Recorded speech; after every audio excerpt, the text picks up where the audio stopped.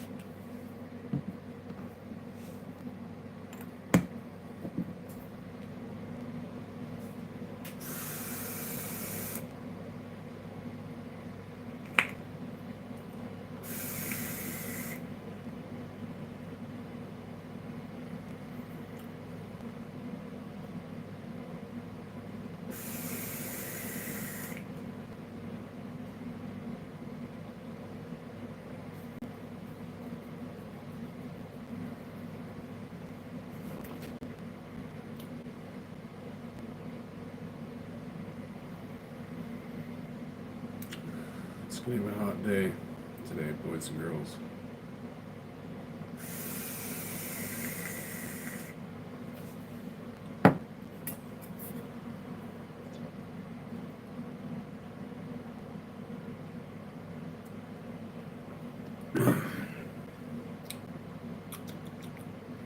Okay.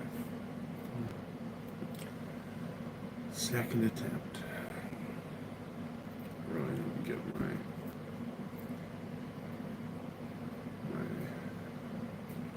wiring hands back up to speed here.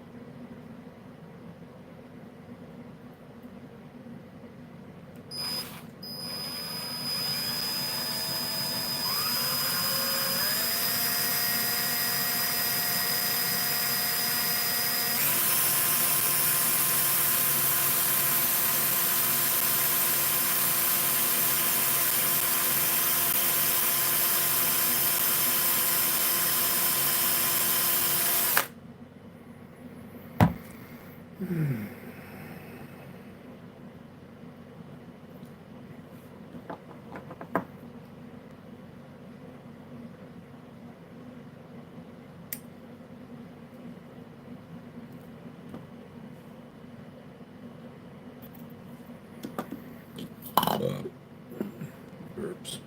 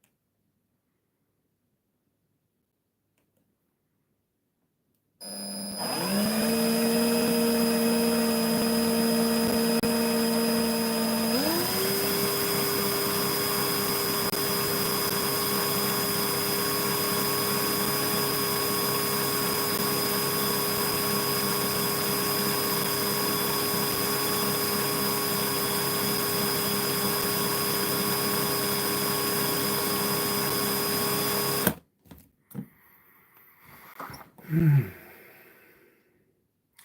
morning. You're the first person to say something in 28 minutes. You know, I had to restart. I had another live going just, a little while ago. And I didn't have the messages set right, you know. It was set to top messages instead of all messages. So I was like, God, I've got like 26 people in here. Nobody's saying anything. So I was like, well, I'm just going to leave. These guys are weird or whatever. So I left. And, when you close down live or whatever, it tells you all the information and stuff. And it told me that there was a bunch of messages. And I hadn't been responding to them because they weren't showing up,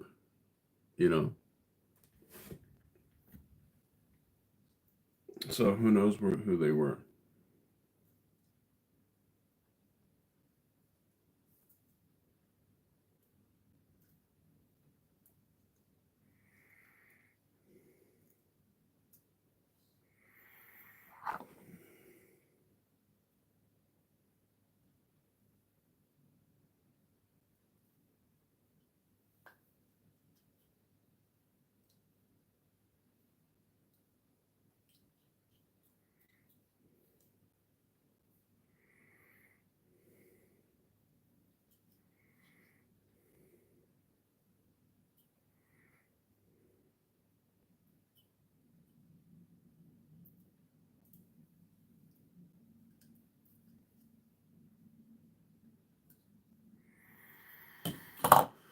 Dun, dun, dun.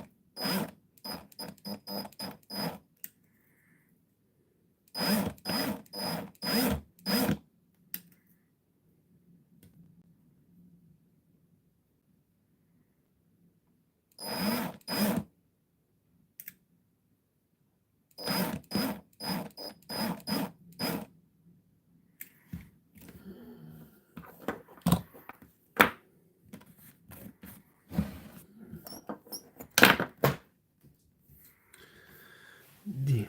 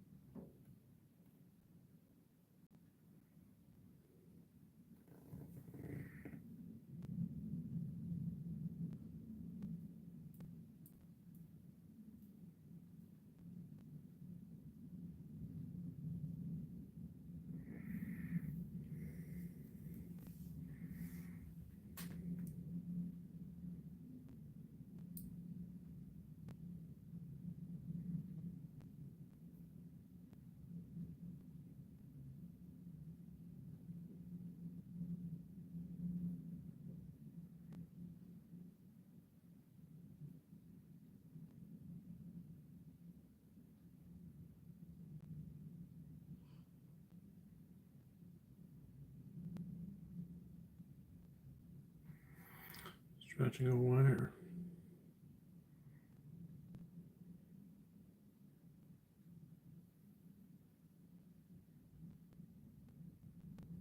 Not much.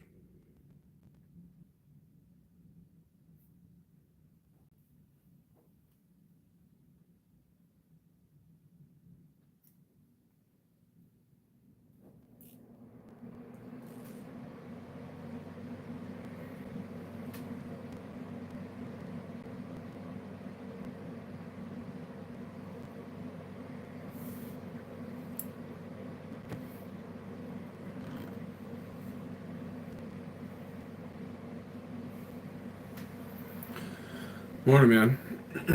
Okay, I'm sorry, I'm back. Had a customer picking up. No worries. But like I was saying, I had another live going, right? It didn't last long. But I had over 20 people in here. And, which I know isn't crazy. You know, I'm not famous. And they're just, as far as I knew, just staring at me. You know, there's no comments going, like, you know, whatever. So I'm like, you know, screw this. Everybody's being weird today. So I shut it down. And when you shut down the live, it some information pops up, and it like tells you, you know, how many people were in the live, how many comments there were, blah blah blah. And there was a bunch of comments that I didn't see, right? Because I didn't have my settings set. So I don't know who they were talking to me, and I have no idea what they were saying. You know, they could have just been like, "Dude," you know. So I kind of had a little bit of a laugh. Um,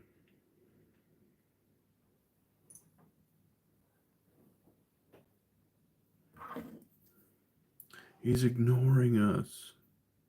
No, I had no clue. Um,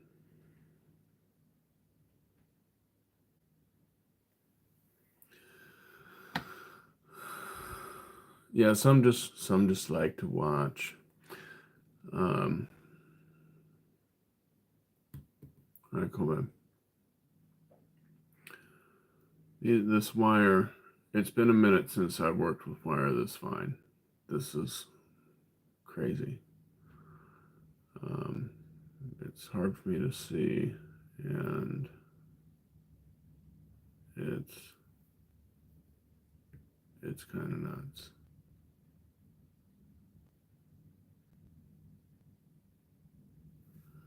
Let me see if I can see better on. Oh shit! I didn't know I could zoom on this side. Ah, see if I got these things going in the same direction here.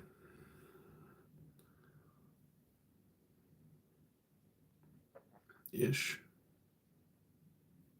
Where's the wires?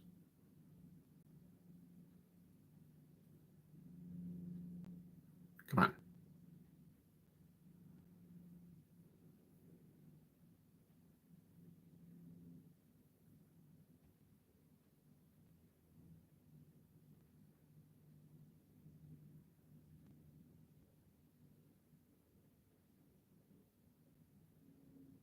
They are. Okay.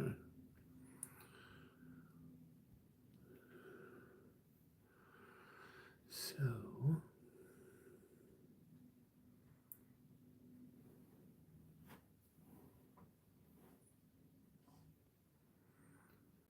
yeah.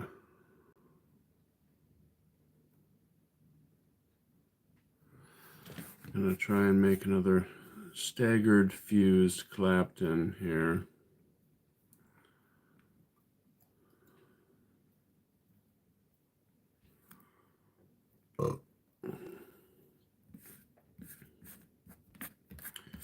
Which are, oh, what am I doing? Why? Which are a bitch to make, but they're my favorite to vape on. You know, Claptons are, you know, neat and all, but they pop like a motherfucker. And you know, there's nothing better than having boiling hot, you know, juice shot onto the inside of your mouth or your lips or whatever. They just pop too much, man. And that's what I got in this thing now, because that's what I had, and I'm over it. All right, so now we need to grab the 36, which is right here. I mean, look at this stuff. This stuff is just. Do you see it? It's like as thin as a hair, pretty much.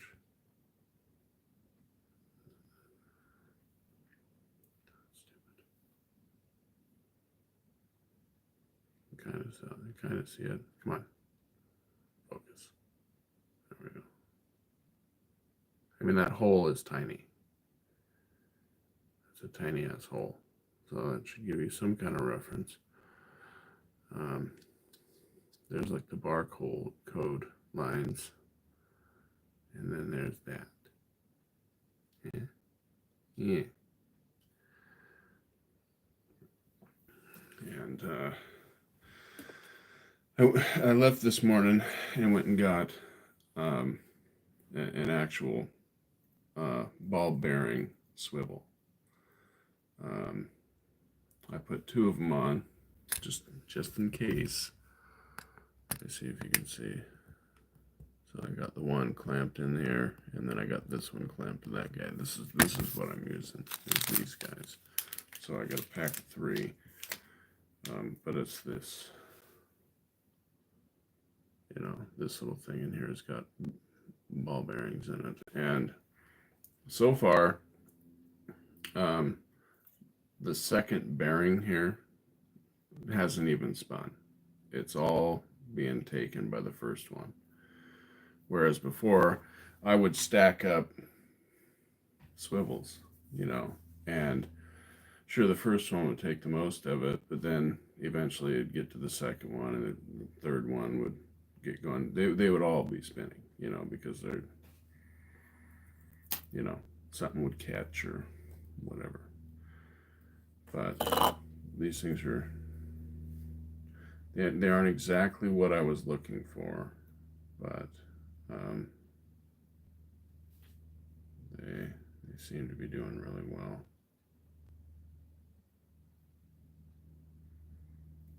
I mean, these fine hairs that have like no resistance to them, you know what I'm saying? Like I can take the 36 gauge and put it in here and put it in the drill, and it will still spin that thing, even though it's, So we've had some improvement.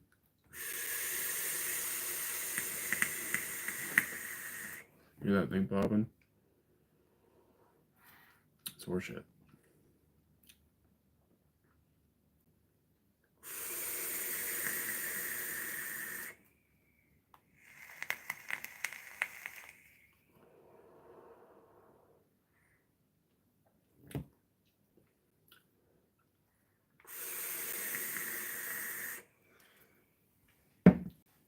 Ugh.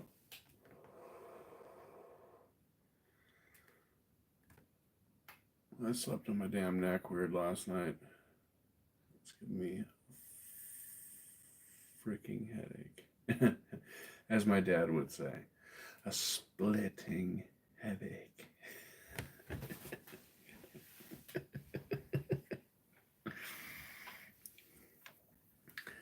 Oh, it's just fucking splitting.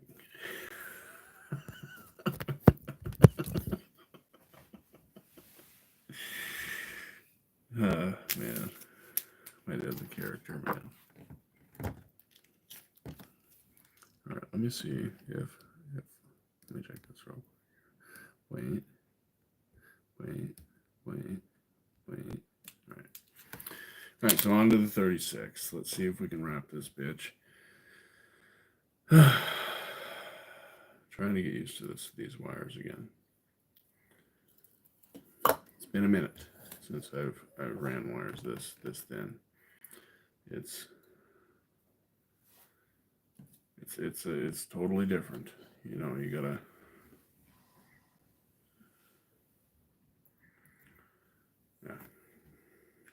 you gotta hold things different and all the shit.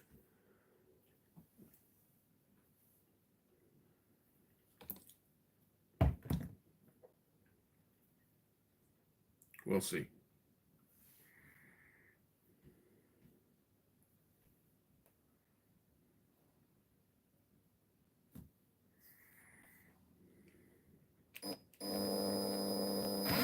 Yep.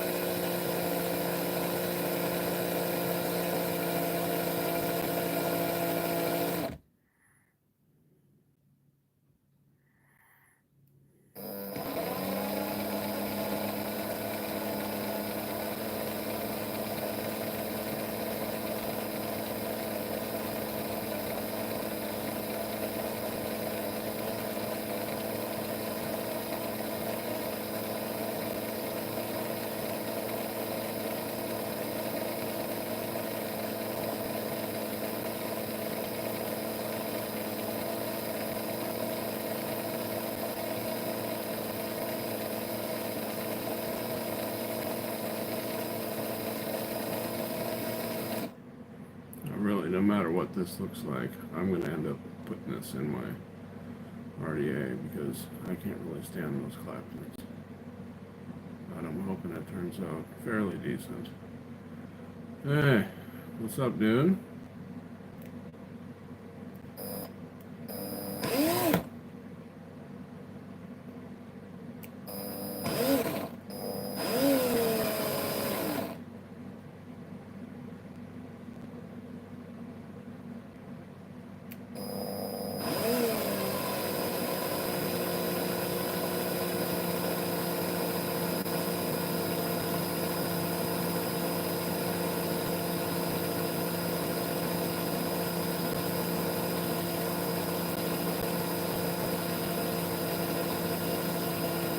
Alright, my attention is elsewhere at the moment.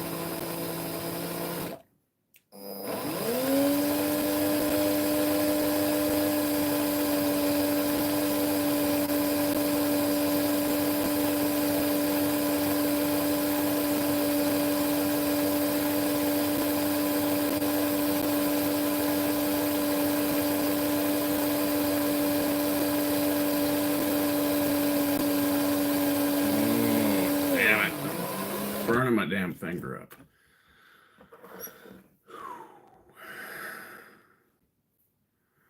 Alright, man.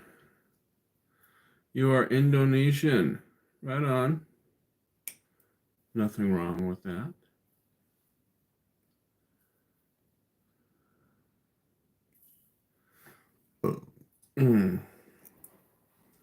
Personally, I think we're all just people. But, you know, some people like to hold on to their identity.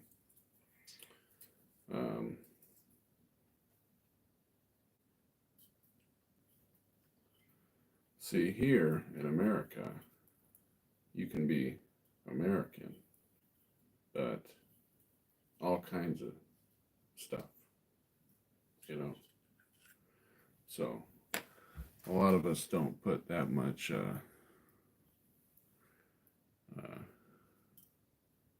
weight on any of that stuff.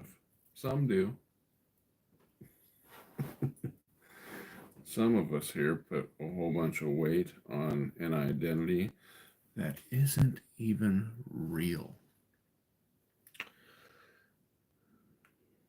Like, provably false. Like, hey, I'm a tree.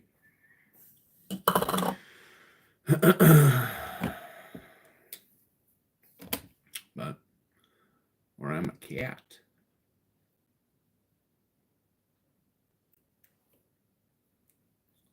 But those people, we don't worry about them. Because they're going to run into some serious problems.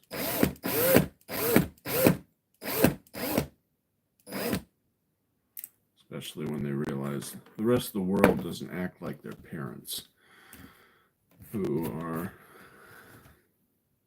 weak.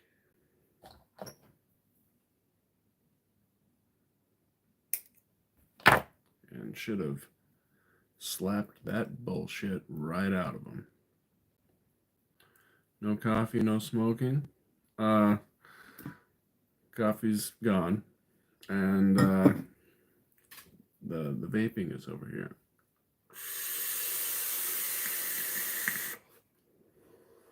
So, no worries.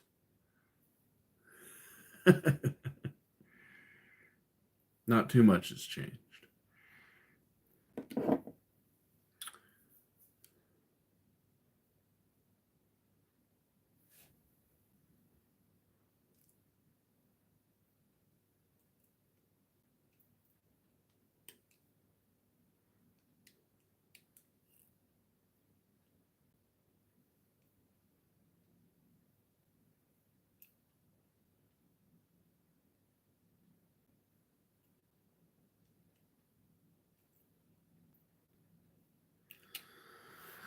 So, how you doing?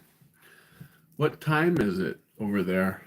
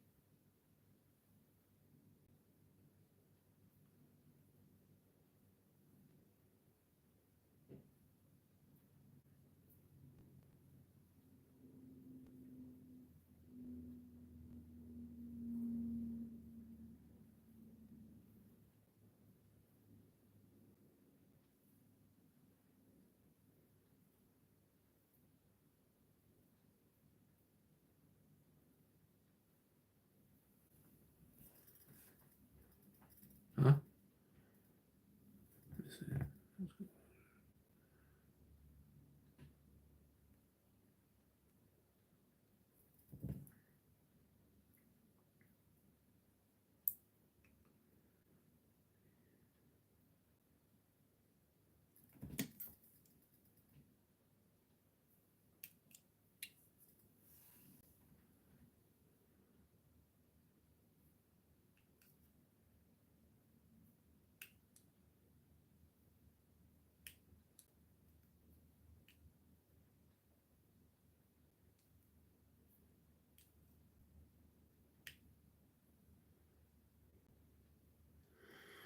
So, do you like living in Indonesia?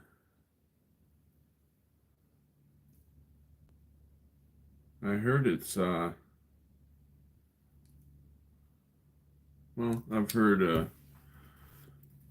good and bad. Like I think everywhere is like that. You know, I think it just depends on who you're talking to.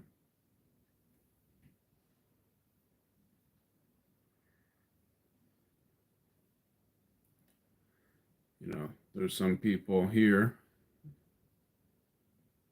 Okay, okay.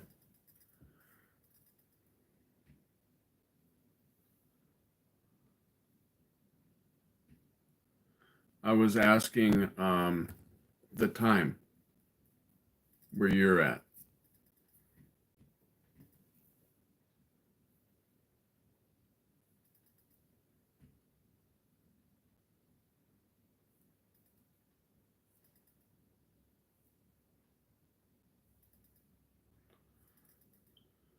Okay, so early morning.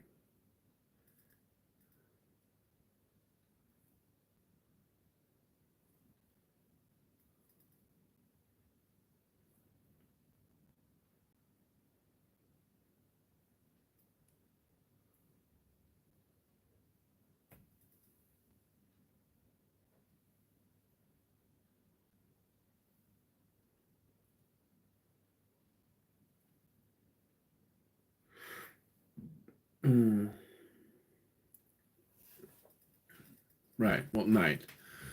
But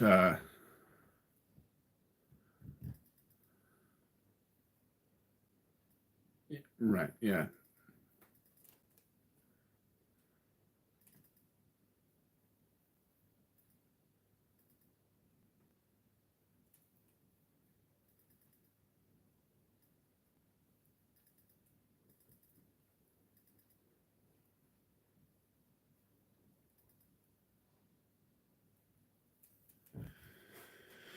Okay. This is gonna drive me crazy.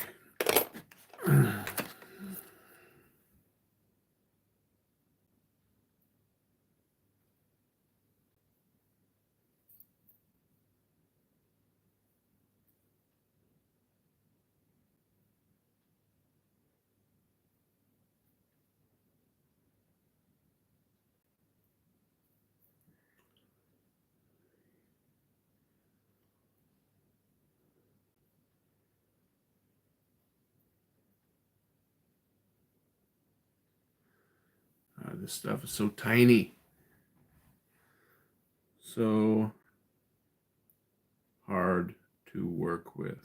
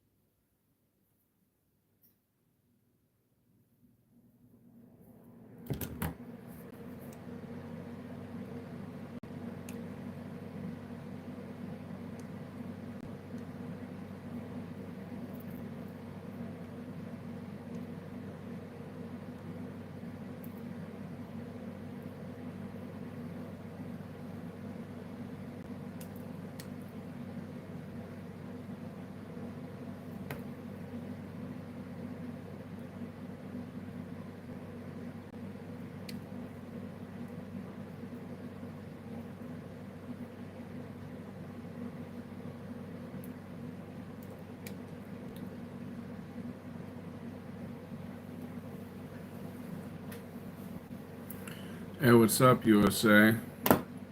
Yeah, the barbecue chicken chips are very good. All right, good night, man. Thanks for stopping by.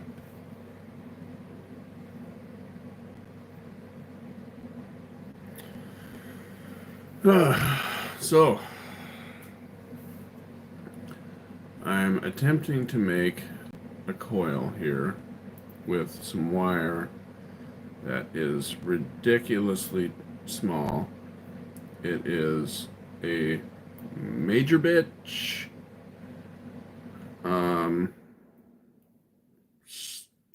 it's crazy how hard this shit is to work with. Um,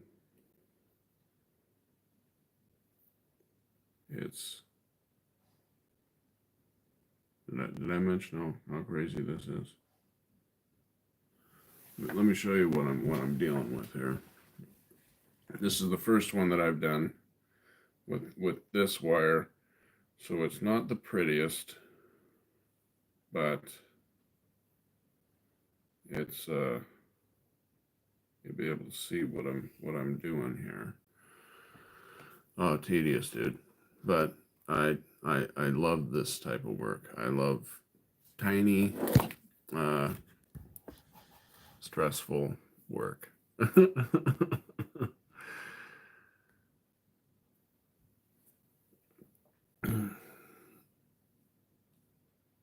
So it's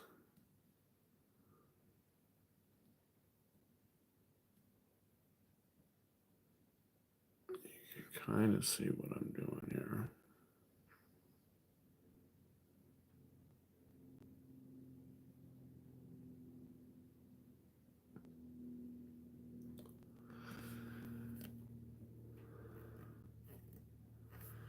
So what I'm doing, come on,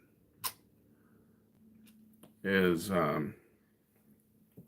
take a wire, right, and I stick it in this swivel over here, and I take the other end and put it in the drill, right? So you've got a straight wire, right? And then you spin it, right? And it doesn't break, right? Because it's in the swivel, and that allows it to spin when I do that shit. And what you do is you take another wire, which is thinner, and you do this, boing, wrap it around there. But you want to have, instead of it looking like a guitar string where every wrap touches, and it's tight, you want there to be an even space in between every wrap. That is the distance of the wire that you're wrapping onto it. perfect and perfectly spaced is ideal. And you do that twice, and then you take the wires, put them next to each other with the wraps going the same way, right? And then you take both those and you stick them into the chuck, and then you wrap it again with the same thickness wire that you previously wrapped them in. And that wire falls into the space that you've created,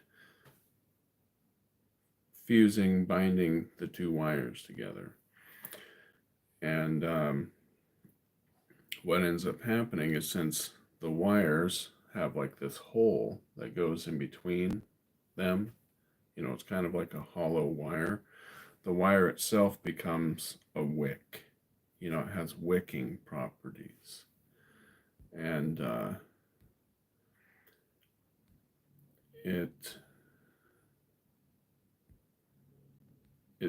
it's just good. It's good shit. But they're a bitch to make. And there's easier builds. There's, you know, and all that. Like, you can just take 3 wires and wrap them, right? That's called a fused Clapton. Well, hey, CJ. Yeah, it is kind of. But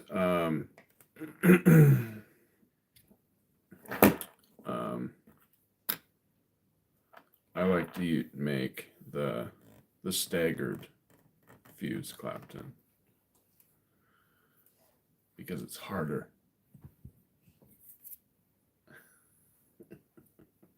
And I like to drive myself crazy.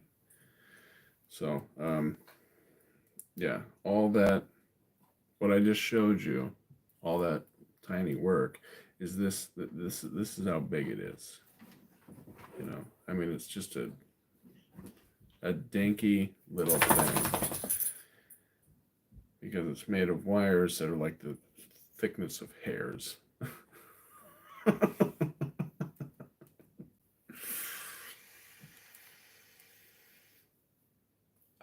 it. It drives me fucking nuts.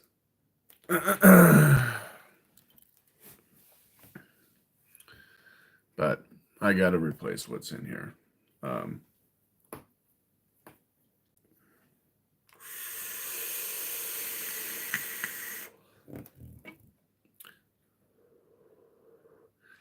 He was on a mission for pies.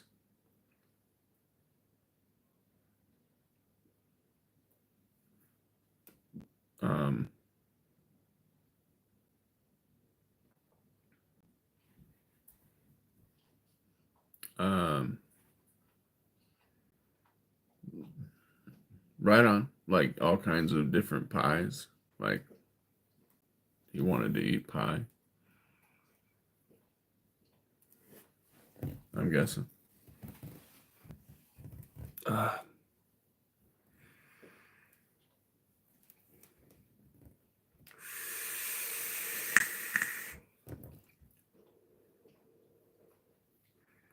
It's kind of a trip. Whatever, you know, people like pie.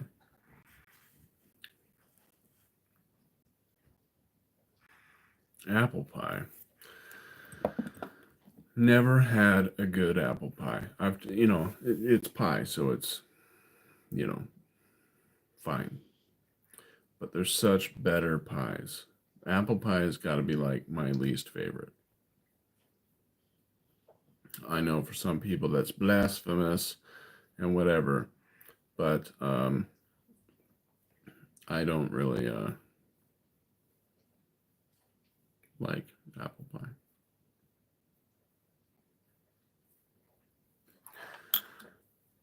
Call me a dick.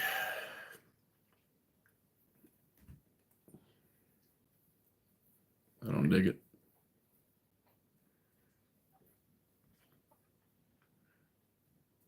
Oh, nice.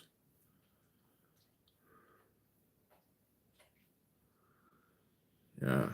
So they grew the peaches. those will be good. Hopefully. Um,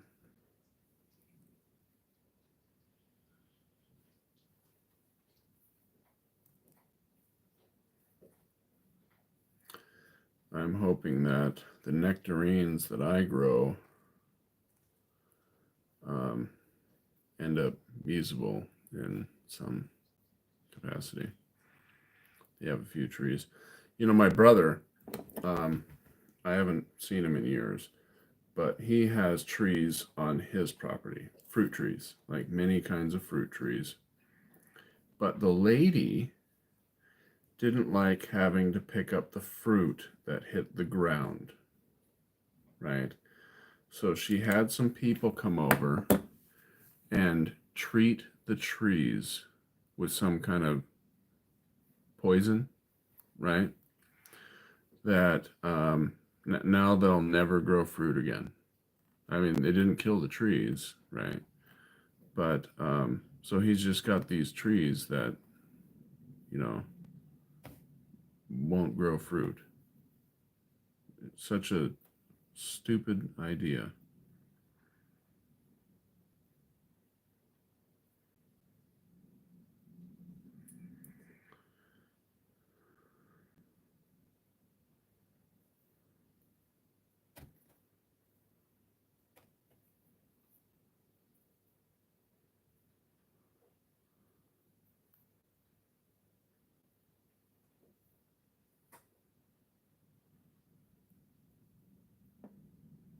Yeah, I don't know. I don't know what they did. Um, this is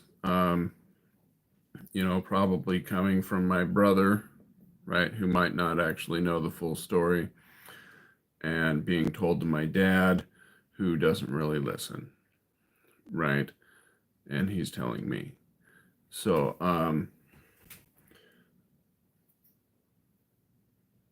who knows how accurate the information is? All I know is the trees won't grow fruit anymore because the lady did something. The previous owner of the property. So,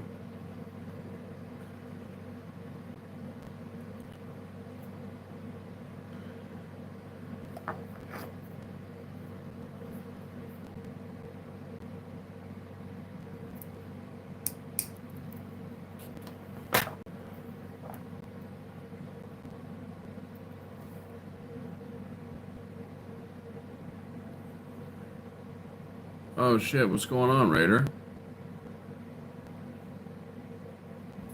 Everybody, say what's up to Raider.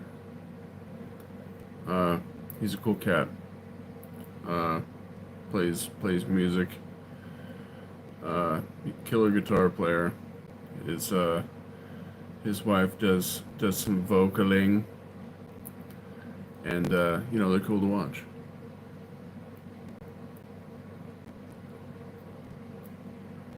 So do that sometime, or I'll spank your face with incredible vigor.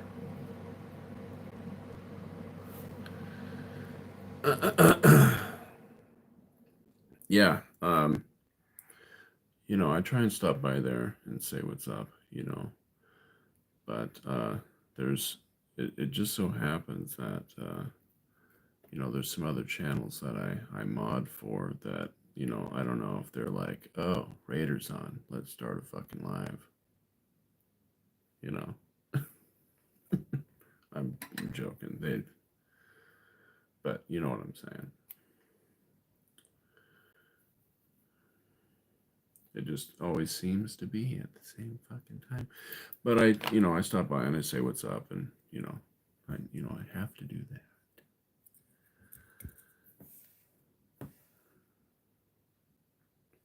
Ah, uh,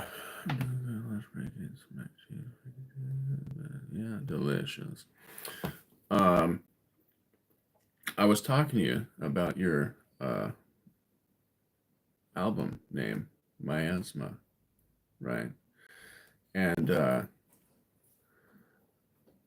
don't know if you probably have heard of it, because you've probably looked into the word, and you're aware that there's multiple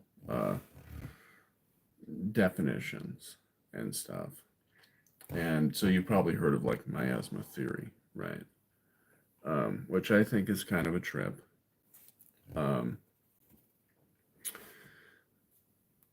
And there's also like a religious definition, and that one's kind of a trip too. Where there's like they all pretty much have to do with like disease or related to disease, right? But the religious one is, say there's like a murder. Right. Yeah, I just learned about it too. Because I was looking into it, because I was looking into miasma theory and the other ones. But say there's a murder, right?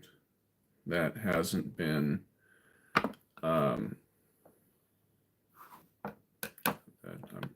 I haven't fucking woke up yet. Can you tell?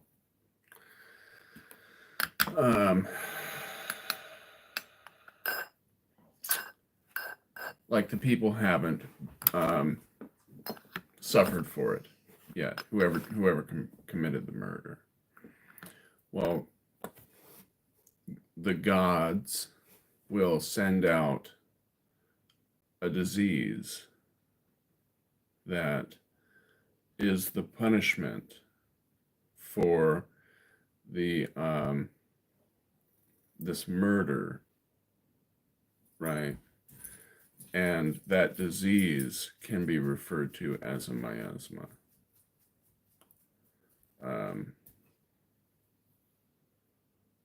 It's kind of a trip. And there's also the miasma theory, back in, I don't know, the dark ages, pretty much, before they knew about germs and shit. And they thought that disease was caused by smells, unpleasant smells, which is why people wore the big bird thing, the plague doctors, and stuffed it with a bunch of like flowers and potpourri and shit, keep the smell from sniffing the smells, Right. Yeah, that one's a little bit more known, I guess.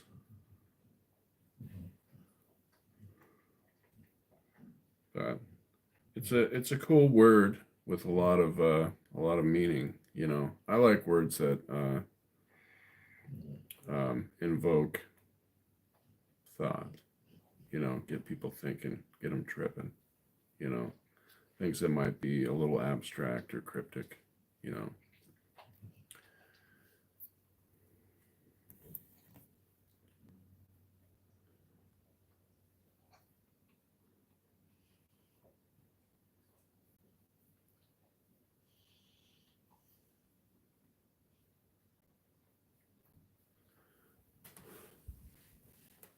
Right. Yeah, they'd have their hands in some bubonic whatever, and then they'd go, you know, wash their hands in shit water and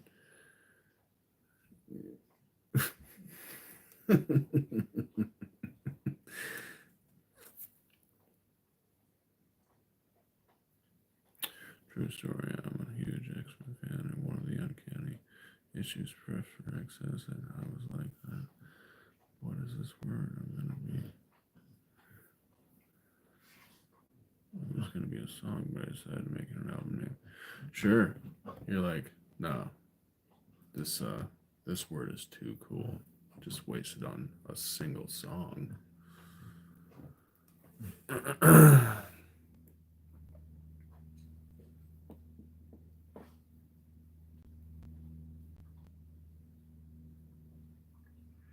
Defenestration. What's the definition of that word, Lord?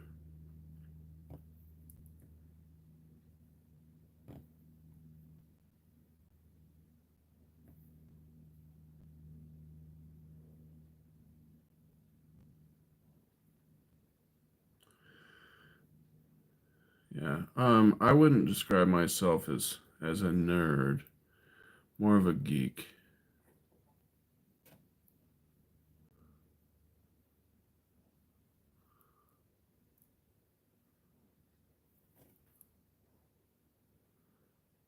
Because I geek out on shit.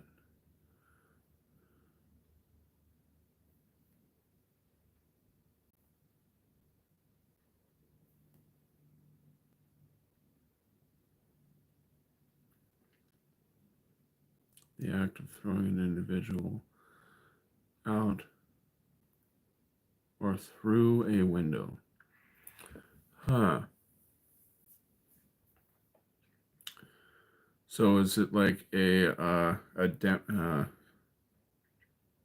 demonstration of a defense?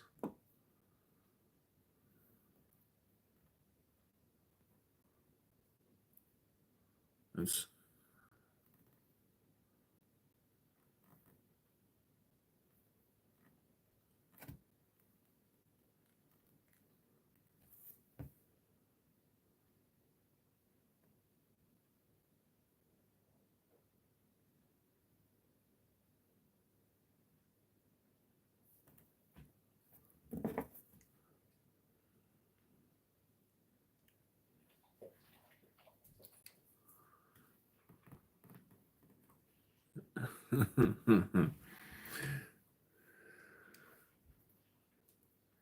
there's some weird weapons out there, man. Um, I don't know if I should tell this story, but I'm gonna. Uh, Back in the day, um, my grandmother um, was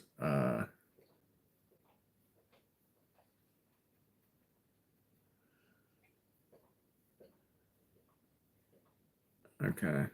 Just drop it and okay. Well, I might not remember the word, so you're gonna have to remember the word a couple times. It'll take a minute for it to get on file. I'm you know, but here's a story that'll trip you guys out. Okay.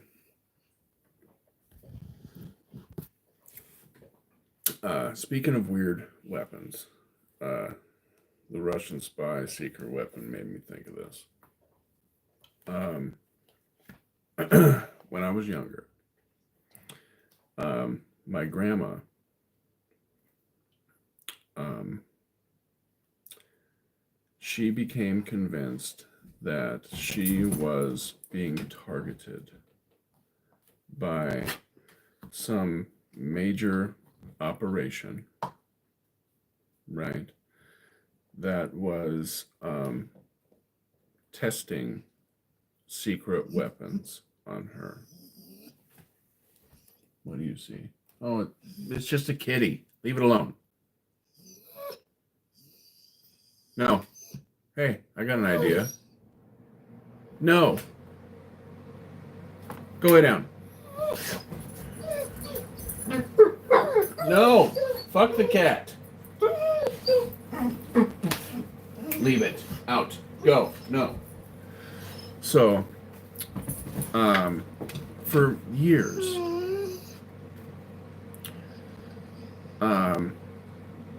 you know, I'm talking 15 years or so. We would be over at her house, having Christmas dinner, Thanksgiving dinner, Easter dinner, whatever. Everything happened at her place, right? Because all my mom's sisters that's just where it happened, all right? And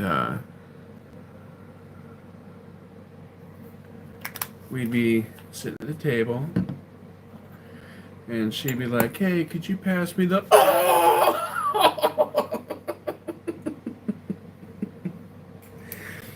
I know I shouldn't laugh, but she was serious.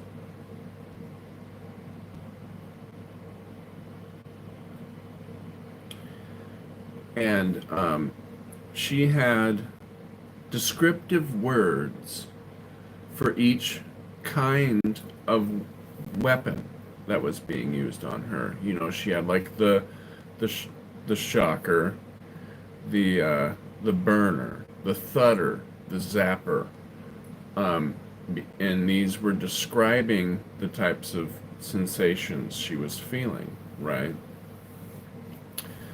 And this was going on for so long that she thought that she had figured out these people's personalities, right? Like she'd be like, "Oh yeah, the guy that's working on me right now, I think he's a really nice man." Right, the shocker. I knew that was gonna happen. I think he's a really nice man because he only shoots me on the hour. He only shoots me as often as he has to. But, you know, the guy before him, he's a dick. He shoots me um, excessively, right? And the guy that's up next, he's a pervert. He only shoots me in my private areas, right?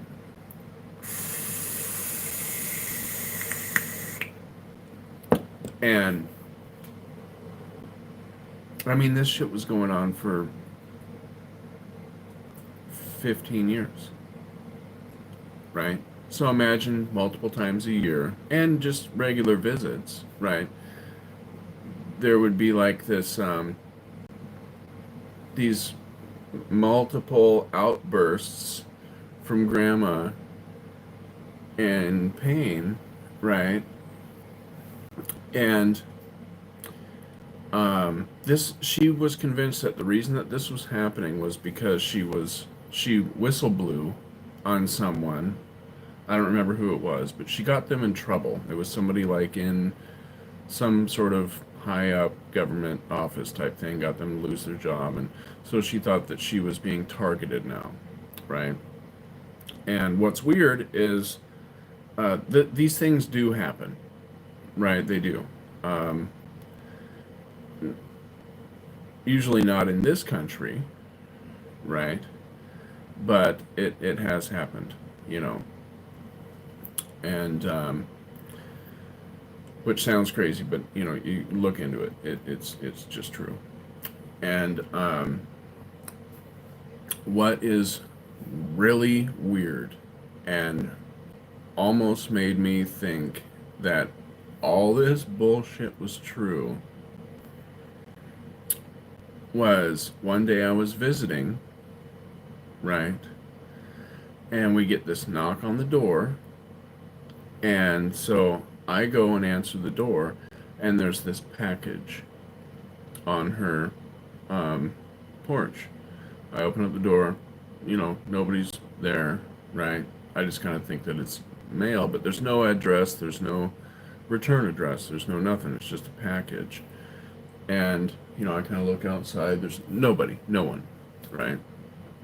We bring it inside and we open it up, and it's a VHS tape, right?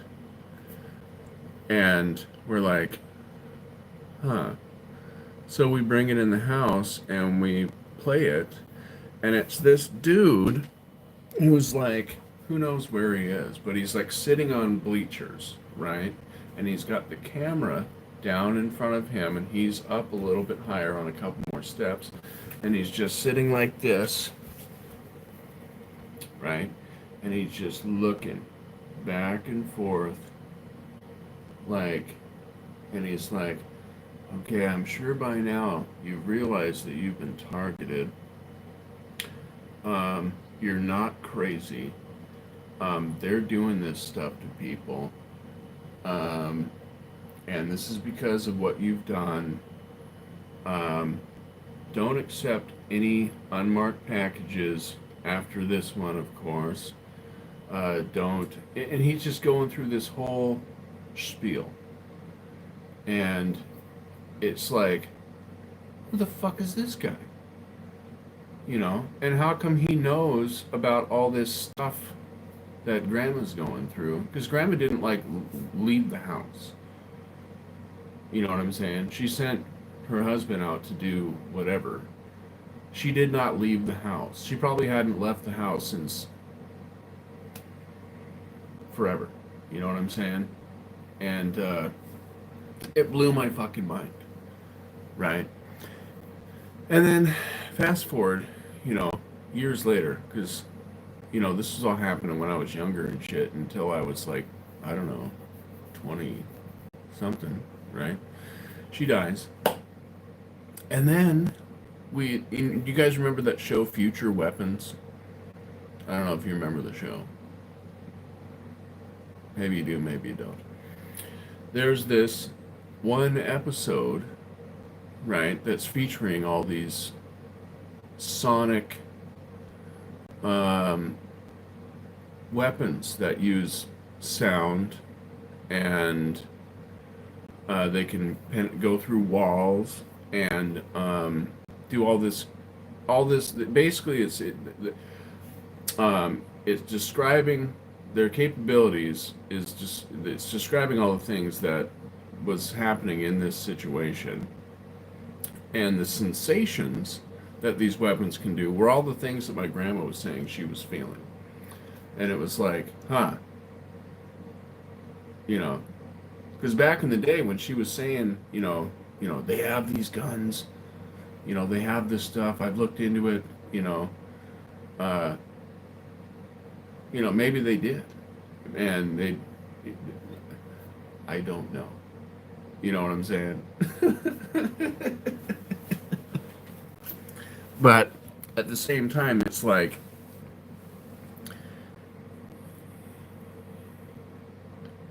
I don't know. It blows my mind, dude. The whole situation blew my mind.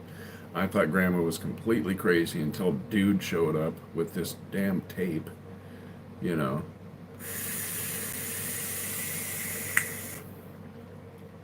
Basically being like, "Yep, real." So,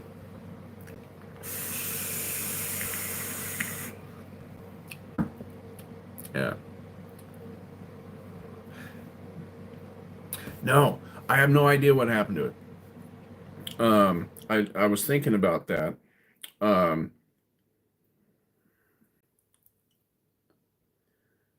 like what happened to it? Because I'm not tripping. I saw it. I sat there and I watched it with her. You know what I'm saying? And you can trust me. I'm not fucking making that up. Okay.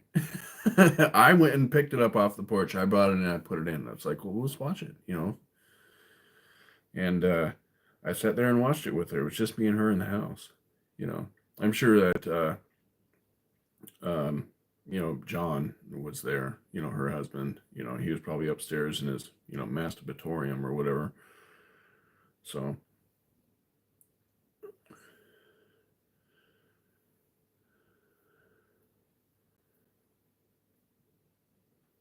because he was kind of a fucking weirdo.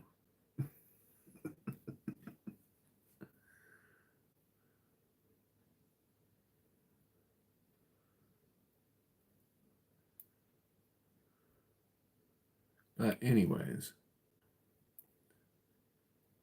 right, right. It's yeah, it's my den. All right, bro.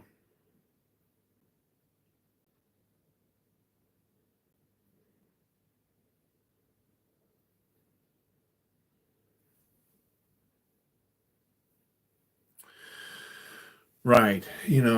Uh, that dude's kind of a trip. I don't know what to think about him. Um, really, you know, I really don't know what to think about that guy. You know,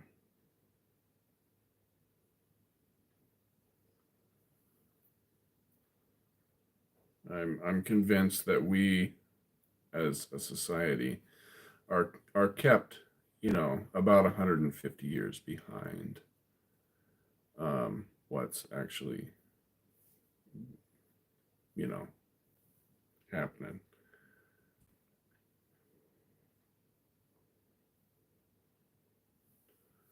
And, when things come out and become public and all this other shit, I think that, they're already on to the next stuff and they're giving us the crumbs, you know.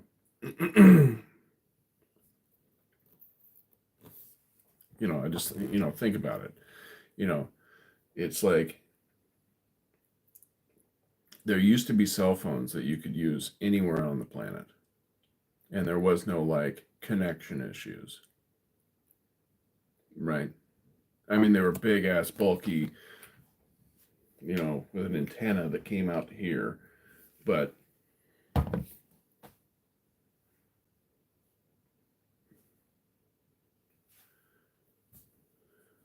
don't know. It just kind of, it trips me out.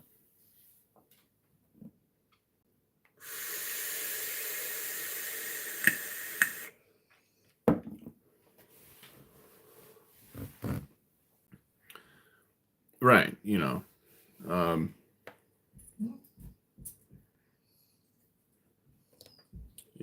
I think the bill was like, it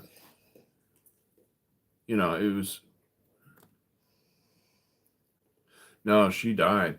That's a crazy story too, to be honest with you. I went over to her house,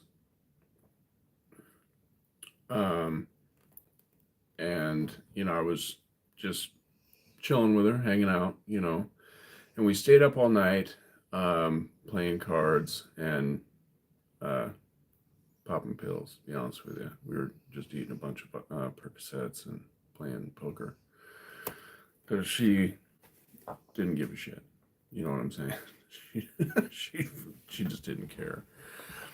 And people on my mom's side were highly addicted to opiates, and I never was, but I liked them.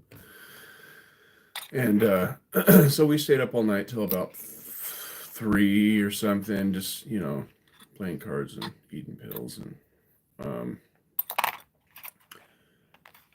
eventually I was like, well, I'm going to bed, so I went to sleep. And the next morning, I wake up to my aunt coming in the house, and I was like, oh, okay, Trace is here. I don't have to get up quite yet. And I kind of hear them kind of yelling at each other a little bit because Tracy was probably coked out of her mind. And they would fight anyways, right? Mm. And hold on, Rock Dog. And I just went back to sleep, and then I don't know how much longer later, because I was asleep and time goes like that. But all of a sudden, homegirl kicks the door in and she's like, "Get up, Grandma's dead." And I was just like, huh. So I go downstairs, and Grandma had her bed like kind of in this little living room area that was it was downstairs, so she didn't have to go up the stairs, right? And there she is, dead in the bed. She's all blue and whatever. And Trace gets on the phone. She starts calling everybody. Hey, this is what's going on, blah, blah. Hang up, call the next person. Hey, call the next person. And they all show up, right? All the sisters and their dudes and other people. But here's the thing, because my grandma wanted to donate her body to science, right?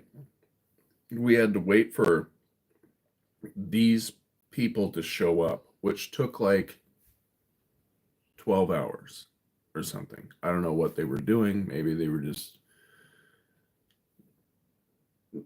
busy. I don't know, right?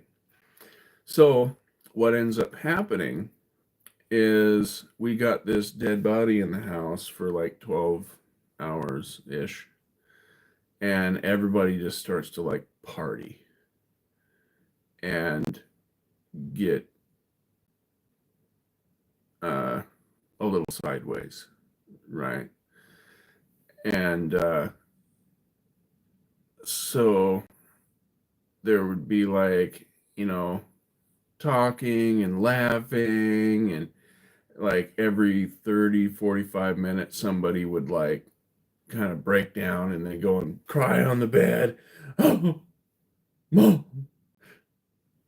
And then get back up and be all crazy again and laughing and whatever. And but that was like a constant thing, it'd be a different person and then a different person. And but it was just like the most macabre, bizarre thing to just kind of kick back and watch everybody partying in the house with this dead person in it. You know, it was a trip, dude.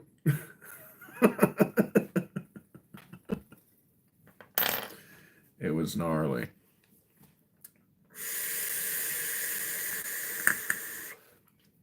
But eventually the people came that were, responsible for taking her.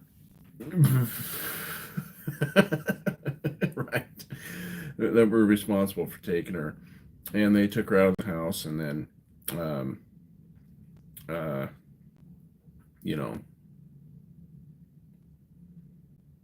whatever thing, everybody kind of just left.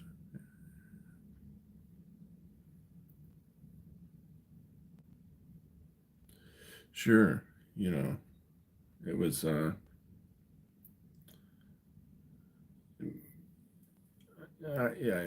I understand. um, they used to do it for days. They used to have to like, bring in like the frankincense and myrrh and stuff, and you know, prepare the body because they didn't have embalming fluid, and um, you know, get keep the smells and stuff at bay. You know, so sure. All right, man. Didn't mean to dump all that shit on you. Now get back to work. Hope you liked your mac and cheese and dead people and crazy, crazy lady story. But thanks for stopping by, man. Uh, uh, I appreciate it. It's cool.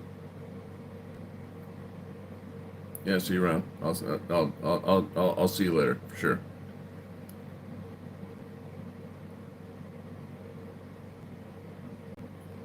For 3 days.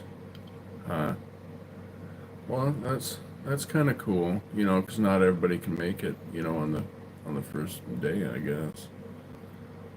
But I doubt everybody. Well, I don't know. I don't know what your situation is. I was gonna say I doubt everybody's getting coked out and drunk and at your place or whatever. But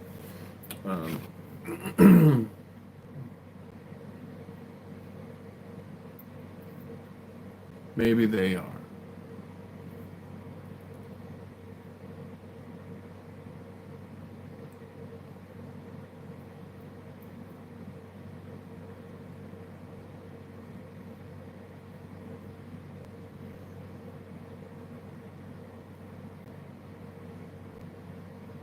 Alcohol's the problem.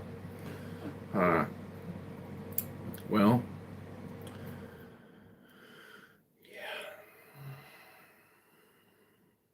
you know, like on my dad's side, a lot of people drink, but they can maintain. You know what I'm saying?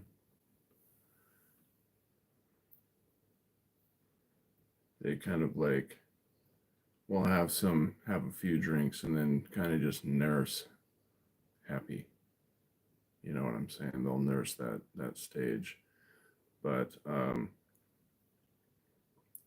there's also the so they're not extreme. there's the guys that, drink and they get sideways, and um, that's not fun for anyone. It turns into like either babysitting or trying to prevent fights, and a bunch of like old shit comes out, and it's it's just ugly, you know. Youngest by 20 years, everyone's dead. Lucky you.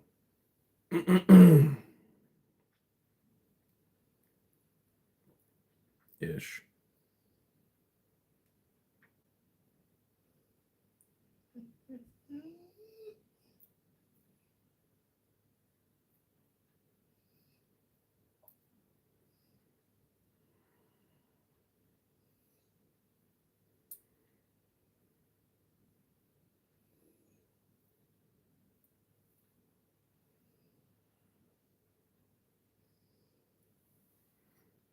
Right.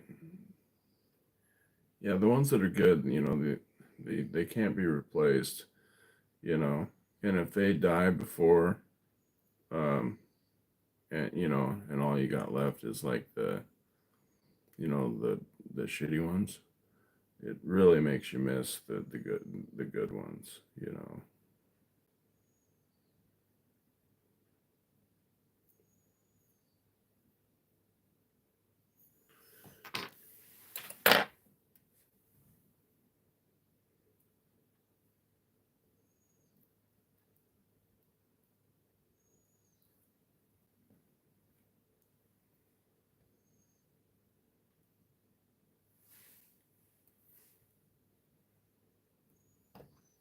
Roxy, quit your whining. There's nothing wrong, I promise.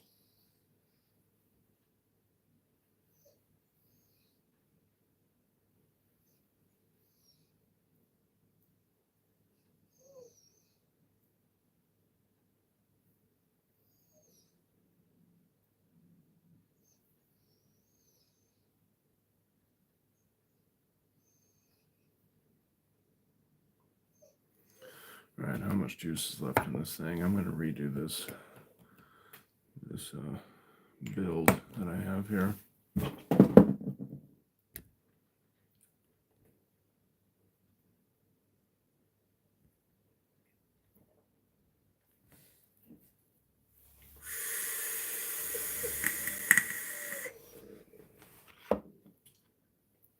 What do you want, Roxy?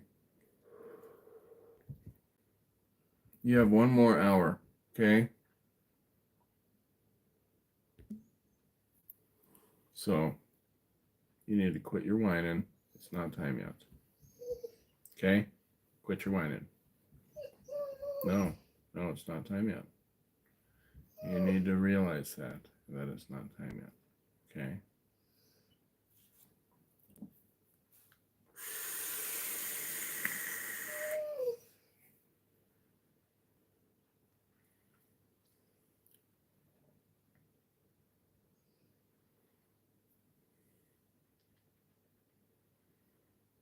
Oh, yeah.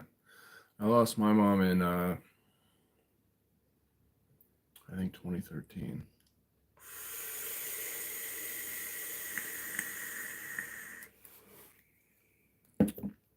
It was a bummer, dude. But at the same time, kind of a blessing.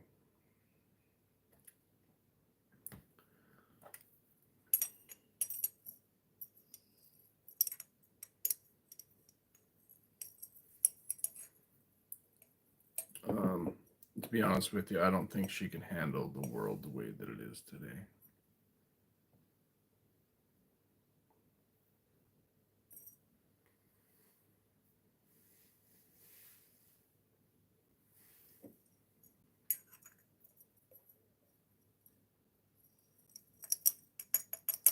So it's kind of a good thing.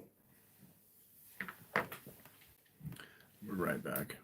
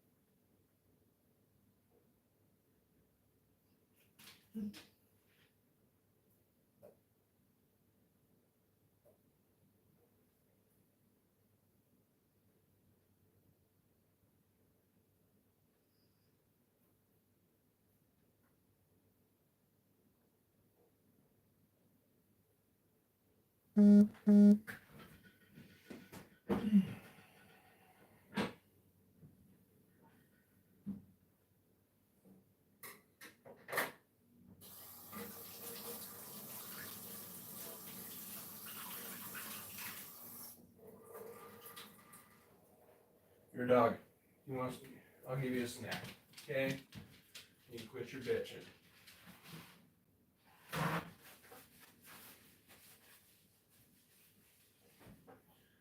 Special, special.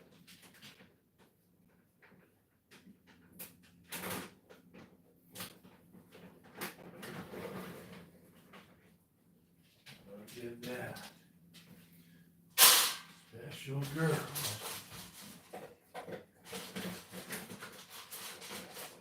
Chew your food.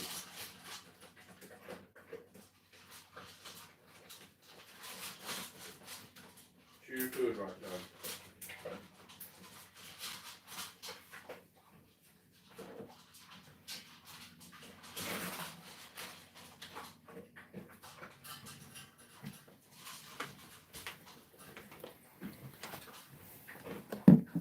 Okay.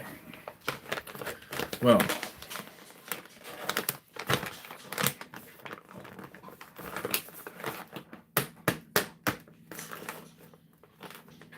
I'm going to try some of these things.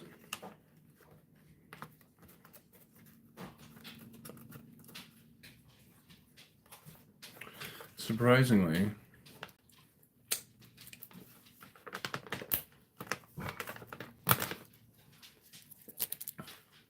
oh shit. Well, that's upsetting.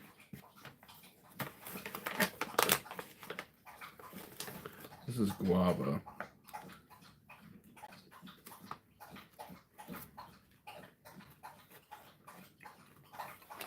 Sometimes guava can be hit or miss.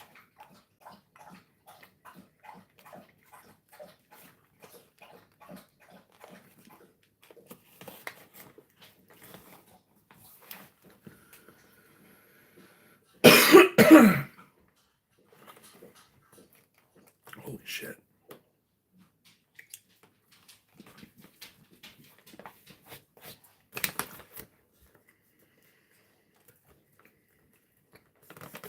Made my damn eyes water.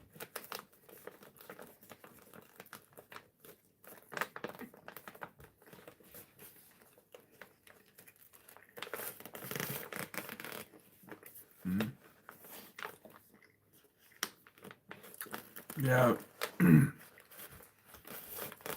I was living down south when my mom went on hospice. She died in this house about where I'm sitting ish.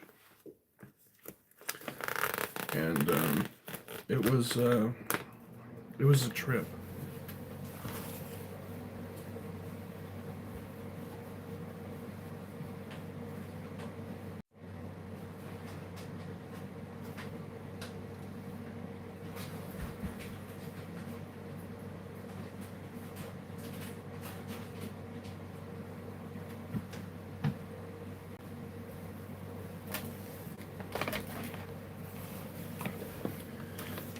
No, Rock Dog.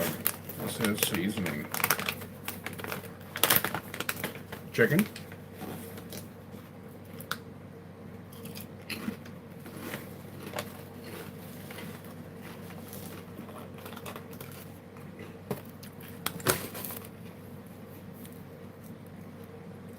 Chicken chips. Rihanna's favorite.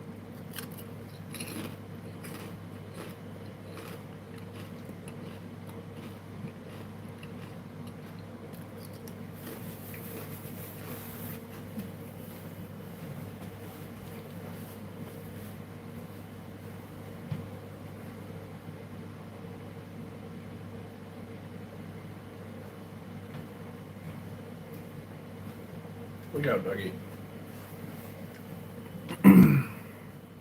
Okay.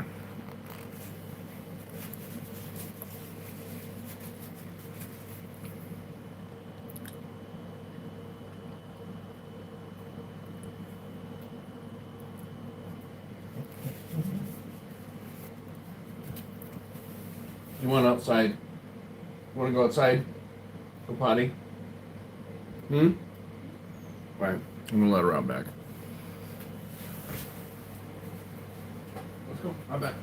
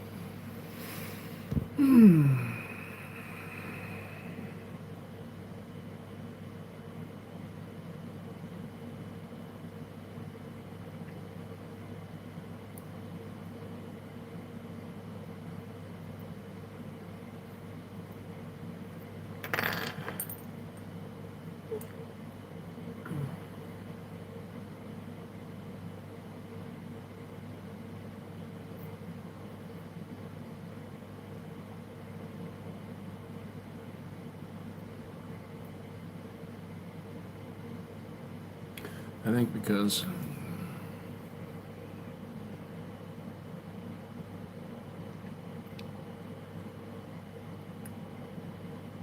first time you were 6.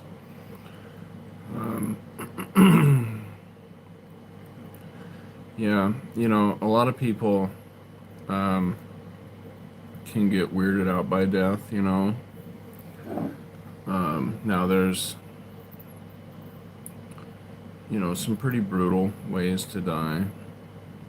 And, it can be a bloody mess, right? But if somebody just, passes, it can be pretty peaceful, and, it can give you some perspective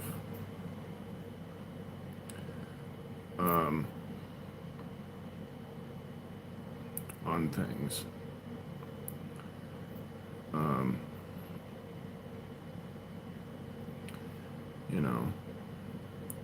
For me, it's like when someone dies,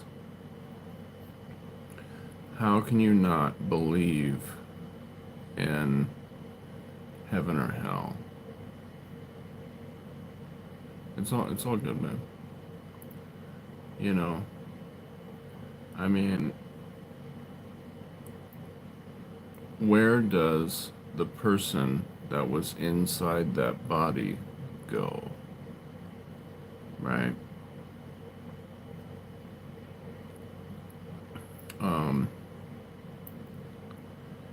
Everybody, even like the most hippy dippy dumb shit believes in,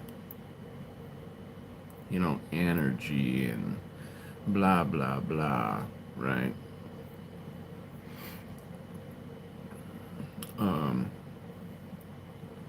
And energy, can't be created or destroyed, right? And you'd have to admit that that body no longer contains what it had in it, right? So since it can't be destroyed, what was it that left and where did it go? Right? Now, people will, get into ghost stuff and all kinds of whatever, but I think that's kind of small-brained. Come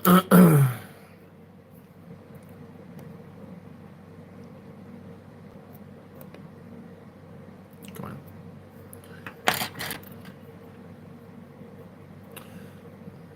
cousin first. That wasn't a very nice one, but my uncle went, well. Oh well.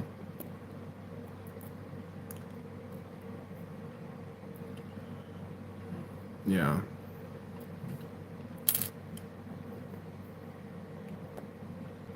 So you were the youngest. You're like in the position of my cousin Erica. She is like the baby.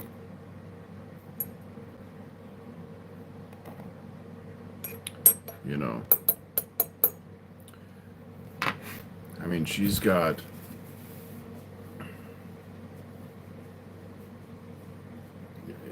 cousins that are 30 years older than her or more, you know.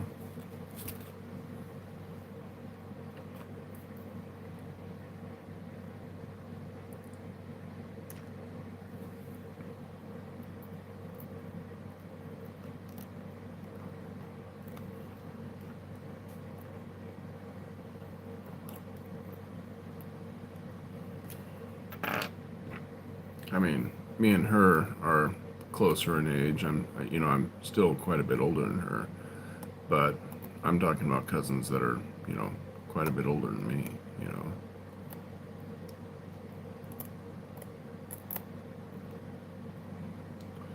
All the all the Canadian cousins, ones that still live up there in BC.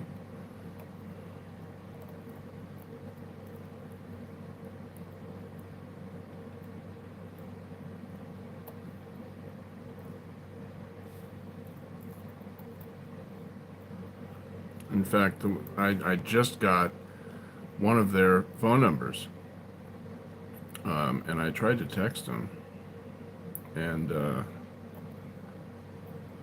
he hasn't responded. Who knows why? I really don't know.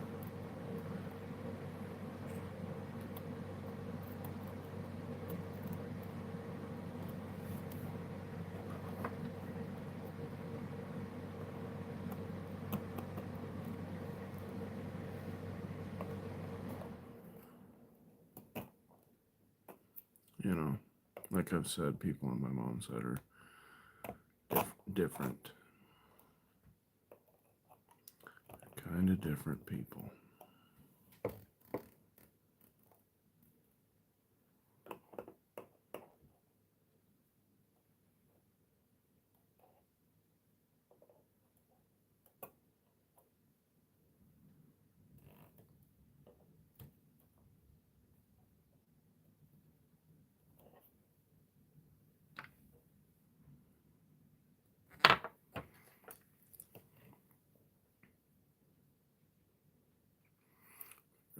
Call this kids coming from.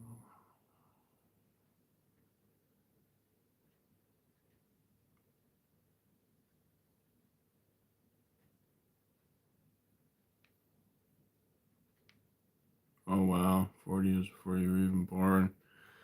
That's a stretch. He was 98. You know, I kind of hope that I live that long, but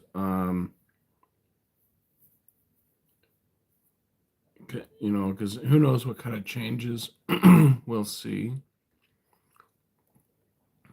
And but the people back in the day who kind of lived 100 years, they saw some serious changes, and it's really no wonder why, like in the 60s, those people thought that they were like in the future already. They like went from like wagons to like automobiles. And I mean, that just would have blown people's minds. They would have seen the invention of steam engines and then combustion engines, and they just would have been like, dude, we're in the future. The future is now. And then flight, and then space travel. you know, they would have been like, oh my God, you know. Now we are all like, you know, suffering from the burden of knowledge, right? We all just take this stuff for granted, you know.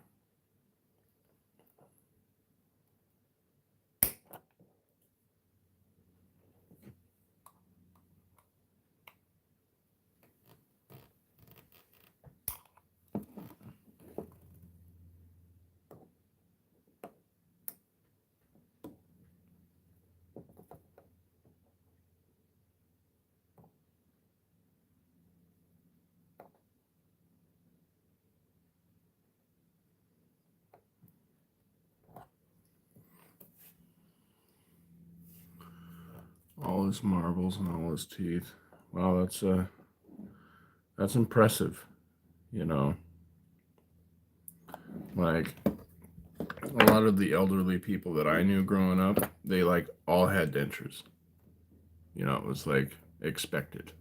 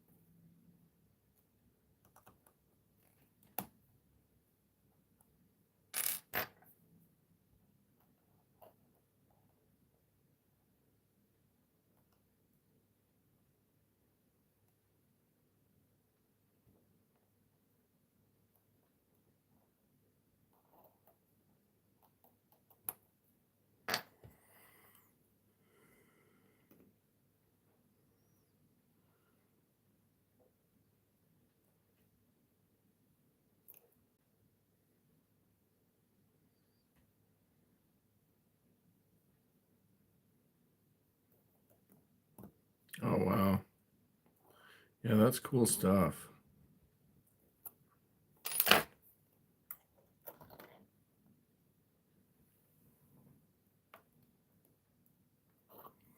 Okay. Let's see how this goes here.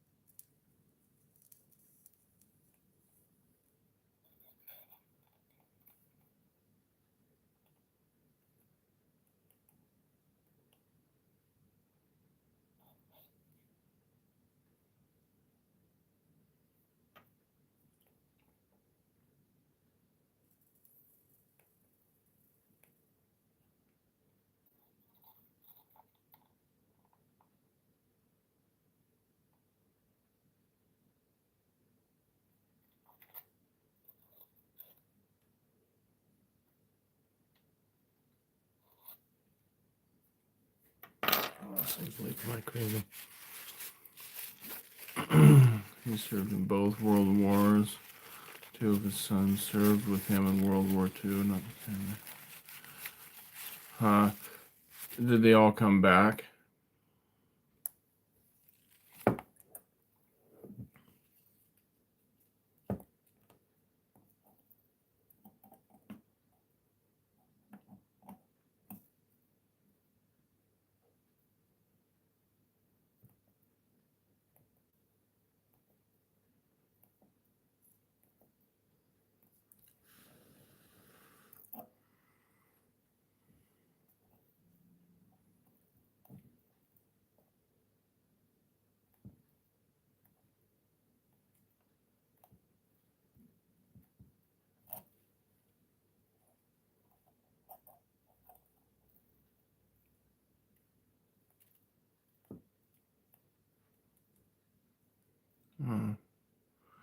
Well, one's enough.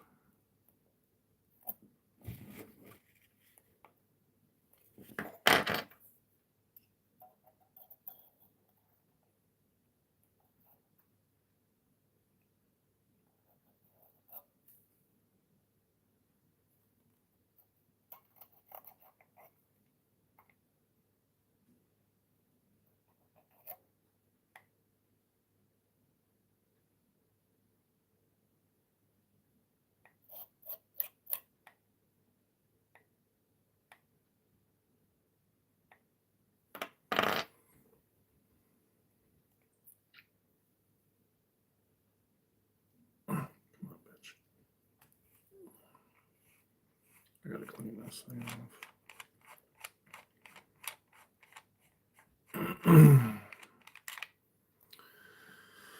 Back to some fused Claptons.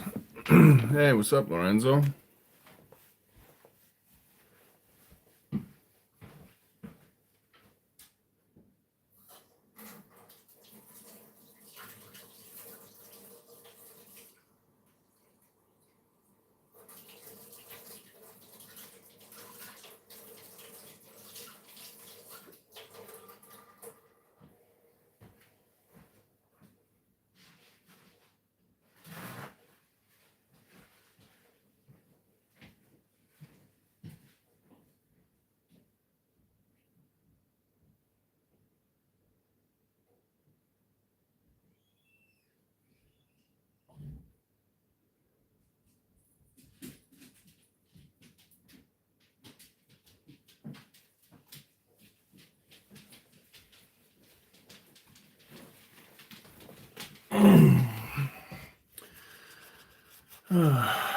Yo.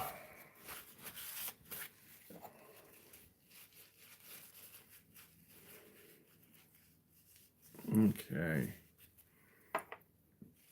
That's juicy.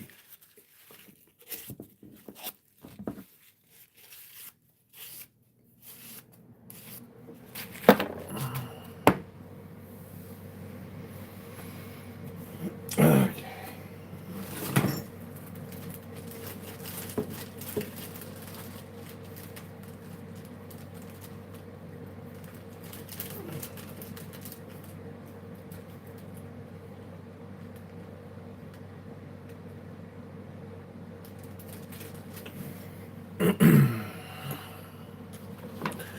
Yeah, I had some Claptons in it, and I don't like Claptons.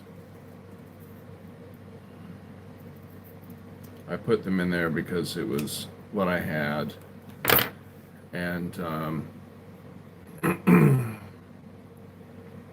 I took out what I had in there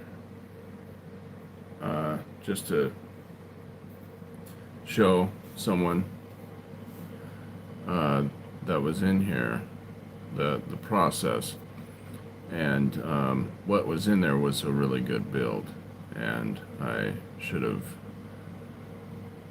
rebuilt a different deck, but it was whatever. So what I'm doing is I'm taking those shitty ass Claptons out and putting in something that I want. So they're only in there for, I don't know, a few hours. Oh, Viola, what's going on? Viola Viola VE. I was wondering when you were gonna. Yes, you did. You made me fuck up everything. But I don't mind. I want, I wanted to show you. So it's not that big of a deal. I don't have to do what you say.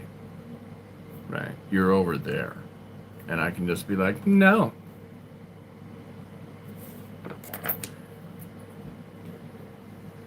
How's that? How's them apples? No.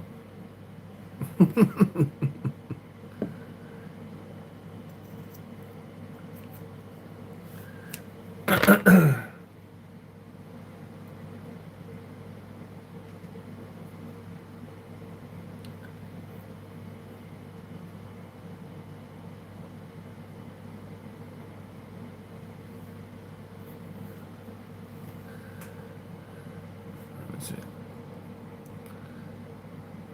Yeah, they need a lot of power. Plus, they spit. You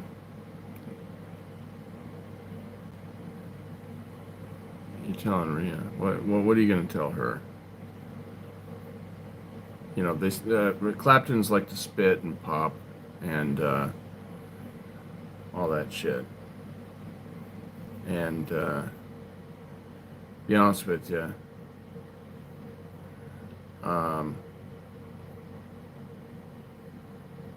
when I'm vaping at night next to Rihanna, they make a lot of noise. Oh. And she is like, my God, you're making noise. I'm trying to sleep. And it's like, you know, I'm sorry.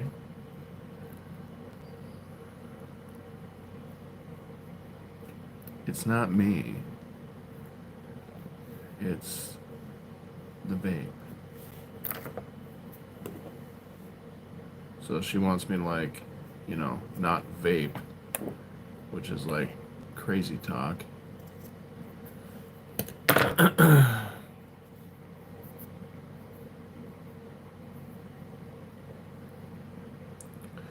Yeah, it is kind of quiet.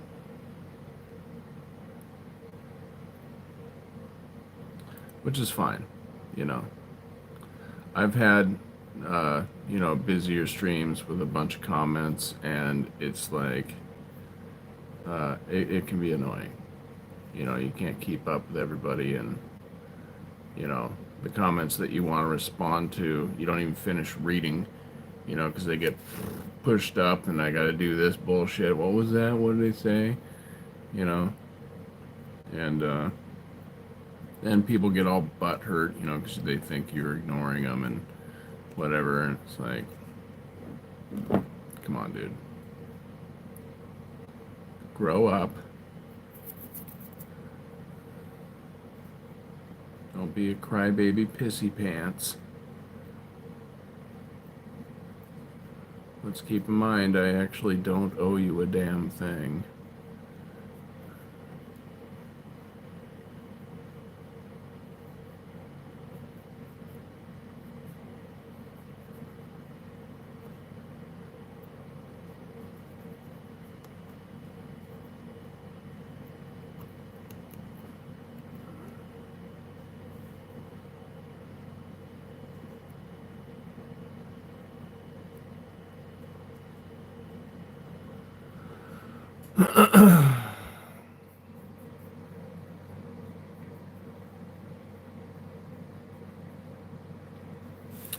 Oh, you don't remember what I was gonna say, or what I said no to. It was I don't have to.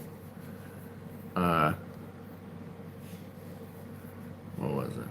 It had to do with the build or something like that, and I could say no if I want to. No. No.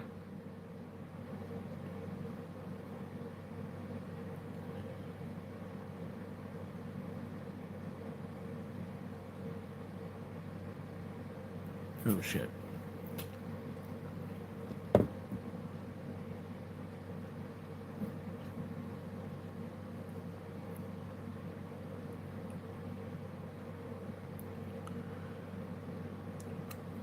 Well, like I was saying, I don't mind. It's not a big deal.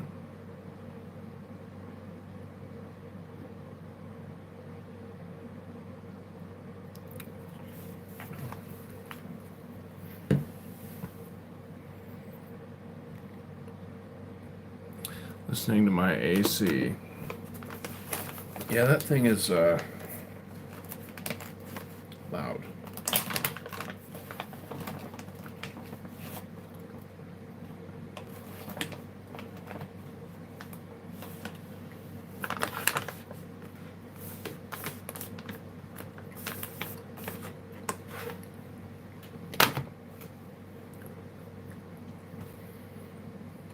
I don't know if this one has a remote. The one in the band room does.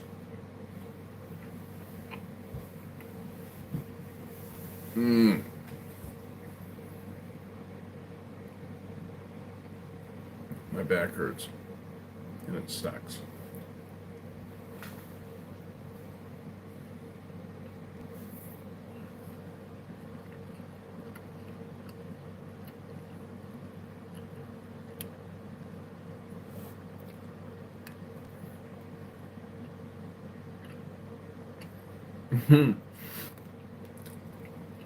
Yeah, that's something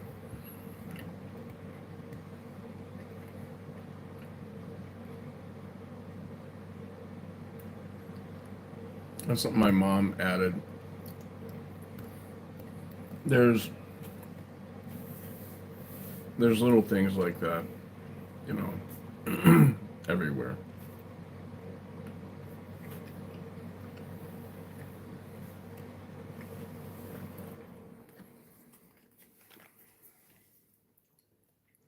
Little you know, my mom had very weird taste. Rihanna hates my mom's taste. You know, very gaudy. You know, like a lot of the picture frames that were in here were like gold and, you know,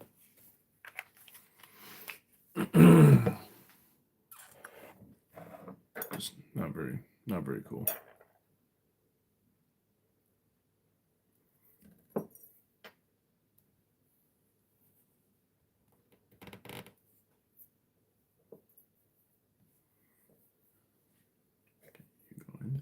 You go in there.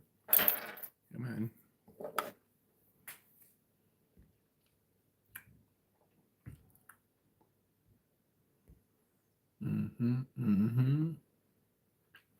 Okay. So we are back to normal here after Viola fucked up everything. So what is this? This coil is 0.23.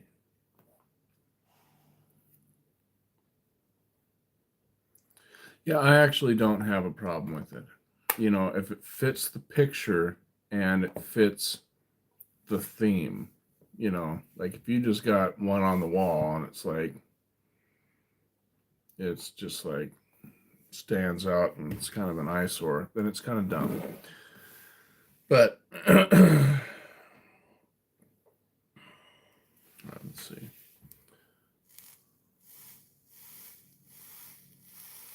So much better. No popping. Just steady magicals.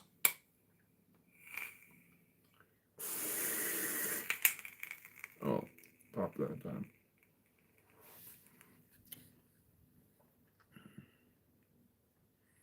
It looks like it should have been built in from the start. So I like.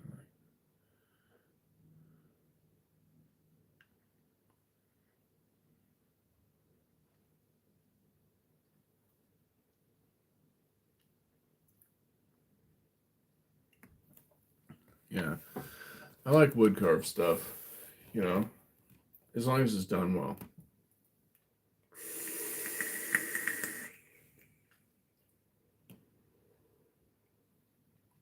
I think this needs to go up a bit.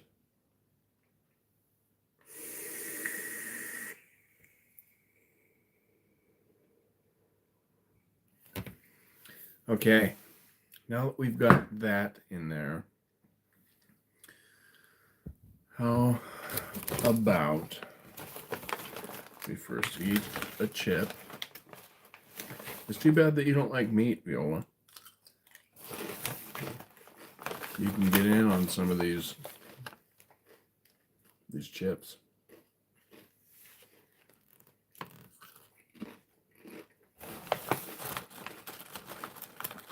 They're made of chicken.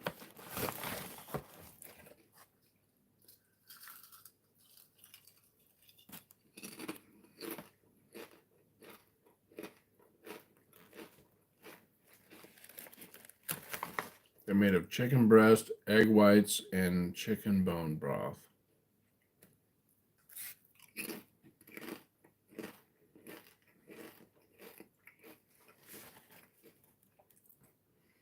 Yeah. Those staircases are badass.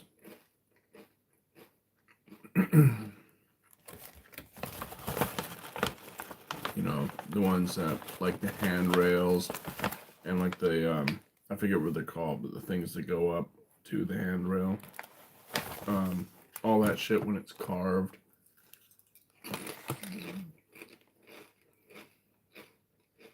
And they're old enough that it's like before a lathe, you know? That's some serious work.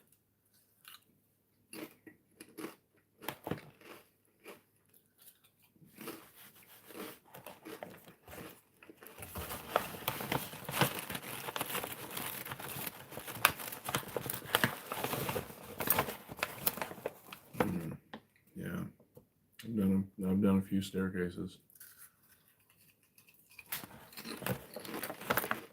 Nothing like that. That shit's crazy.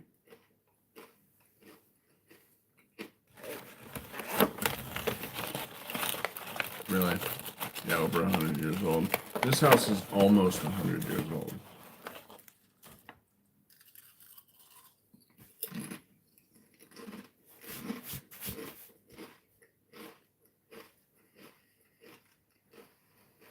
Another 5 years, and it will be 100.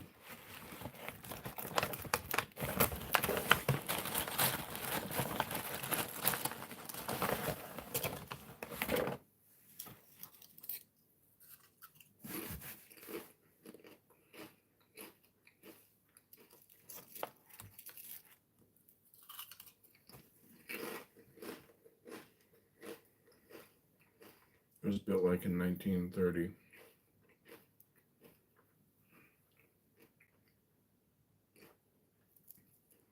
Oh, really?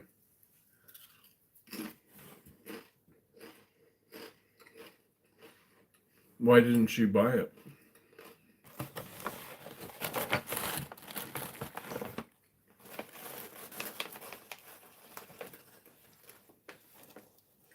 Hey, what's up, man?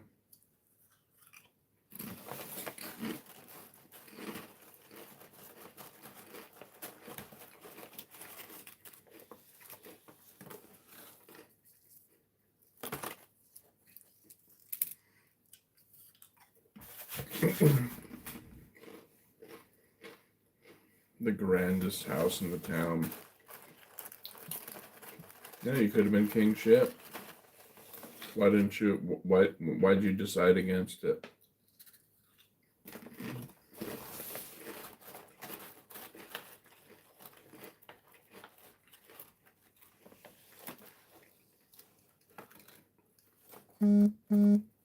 Strawberry. Oh.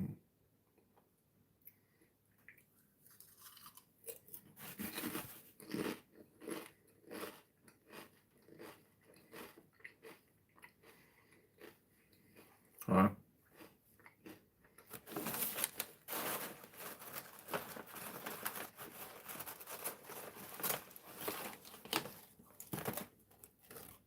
The heebie-jeebies.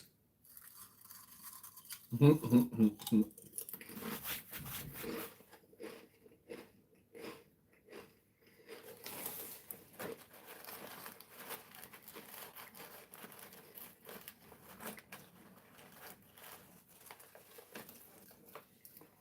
that's no good.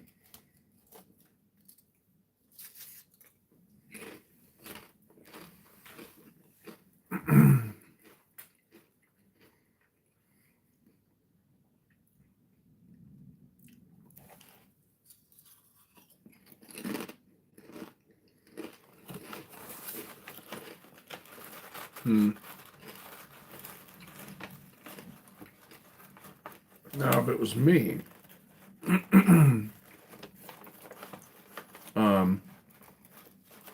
I would be like, I'm sorry you feel that way.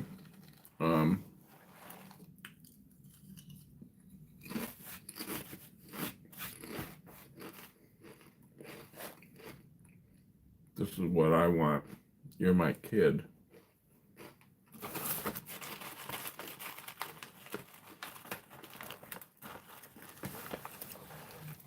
You don't always get what you want.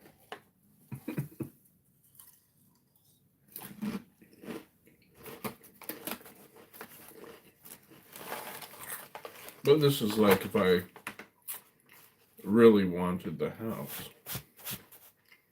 Like if it was a, I could carry either way, then yeah, I'd probably be like, whatever. Okay, we'll pick some other place. But like if I was dead set on getting this house and then my kid was like, oh, I feel weird in here, I'd be like, so what? Get over it.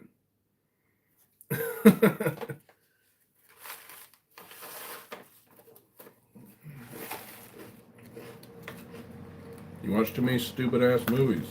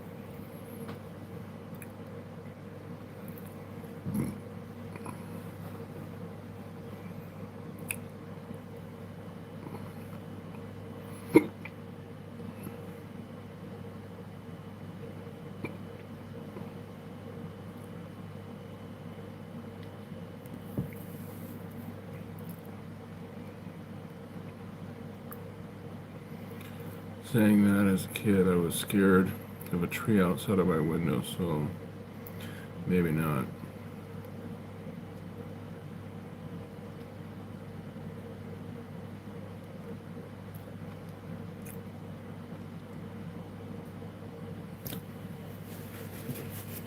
Scared of the tree. Yeah. I mean, when you're a kid, who knows what makes people think whatever. I ended up buying a house in a different town than I had been. Originally a post office, but nothing. That house. Yeah, and who knows what kind of packages been sent through there. But nobody really thinks about that. People just look at things and they're like, oh, this house it looks creepy, there's whatever. So they, equate whatever. But an old post office, there could have been thousands of items related to witchcraft shipped through.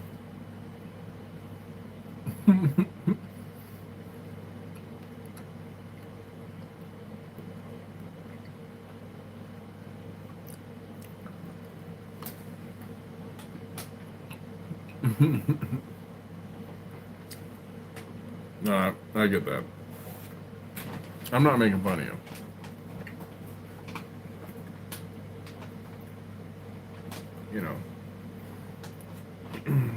Like when I was a kid, I had this reoccurring dream that used to terrify the shit out of me.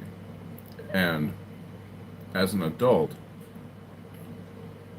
looking back now, it's like, why did that scare me? It made no sense. Like, today, if I were to have a dream like that, I'd laugh my ass off.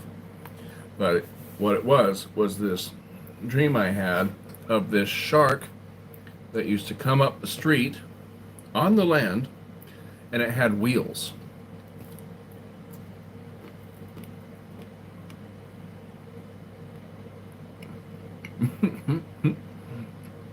It would like swim right up the road, and it had wheels.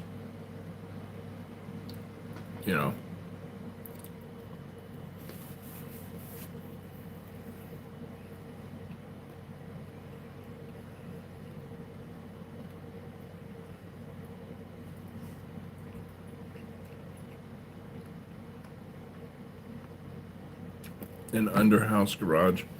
That kind of makes sense. You know, you don't want to pull up out front and, daily and unload bodies. It'd be kind of, you know,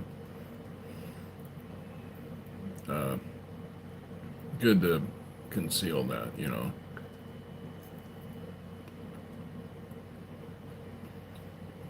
Was a lion tearing your arms off?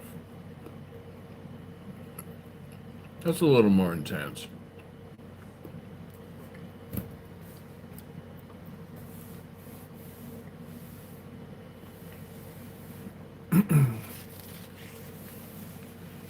Yeah, the shark never came up close to me or any of that stuff, because like my dream would start, and when you're young and you're having a nightmare, the dream starts scary, before you even see anything or anything like that. It's like there's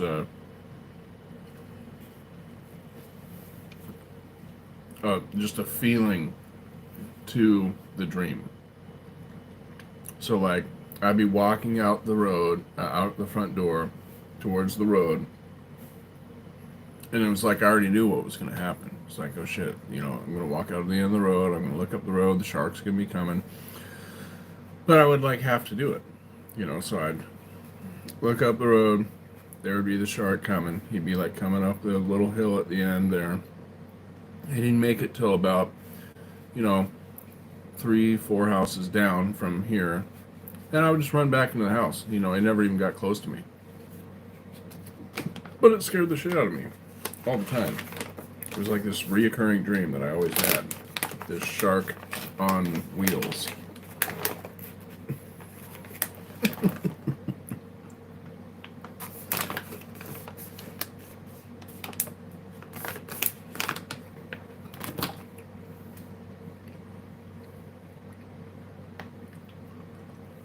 All right.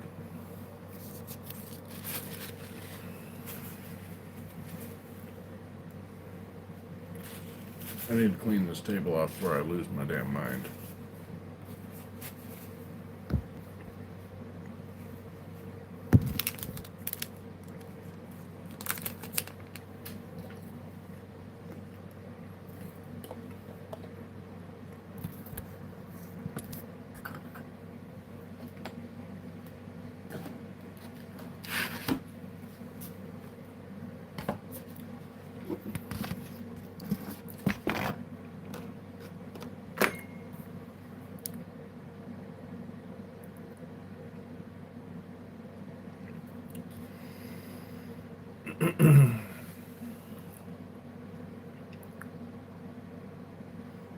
Yeah, I had to update the messages again. I'm getting pissed. That is just so stupid. Okay, last one I got was about the lion ripping arms off. I was trying to read my book and this lion was having none of it. Yeah, education. He gave the dead dignity. Right.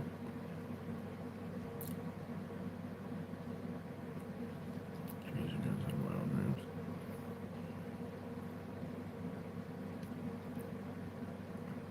A lot of dreams. People trying to kidnap me. Ah, childhood. Yes.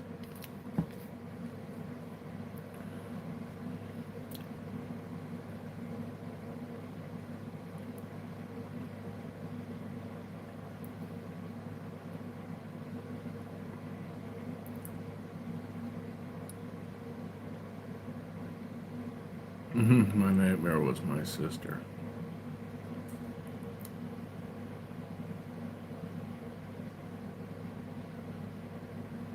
Alright, Viola. Looking at me as if you wanted help, but you're too scared to help. You're like, you're gross.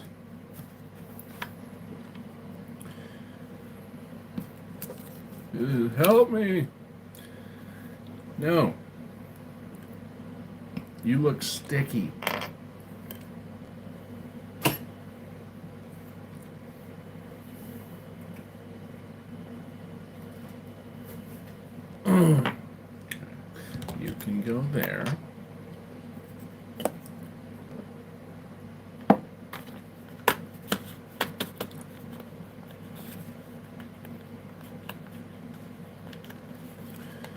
my brother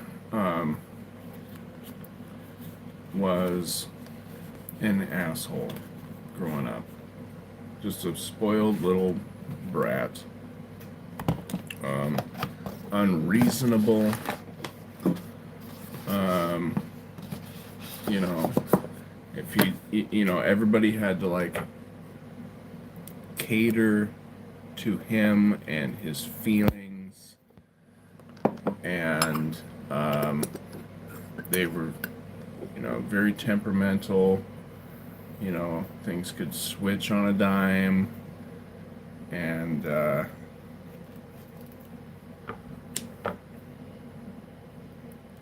if you didn't do that, you got in trouble, right? Because it would disrupt the calmness of the house.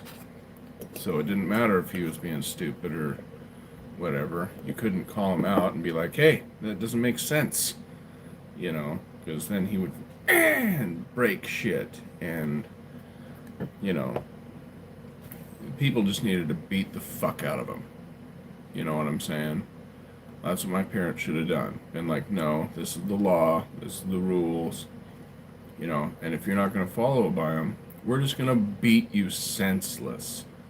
And be consistent with the ass beating and the facial spankings. And he eventually would have learned, like, okay, I can't do this because this will happen.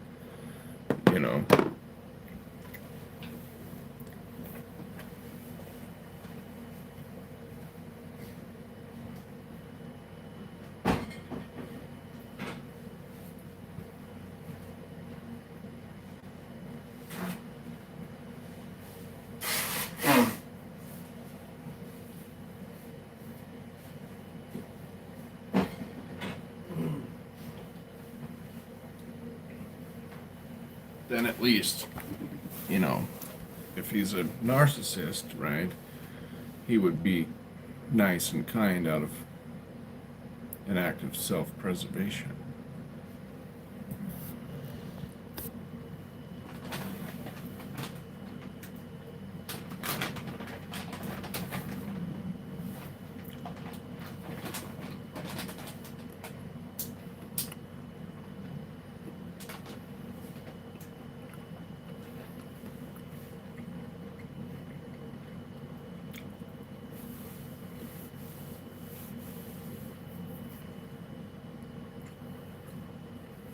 Thinking I have my glasses on my head, I'm like, where are they?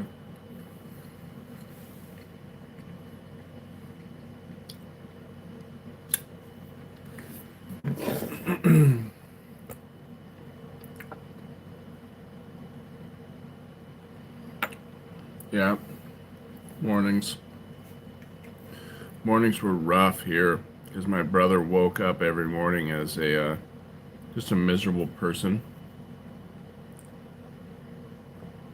You just knew that you couldn't talk to him in the morning. He's walking around.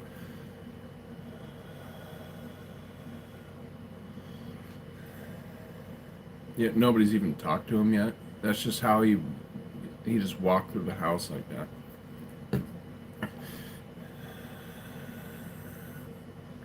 It's like, dude, the fuck?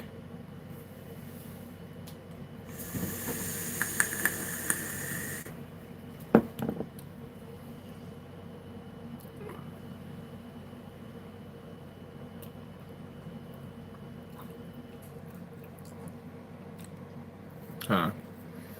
Well, that's that's craziness. People being that type of stupid. I'm sure that would have happened to me if my brother was an older brother. Right?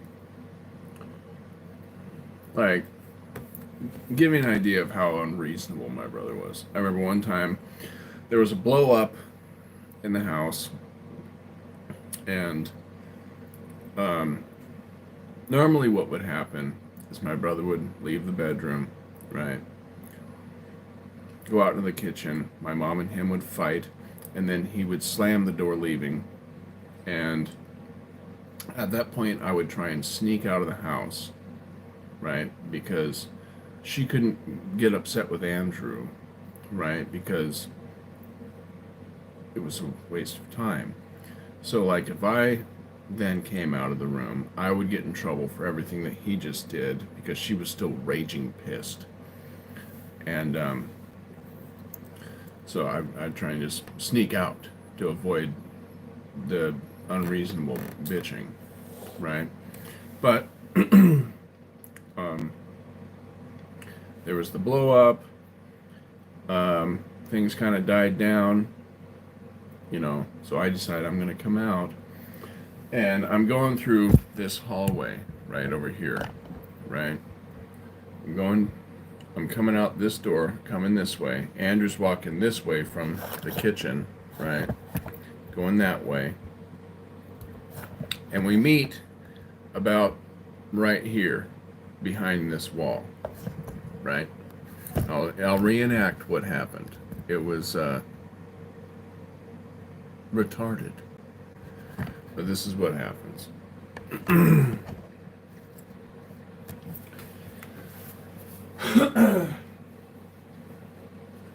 walking this way. He's coming this way, and he comes up to me, and he's like this tall. I'm shorter at this time also. I don't know how tall I am, but he's like this tall to me. And he looks up at me and he's all, "Move!" So I step out of his side, out of his way. He turns to me and goes, "Move!" So I do this. He turns to me again, says, "Move!" And I'm not going to keep doing it. But we just did circles.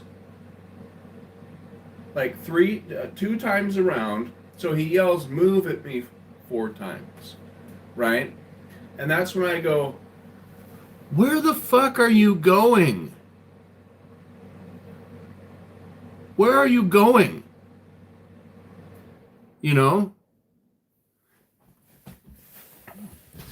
And he looks at me and is like, realizes he's acting like a complete dumbass. He feels stupid. And then, and then goes by.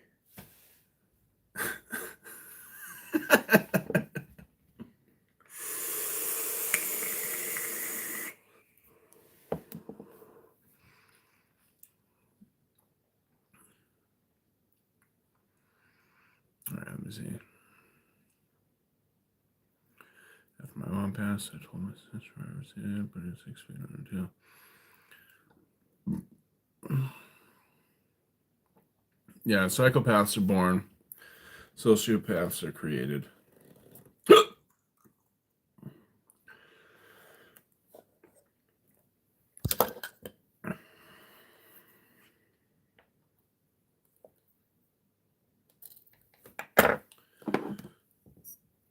I see your comments.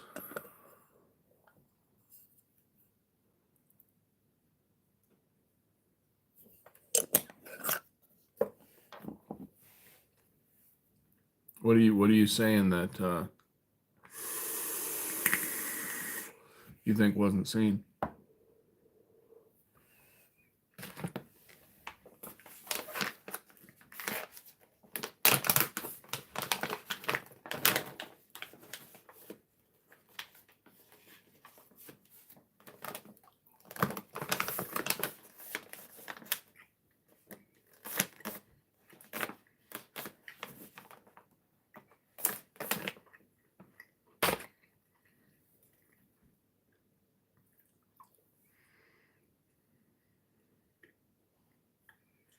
These need to have some sort of seasoning on them. I mean, they're fine,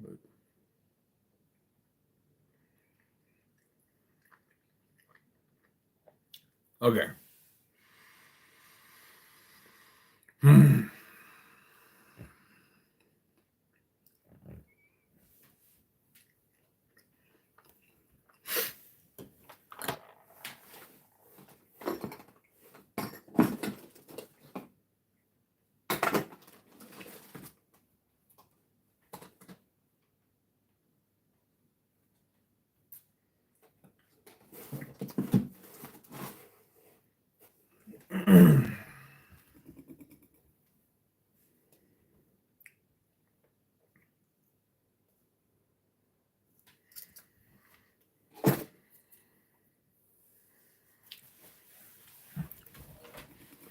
Yeah, I've known a few psychopaths. You know, they they're not like the rest of us. They can they learn how to mimic, you know, certain things, right? But it's all an act to get what they want. All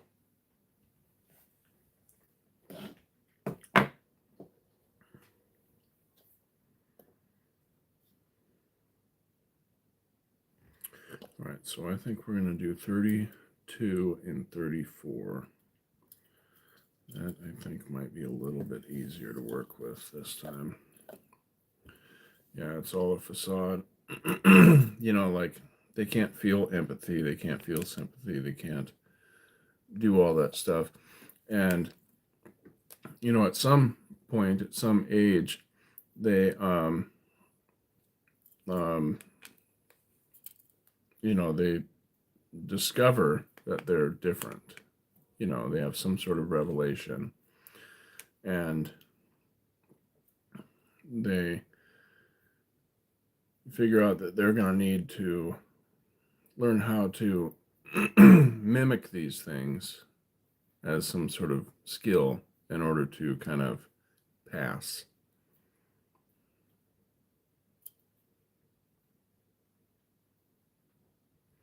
Oh, yeah. Well, I've been checking them, Croc, because,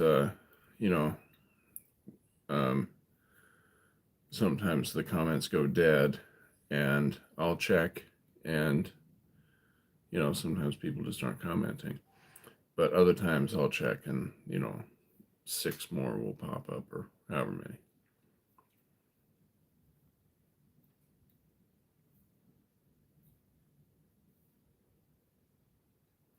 Right.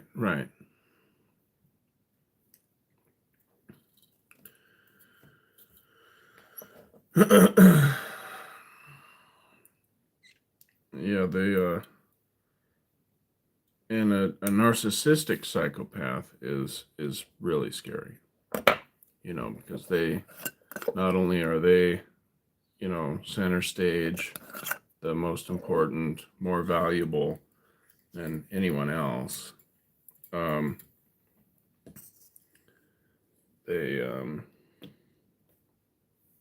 they're also crazy.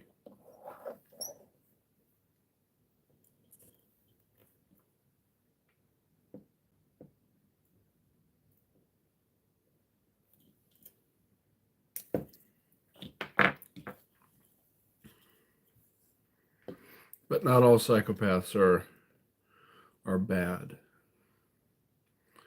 Like there's a person that I follow online, and he's a diagnosed psychopath.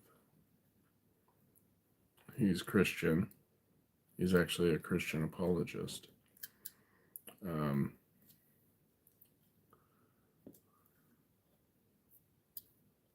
And he became a Christian in prison.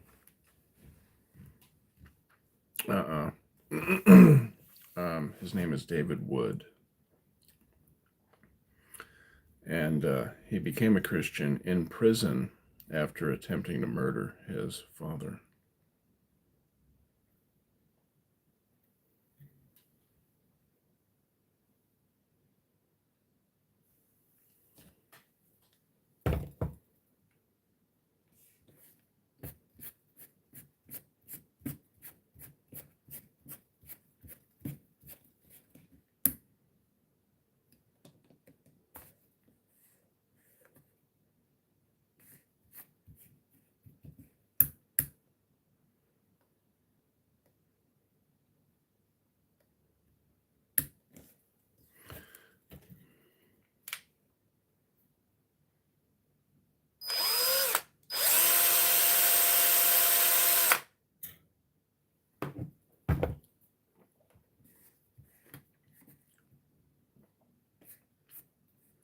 Yeah, he has a really cool story. Um,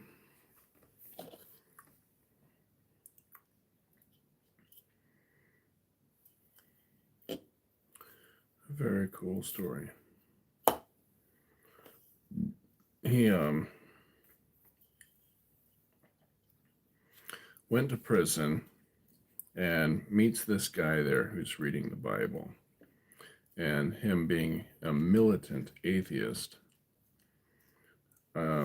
started to mock this guy who's reading the Bible. And, you can't prove this, you can't prove that, what you believe is crazy, blah, blah, blah. And he says the guy just kind of puts his book down. And he has responses for everything that he's saying. And they're so intelligent that David becomes furious, right? Because he knows that what he's saying is right. So what he does is he decides that he's going to disprove this guy by studying the Bible better than him, right? And eventually he comes to the conclusion that it's all true, actually, because like many people who don't believe what the Bible says, they haven't read it themselves, and so he's in prison for a long time, right? And just keeps educating himself on the Bible. And eventually he leaves, goes to college to get his PhD. And while he's there, he prays for someone that he can convert to Christianity. Lo and behold, his roommate is a devout Muslim, right? And he's like, oh, goody, right? And so they start having conversations, and, of course, the Muslim guy is like, oh, no, we believe in Jesus. We totally believe in Jesus. And he's like, well, you actually don't. You believe in your version of Jesus, like every other cult. And, this kind of upsets Nabil. And, but they would debate, right? And David not only knows the Quran, but he knows the history of it. And so he would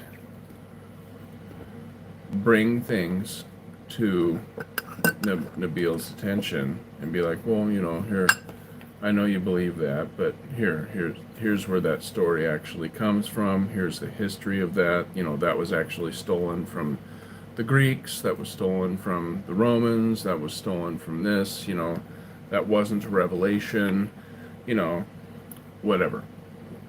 You believe a book that's written by a slave trading caravanner who traveled and just collected stories that he heard and remembered because he couldn't read, right? And so he basically gives assignments to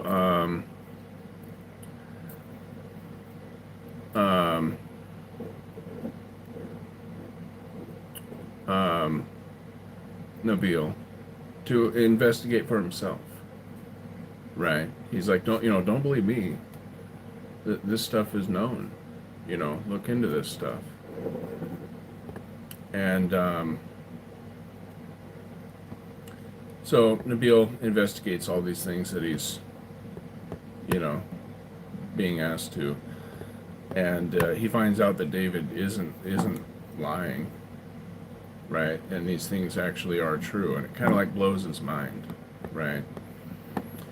And Nabil eventually becomes a Christian, right?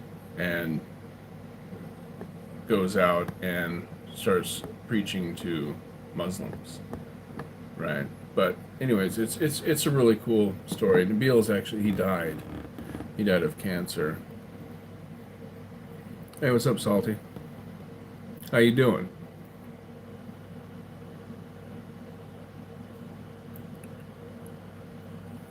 Whatever.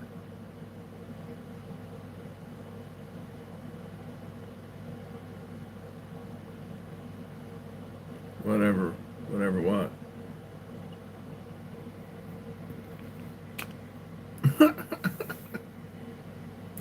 Whatever to what I'm talking about?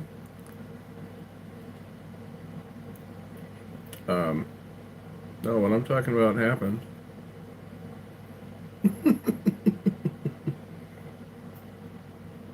I don't even know what you're talking about, man.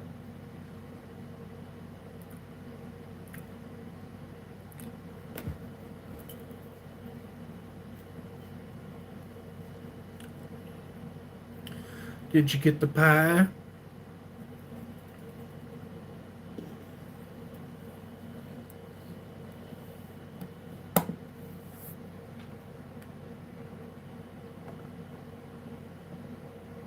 Okay. Noted. Don't pay attention to Salty.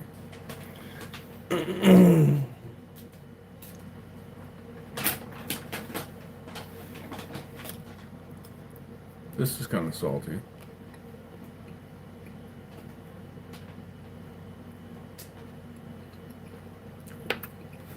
So this is the live you were watching of the guy that was on the search for apple pie.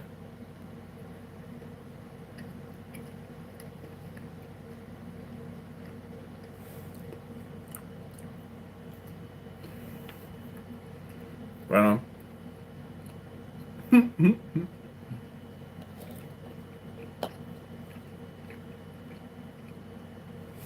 Okay. Third person. I'll dig it.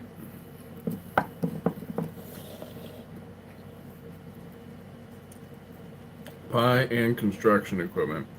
Okay. I can dig it.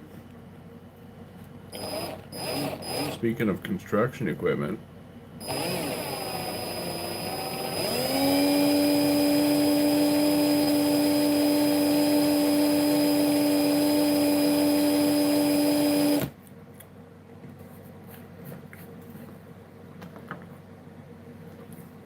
ouch.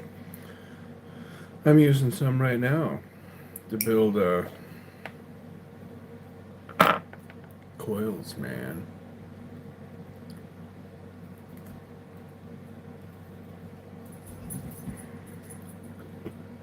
Build some coils, man. Shit.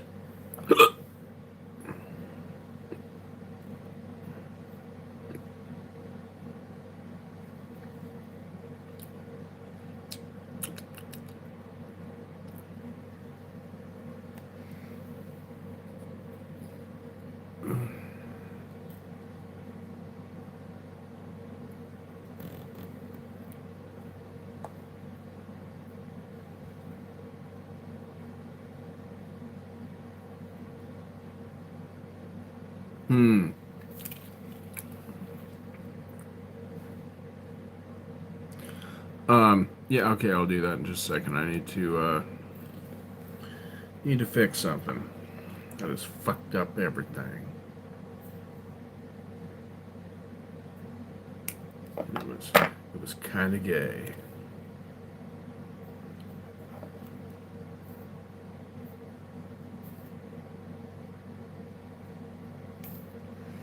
Okay.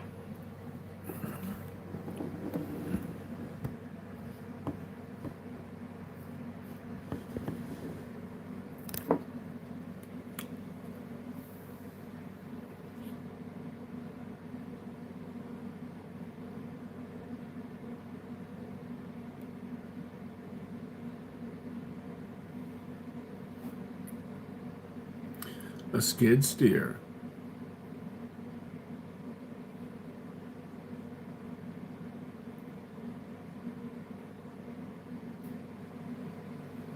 Is Adam one of the two?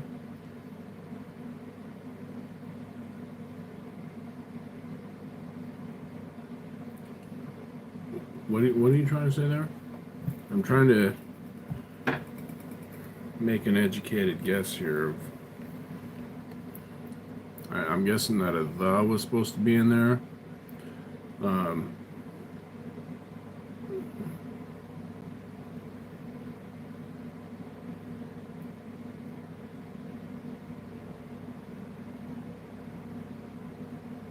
am I a mammoth or an alien?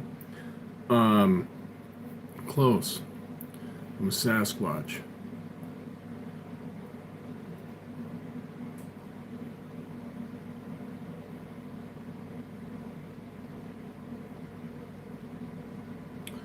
A Sam Squanch.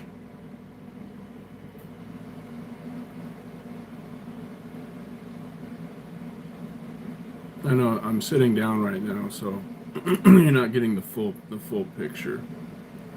But I'm one of the little ones.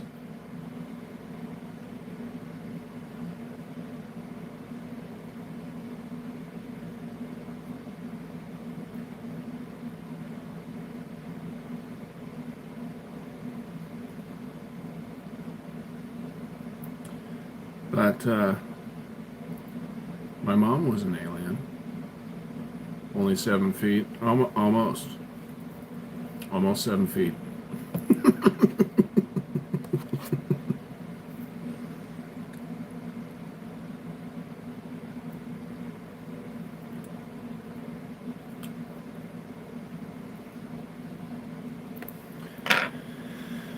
Okie fucking dokey.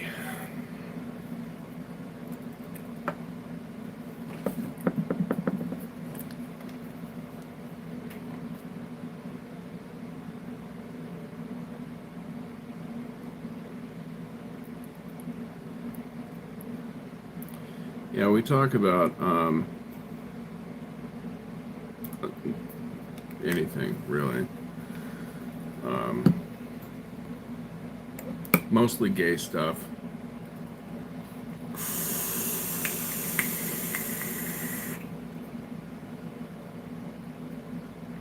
Things that are super gay.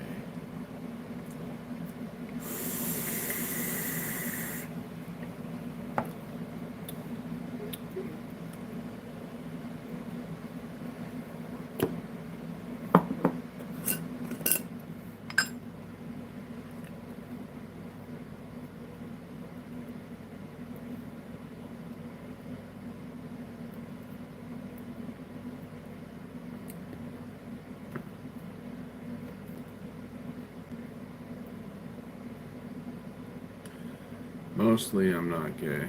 Okay.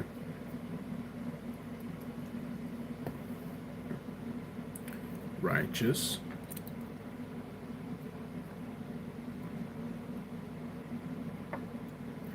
Well, you might enjoy the dialogue.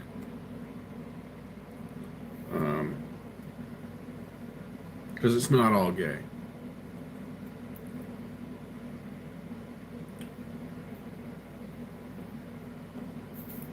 You know, I think our percentage of gay might match up here.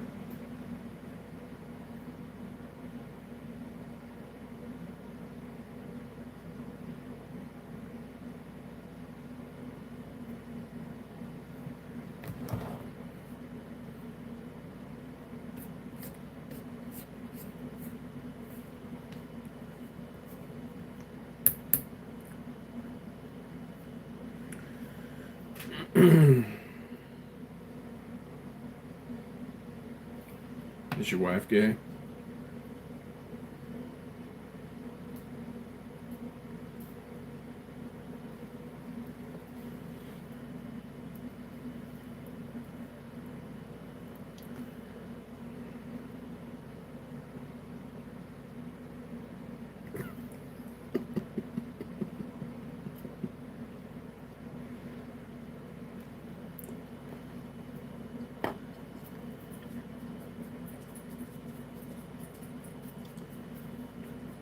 got a gay hand.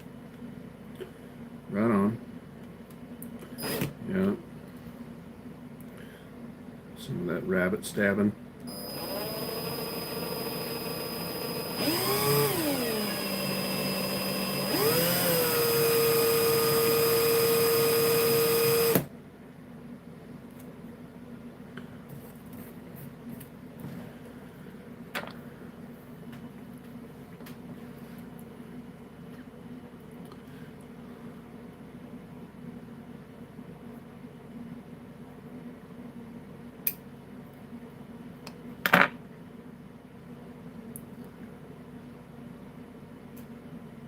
The masturbatorium.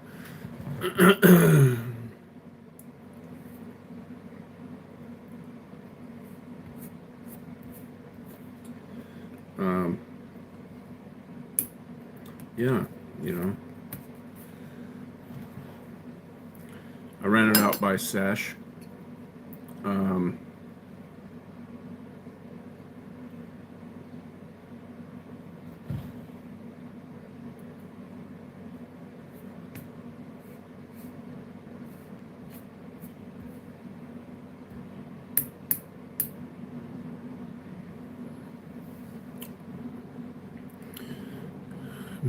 Maybe your hand's fluid.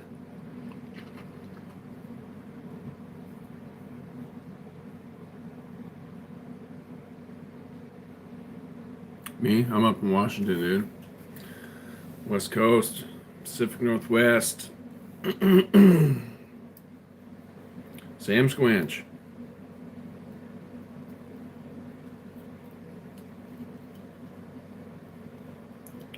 I'm not far from where the legend of the Sam Squanch was birthed. Literally like 20 minutes away.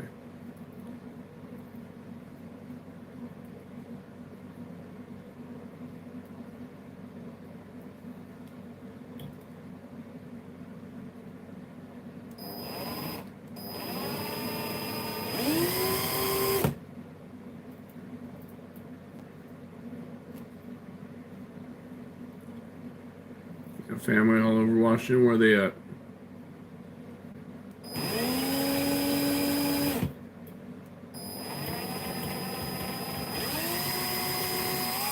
You cocksucker.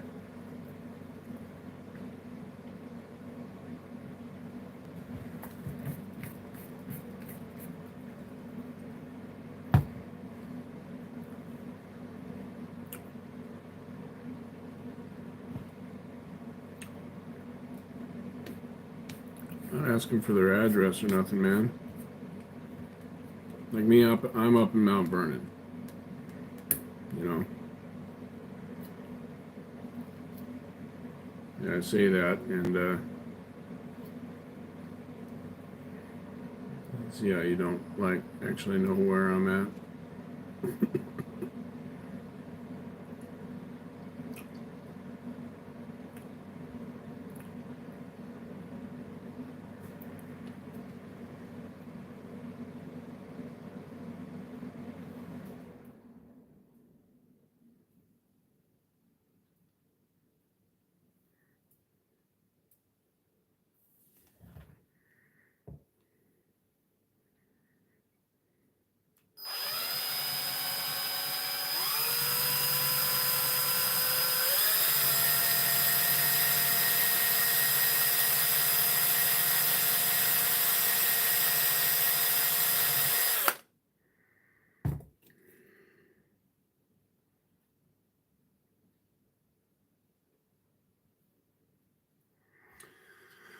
It's going on nice. Redmond, Spokane, Seattle. Your aunt lived in Mount Vernon.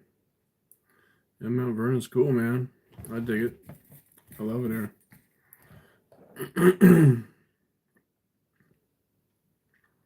And I've heard of all of those places. Who'd have thought?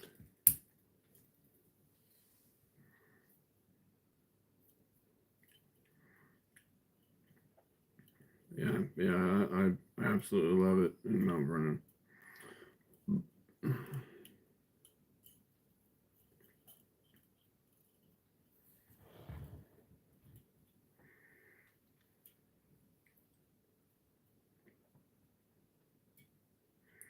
Had a few friends from I've been to Soap Lake. Am I tired? No. I'm fucking with these wires. It's a new it's been a while since I've wrapped wires this tiny, and it's making me frustrated.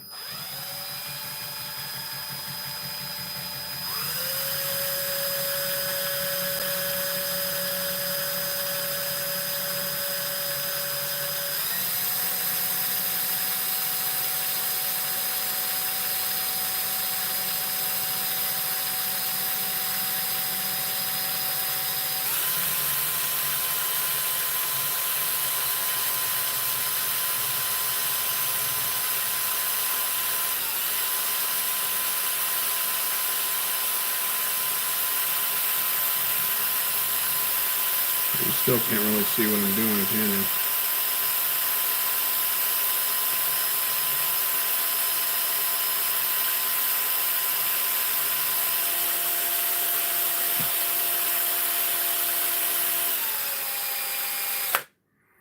Maybe on the next one I'll bring you up close. Let's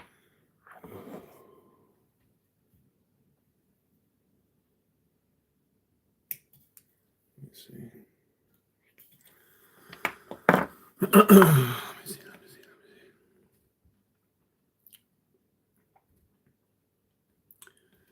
Yeah, I've been to Soap Lake. It's a trip.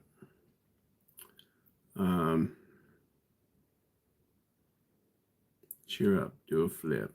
I do something off my head. Is a biologist for fish. Game. My uncle is a game warden. Oh, okay, shit. What's so special about Soap Lake?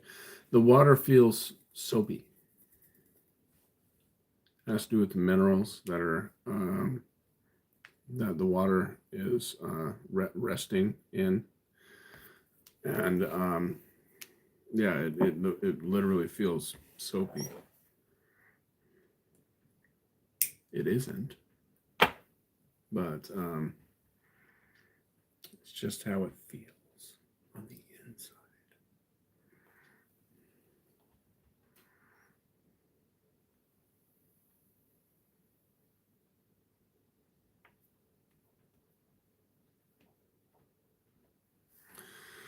It is kind of gross.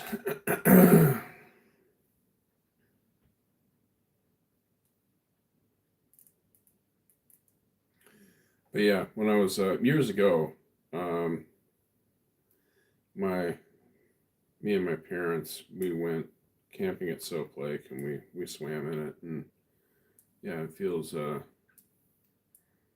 makes you feel slimy, kind of.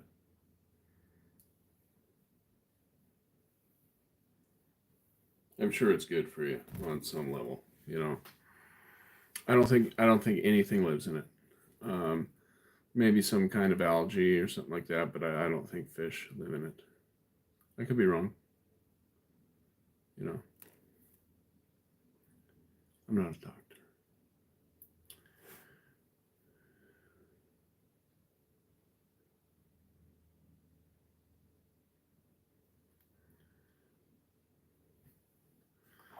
Okay. Yeah.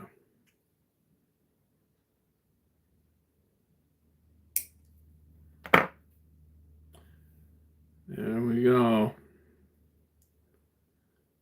We'll see.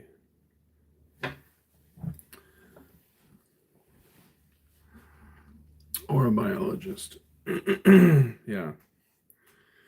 I'm not good at physiotomy.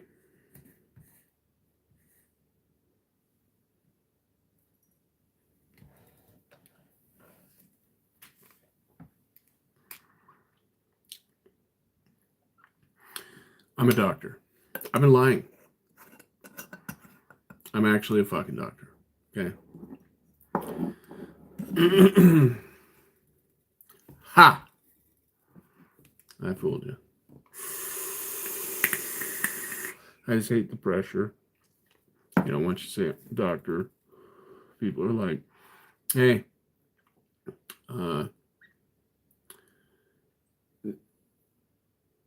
help. And I'm like,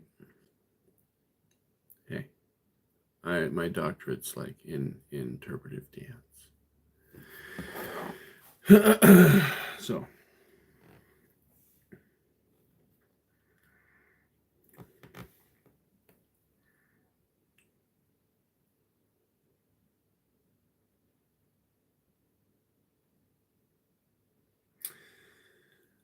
I think we can perform surgery on his. That's right. Life-saving surgery on the vapors.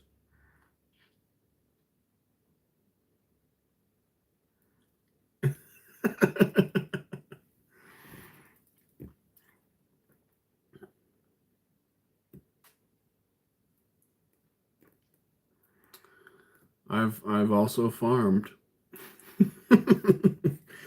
did a lot of farming, dude. I bet you can guess what I used to farm.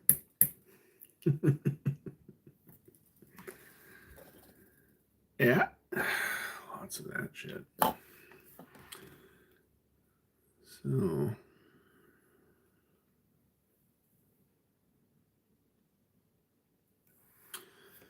yeah.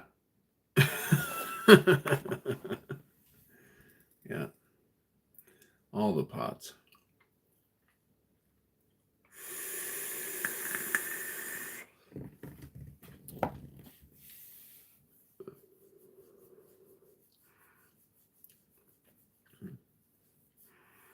Dr. Hagen, Fabe, orthopedic surgeon. Yeah. Yeah, no more. I'm an epileptician.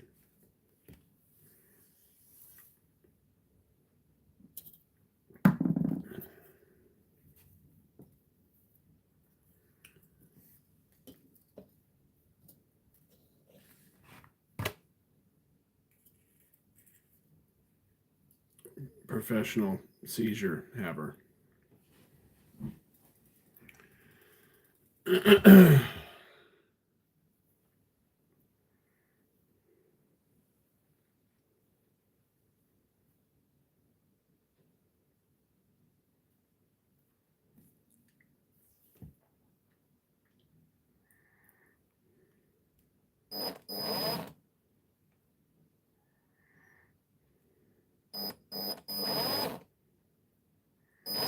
All right, let's make this perfect, y'all.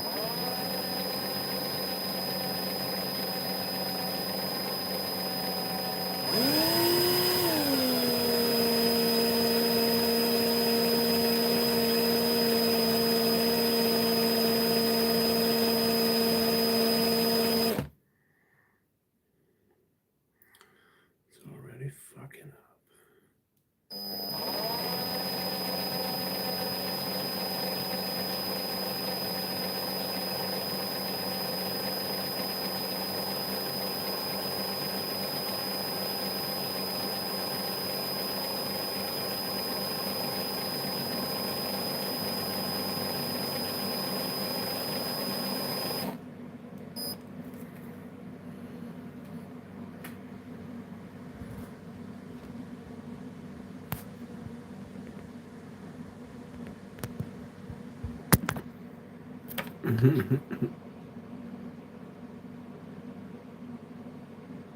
Grows great in San Diego.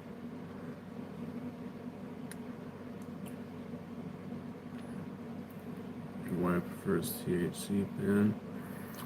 Yeah, I used to make all that stuff. Not the pens, but what went in them.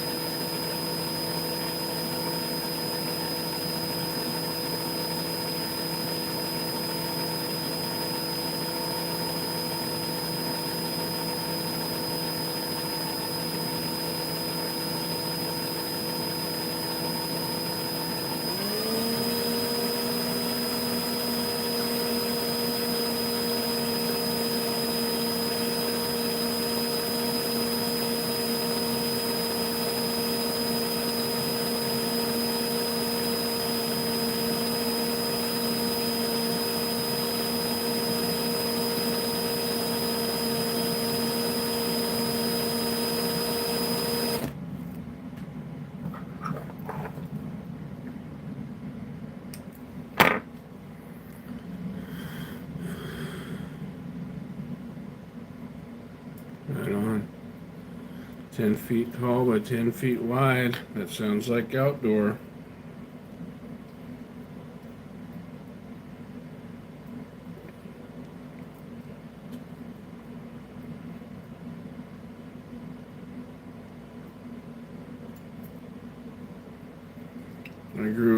I grew a lot outdoor, but I really enjoyed growing indoor. It's just a far superior product, and I just I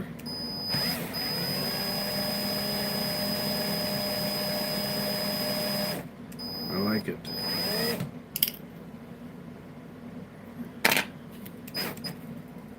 Okay, let's take a look here.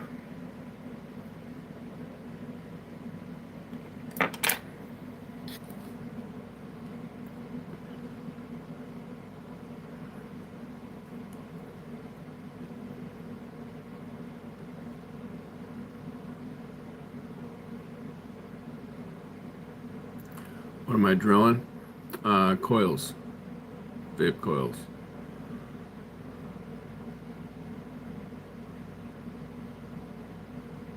No, your plants. You can only force a plant to become male. There's a couple things that'll make that happen, and that's if you've got inferior genetics, right?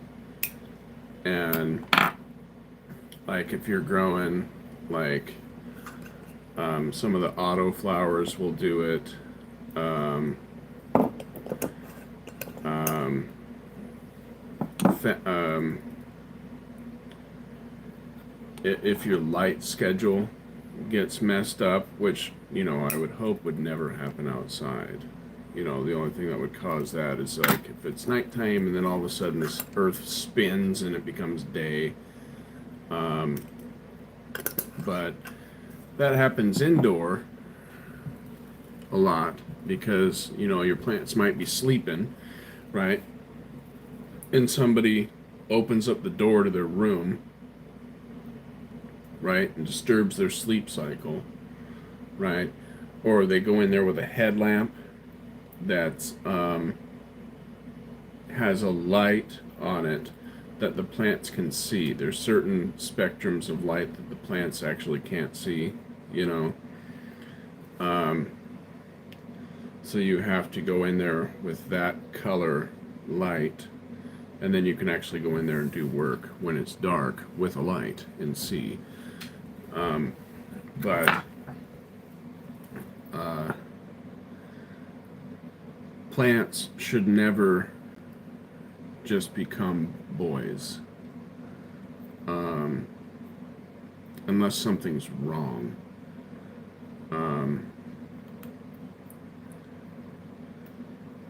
I mean, it happens, right?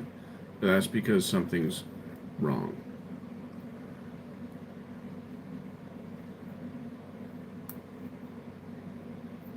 It either has to do with bad genetics or,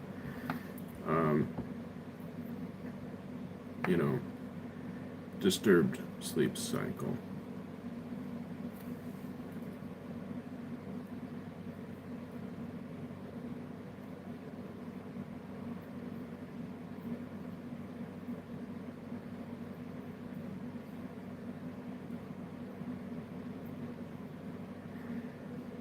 Now there might be all kinds of theories out there, ideas.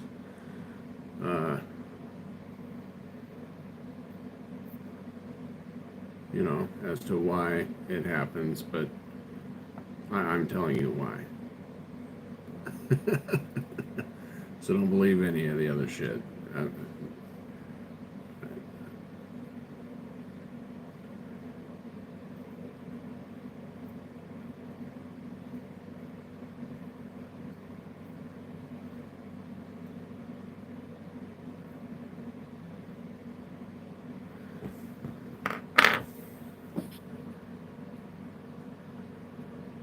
Talking about dope.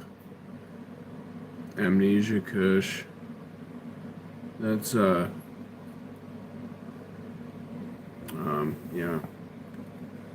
Yeah, it's an indica. I mean, the Kush kind of gives it away. Um,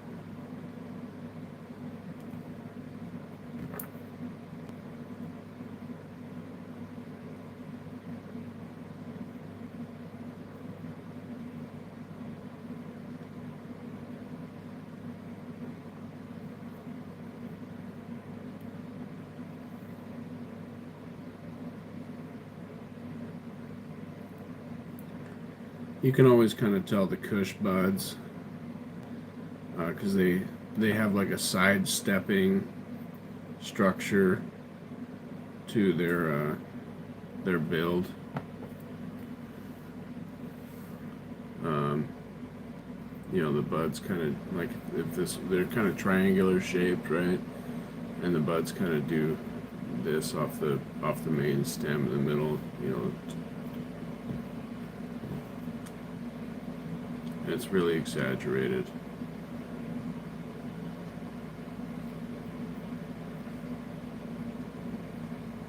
In sativa, they're a little bit more pointy.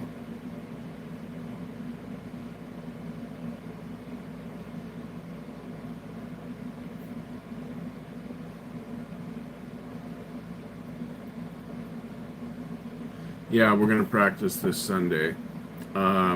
It's gonna be the last Sunday practice. We're switching days. We're gonna switch to Thursday. Apparently, Thursday works better for Mike and Jason. So we're switching it to Thursdays. And yeah,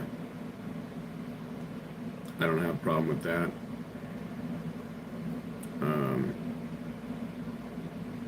I just kind of told him that, you know, I might have to skip out because I practice with that other band on Thursdays sometimes. And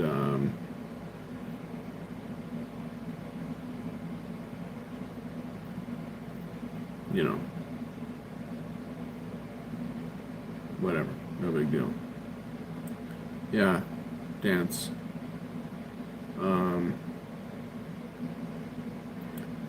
We have a couple styles that we do. It's you know, there's just 4 of us right now, but we're you know, one of the guys just kind of does handstands and shit, but, and the other guy just kind of like does shadow puppet type shit. I don't know, it's kind of dumb. We're probably gonna kick him out, but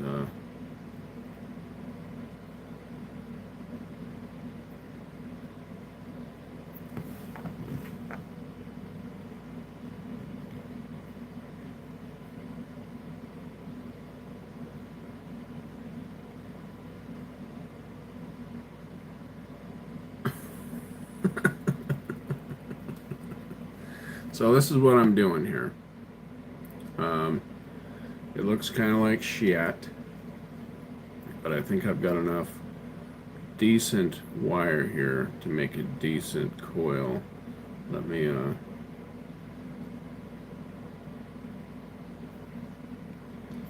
try and straighten this out a bit here.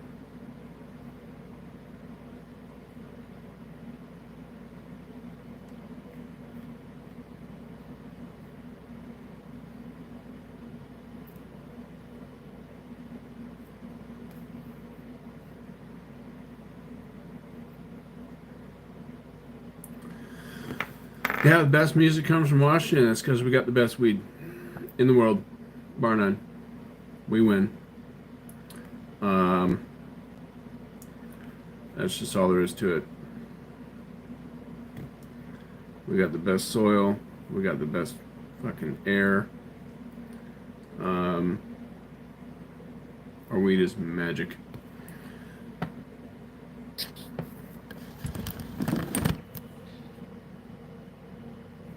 So, let me see if I can show this to you, maybe.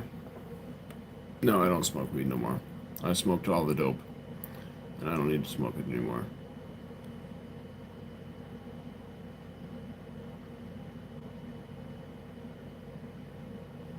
Come on, fucker. Oh, I did. I, huh. I used to pick mushrooms every year, man. I did that for a long time. Pick mushrooms. I used to, yeah, yeah. I don't need to talk about any of that shit. Yes, mushrooms.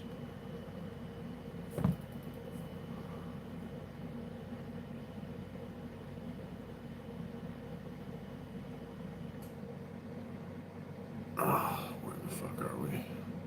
You can see that fuck up. Come on. So, I'm not even showing you where I want to show you. Where am I? Okay, here. There we go. So that's what I'm working with. These wires are stupid skinny.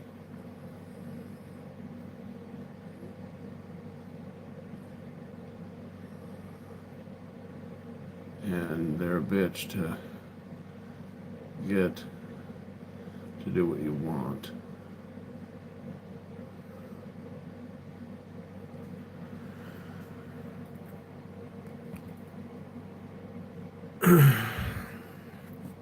Yeah, golf courses, you know, they can be a good place for them. You know, and it has to do with like the fertilizers that they spray.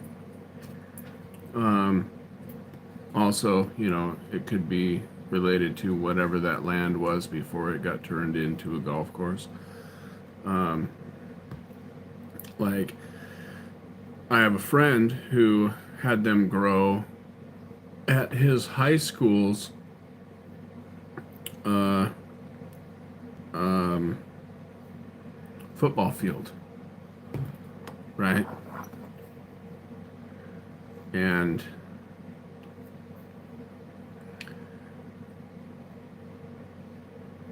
they used to go out and pick them like at his school.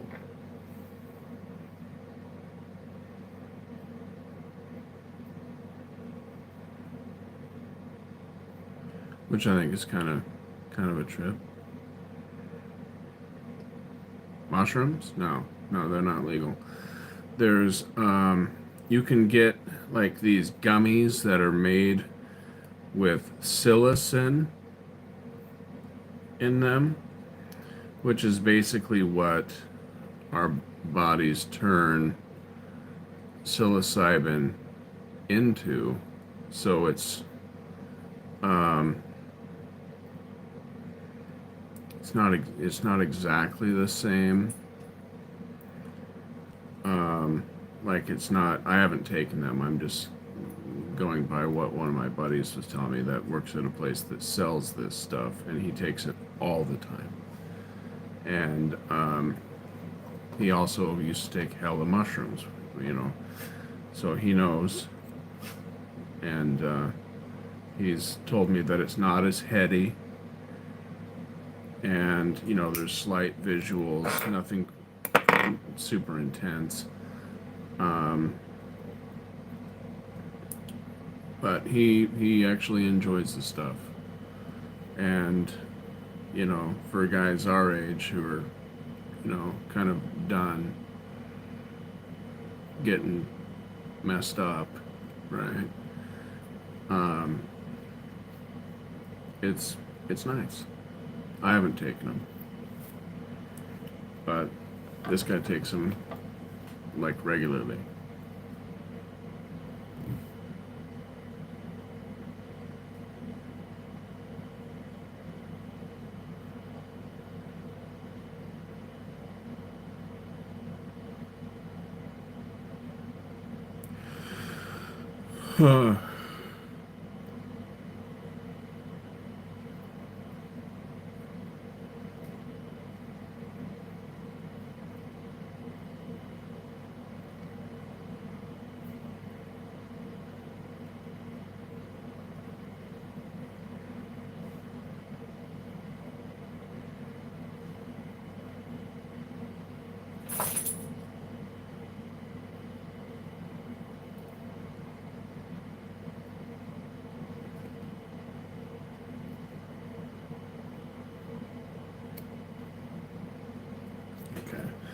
Well, we got one decent one out of that.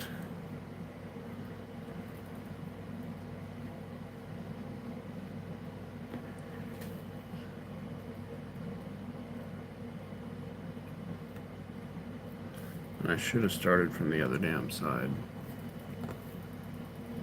Okay, so let me catch up here. Do I like Gibson? Yeah, I like their guitars. They're decent. The headstocks can kind of break.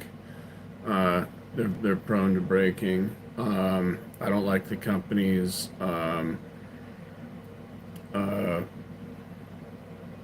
morals very much. Like, you can get on YouTube and find videos of these guys taking large quantities of guitars and just running them over with vehicles, right? And destroying them on purpose because, one might have like a tiny nick, one might have like a lifted fret, one of them, because they didn't make the cut. And rather than sending them back into the shop and having it get fixed or whatever, or just selling them as is at a discounted price to somebody that might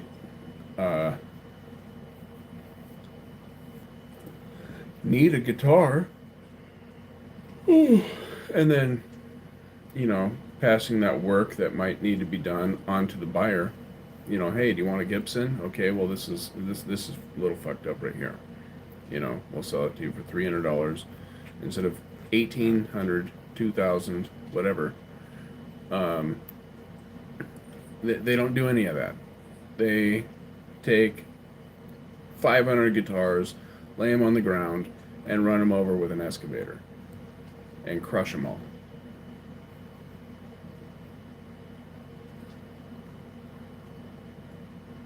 True story.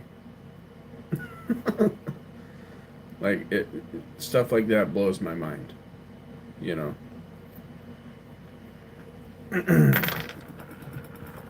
Or like, they'll send out a good guitar, right? And say it gets damaged in shipping, right?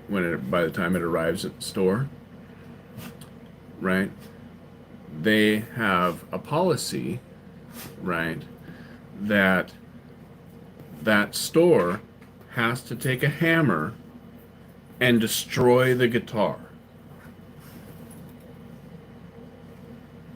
Like, they can't fix it, and no matter what the problem is. Like, if it doesn't arrive perfect, like perfect, they have to destroy the guitar. Like, you can find videos of that too, where somebody's gone to a dumpster in the back of some, Guitar Center or whatever, and they pulled out gold top, Gibsons, and there's, cat claw marks, or hammer indentations all through it, all through and they make the entire guitar not usable. The headstock they smash the entire fretboard, they smash the entire body, they ruin the hardware, and it's like, it's crazy, and they're told to do this, so Gibson is, they've got stupid money.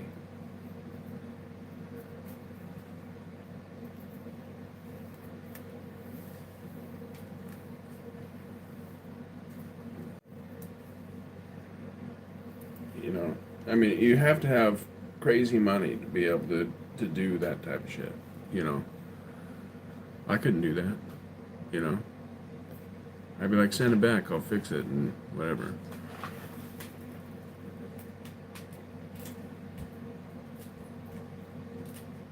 No, Rock Dog, this isn't for you. It's got spices. You're a dog.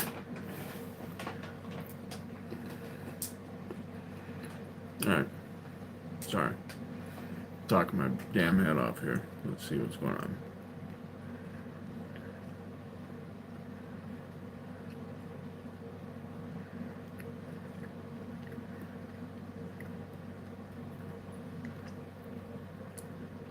You don't get charged for personal use, just dealing. You can get shitty hash in the stores. No, that's disappointing. Shitty hash.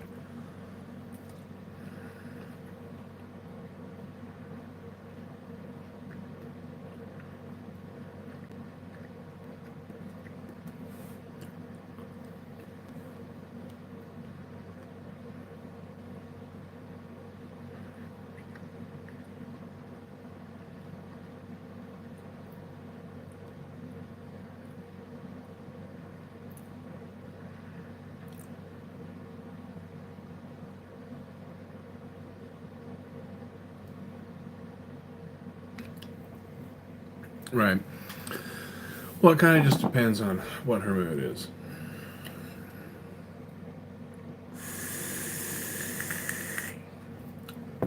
You go to jail if you got caught with mushrooms. That's not a bad thing, to be honest with you.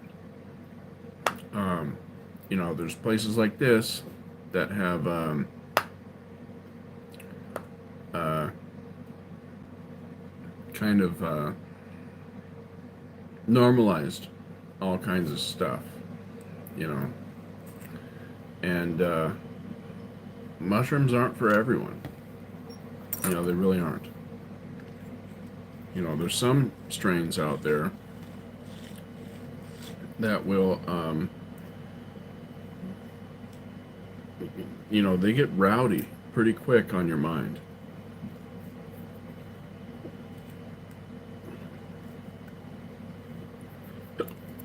Um, I've had instances where I've been, I made a bunch of tea, and me and, a bunch of other people took the stuff, and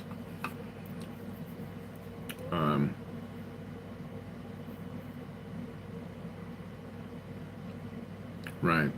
No, I've heard of that too. Not, not taking it away. They just, but one time I was here, making tea.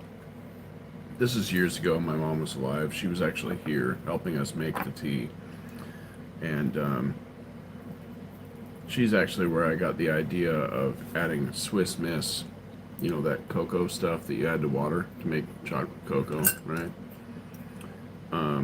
She was like, why don't you mix this stuff into the tea? It'll help get rid of that nasty taste. And I was like, that's a great idea. So I did that and did it ever since because it is the cure, right? But anyways, I'm outside in the driveway. We're not quite peaking, but it's hitting us pretty good, right? And what I do is it's sunny day, it's summer, and I look up at the sky, I look at the sun, and I'm like, what would you guys do if all of a sudden the sun started to get bigger? And they're like, I don't know. What would that mean?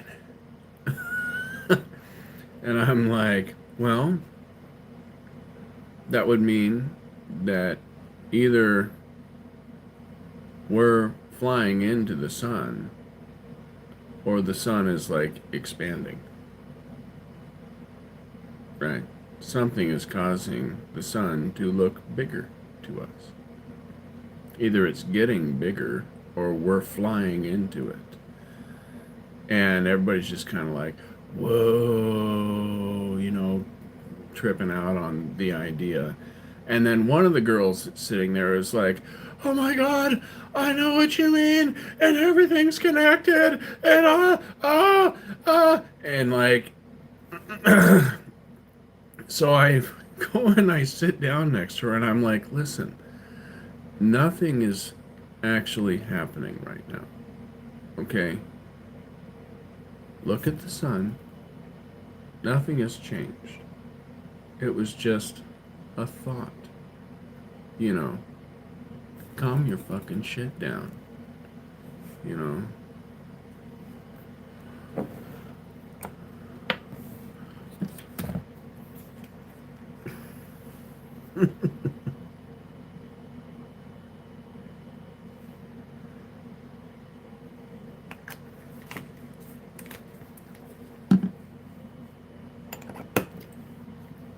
And what's funny is like her boyfriend was there, right? And as soon as she started, uh, he kind of is just like,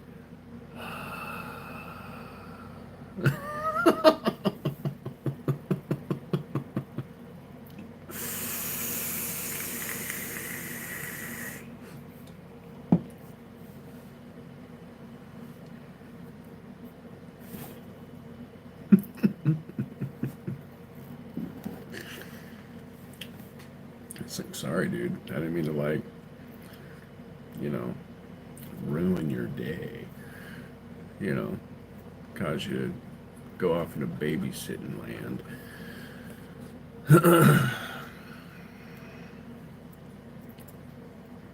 The sun actually is quite large. Yeah. Unless you're a flat earther,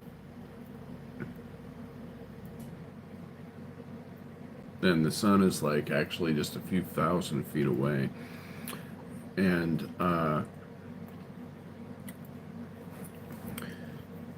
and so is the moon. They're both just a few thousand feet away, and there actually isn't a 24-hour sun at the South Pole, right, at Antarctica, because Antarctica can't exist in a flat Earth model.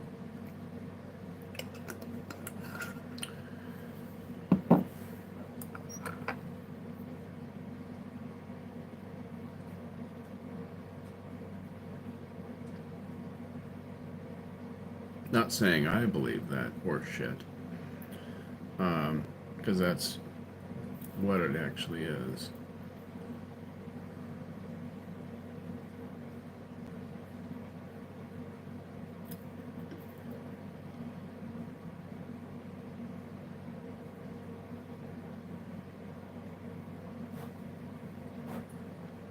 You stoned, Salty?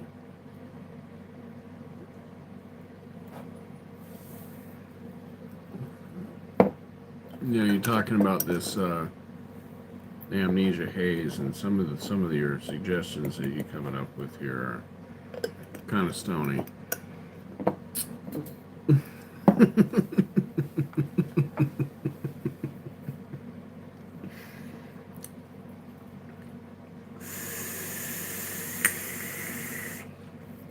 Well, yeah, right. I'm sure that's how he is. I'm just wondering if he is stoned all the time, right? If that's how he is. I used to be stoned 24/7. I did not come down. You know, I sold the shit. I just want to believe. I did not come down ever for a long time. No, I figured it was ladder. Unless you want to build a really long ladder 5. Laddie 5.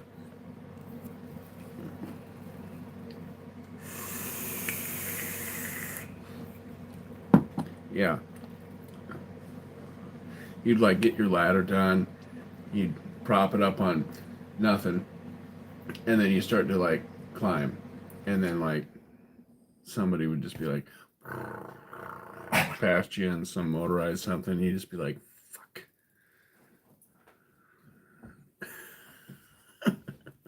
Fuck, we're only going a couple thousand feet.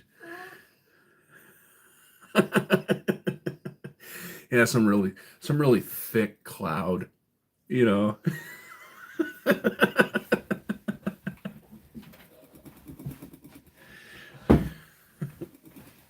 That one doesn't have enough water in it. Go. Go.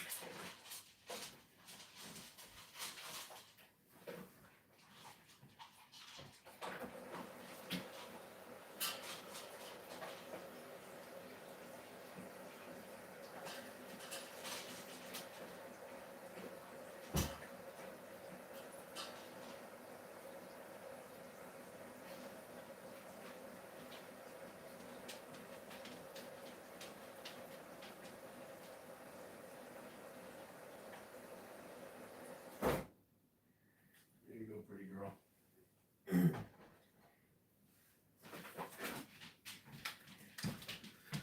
All right, let's switch it up here. Your dog.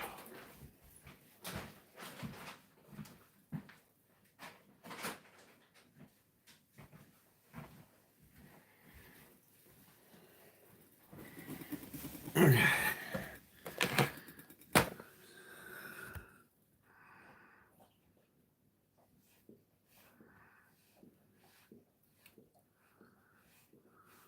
Balance it really well.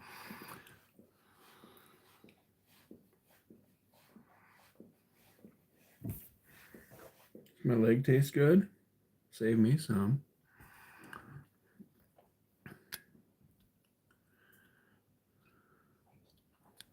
Some hot air balloons. Yeah, if you could,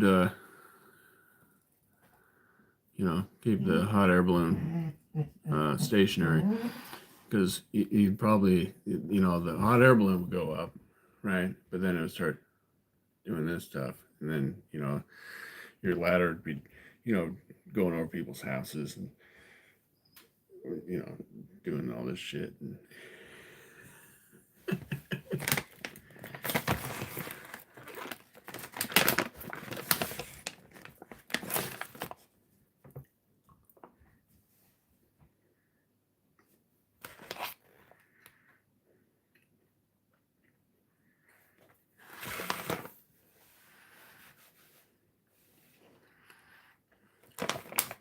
you think Rock Dog needs out? All right.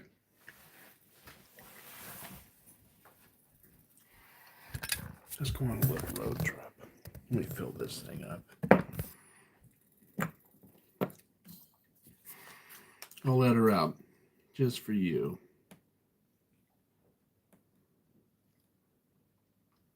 Not for her.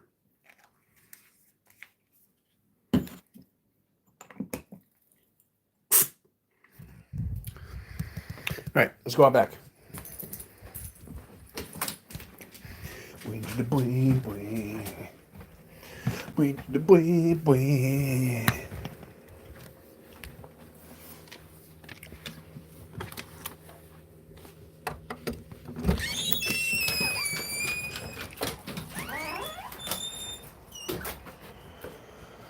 Oh, here's my strawberry stuff. How much is even left in this damn thing? Oh, a little bit.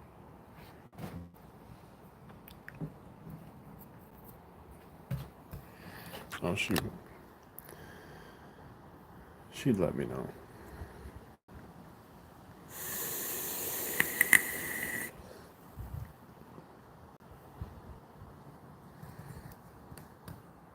Oh, shit. Bald-faced hornet. I got him. Where'd he go? Oh, there he is. You piece of shit.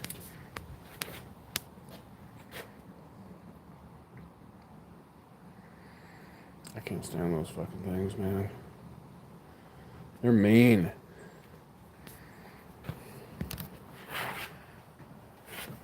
Alright,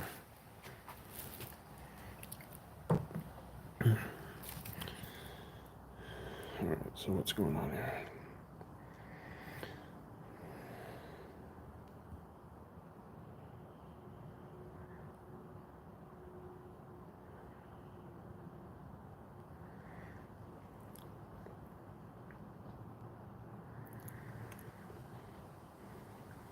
Well, hey, if Salty's still here, Salty, Rihanna's my wife.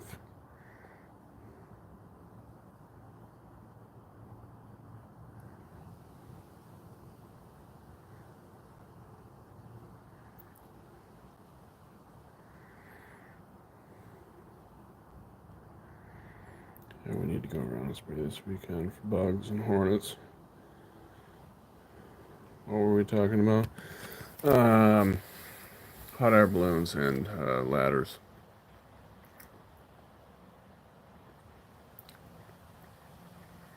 To get to the sun, which is just a couple miles above the earth.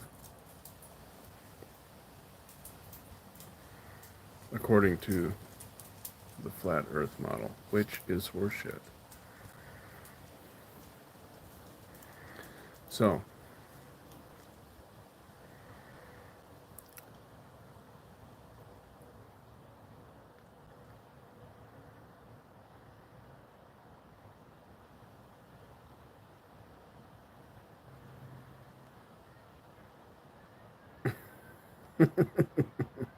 all right, man. Head on over.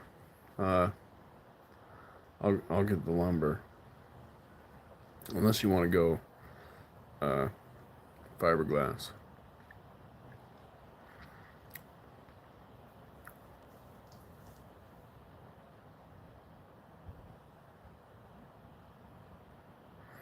Bye. It's windy there. It's not that windy here. Maybe the wind that's over there is about to get here.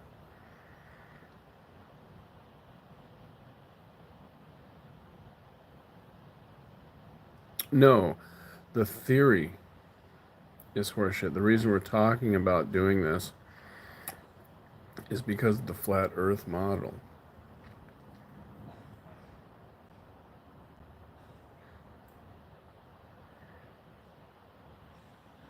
That model is horseshit.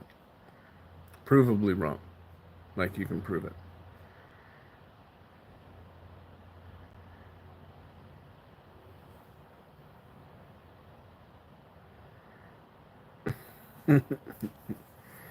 Okay. Well, what kind of snacks are we getting? Viola probably wants lettuce or a carrot. Or, no, jalapeno poppers. That's what she wants.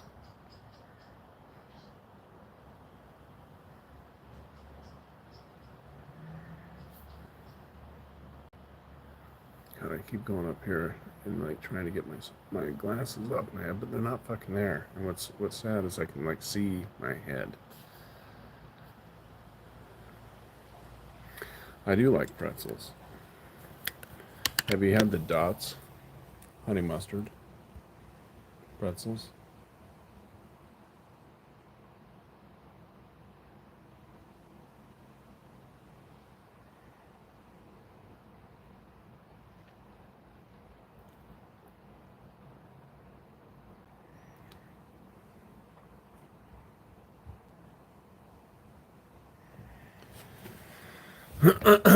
So,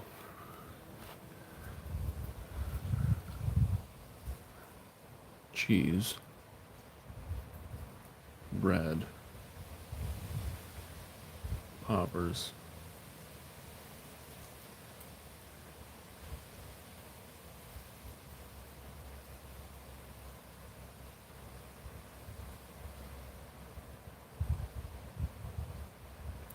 hey, what's up, Lorenzo? How you doing? Wash them down with. There's a lot of choices. I don't really drink salted caramel cheesecake. Yeah, that's good. Let me check my plants since we're talking about vegetables.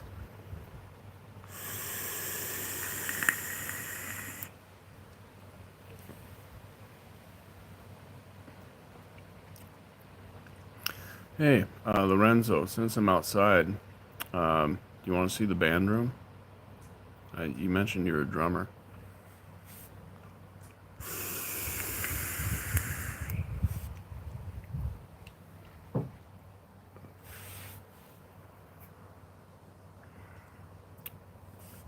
Well, it depends. You know, depends. We'll need a long extension cord, that's for sure. And a long air hose, because we're probably going to want to use air guns. Some nailers. Just knock it out,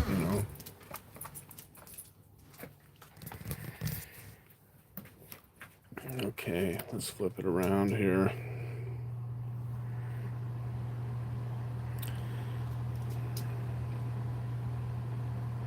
So that's the drummer's drum set.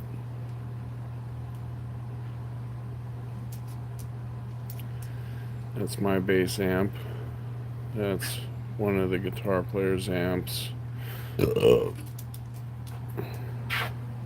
Extension cords, man. Yeah, that's to run the air compressor. I don't know if you have battery-powered air compressors.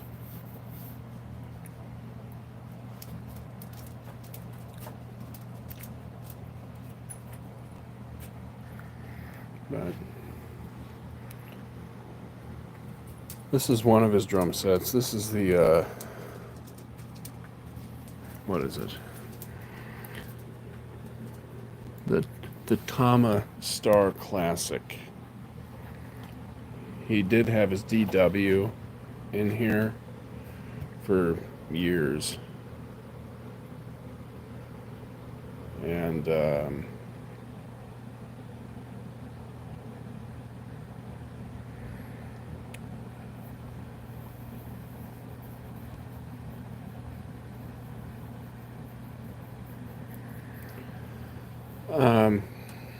I'm guessing roast some marshmallows. This is the latest edition. You can tell it's like brand new. This thing right here, we've had, man, since we were teenagers.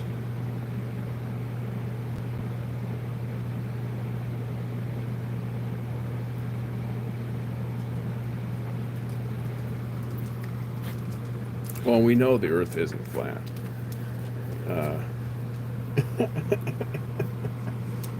That's why the whole endeavor is like going to a high school reunion. A huge waste of time.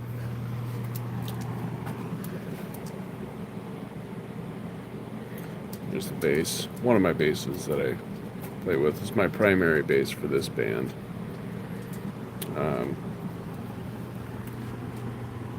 It's my head, Ampeg SVT2 non-pro. You can tell it's the non-pro because it doesn't say pro, right? But it also only has one volume knob. You know, it's got the volume, bass, mid-range, frequency selector, and treble. It doesn't have a master volume.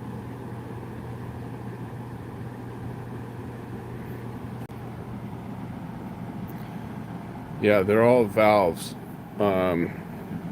We call them tubes over here.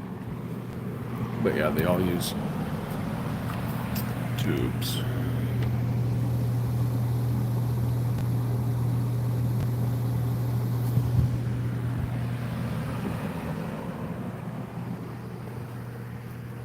They're all tube.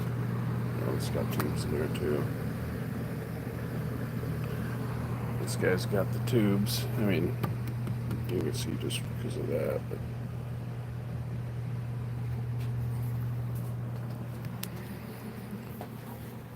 that's my other bass and some other amps. You know, whatever. Good times. Mixer, PA stuff, amp shit. Bunch of garbage. More amps or speakers.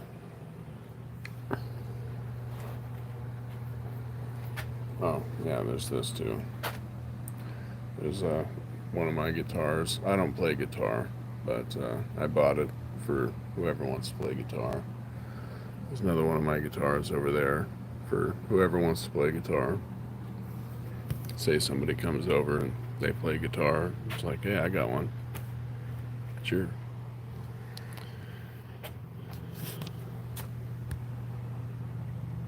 Yeah, we're getting out of here.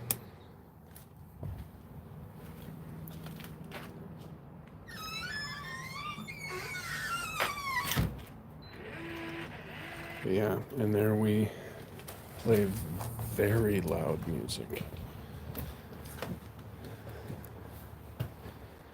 Like crazy loud.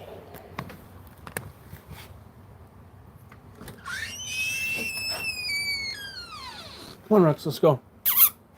Come on.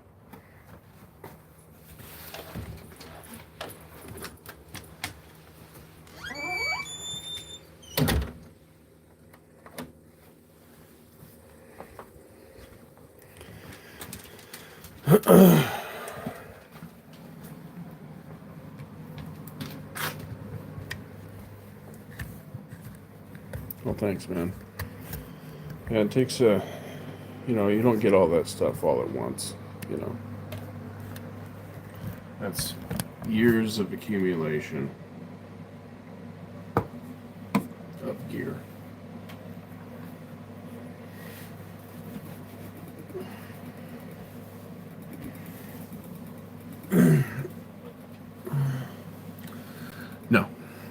No earplugs. That's why I'm deaf. We should. We definitely should.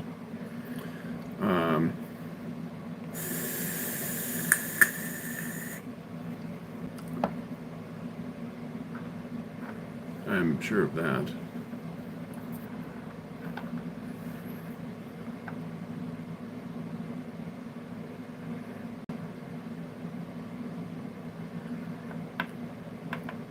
Yeah, we play what's known as sludge stoner metal. It's a type of doom metal.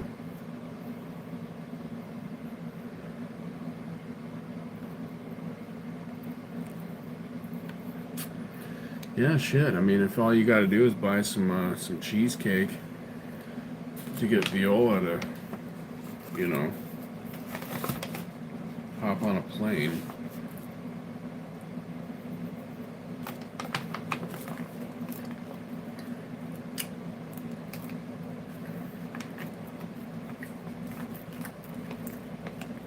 That's a deal.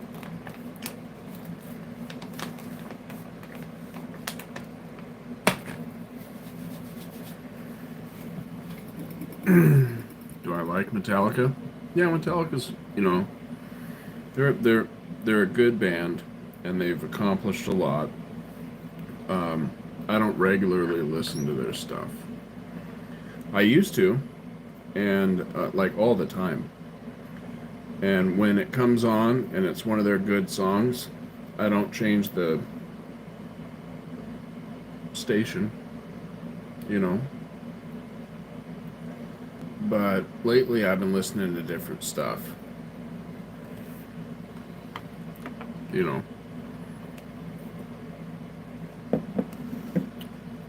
But our music is nothing like Metallica, if that's what you're asking.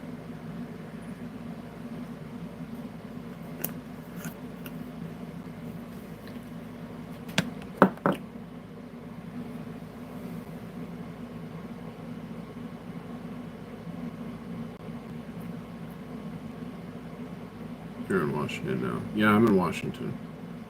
Sorry, Lorenzo. I missed that.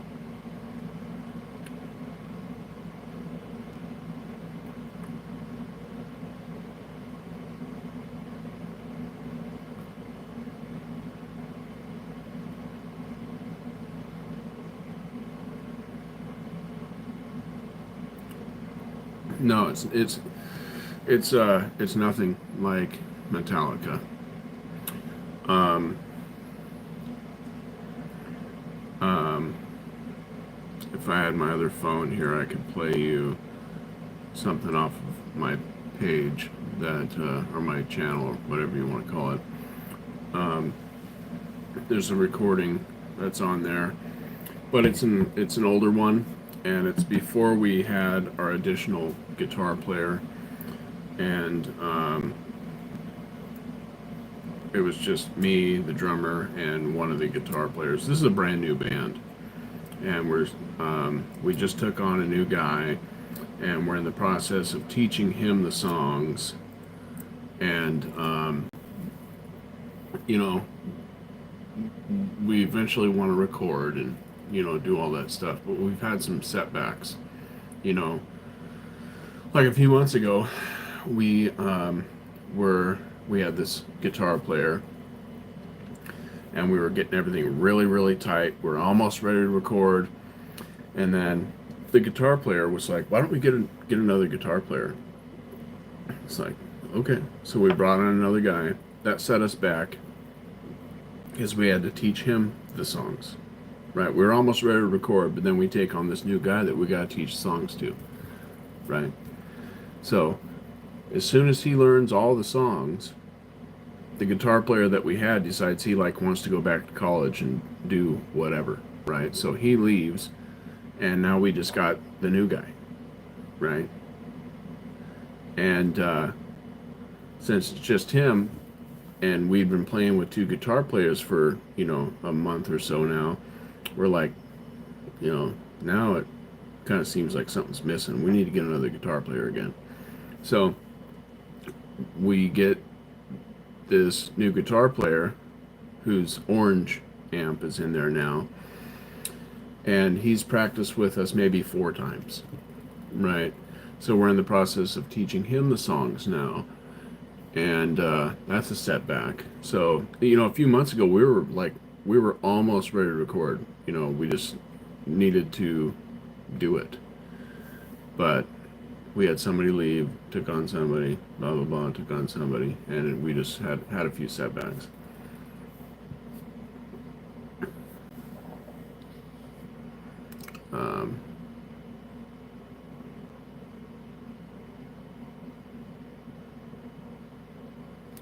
My old band was called Under the Given.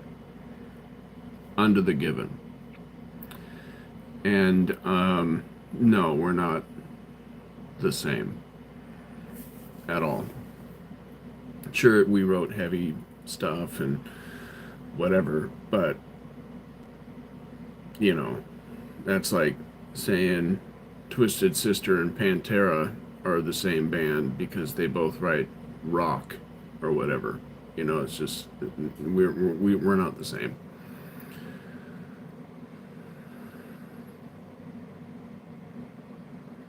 Okay, right on. Well, yeah, that'd be cool. That'd be cool to check it out if you check it out. We're gonna practice this Sunday. You're on the West Coast, so 1 p.m. our time. But yeah, there are some Tool influences on some of the songs. The other songs, the influences would be, God, what do we sound like? I don't know. I couldn't really tell you. Girls, rock your boys.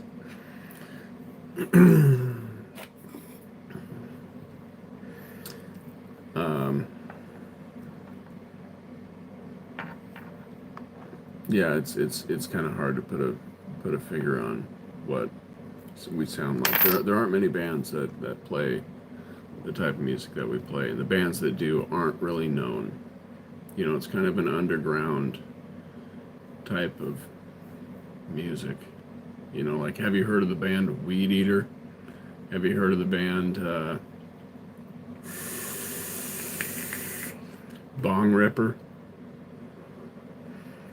Have you heard of The Sword? Have you heard of well, you might have heard of High on Fire. You might have heard of those guys. They're actually breaking out and becoming pretty popular.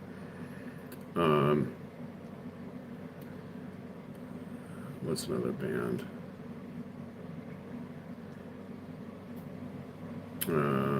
I don't know. The bands that play this stuff, they're just not that popular. Sleep's one of them. Yeah, Sleep for sure.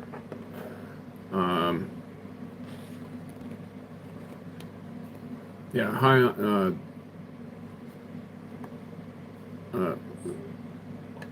the band High on Fire, the guitar player for Sleep, that's his band. So he was in Sleep. Sleep isn't really a thing anymore. I think they will have like reunion tours every once in a while. But Matt Pike, um, he was like the one of the founding members of Sleep, and he's in High on Fire now. And yeah, no, Sleep's pretty bitchin'. You know, total stoner uh, metal. You know, total stoner metal. I mean, their shows, their backdrop is like an ocean of outdoor weed, like a major grow. I don't know whose dope it is, of course, you know, I don't, it's, you know, it's literally like the field across my street, completely full of weed, you know, crazy. Like, but that stuff happens, you know, like I know this one guy who used to crop like 400 and something thousand plants every year. He had like this major operation.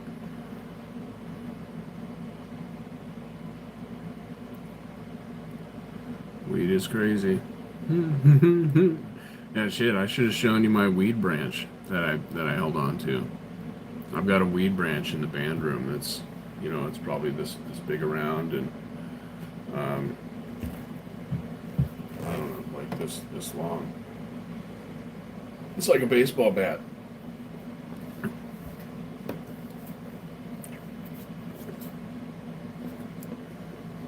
It's off one of my plants. They got like, you know, 12 feet. I had a strain that consistently got to 12 feet.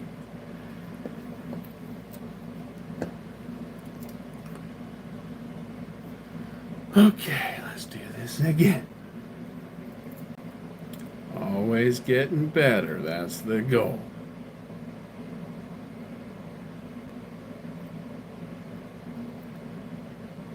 You know, you need cool neighbors if you legal to grow there. Right on, that's cool.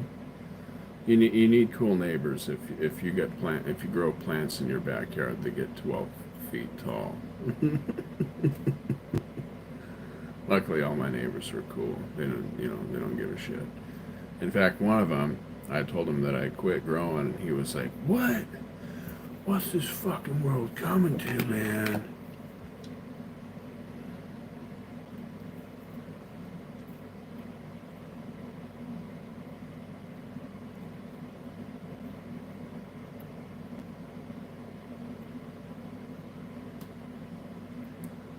I remember one day he was having some pain, so I brought him over one of my kinds, and the neighbor lady came over and was like, "Hey, can you go check on Bob?" It's like, "Sure, what's going on?" He's like, "Oh, well, he smoked some of your pot, and he's not coming down, so he's worried." It's like, okay. Um, I go over there, and I'm like, "Hey, what's going on, man?" He was like, "Well, uh, I've done all this and I've done all that, and I'm already getting into like next year's taxes, and I'm running out of things to do, but I I I'm still high from last night, and I've been up all night." It's like, wow, dude, this is weed, man, not meth. You know.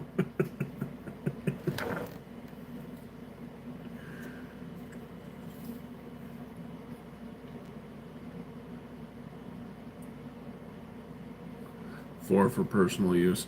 Yeah, that's a thing here too. We can do 6. Um, And if you do it right, you know, 4 should be plenty. If you're growing the right strains and you grow them right, I mean, you can get enough, you know, for one person, you know. And if you got a partner, right, um, yeah, you should have plenty. What I had going on was a collective.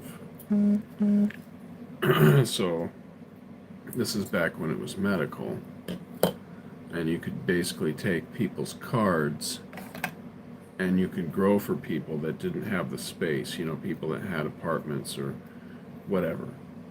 And um, each person's card that I took allowed me to grow 15 plants for each person. And I didn't pay attention to any of that shit. I was growing over 200 plants, something like that. I didn't count. It was a lot, and for my space, it was maxed, and nobody was coming. You know, nobody was showing up. So I just went balls to the wall.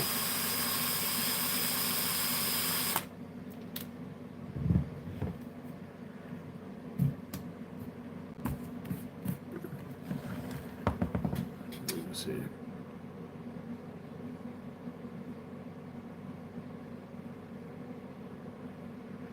We can grow here legally, but that can't be seen by neighbors.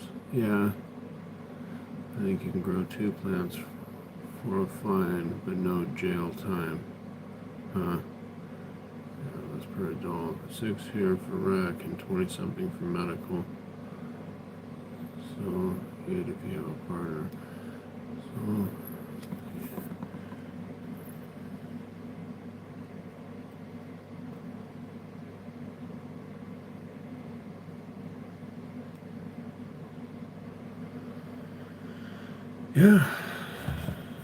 yeah, different.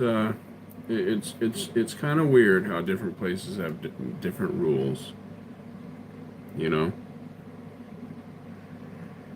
and I think it all works out to. You know, certain places are making money off keeping it illegal. Because believe me, there is something to there being a black market.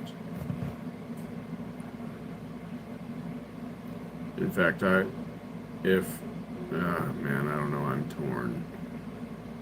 I really don't know if I would grow again if it would become illegal. I would be so tempted to grow again if weed became illegal, because weed would just be worth so much more money.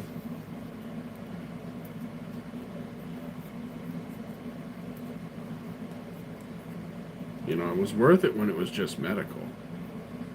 You know, we all made stupid money. But now that it's rec, not only is the weed garbage, but the money's garbage. Recreational dope is a joke. It is a fucking joke.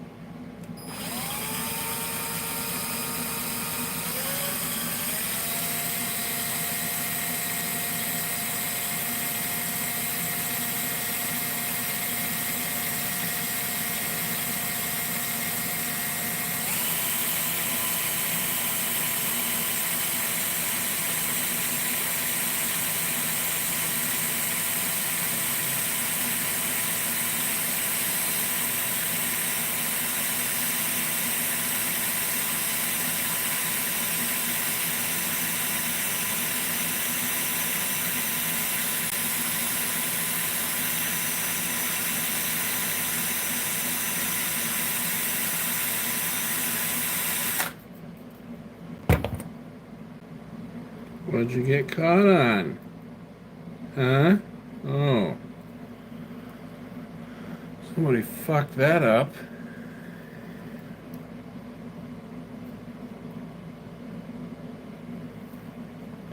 That really pisses me off. That's a flaw in the manufacturer.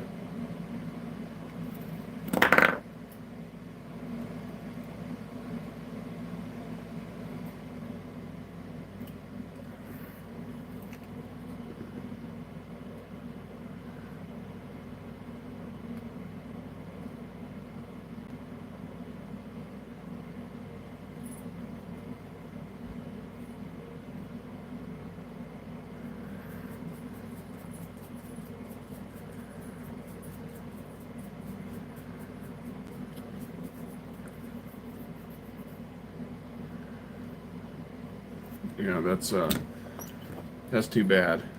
Um, to me, that's kind of crazy.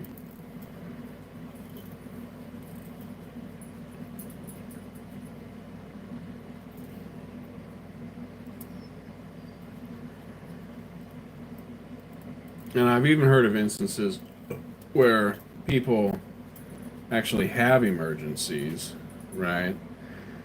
And they still get scheduled out crazy far.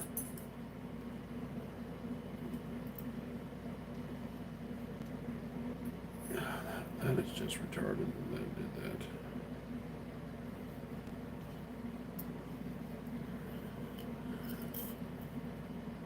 And to get an emergency appointment, you have to call at 8:30 p.m. Half the time, all the emergency appointments have been taken for the day.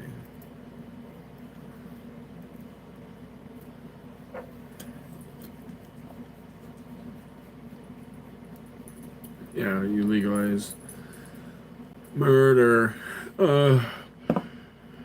But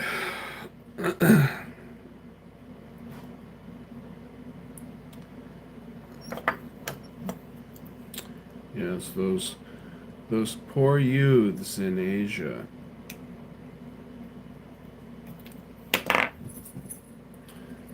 I always thought that'd be a cool band name. Youth in Asia. But it's taken.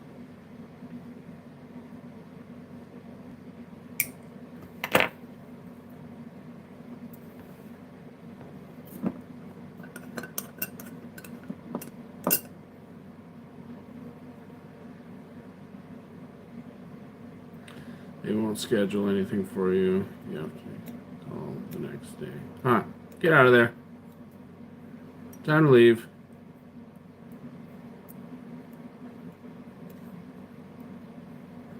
Time to go. How is, let me ask you this. How are they with pain medications? It used to be here, if you had pain, you can go to the doctor and they would give you pain medication. Right? Now, you, yeah, Electric Wizard, they're all right. Some of their songs are pretty cool. I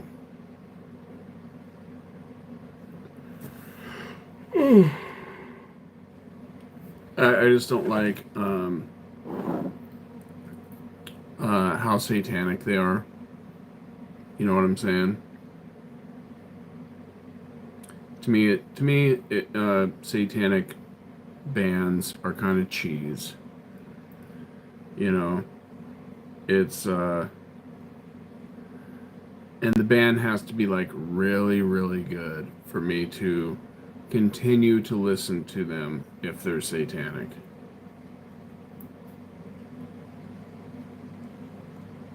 You know, especially if they're like just regurgitating all the old shit that's been being said for 2,000 years that have been proven wrong for 2,000 years. You know, like easily proven wrong. You know, sure, you gotta do a little bit of research, you know, you gotta take time and look into it, right? But, yeah, like, the Bible's changed over time. It's not trustworthy. All that, translation after translation after translation, and it's like they've got this idea that the Bible did like this, the telephone game. You know what I'm saying? Have you ever played the telephone game where somebody whispers something in somebody's ear, and then the next person whispers that, and by the time it gets back around, it's like, it started as like, I went fishing yesterday, and it comes back as like, I had sex with your mom. It's just something completely fucking different. Chinese whispers. Yeah, we call it the telephone game, right? But you know what I'm talking about. That's not how it actually went. The way that you could actually illustrate that is somebody had a book and they handed it around the room, and then what do you know? The book came back to the person. It's the same fucking book. It's just, and the Bible was only translated once. One time. Right? And we know that it was done right because we still have the original manuscripts. Yeah, no, like, when it comes to that stuff, I listen to the lyrics or the words as if it's just another instrument. You know what I'm saying? Like, kind of tune out what they're saying, and it becomes like a tone and beat thing.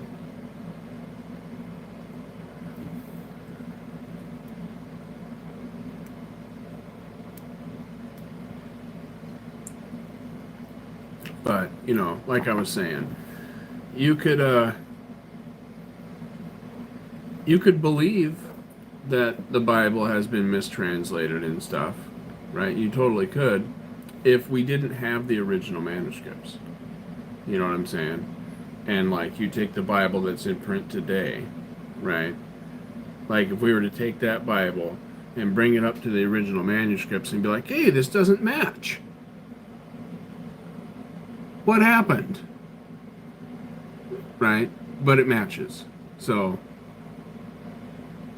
and it's retarded that anybody even thinks this, And each time it was translated into a different language, it didn't go like from Hebrew into Greek into Latin into this into that. It went from Hebrew into Latin, and when it went to Greek, they used the original ones. And when it went into Latin, they used the original ones. So yeah, it was translated many times, but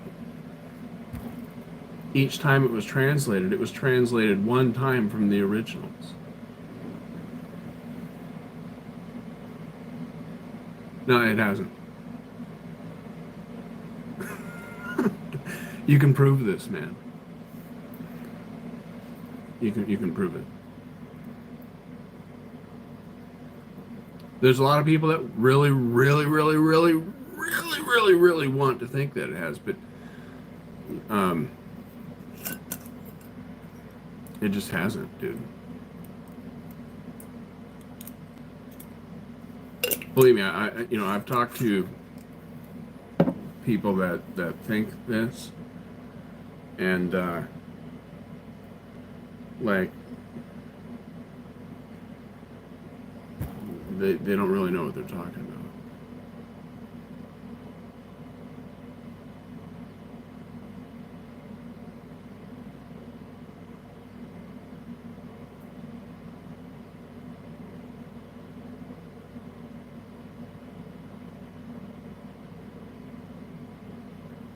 Wasn't there stuff from the old book of Enoch? Okay, so the book of Enoch isn't scripture. Okay, it was a book from that time, kind of like how we have books, right? And that's just another book that was around at that time. And they would quote that book, right, to like make a point. It's kind of like aliens. They would quote that book, kind of like, say, I'm in an area that's really, really into Harry Potter, right? And I'm trying to teach them about something, right? I might use something from Harry Potter to convey a point, right? So yeah, there's parts of Enoch that's quoted in the Bible, right? But we need to remember which book that's in, right, in the Bible, because the Bible is made up of 66 different books, right?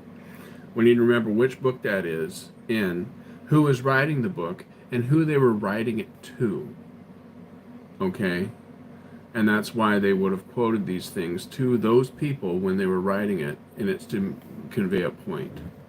You know, it's not that Enoch is scripture or ever was scripture or was ever intended to be scripture, but these are things that people don't understand, so they think that like Enoch was taken from the Bible or, you know, purposely being hidden from us. And, you know, there's a lot of lore. I'm not a librarian. Right, right. But, y- y- you know, you can learn all this stuff, you know. And, you know, there's people that just refuse to believe any of this shit because, you know, they're like conspiracy theorists. You know what I'm saying? And I'm a conspiracy theorist too, you know. I I don't think that there's there's some conspiracies that have just happened, you know. But that isn't one of them, you know.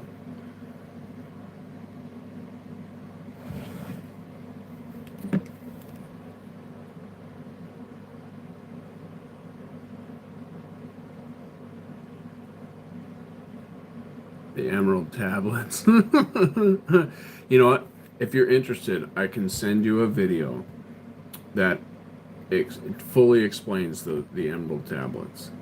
You know, there's an emerald tablet, and then there's the emerald tablets. They're totally different things. And the person that claimed to have discovered them, right?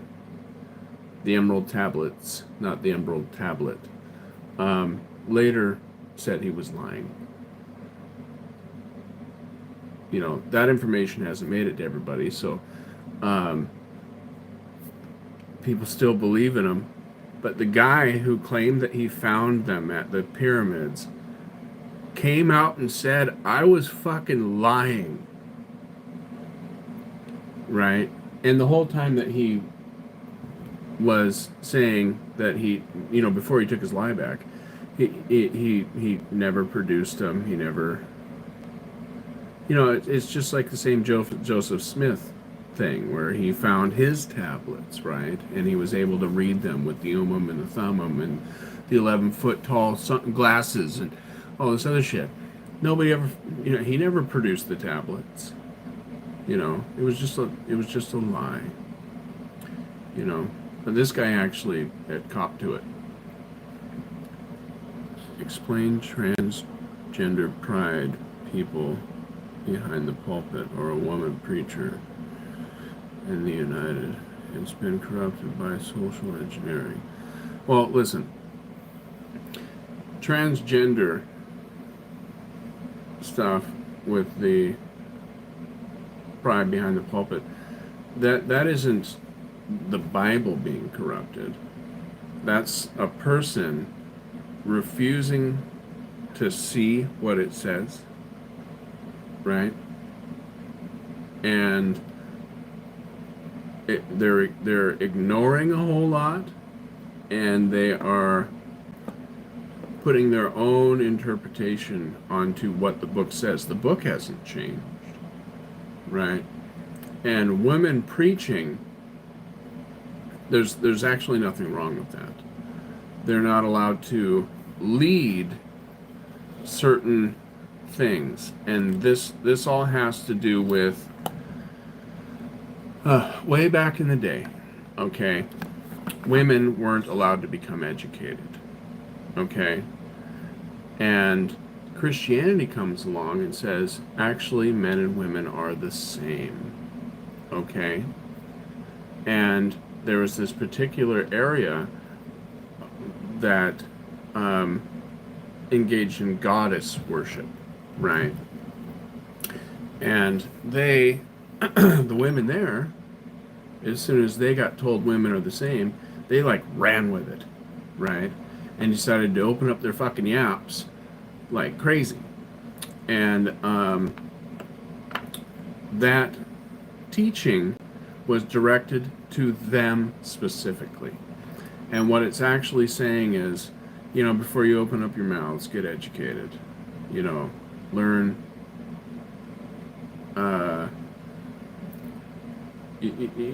Like you're just gonna, you're not making any sense, and the things that you're teaching are bullshit. And that gets twisted by a lot of sexist people, because if women weren't allowed to preach at all, you'd have to conclude that Paul was schizophrenic, where in another book he is praising these two women for their ability to teach and preach. It's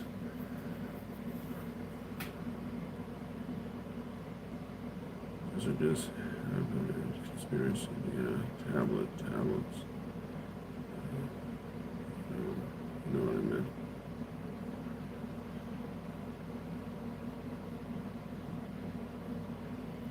Women were educated in language and such. Yeah, they know how to talk, but they might not have known about the issues that they were speaking on, because these were things that educated people were talking about. You know what I'm saying? Because they were not allowed to be educated. They went from dog, like same level as dog, right, to now you're the same as everybody. You have to be able to understand how sure they could talk,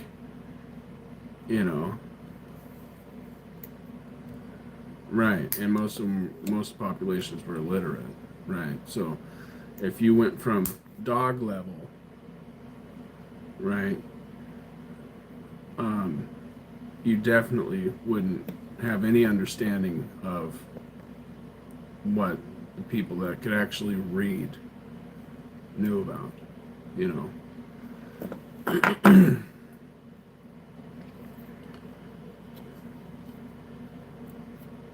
I know I'm not doing it justice. There's people that could explain this stuff a lot better than I can.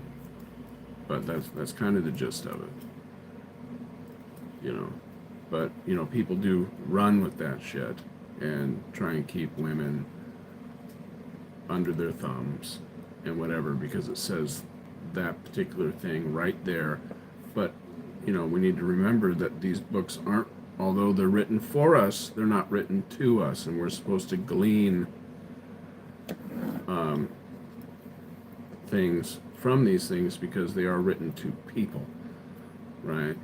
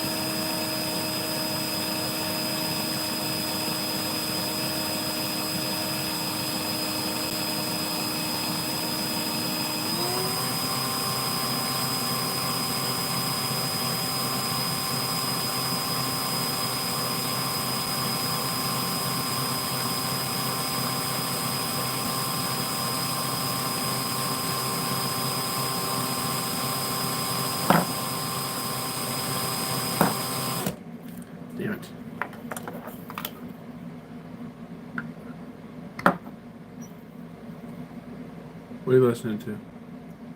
The drill?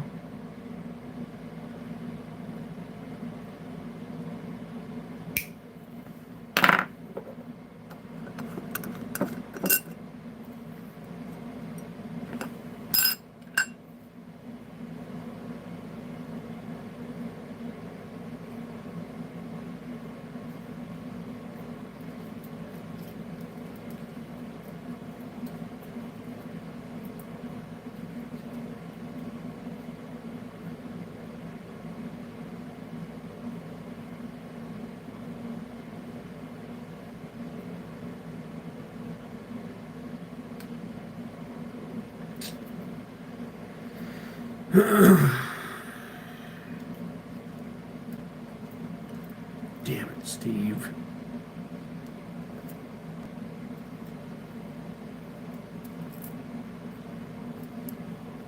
No. No.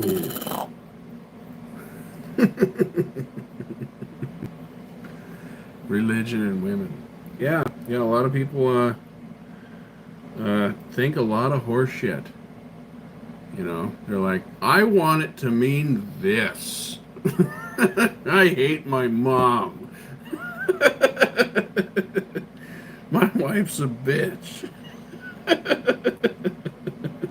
Or whatever,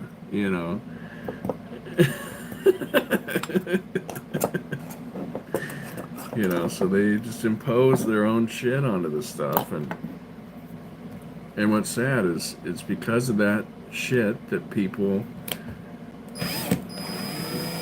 put get a bad taste in their mouth because of Christianity.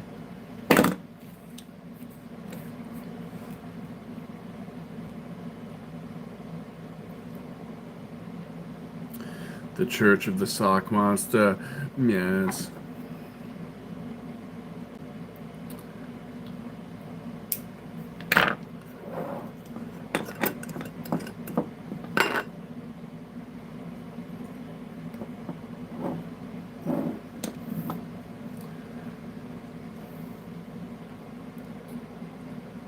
What are you talking about?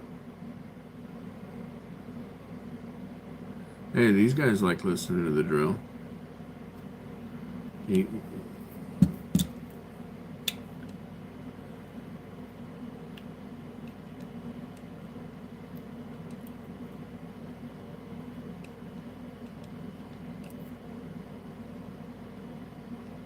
At least I think CJ does. I don't know about Viola V.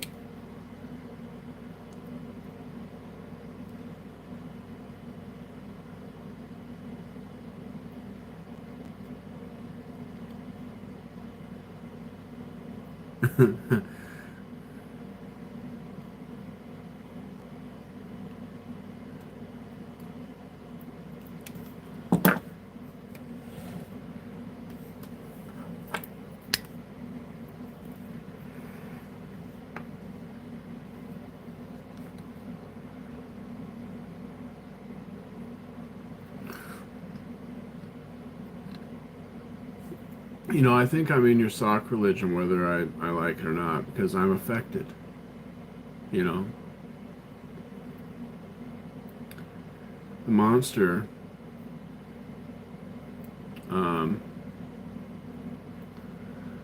but here, we could, I'll tell you what,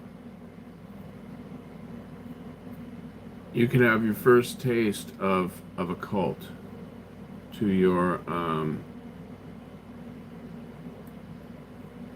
of your religion.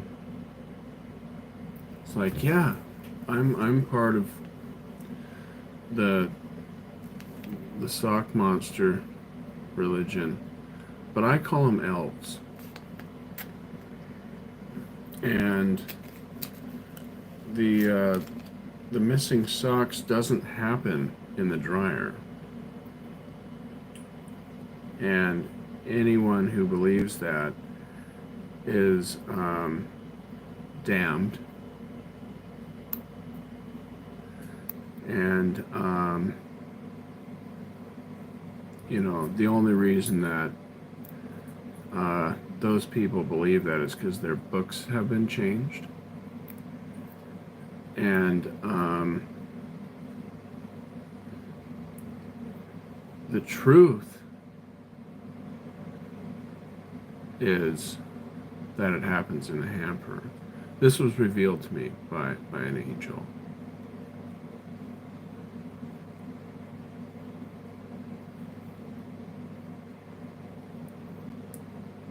The washing machine angel.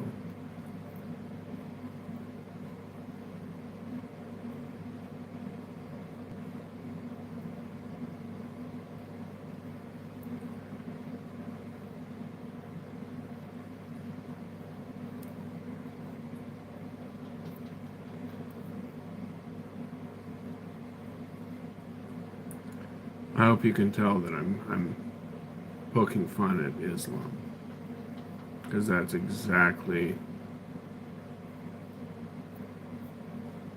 what they do.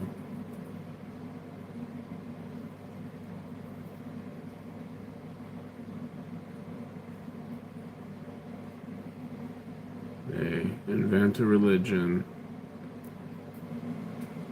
that says it's affiliated and actually a continuation of the religion. Right. And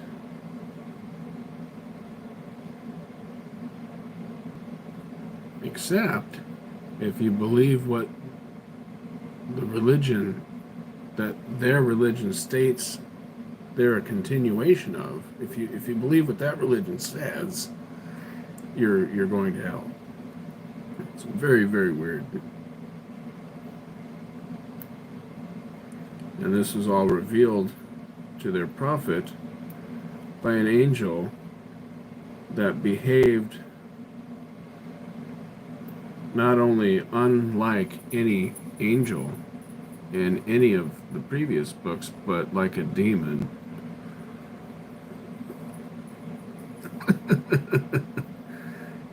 It didn't show up and say, peace, don't worry, I've come with information. It shows up, attacks him, and is surprised that he doesn't know how to read, and attacks him again, and then attacks him again.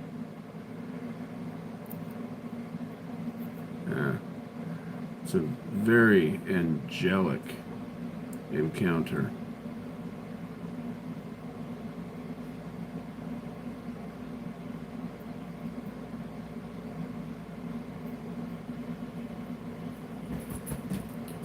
But yeah, anyways, we don't have to talk about religion anymore. This wire looks a lot better.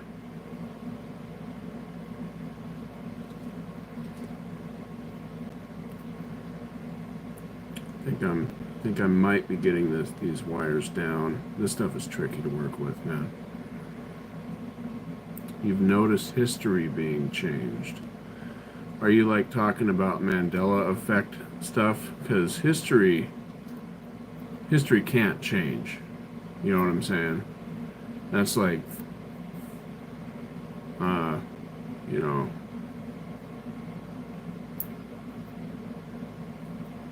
I was about to bring up religion again, but there's a group that says that that's a thing, and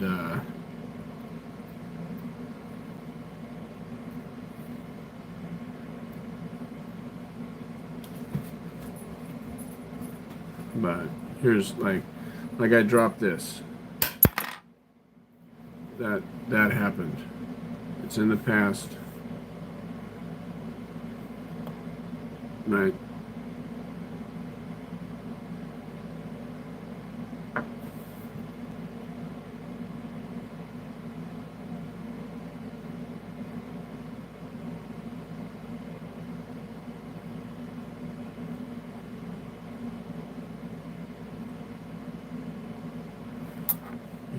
Things in the past don't change.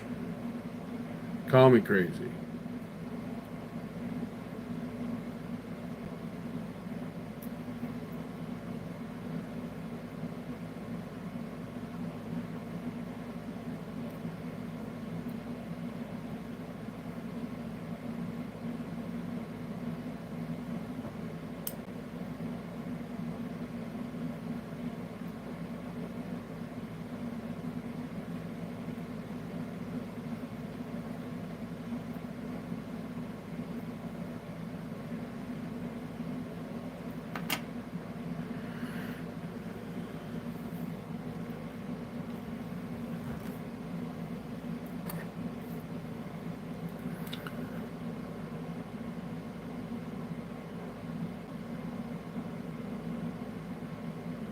We can manipulate what happened historically until it doesn't resemble what was witnessed to begin with.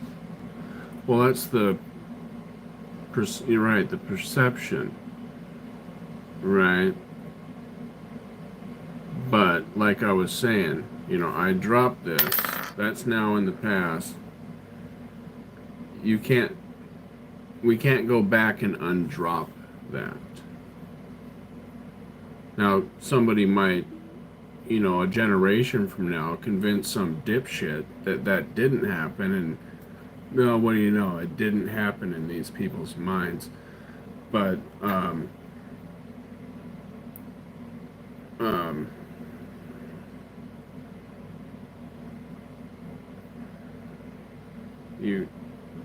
history is kind of like in stone.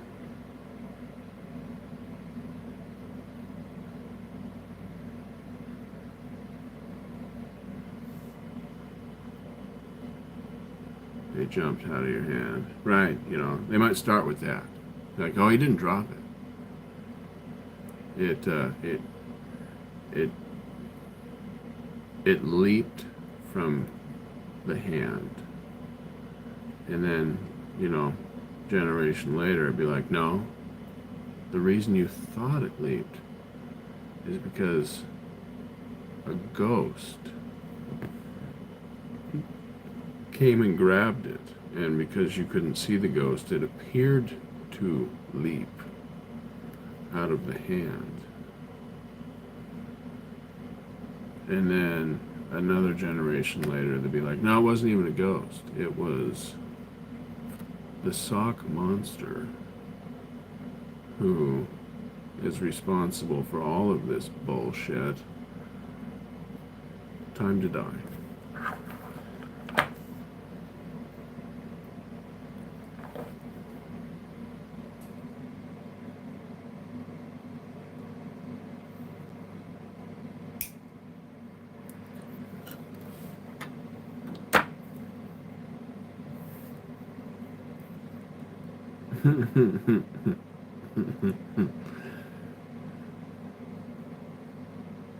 That's right.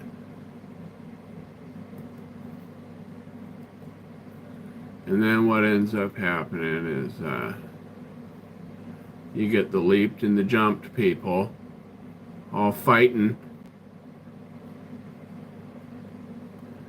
and wars break out. And it was all for a bunch of horse shit because it was dropped. What a huge waste of time.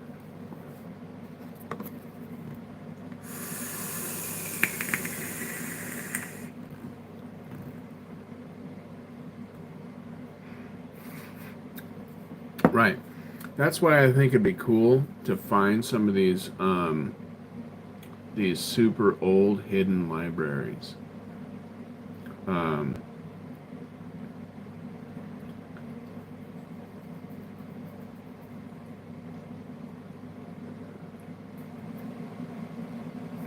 Sock Whisperer. Oh shit, that's a new one.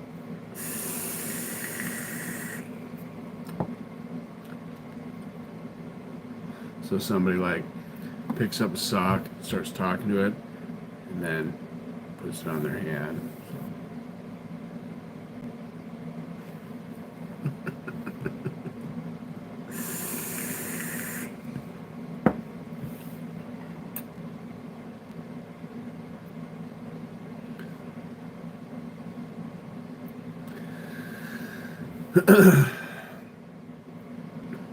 Yeah, I appreciate it. Good stuff.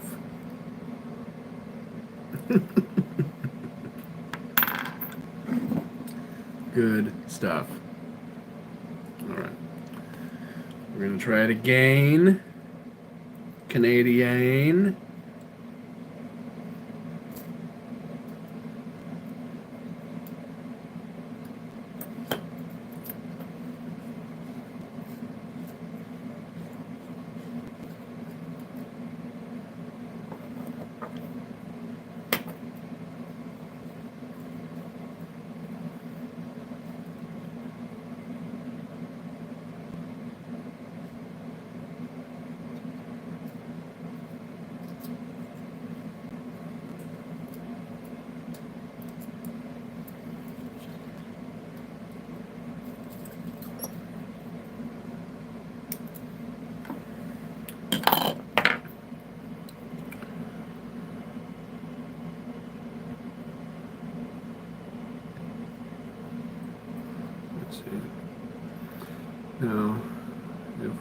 finish your video even after many years.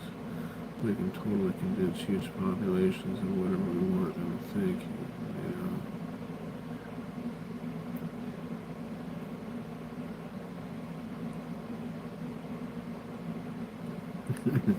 Sock whispers and sock puppets. Are they sock puppets or are they sock pawns?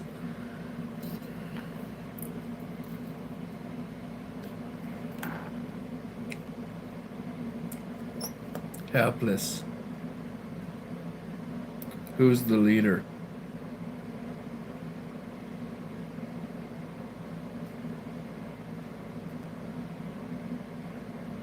Is it actually you?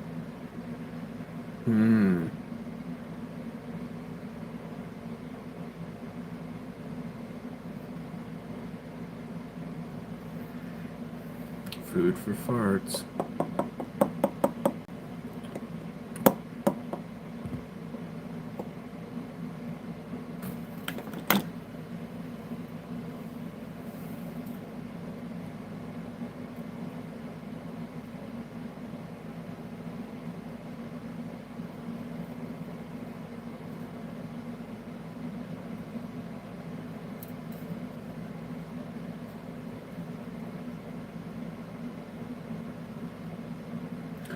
Maybe you need to change your settings there, Viola V.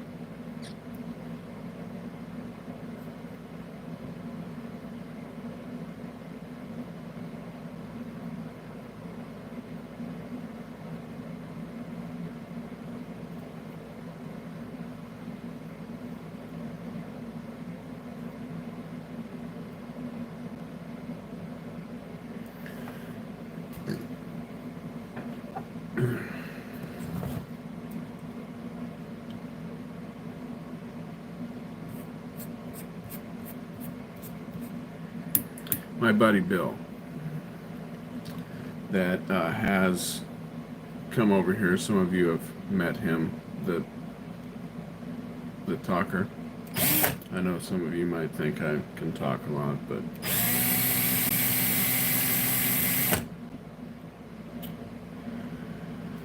those of you who have met Bill know that he wins. He has this friend who is convinced that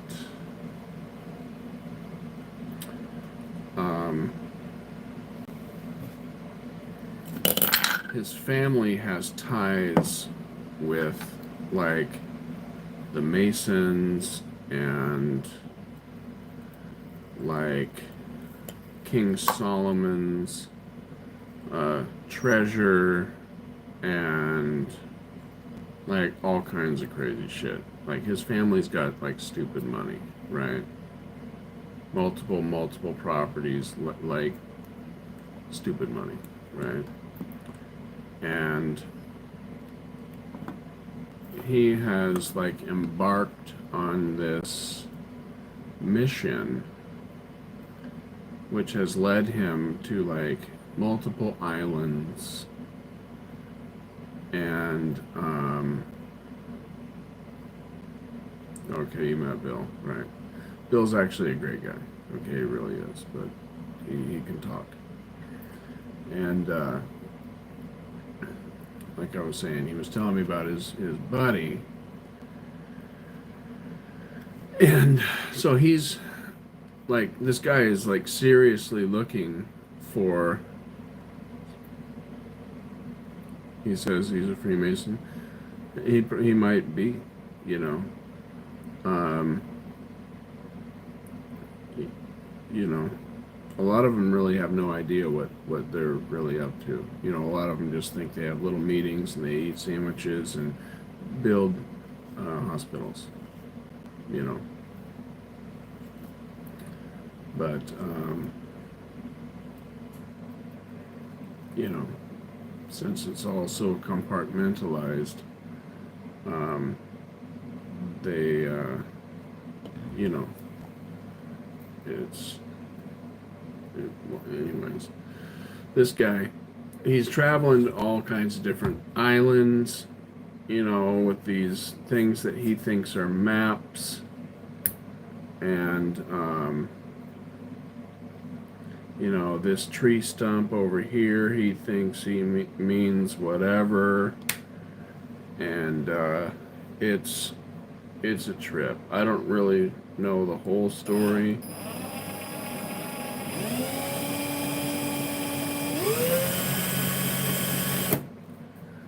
But Bill's kind of worried about the dude because he's not really stable, and he thinks he might be losing his mind.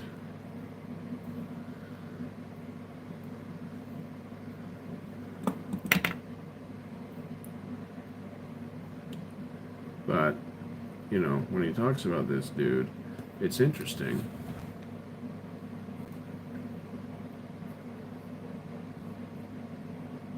No, it doesn't. It starts with a B. Almost. One letter off.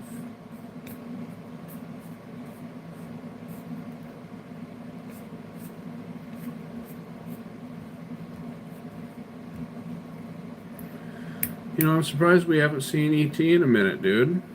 Dudes. Dudettes. Last time I seen him, he came in here and he was like, "Oh, there you are, baby girl. I've missed you."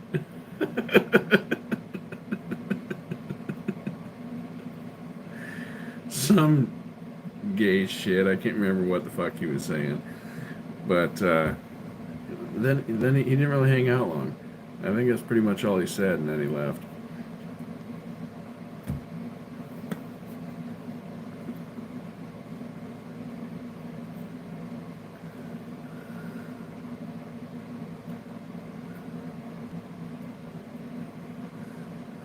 I heard Bill talk a load of crap about some kid and laugh at him for sending long messages. Oh, right.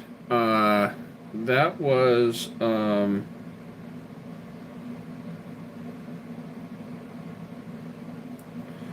this kid. I won't mention his name, but the kid is convinced that he's empathic, right? And he isn't. He's just a sensitive young kid, right? And I told Bill that, the next time he tries to pull this I'm empathic crap, what you need to do to show him that he isn't,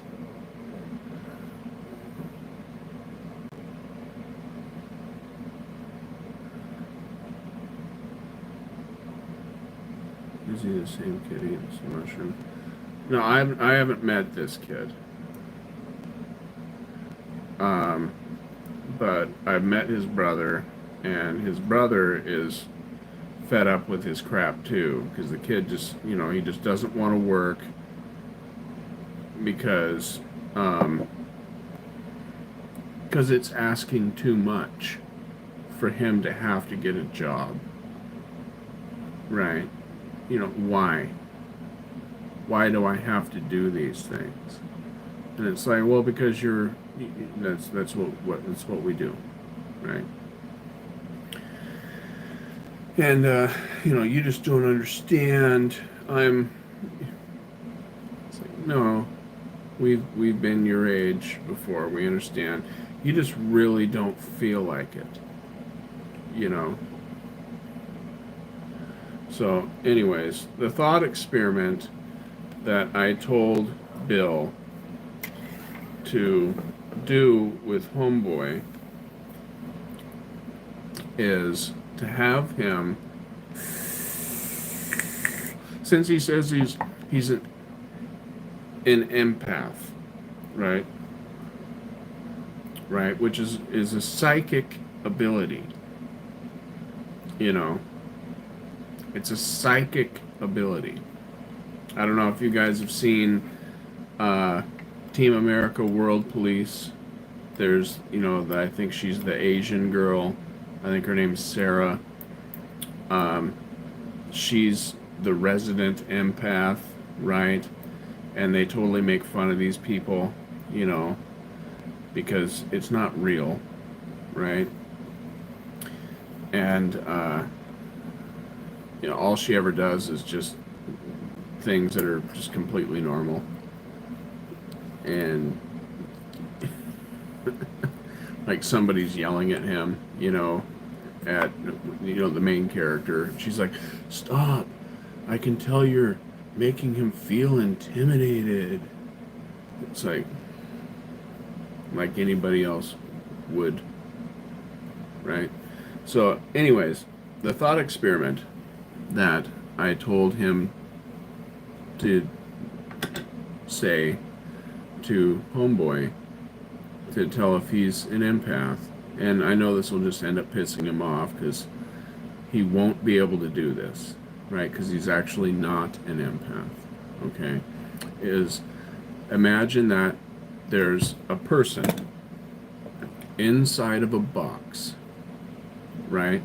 You're not told anything about this person, right? So, you got a box.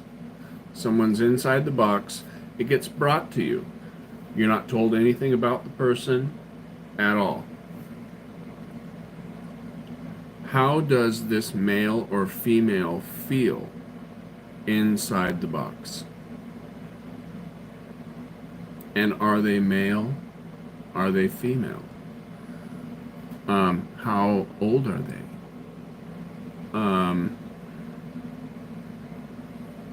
Right?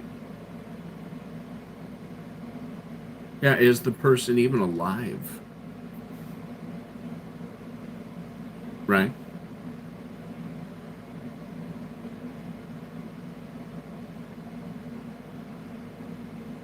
Well, they should be able to know the sex, or maybe even the age, because if they're an empath, they should be able to feel the feelings and make a distinction. Okay, this is a man, and right now he's mad that he's inside the box. Right now, he's part of this. He's trying not to laugh. Whatever, you know. But if you are an empath,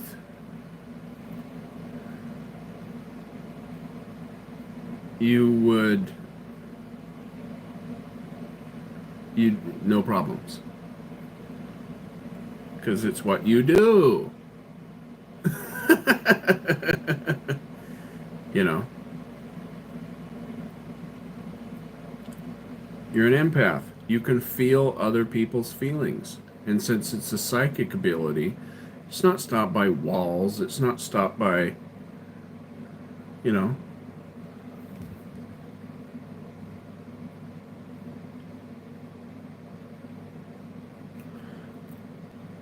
Like there was this one channel, this live man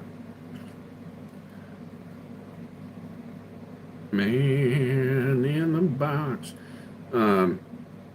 She was claiming to be an empath, right? You know, all kinds of crystals and woo-woo. And I presented her with that thought experiment. Oh, okay, well, you're an empath. That's amazing. That's totally cool. If could you do this? Instantly pissed off, blocked me.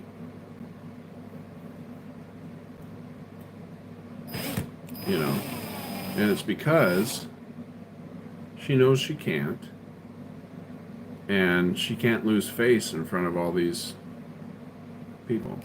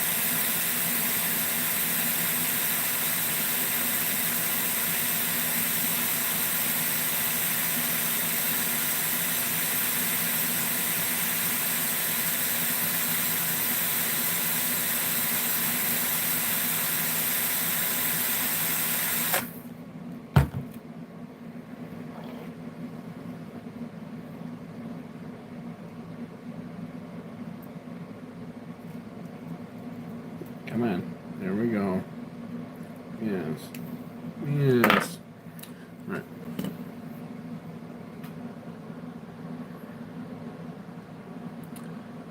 Is it a DeWalt drill? No, it's actually a Hercules.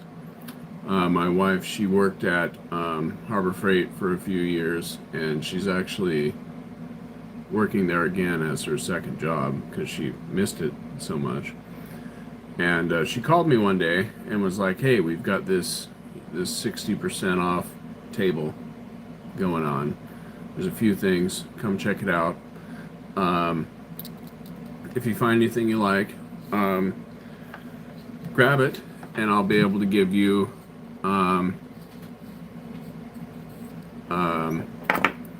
my employee discount also." So I was like, okay. So I went there and I bought a this drill and a ultrasonic cleaner, you know. And you know, the ultrasonic cleaner was like normally like $120, and I don't remember what this drill normally goes for, but I got the ultrasonic cleaner, I think, for like $40 or something, and I got the drill for $8. So I couldn't pass it up, you know. Sure, you know, a lot of people are like, "Oh, you show up at horrible fart, stupid." It's like, whatever, dude. I don't give a shit. Eat shit, you know.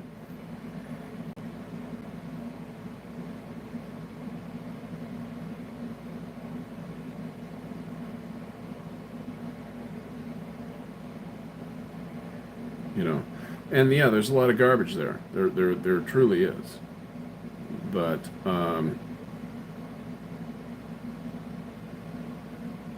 you know, if you are familiar with tools, like at all, you can pick out what's decent there and what's not. And their return policy is just insane.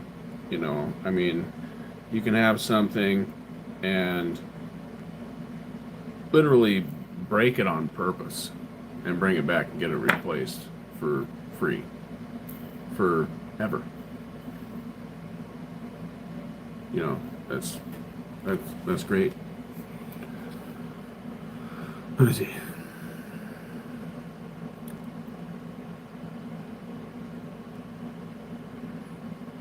Well, as I said, only a few percent strong enough energy for an empath feel it, unless they're trained, which some are.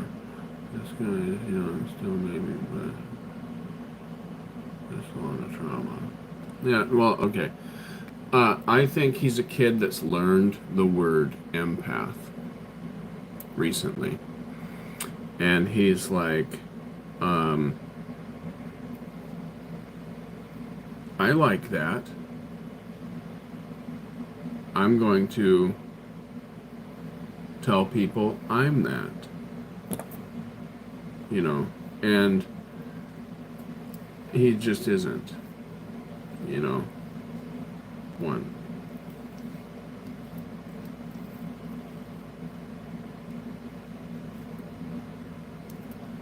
Now, there's a lot of people that claim that they're empaths, and you know, there's people that believe in that stuff. I can almost guarantee that if someone were to set up that experiment, right, that I just brought up, every one of them would fail. These people that claim to be empaths. You know, kind of like there was these psychics. You know, these were like famous psychics. You know, people paid these guys money to do their stuff. You know, and you know, they basically set up like a sting for these people, and every single one of them failed for lying. You know. She read about the empath observes energy, people around them, not telepathy.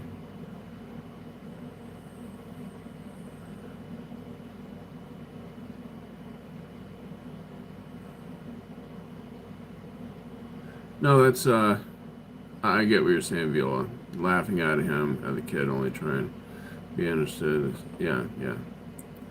But um, I don't know their dynamic. You know.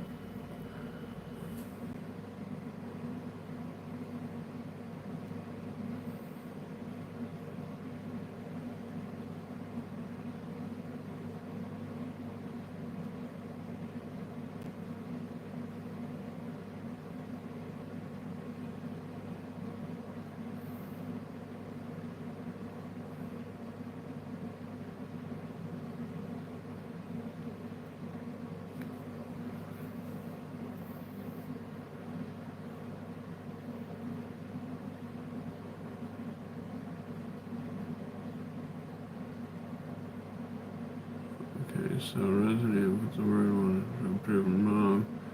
To annoy him, why not try to prove him right? Well, that could be that.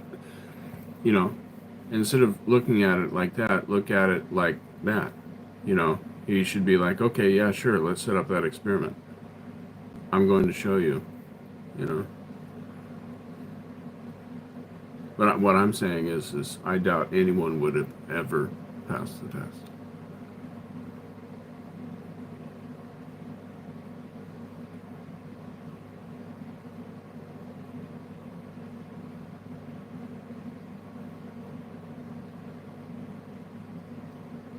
No, we let the dude out.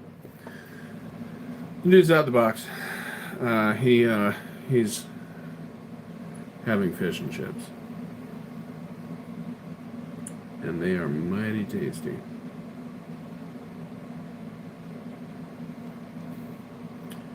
Mighty tasty. Cod.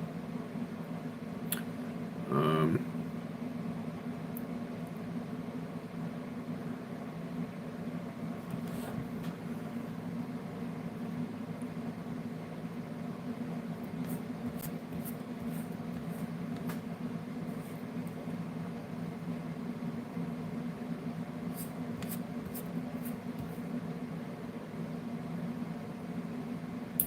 Okie dokie. Let's try this one.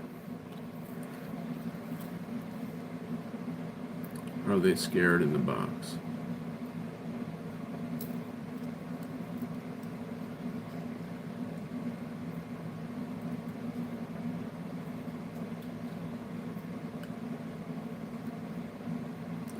No, I get what you're saying, Viola. Um, Listen, when somebody shows up and starts I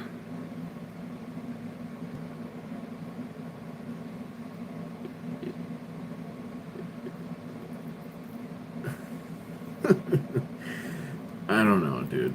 The guy was showing me this novel, you know, and it was just and I can, like, you guys know, I can get long-winded on shit too.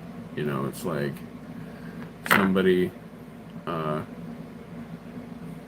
asks me for the time, and I start to build a clock, you know. Right. That's what I'm saying. But this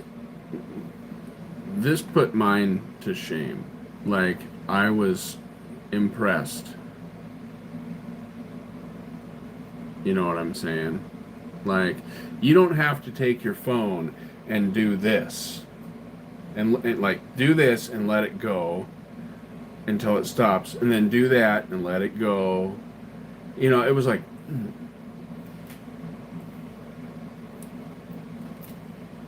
it was crazy. You know, and I don't know how long it took to write. You know what I'm saying? I don't know. Maybe he texts like a 14-year-old girl, and it was just 3 minutes. You know what I'm saying? But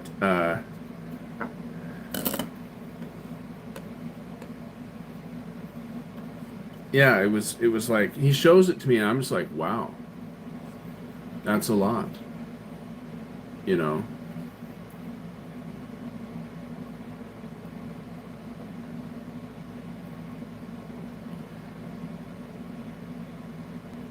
No, I get that. This this dude Bill raised this kid. His mom is like a prostitute, drug addict, right?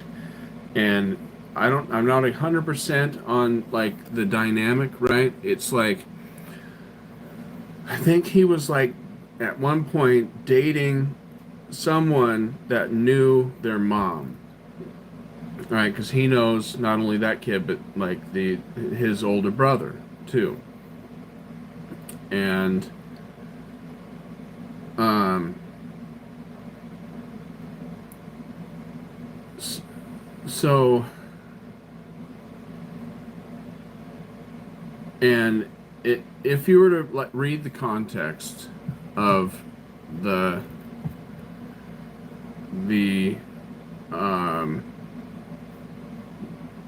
story that he wrote.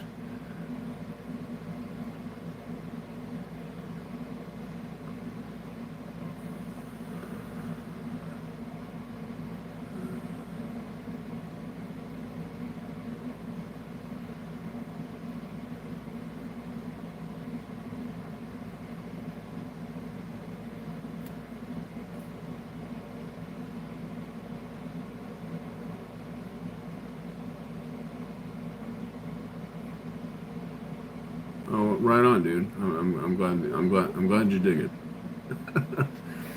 But the kid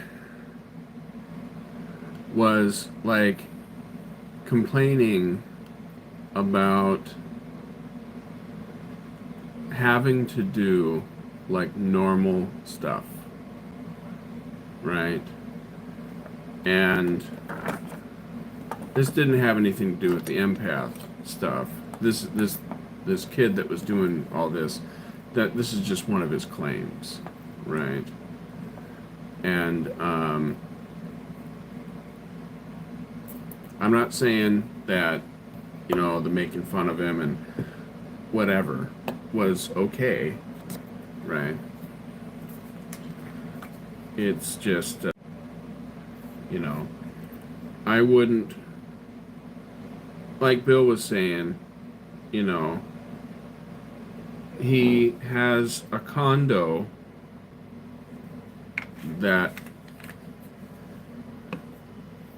his dad has left him in, right? It's paid for. His dad does all the shopping, you know, so the kid doesn't have to leave the house, right?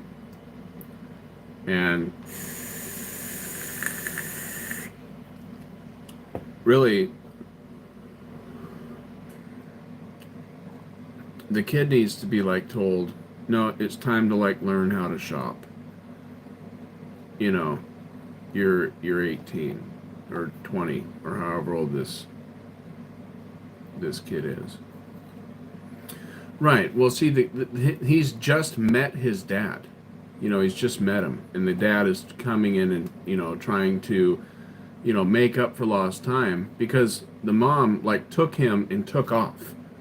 You know, because she's crazy. You know, this is no fault of the dad's, right? And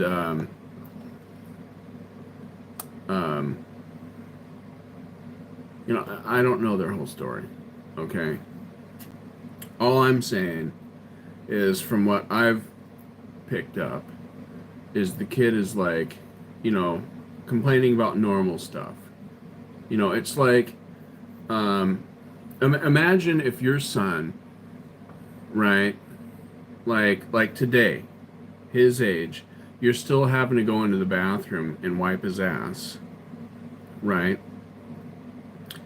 And when you're like, you know, do you think maybe you should learn how to do this? He gets mad at you.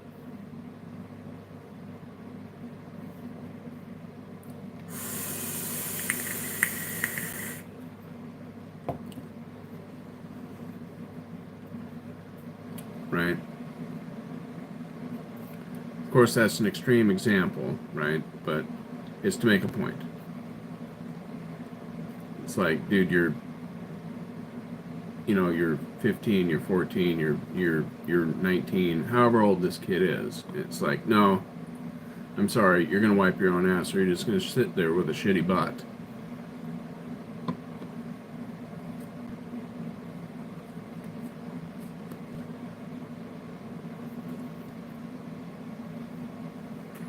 Right. And that's basically what was being pointed out. Is like, look at what this kid is complaining about. You know. That's all.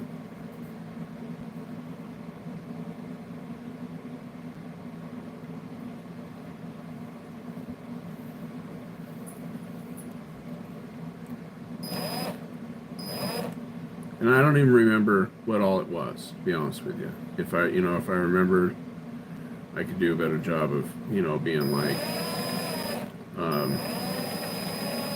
well, that kind of makes sense. This doesn't make any sense, whatever. What I do remember is the things that he was complaining about didn't really make any sense,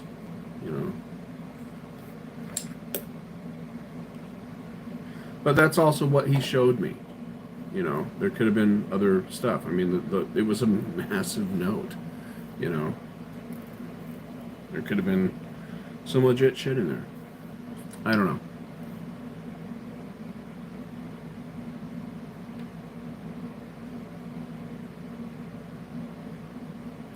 No, I understand that. And, he probably does have a few things that's legit to complain about, But there also comes a point where, I don't know.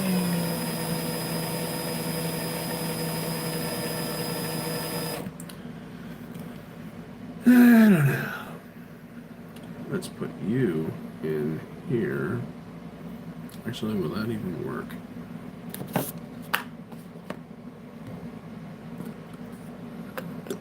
Yeah, he's a messed up little guy. And with time, things will improve and get better, and everything will just be magical.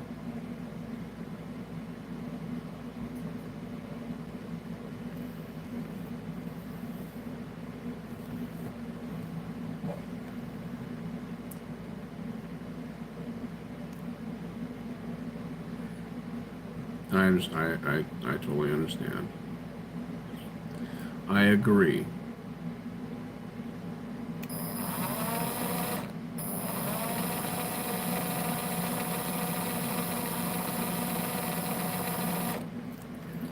Alright, we're gonna do this. Get these guys stuck together here. I'm hopeful for this one. Right. I do too,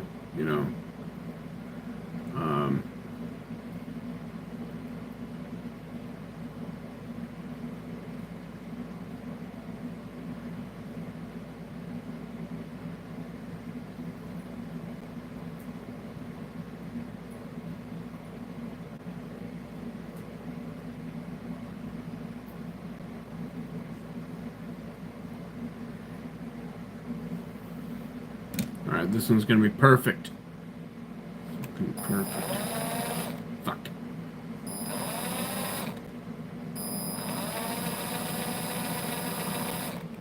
Alright, that's not helping.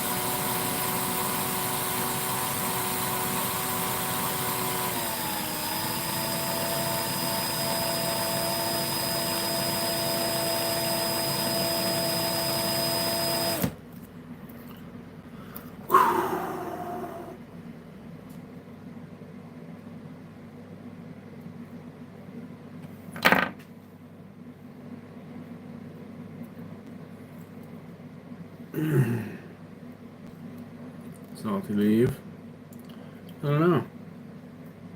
Did he say goodbye, or did he just peace out? Sounded like he was kind of saying goodbye earlier. You know, when he was like, well, you know, I've enjoyed, you know, blah, blah, blah, and you seem pretty cool, and, you know, whatevers, and, you know.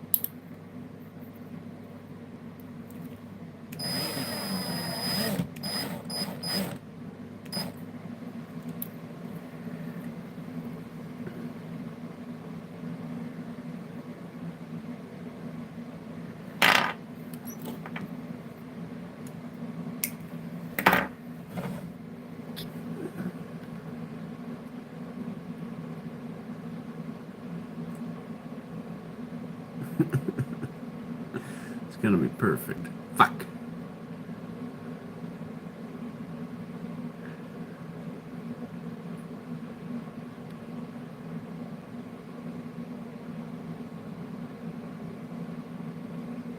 I was a bit grumpy when I first came in. Huh. Yeah, I don't know. Did it seem that way? Probably could, I don't know. I don't know.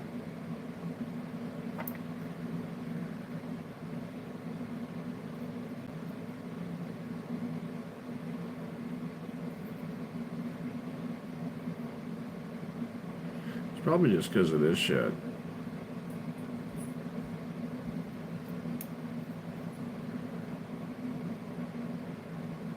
You know, I mean, I honestly think that, I don't know whose kid it is. This chick who I don't know. She's party girl.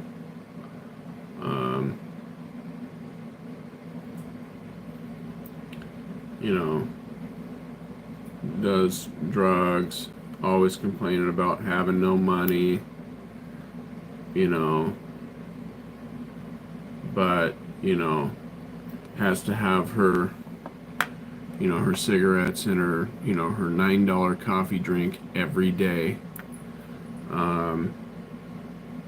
So she never has any gas to make it everywhere. Her priorities are just totally out of whack, you know. Probably also, you know, needs to buy the newest and the latest of everything, and you know, so she can look cool in front of her stupid whore friends, and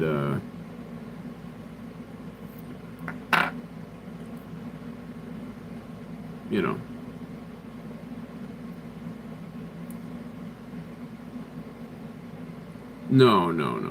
No, she didn't come in to chat.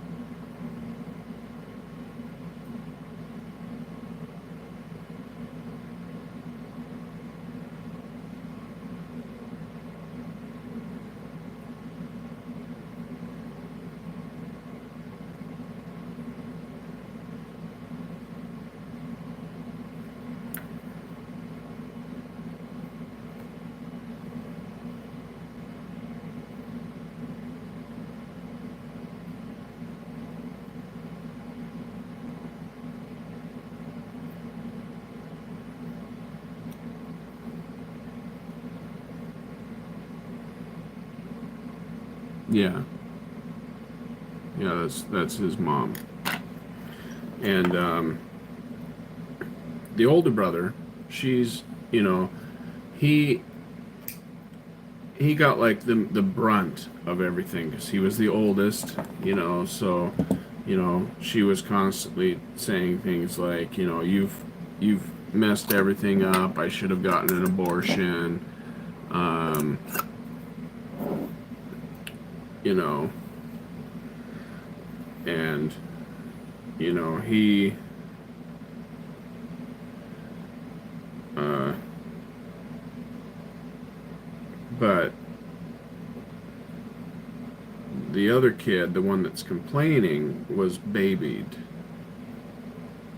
right? So he's like he's like mad at his brother and being like, how come you don't talk to mom? Give her a chance, all this crap. And he's like, dude, I'm done with her. I've been done with her. You, we didn't get treated the same, and I can identify with that. And so it's so you've got one kid that was treated much, much worse than complaining pee-pee pants kid, right?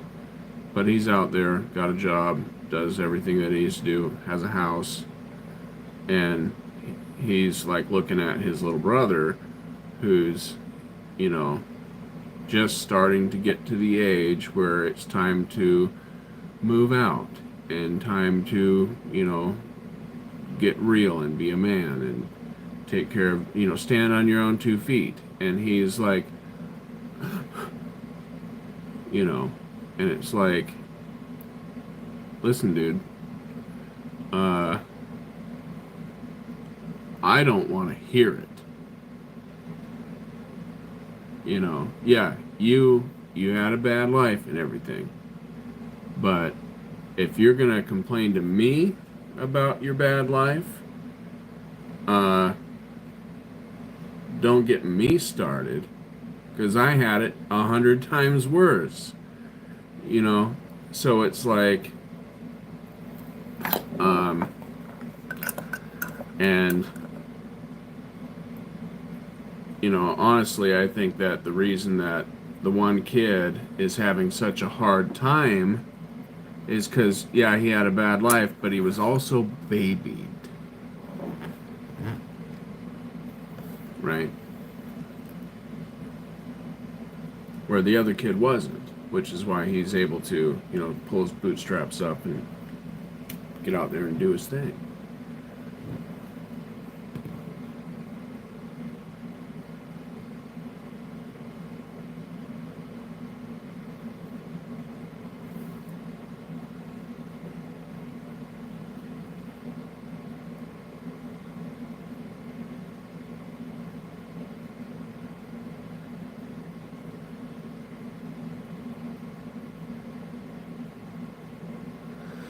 Yeah, all those steps, man. That becomes, it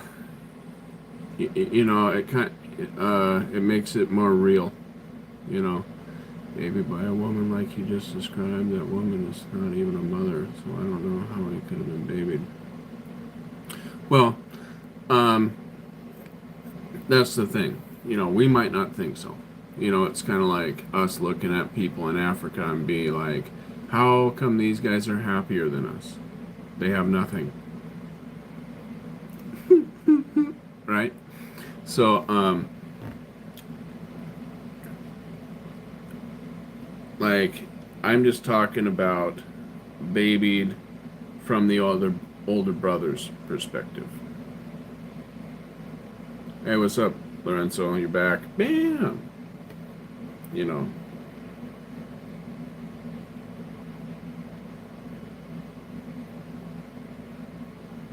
But I get what you're saying, Viola. She probably wasn't doing anything worth a shit for any of them. Right?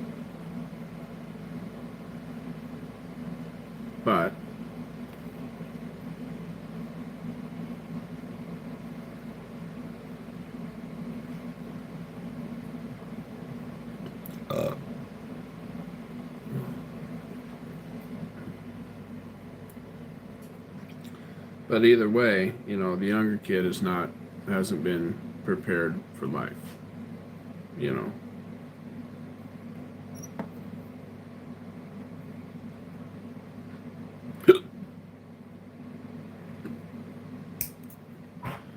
But I'm done talking about those people. I don't know them, you know. I know the older kid. I've gone to a few concerts with him. You know, he's kind of a trip. Nice guy and everything, but a trip.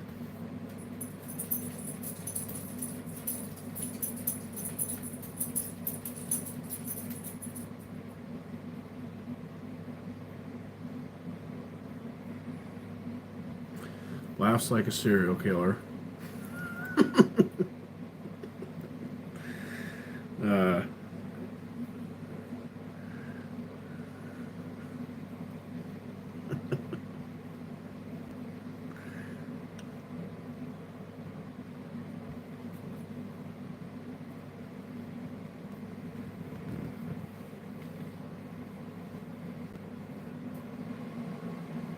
Right.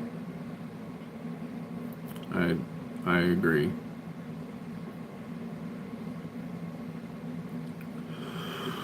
Oh man, you're a dog.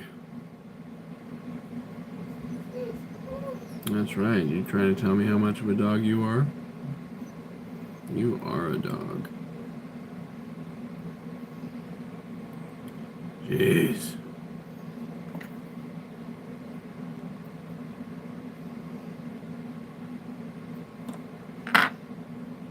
What time is it? Let's take a look. It is 3:24, which means it's what?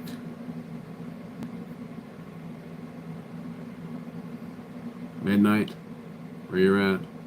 Where do I live? I live in Washington State.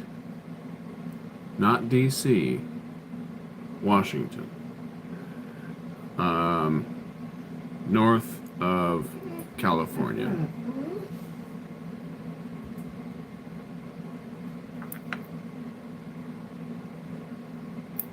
I know other countries educate their people a little better, so you might know where I'm talking about. But I find that sometimes you have to explain it.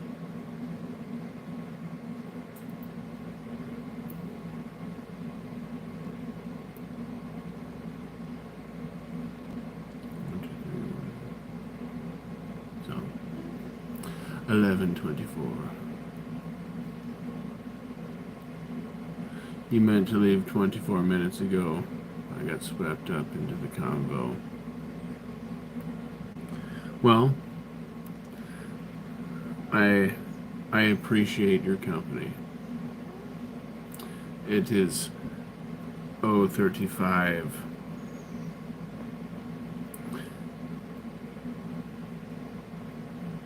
$25. Okay.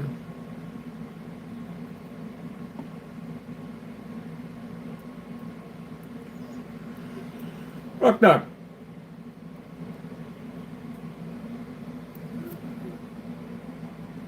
No. It's not time yet. No.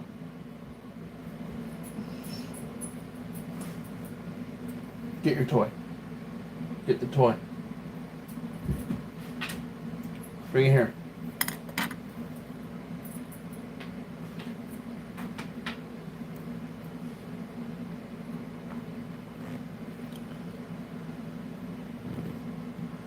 Yeah, I'm pretty great company. Oh, yeah, I like talking with you. You know.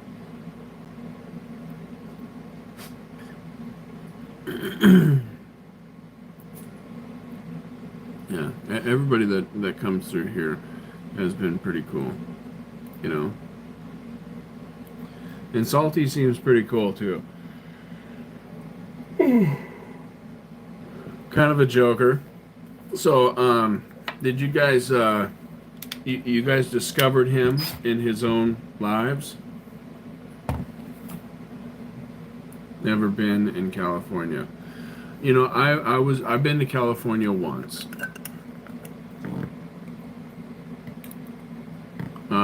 There was a layover for a flight, and maybe I've been there more than once, but the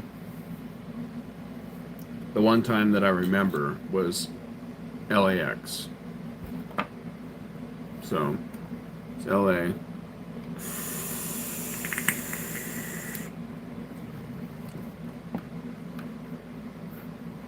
Oh, so he okay. Okay. Yeah, he's pretty funny.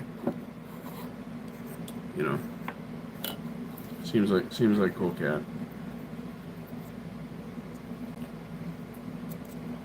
So he's down in San Diego doing construction stuff, I'm guessing. He might make decent money.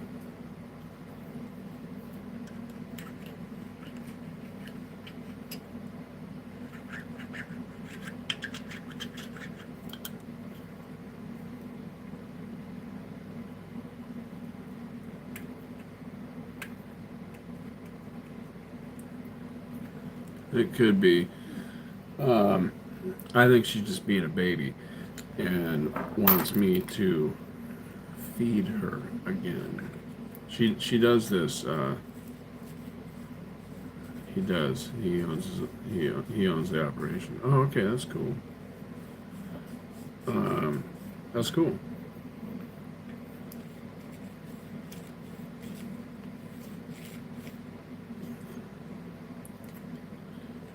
I've only oh well oh, I was gonna say I've only had one business, but that's not true. I had a couple, but one was like a cleaning business that I took over, and I did that not very long, and so I don't really count that. But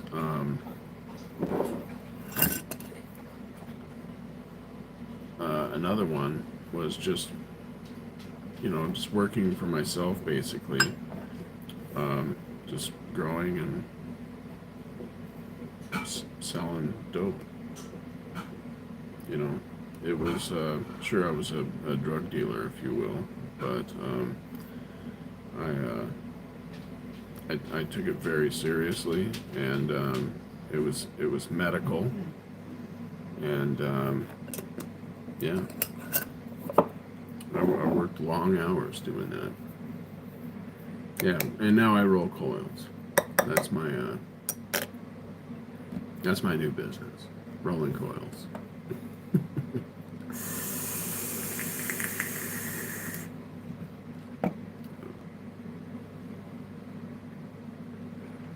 Okay, huh? Right on. So the people that go there are pretty cool.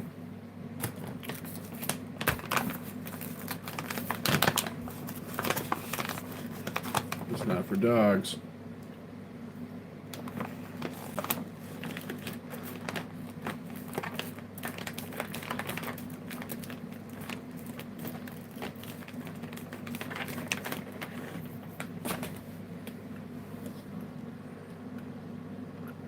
Hmm?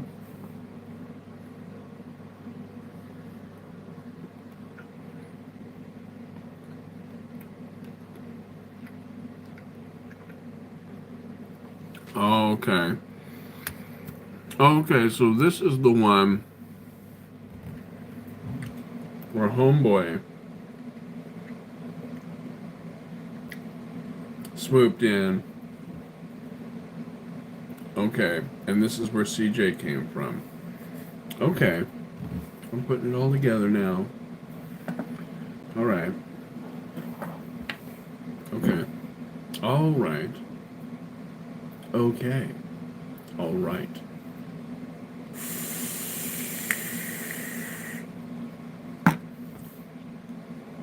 Okay.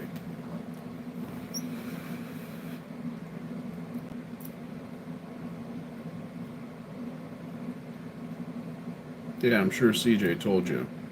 that when she first came in, I thought she was somebody else. There was this chick who had this live going, and she was like dealing with like all these dipshits. You know, it was like her. I forget where the hell she was from. Somewhere in South America, right? It was nighttime there, and she's like just kind of like laying down on her side, you know, kind of like this, and she's got her phone going, and she's just being illuminated by her phone, and she's just basically telling everybody in the chat to shut up, right?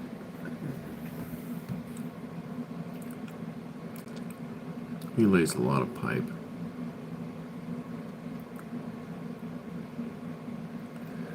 And that's a good time. And because everybody's just like, you know, I love you, and you know how stupid people get when there's a girl, right?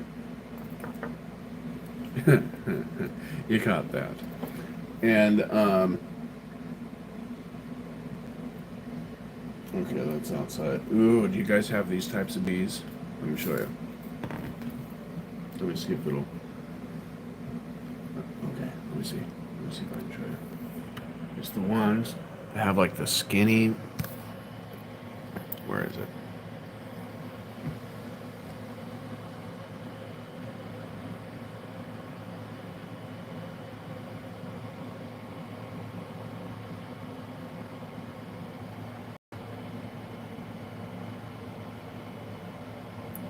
He's near the window. Let me see.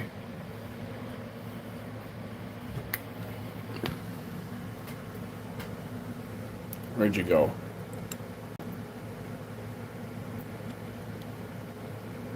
These bees are supposed to have the worst sting out of all the bees that live around here. Where'd you go, you piece of shit?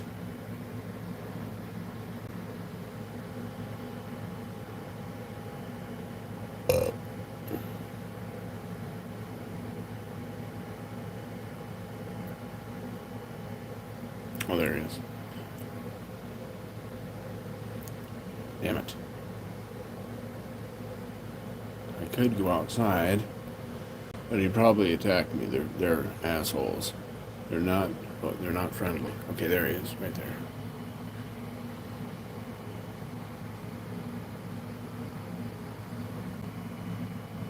He's like right underneath that edge.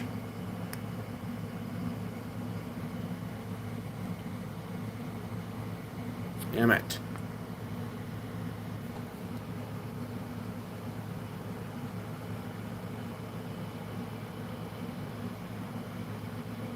Bunch of leaves, get a rake. Oh, there it is.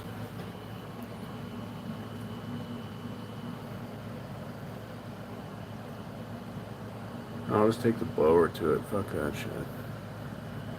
Right. It is not wanting to land by here anymore. Asshole bee.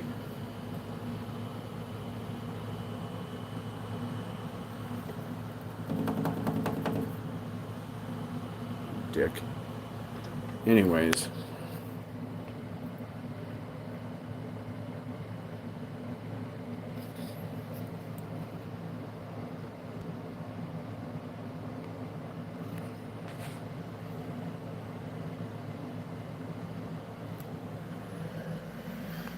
He loves talking about laying pipe. Yeah, you know, I gotta watch my mouth. I'm married now. So I can't just be talking about all that shit.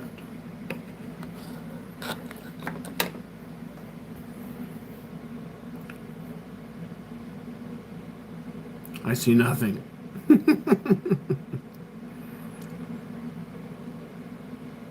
I forgot what the hell I was talking about before that stupid ass bee showed up. Let me see. Maybe.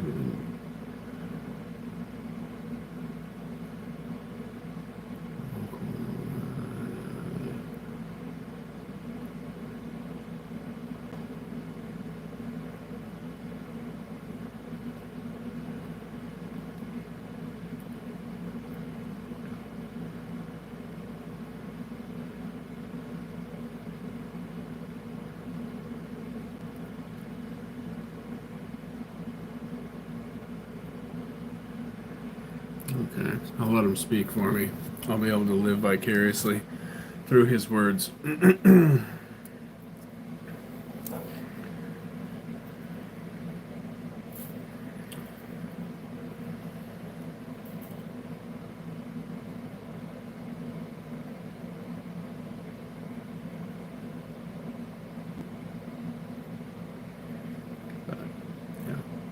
I used to be terrible.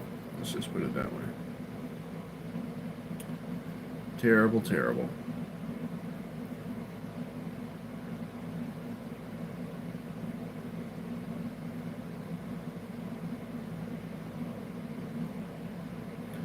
Fuck a beat.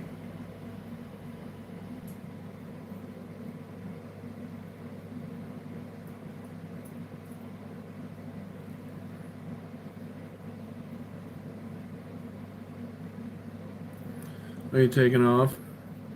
No. It's PC pipe. Okay.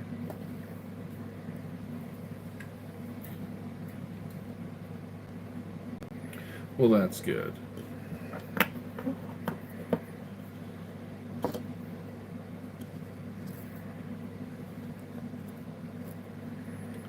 What kind of pipe is it?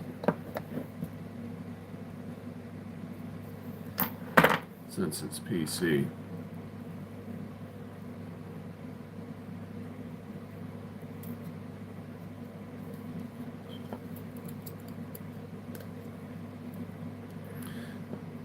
See ya, Viola. I'll see you soon.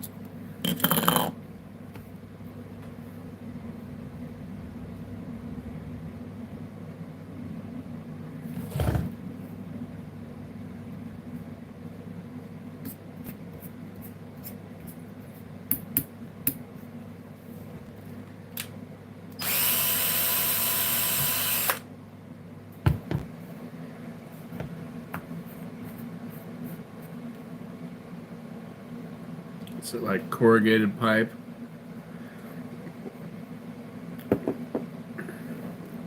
Or is he doing like plumbing stuff?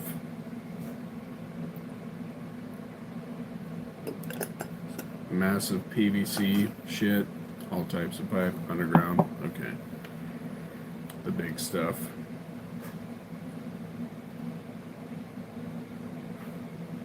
That's cool.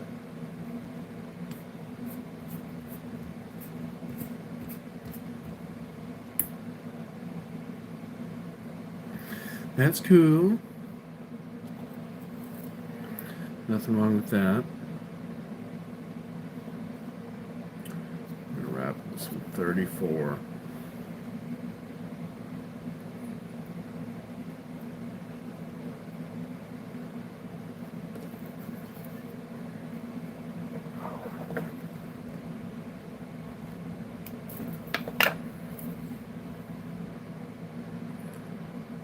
Sewage drains, etc. Steel.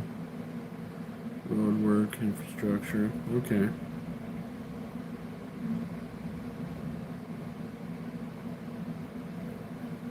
Man, outside sounds terrible. I don't know if you can hear that. We live by a couple different airports, and some of them are like civilian, other ones are military, and all of them are loud. You know, a lot of the, you know, hobbyist type flyer guys fly like these prop planes, you know, that are just super loud. And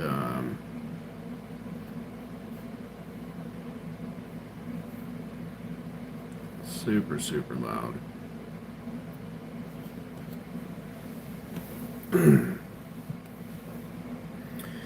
And a lot of the jets, you know, are crazy loud. And they will like come through here and do like their I don't know, what you'd call it, their practice shit. And just go crazy. Okay, well that didn't work out.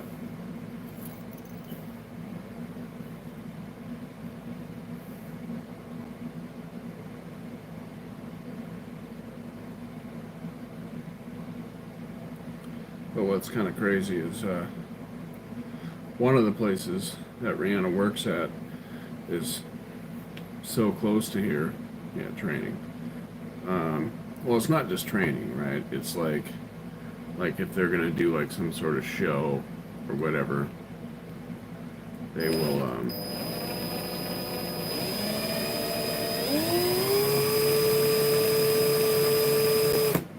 they'll run through their maneuvers, you know, like above our houses and over the fields. But it's kind of crazy, like if like I'm on the phone with Rihanna while this is happening, it's like they'll fly over the house and like just a minute later, if not even that, 30 seconds, I'll hear it on her end on over the phone, and we can just, you know, back and forth, you know, she'll hear it on my end, then they'll leave and I'll hear it on her end.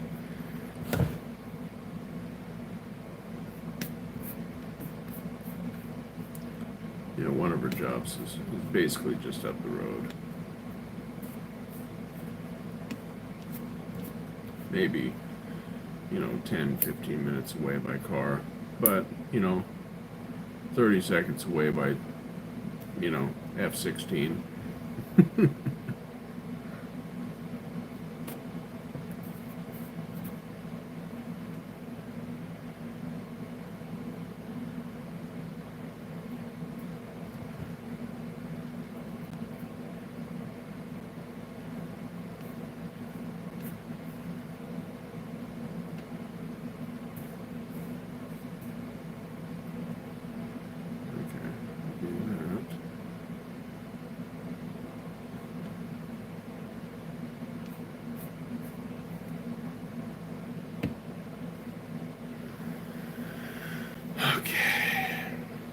This one's going to be perfect.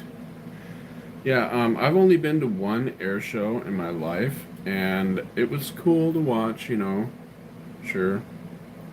Going there and leaving there was retarded. The amount of traffic and stuff was just, it was ridiculous. I'm never going again. What, baby? What do you want?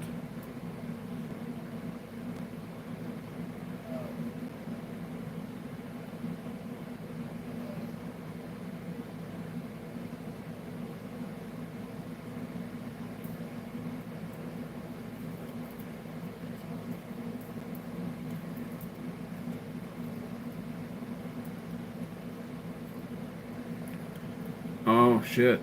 Yeah, when I was a kid, I saw one fly over here, the ones that look like the triangle, you know? Um,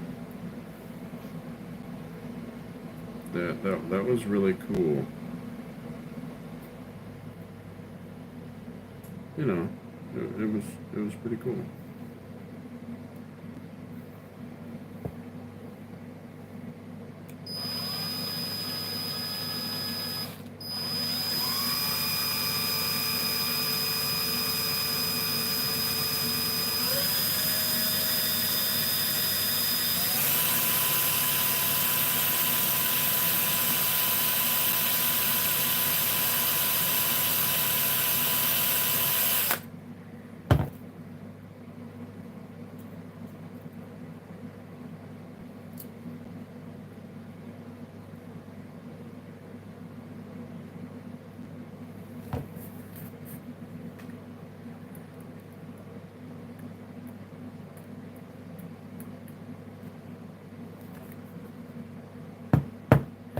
Yeah, that's happened here too, you know.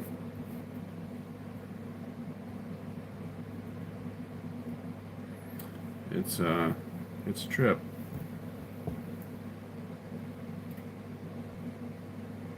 Makes you wonder.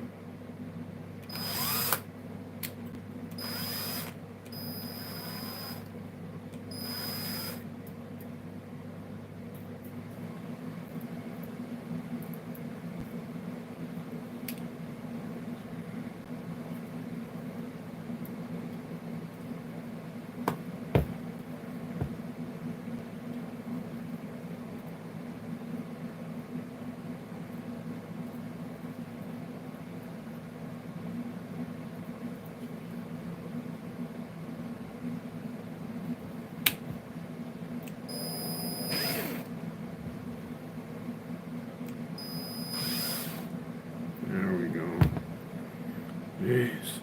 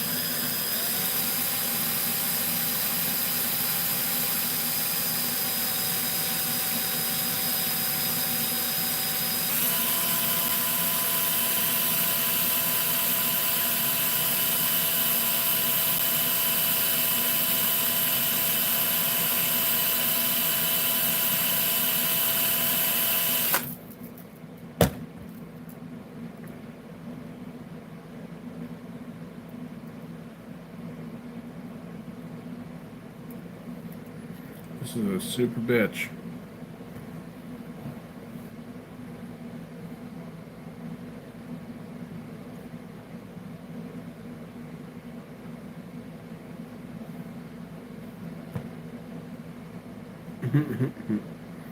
Yeah, I'm sorry I'm not more entertaining.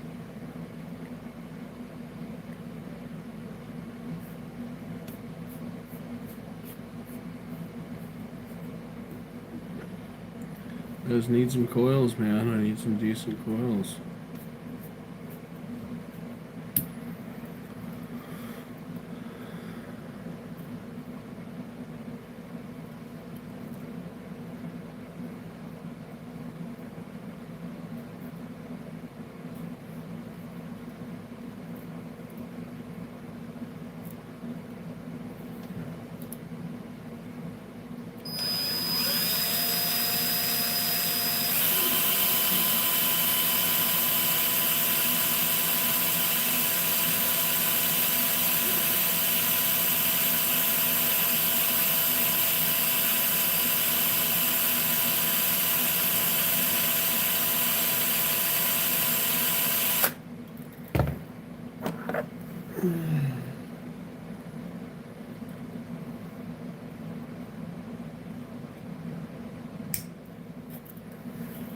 Okay.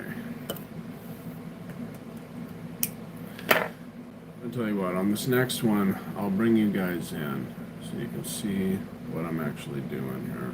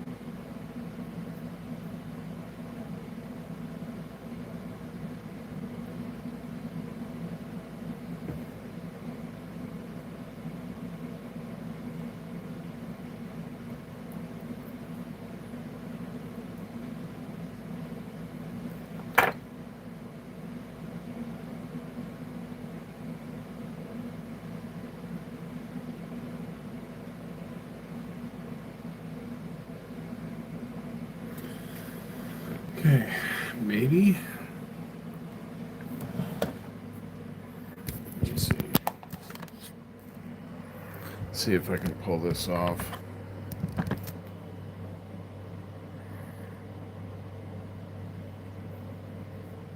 I might have to turn you guys around, do some magicals.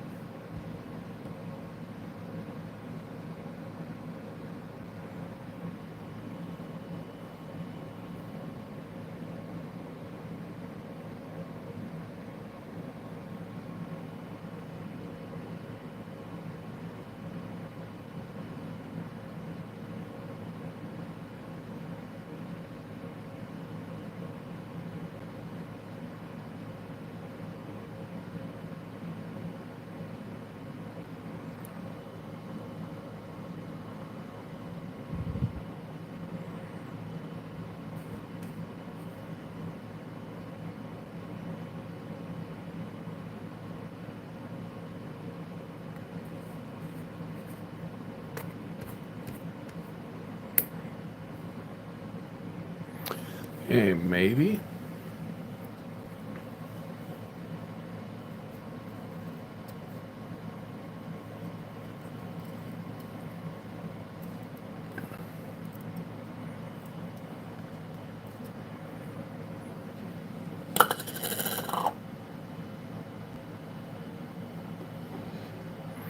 Now to put in this guy.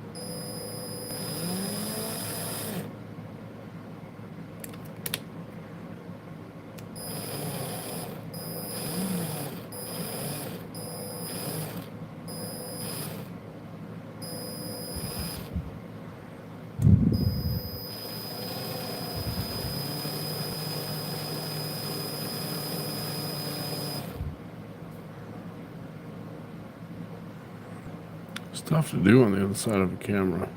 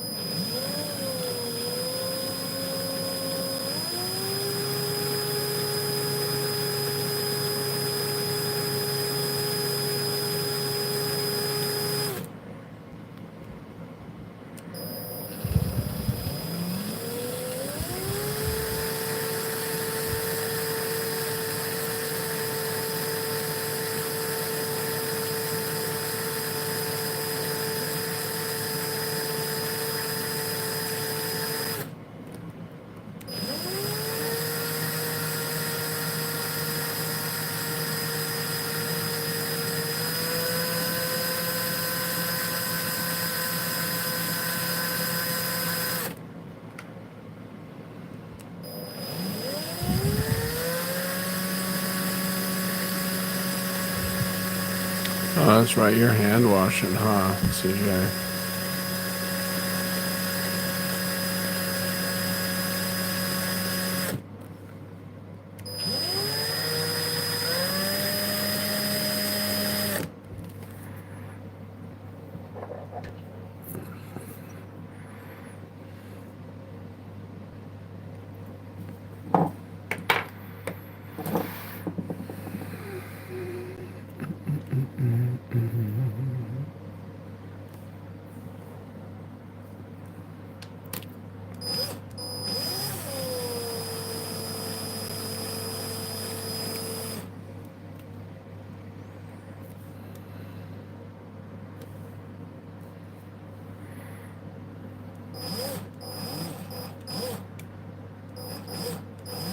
Put the start in the fridge, yeah.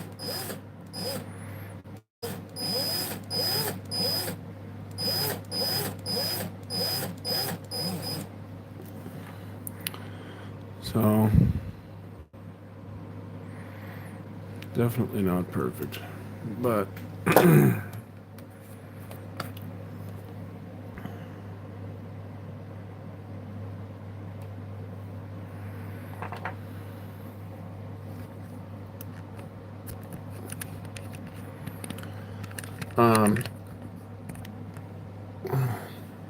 well, hi. I can feed it if you want. I can pour off the booze and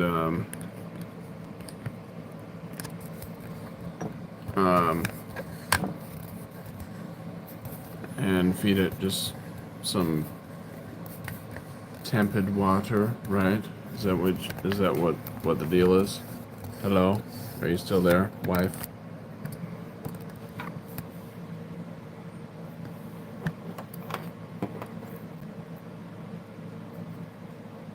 Cold is fine. Okay, but do I still pour off the shit? Or what?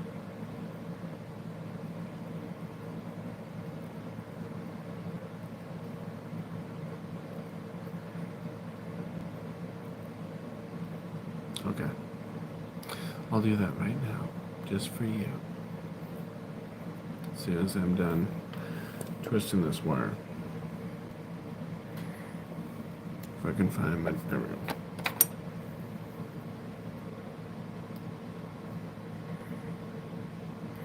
You know, I kind of like looking through the camera because I can actually see what's happening a little bit better. Because, like, I'm just going blind with these wires. I'm just going for it, and it's just all feel. But, I mean, you can't see this stuff. But in the camera, you can kind of see, you know, what's in focus. But, it's hard to, you know, I'm like doing it like this, you know, around this shit. So it's, you gain something and you lose something, you know.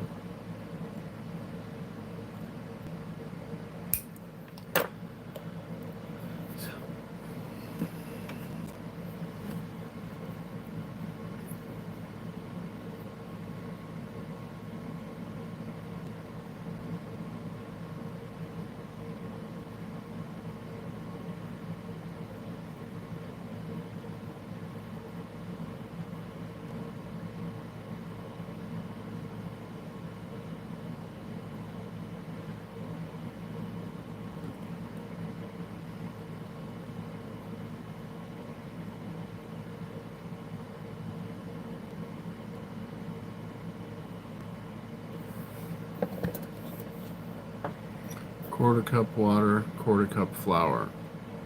That's what I'm adding to it to feed it. Okay. Is it special flour or is it just flour? Are you still here? How long ago did hello? Because I might end up using some kind of flour that you don't like. Since we got like 20 flowers in here. Yes, flowers in the freezer. Okay. All right.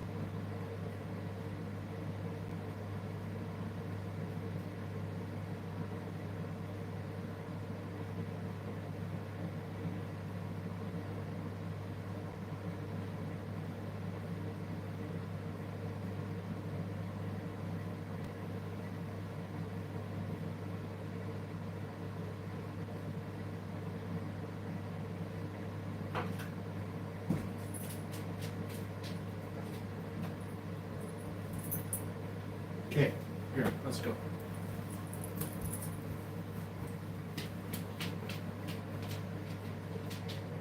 This is early.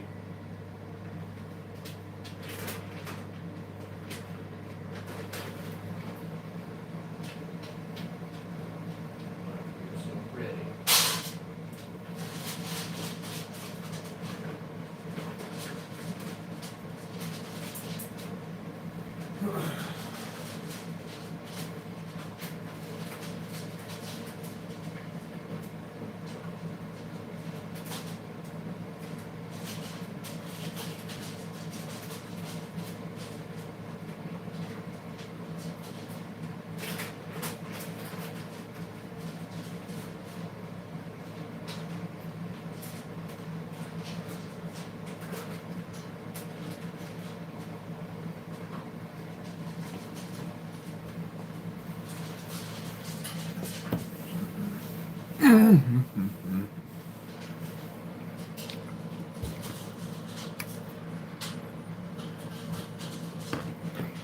Talk to you later.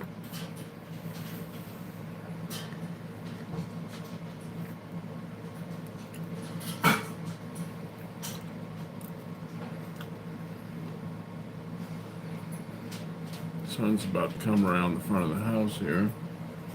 No, these are spicy. And you're still chewing the food I just gave you.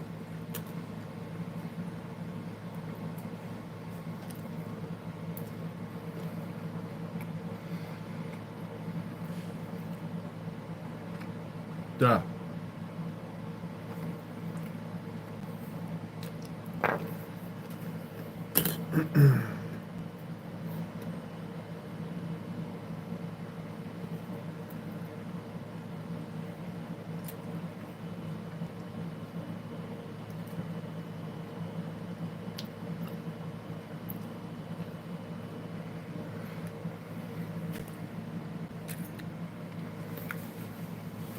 Your dog.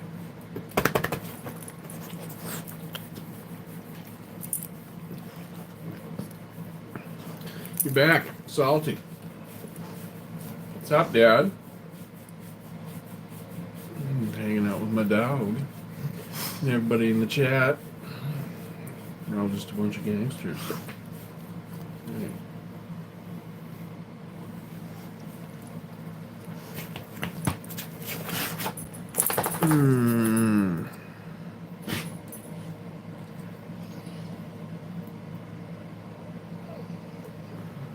Calm down, Roxy. You're a dog.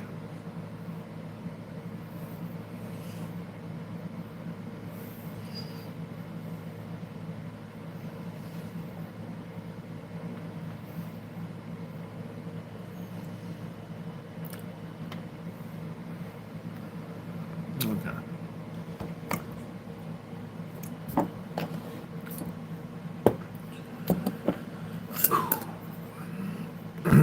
So, I'm like,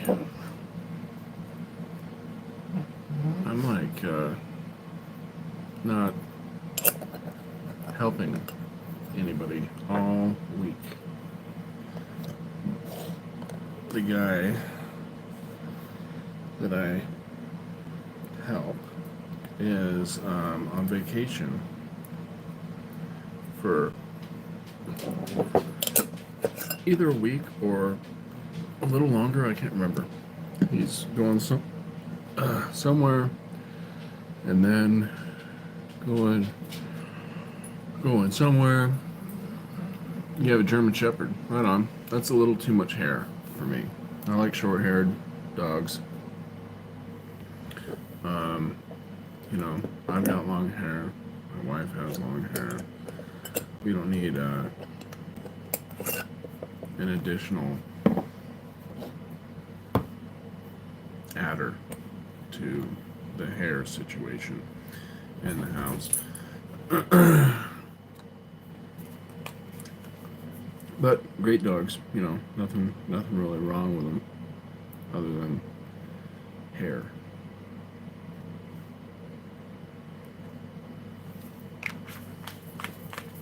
Sure, you know, you can get them groomed and whatever, which kind of helps, but um,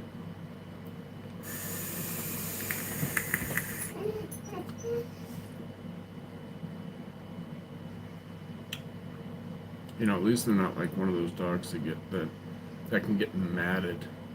You know what I'm saying? I don't know. Maybe a German Shepherd can. I've never seen one, but you can get in some of those dogs that like are long hairs, like, and I mean you got to keep up on that shit. Otherwise, you know, they get like the accidental dreads. You know, the homeless dreads. I went to a concert one time, and there was this dude that was standing in front of me that had some of the accidental homeless dreads, and he had like a branch sticking out of his fucking hair. I'm not kidding. It was like,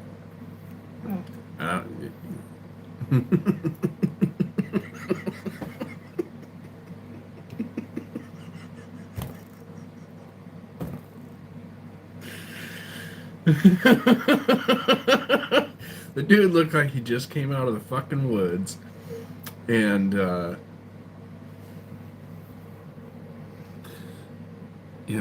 decided to come to this concert. I don't know how he got tickets.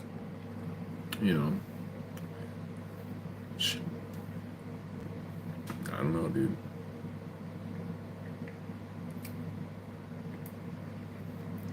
But yeah, dude had a fucking branch sticking out of his hair, and it was like he should have felt it. He must have been so high. But I don't know. I've been feeling it before, and I think I would have felt that branch. But who knows? Who knows what his deal was?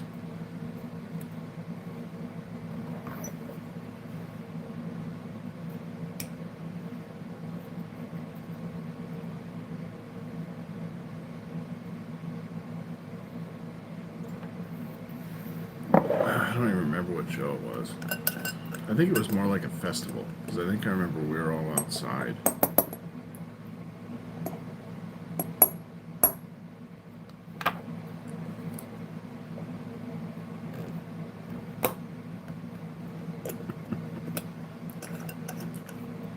Yeah, sizable.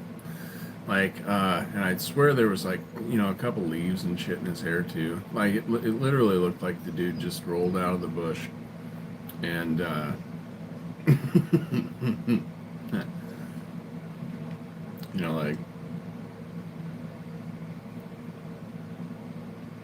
I don't know. Like somebody was like, hey, he looks like shit.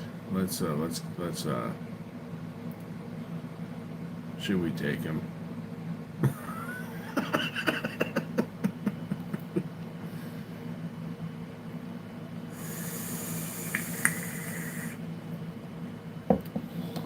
Yeah. I've been to the gorge at George, a few times for a few different things. I don't know how many times I've been there. 6, 10 times. It's a trek to get there from here, because I'm in Mount Vernon, right, and it's in George.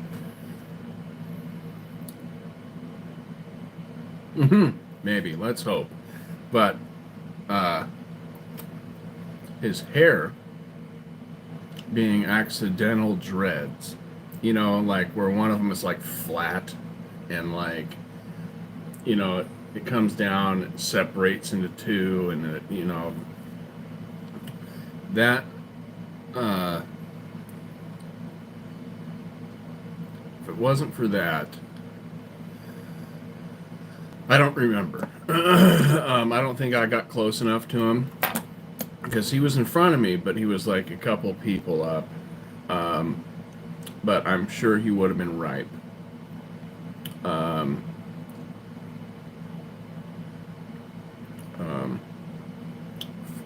He looked ripe.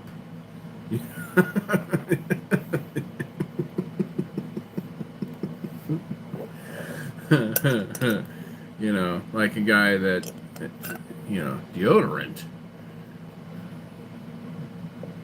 Tisk, tisk.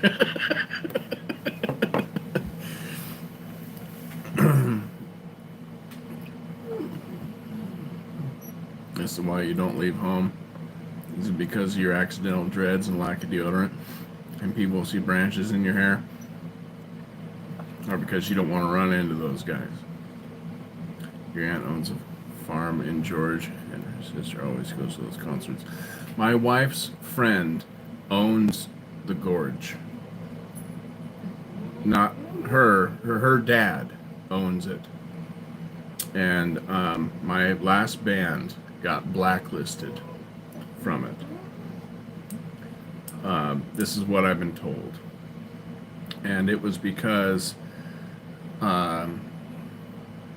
I broke up with her. You know, me and my wife, we've been off and on for 30 something years, right? And one of the many times that we dated, I don't know, maybe I cheated on her. Well, I have. I definitely have. But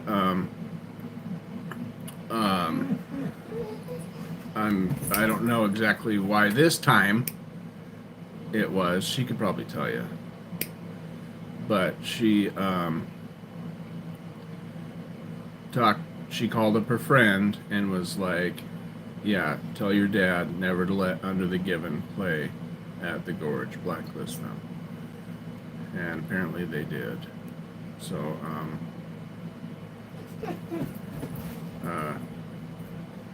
you know, I think it's cool that at least we got on their radar. But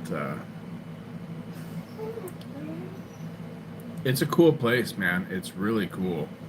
You know, everyone that ever plays at that place comments on what do you see? Huh? What's out there? What is it? No, you leave it. It's not for you. Whatever you see, no, you forget about it. You don't need to go kill stuff or chase it. Comments on how beautiful it is. And it is a very cool place. I mean, because it's kind of like you know, behind that the venue, it drops down. You know, there's a cliff, and there's like this river that goes down at the base, and it's, you know, it's kind of like playing in front of a canyon or something. You know. It's a really cool spot. You know, I went to a few rap concerts there with like a girlfriend who was like all into that shit, and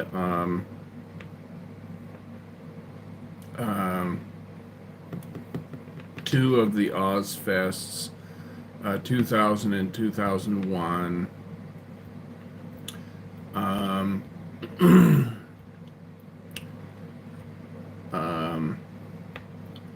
A few other concerts that don't come to mind. I went there to go see Tool and Isis.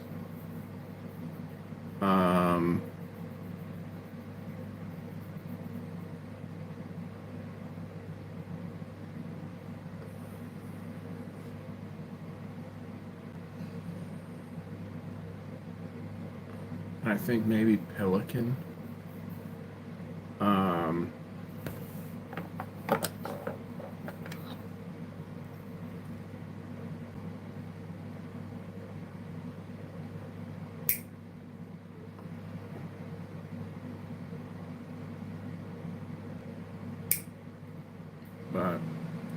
Yeah, I've been there a few times, at least 5 times, but probably more.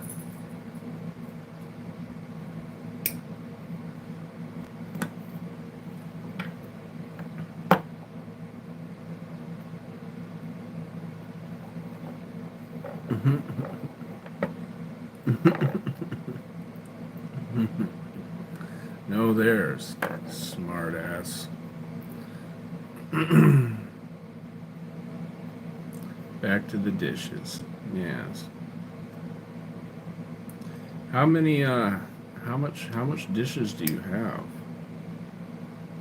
Seems like you've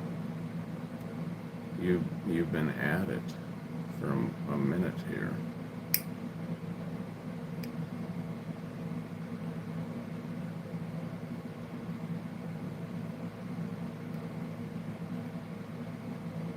Are you washing like all of your dishes? Is it just time to go through them all and way too many? You get invited, just haven't made it. Maybe just one big dish. You know, she's like running back and forth, full sprint, and that way. Well, it'd be worth it, man, to go. I think it's one of the better places to go, and it's really big, you know. Um, but it doesn't lack in sound. You know, you'd think that like it would, um, with how big the place is, that they'd have problems like kind of filling the area with, but they do all right. You know, it's like they've got it's like a natural amphitheater. You know, so they've got like the where the band performs down at the base of this thing, and then where everybody sits up on the grass kind of does this, and so it's kind of like this cone that goes down, and it's badass. It's totally badass. Totally badass. Totally.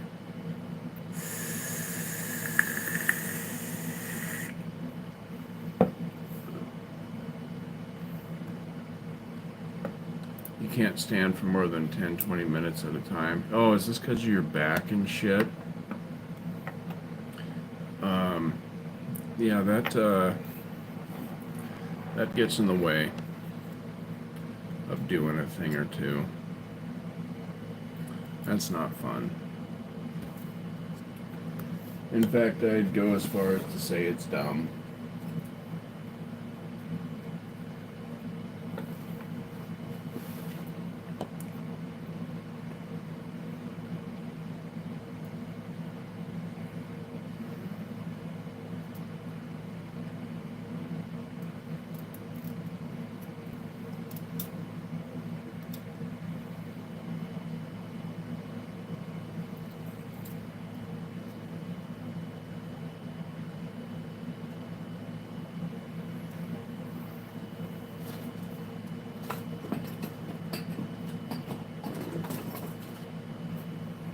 Alright, I think we're going to try some 28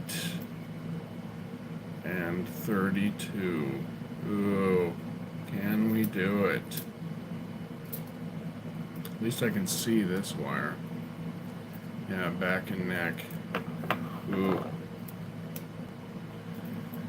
Yeah, that's not not pleasant. Back pain is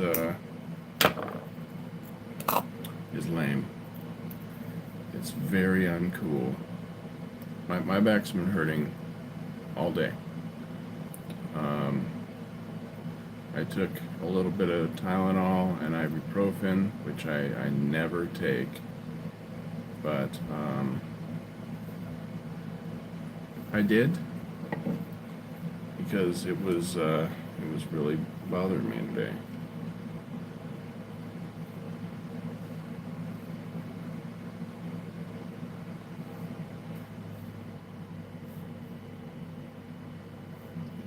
I woke up with my neck hurting. I think I slept on it weird and just messed up everything.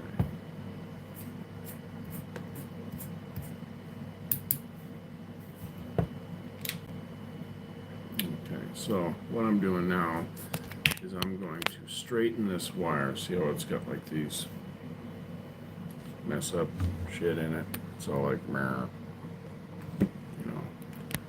So what I do is I put it in the drill and I hold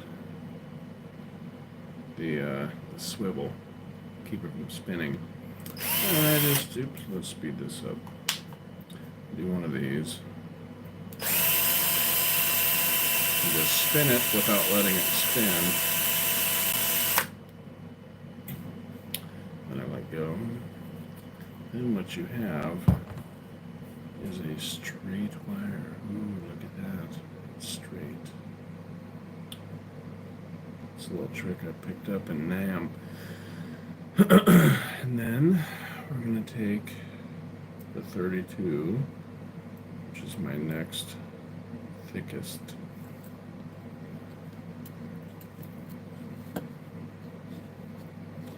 We're going to make a hoop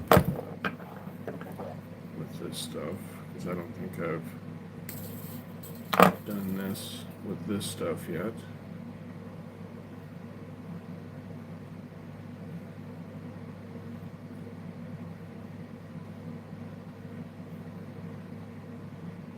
Oh, wow.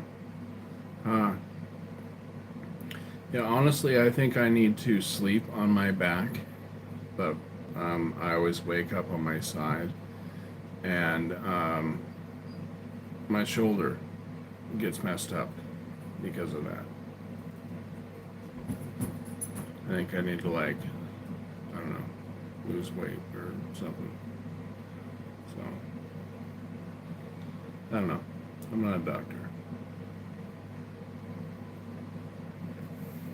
So, take that, take some of this.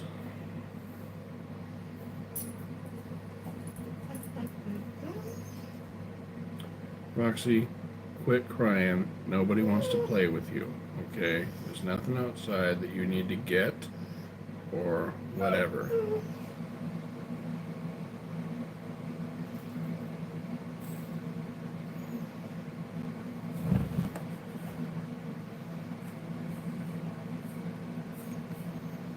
She always thinks that there could possibly be a kitty or something.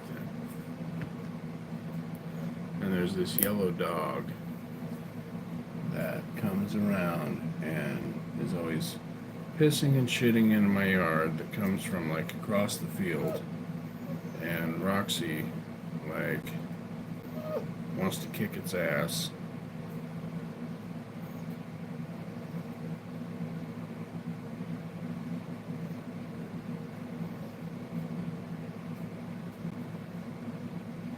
Come on, what's going on here?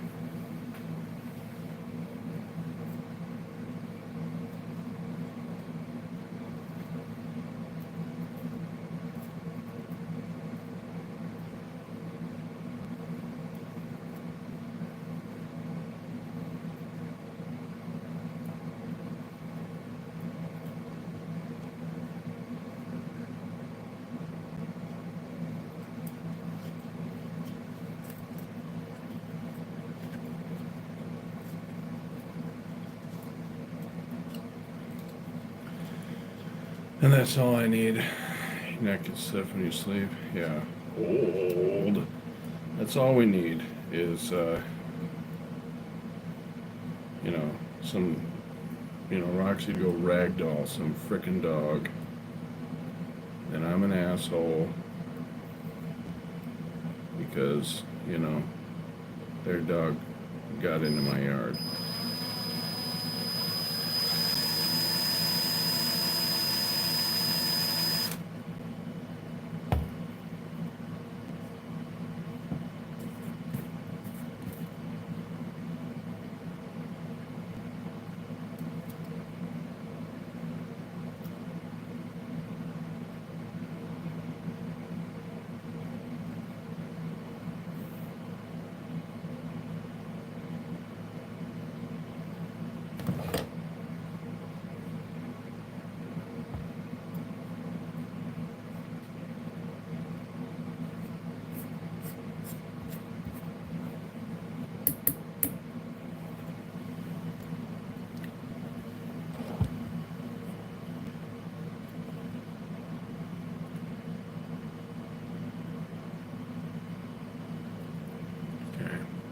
maybe I can show you guys how this works too.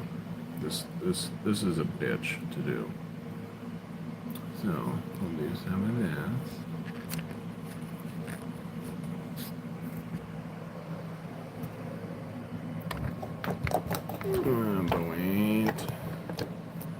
But wait.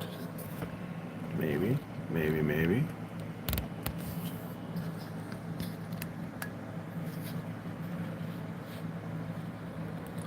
Something like that.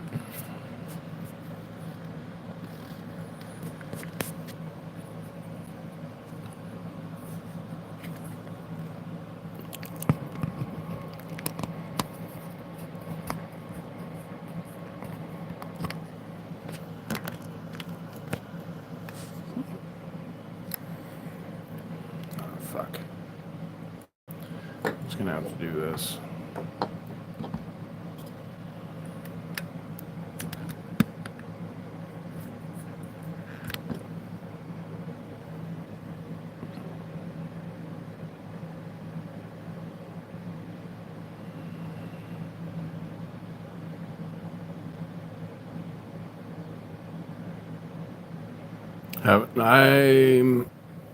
I don't remember if I've been in the Space Needle or not.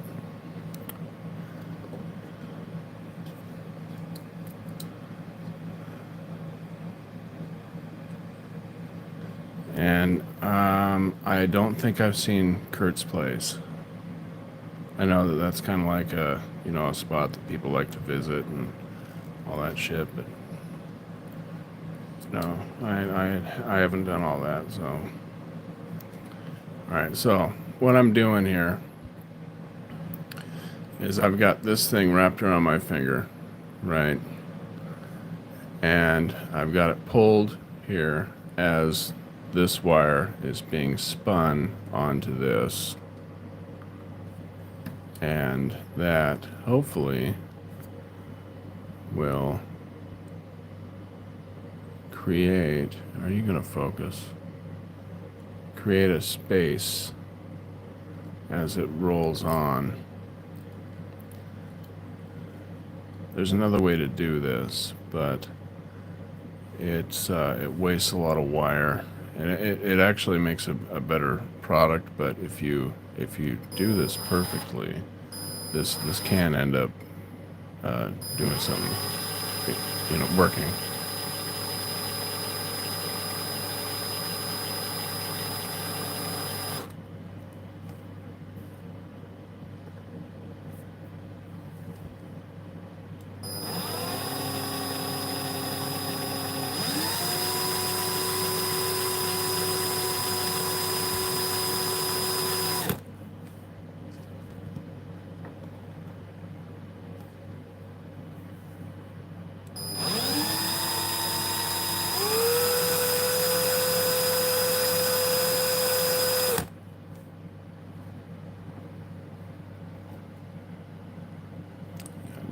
This. Wait.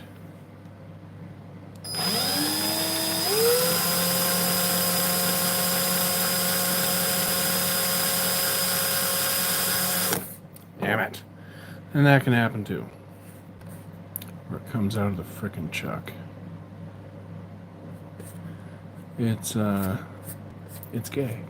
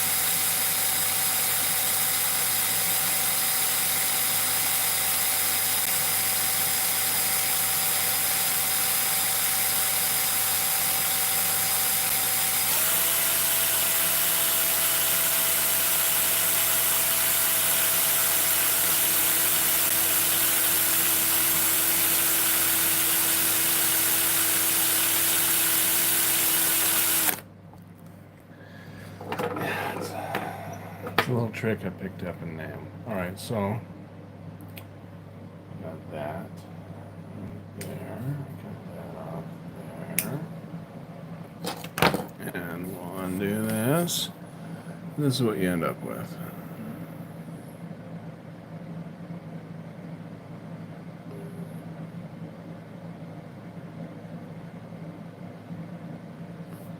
So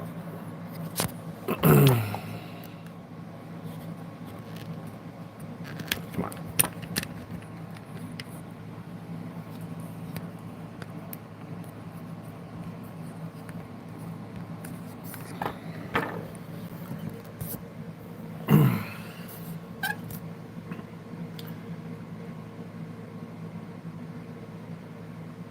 And you want those wraps to be really consistent. You know, if you get, I don't know if this will focus or not. Probably not. Maybe. Maybe. Looks like it wants to focus down here.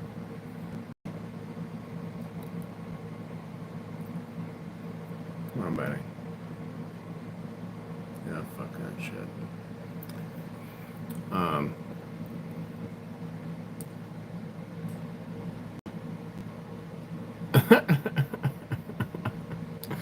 You know, it's funny. Maybe 20 years ago, right? My band was getting ready to play this show at some dive bar somewhere. I don't even remember where the hell we were.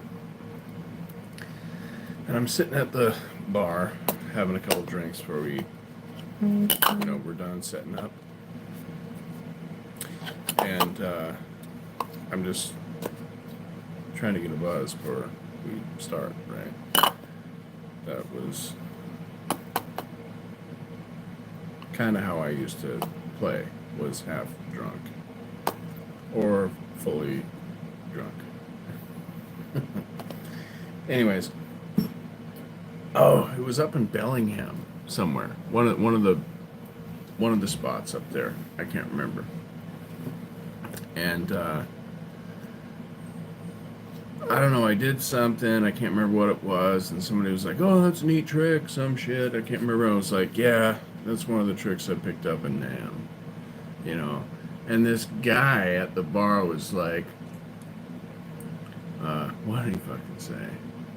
You never went to NAM. Like, he took me serious, you know what I'm saying? And I was like, I know, man.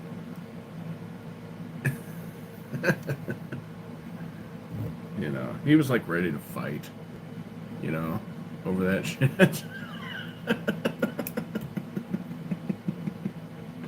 like it was stolen valor or some shit, you know.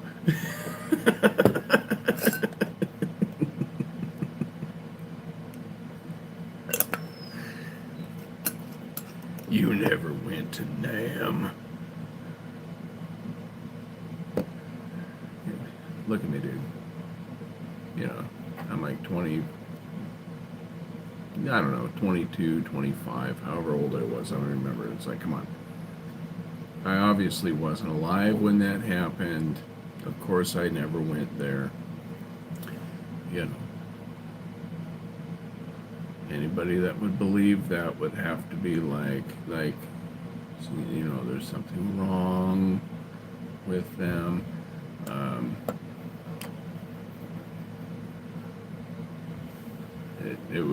It was weird that he got that mad, you know.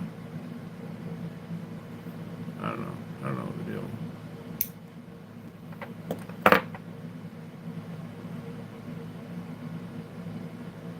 My father used this Huey helicopter to fight fires. He wasn't there either.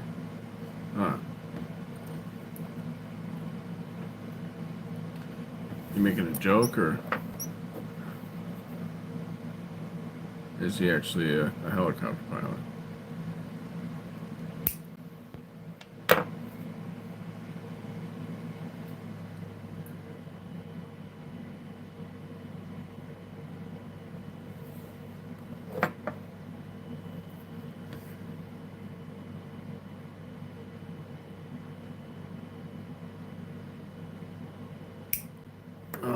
Okay.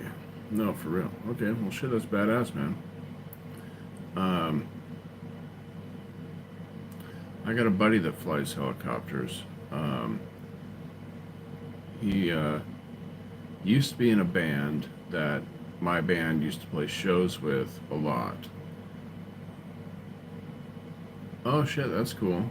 That's hella cool. Um, we used to go after the shows and go chill at that band's drummer's place and just get all messed up on all kinds of stuff, right? And that dude flies helicopters now, the guitar player for that band.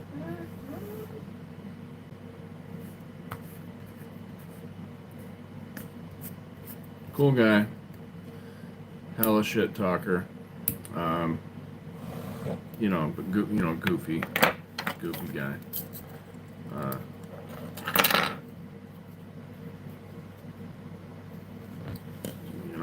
always got along with that dude great. He's a cool dude.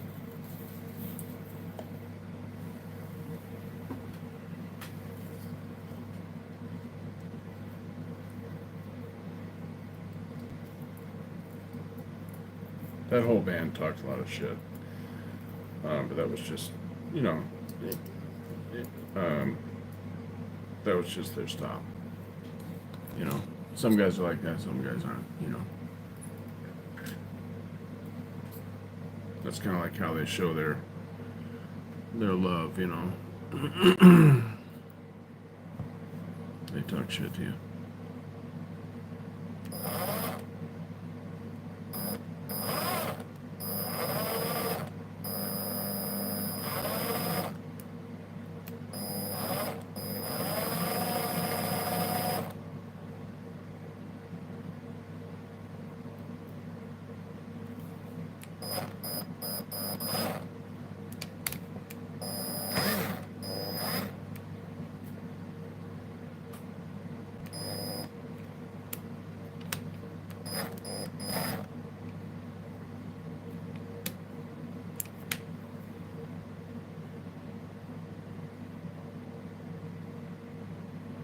Shoreline, huh? Right on. I dated a chick that did that.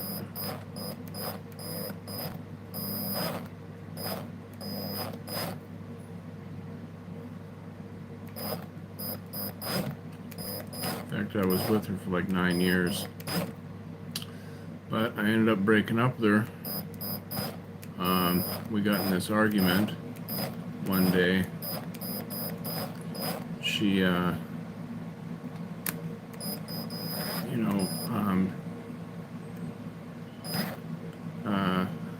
one day she says something like, "Oh, it's going to be a full moon tonight. People are going to be acting weird." And I was like, "Why?" She was like, "Well, the moon affects people." And I'm like, "You do know that the whole moon is there the whole time, right? Like, sure, like before we had light bulbs and electricity, people might have gone out at night during a full moon because it would have been the most amount of light that you had during nighttime, right? But that isn't really a thing anymore because we've got street lamps and flashlights and whatever. But but the whole moon is there the whole time.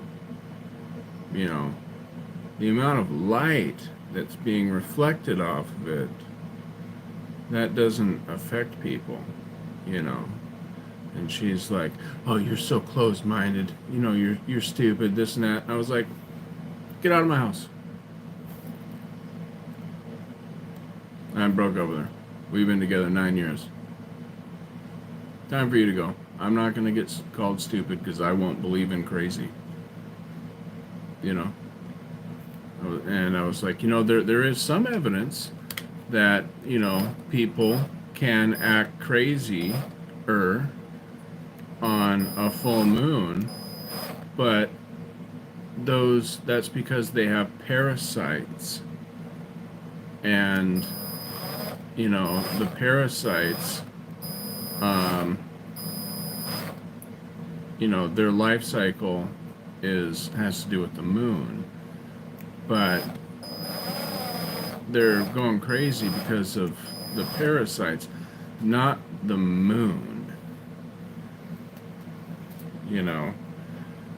Oh, you're so close-minded. Listen, dudette.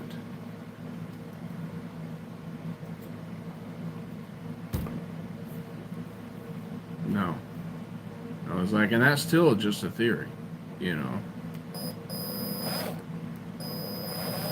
But the whole moon's there the whole time. I know people really, really like to, mystery and weirdness and all. People love that shit. They love weird and crystals and woo-woo and all kinds of spiritual fucking nonsense. But I'm not going to get called stupid and closed-minded because I refuse to believe crazy. Get the fuck out of my house.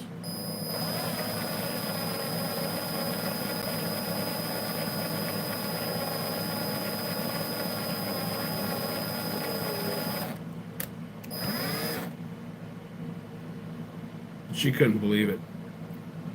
What? What? No, I'm serious. Get your shit. Time to go.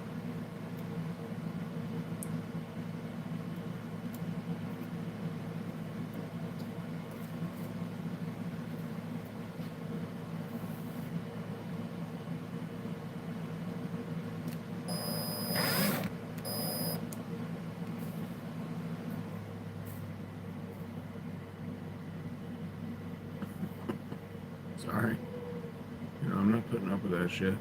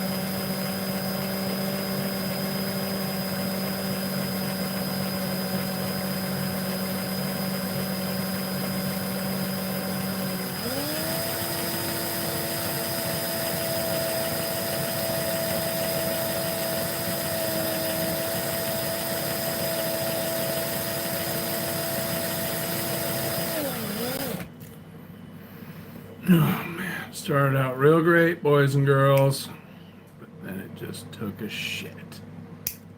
Do I think moon orientation and gravitational pull can affect people? No, I don't think so.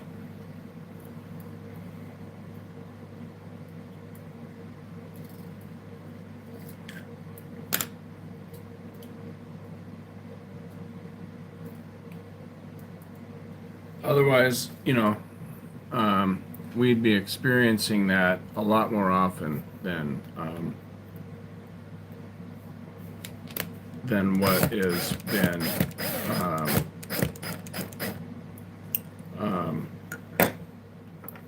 put into lore. You know what I'm saying? It'd be happening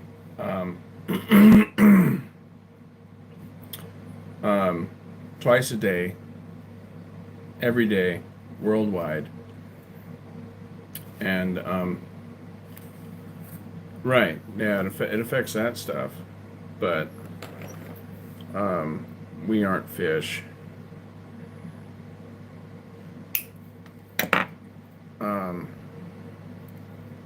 I believe that we are set apart from that, you know.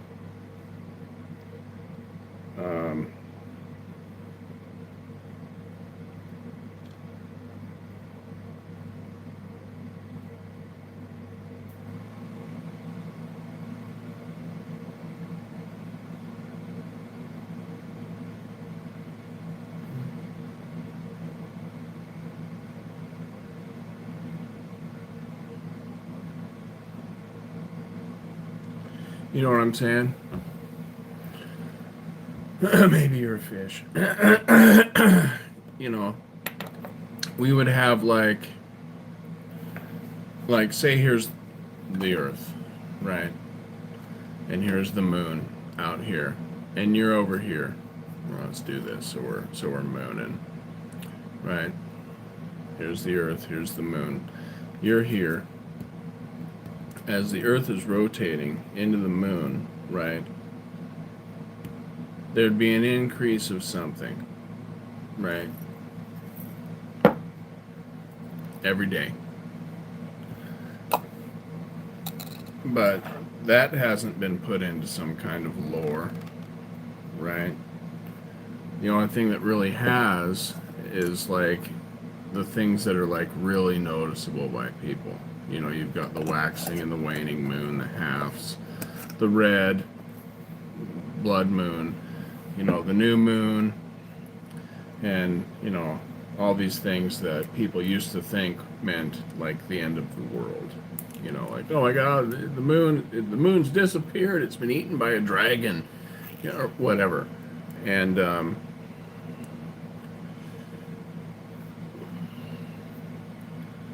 hurry up.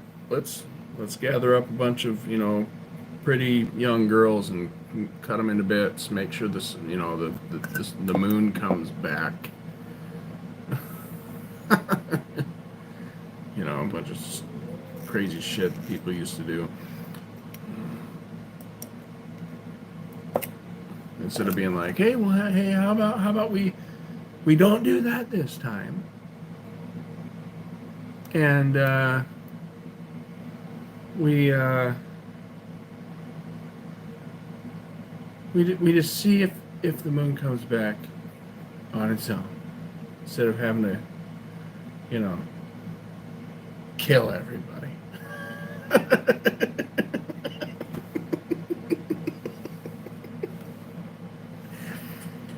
I know it's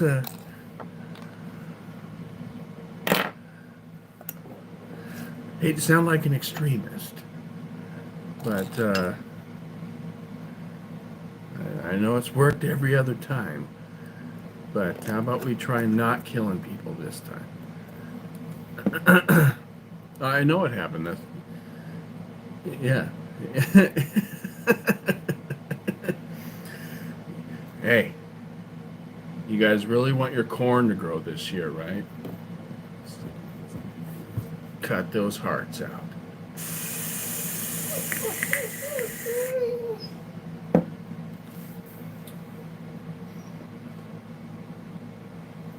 What time is it, Rock Dog? Oh, I know what it is.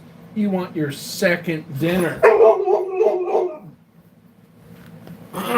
See, this is why I just ignore your bitching.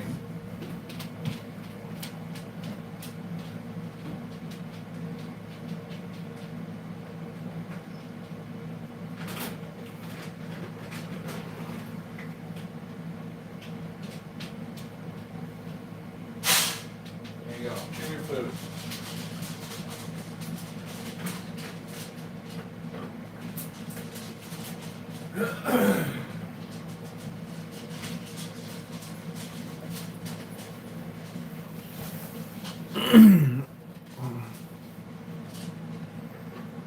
Yeah, the Aztecs and the Mayans, but that's just one of them.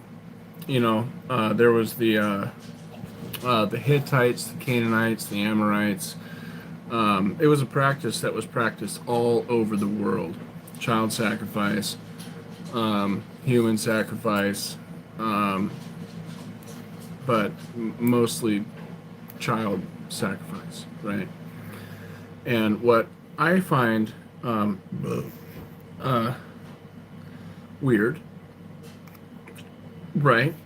And I know I've talked about this on lives before. You know what? I'm just going to put these on my damn head so I stop reaching for nothing. There we go. Is um, you've got um, many ancient civilizations, right? That are all separated by time, right? Distance and language, right? So these people couldn't speak to each other, even if they lived in the same time and were around each other. They couldn't speak to each other anyways because they spoke different languages, right? But in many cases, these people are on different sides of the world, right? But for whatever reason, they all concluded that their gods, what made them happy, was killing their children, right? Now, how does a group of people arrive at that conclusion? Because you can't just be like, oh man, how are we going to get our corn to grow? How are we going to get it to rain? How are we going to get the sun to come out tomorrow? How are we going to get whatever it is we want to happen? Like if you're the first guy to be like, how about we try killing our kids? You know what I'm saying? They would just slap you across the face and kick you out of the tent or town or wherever. You know what I'm saying? Because it's fucking insane. You know what I'm saying? But these guys obviously ended up doing this shit, right? How? How did they eventually get to this level of crazy? Right? Well, my theory is that, and how come it was all the same? How come it wasn't like, oh, these guys, what they do is they decided they're going to sniff farts, right? And then these guys, they decide that they're going to, burn fish. And these guys, they decided that, no, they all decided that what their gods desired was for them to kill their children, right? So, for me, what it is these guys actually, we're all talking to the same God, right? Which would have been a demon, right? But they all had different names for them, right? And they probably contacted this God through drug use, right? Which, I don't need to get into. But, using drugs, thinning the veil, contacting the spirit world, blah, blah, blah. But, that's what I think, And I think that this relationship between this so-called God and these people, there was trust, right? Like they saw that when they did these certain things, what they were promised actually did come true. And it probably didn't start with killing their kids. It's probably something, just, cutting yourself and letting your blood run, or, whatever. Who knows? I don't know. I wasn't there. But eventually it got to Crazy Town. And the fact that they were all doing it just tells me that they're all talking to the same dude.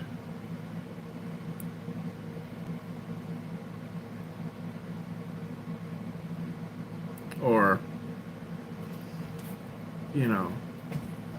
all maybe different dudes that were all on this, working for the same team.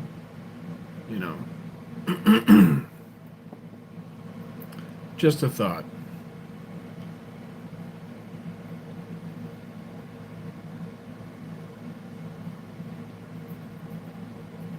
But it's just kind of a trip,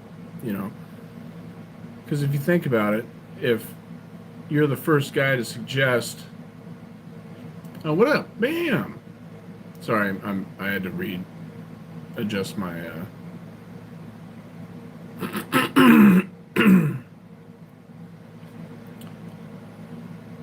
aliens told them.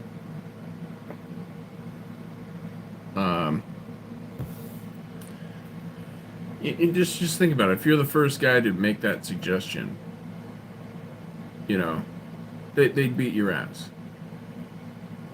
It's like, gosh, man, hasn't rained in a whole month. Our corn's gonna die. What do you think we should do? I don't know. Let's kill our kids. That's a terrible idea. How do you? I'm not making the connection. And if it was just one group somewhere doing it, you'd be like, okay, well, those guys got weird. Who knows? Well, they do have these mushrooms growing around. Who knows, right? But it was all of them. They all did it.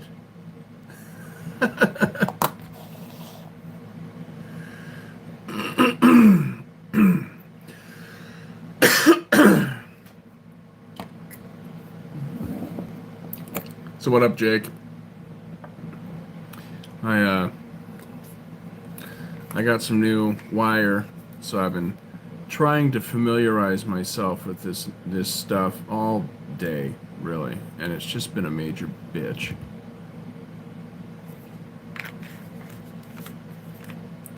What's my thoughts on giants? I have a feeling there used to be giants that people maybe thought as gods to put pyramid stuff together. I don't know. Yeah, there were giants. There you go.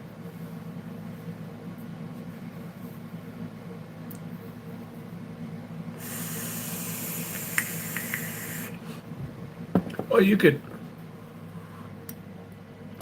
conclude that if they hadn't written why they were doing it, right? It wasn't like, oh shit, we're gonna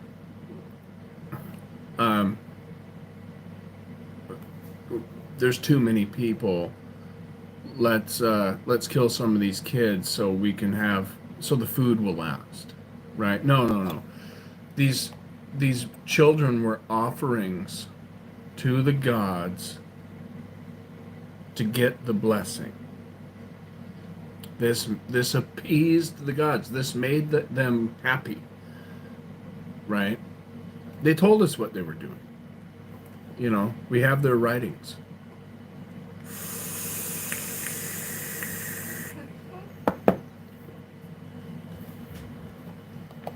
But yeah, there were giants.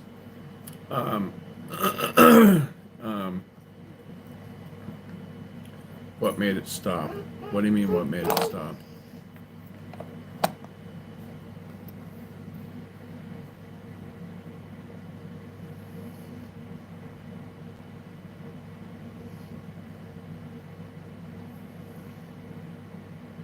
What RDA? This is the Kennedy.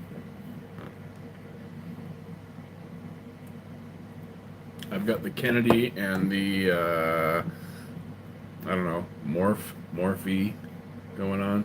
My wife has been vaping on this one, but they're both nice. You know, this one's a single. Uh, the offering stopped because they died. Like, you know, I hate to bring up the Bible all the time, but like in the Bible, it talks about the Amorites, the Canaanites, the Hittites, and all these groups and what they were doing, and how the Israelites went in there and killed them all because of what they were doing. You know, this is why people bring up. Oh, I had a silver Kennedy. That's what I'm looking for. Yeah, they're great. You know, this is why people bring up like, oh, you know, the Bible promotes genocide. You know, it's an evil book. It's like, you know, go fuck yourself, dude. You know, you know, it's like people want God to like enact justice on the world, but then when he does, they have a problem with how he does it. Eat shit.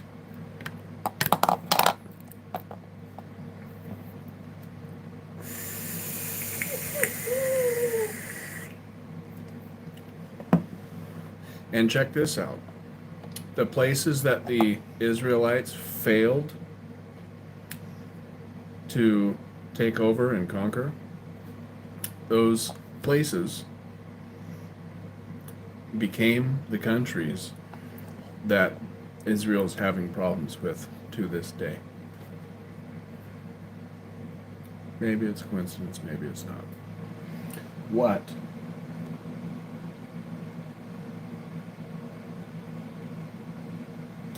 What?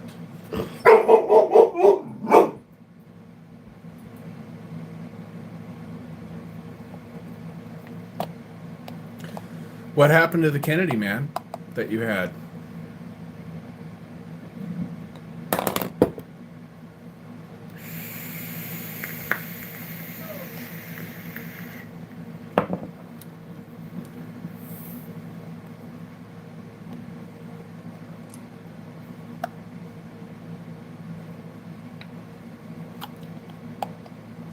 Like nobody really knows what happens to the Mayans or what happened to the Aztecs, right? Nobody really knows what happened to them.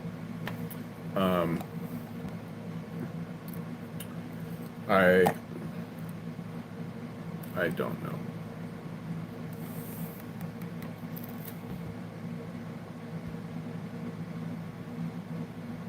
But I'm guessing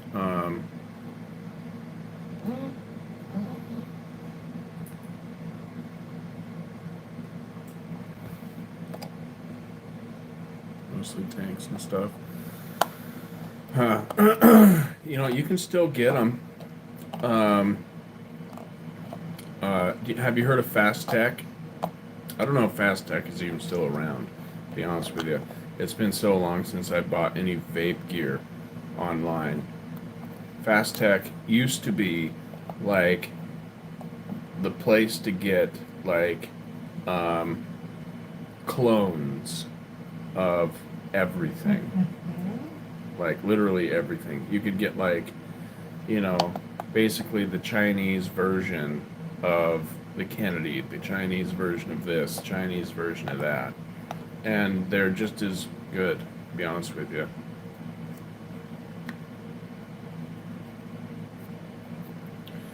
Yeah, I don't know.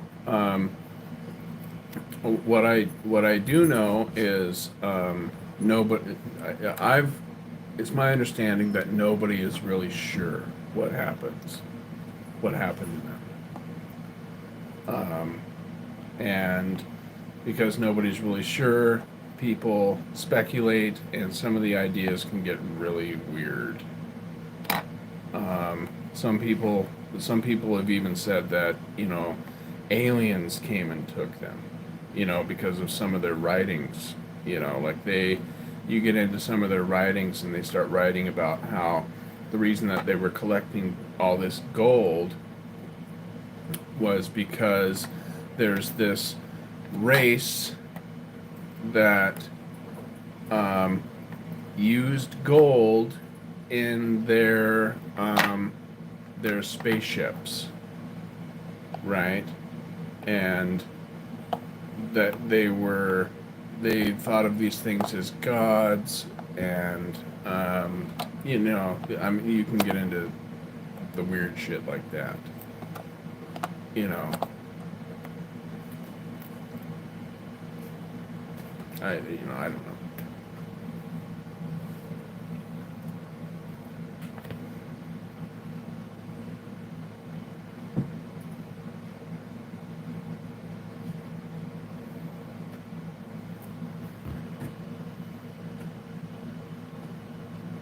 Yeah, I don't know. I'd have to look it up, look into it. In fact, let's just do that. You're a dog.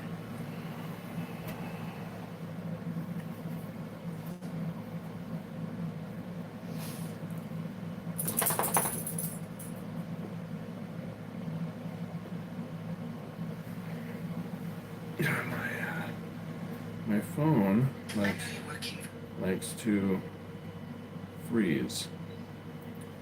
What happened to the Aztecs?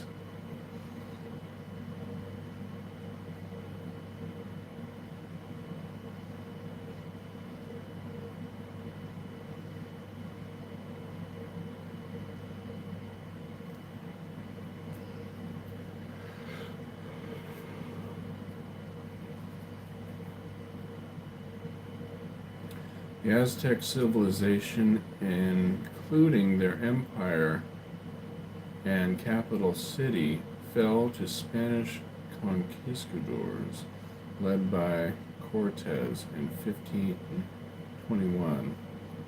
This conquest, spanning from 1519 to 1521, involved not only Spanish soldiers but indigenous allies who resented Aztec rule. The Spanish conquest, combined with a devastating smallpox epidemic and internal strife within the empire, led to the collapse of the Aztec state. End of the empire. Following the fall of the Tenochtitlan, the Spanish began constructing a new city, Mexico City, on its ruins, which became the capital of the Spanish colony of New Spain. Okay, well, that's what happened to the Aztecs. What happened to the Mayans?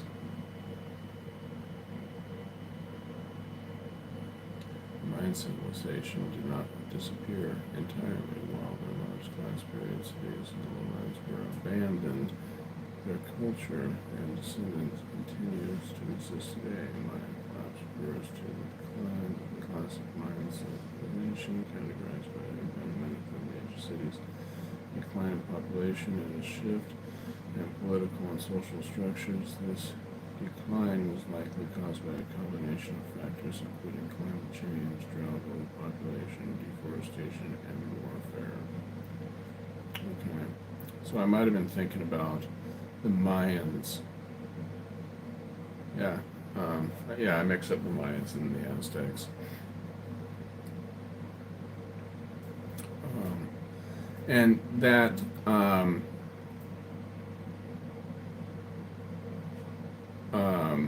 I've heard from people that actually go to these places and speak to the people that you know, like work at the ruins, who are like the historians, and they talk about how they have like a narrative that they're supposed to say, but like if you pull them to the side and be like, so what really happened? You know, they have like a completely different story. But what they're told to say is that, you know, these places were abandoned and there is no real explanation. But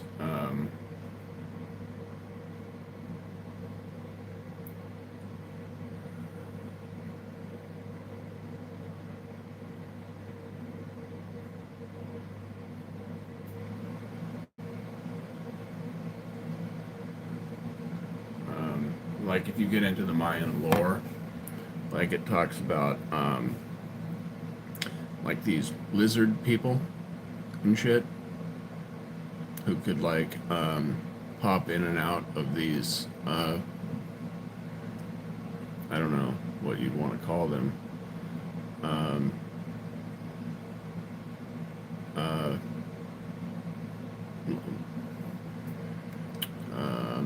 portals, I guess. And you know, like if you look at the art, um, it seems like they were attempting to draw these things. Um, you know, those spiraling circle type things, and then have like these weird animal people looking things that'd be next to them all the time. And but who really knows, you know?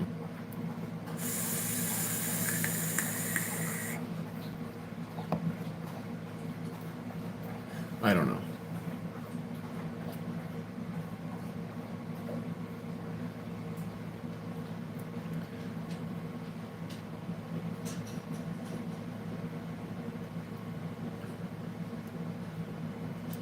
Yeah, you know, the Spaniards, they might have put a stop to it. You know, there's really no faster way to put a stop to what people are doing by killing the people.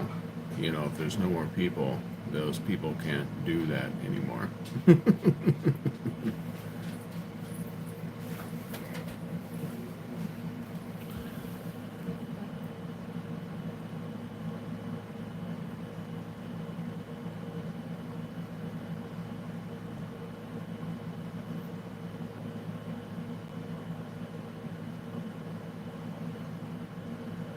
You're a dog.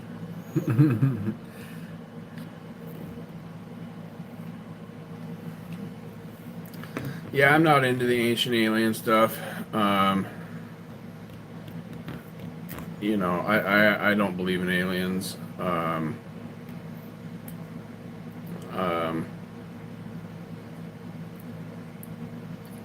um, I know, you know, a lot of people are, you know, think I'm crazy when I say that, but I think believing in aliens is kind of crazy. Um, but I've watched a few videos where these guys, they went over the numbers, right? And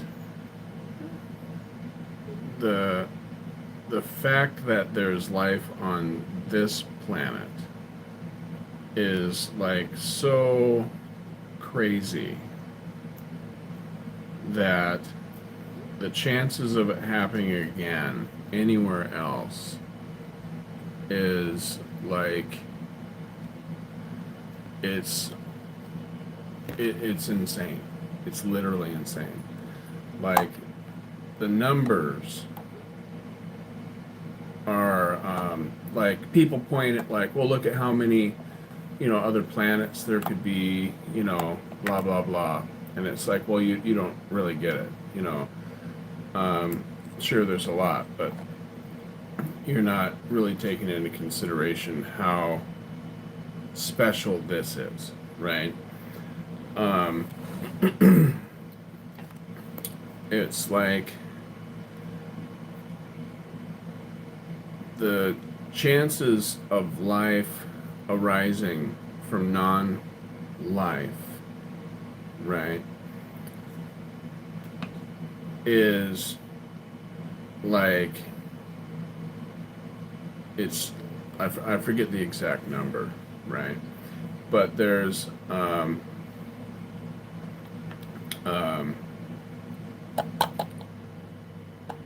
yeah, always on live. Yeah, yeah. Um, the chances of life arising from non-life is so slim, right? That okay, how do I put this? The amount of molecules in the entire universe is between 10 to the power of 66 and 10 to the power of 88, right? So it's like a 10 with either 66 zeros behind it or 10 with 88 zeros behind it. um, the chances of life arising from non-life is like 10 to the power of, it's like in the billions, right? So it's many more times than the amount of molecules in the universe. Many billions and billions and billions of times more than the amount of molecules in the universe. So, according to these scientists, they're like, this, it doesn't matter how many planets were out there or how many whatever is out there, you know, it took that many chances for it to happen this one fucking time. And it shouldn't have happened this time. So, um,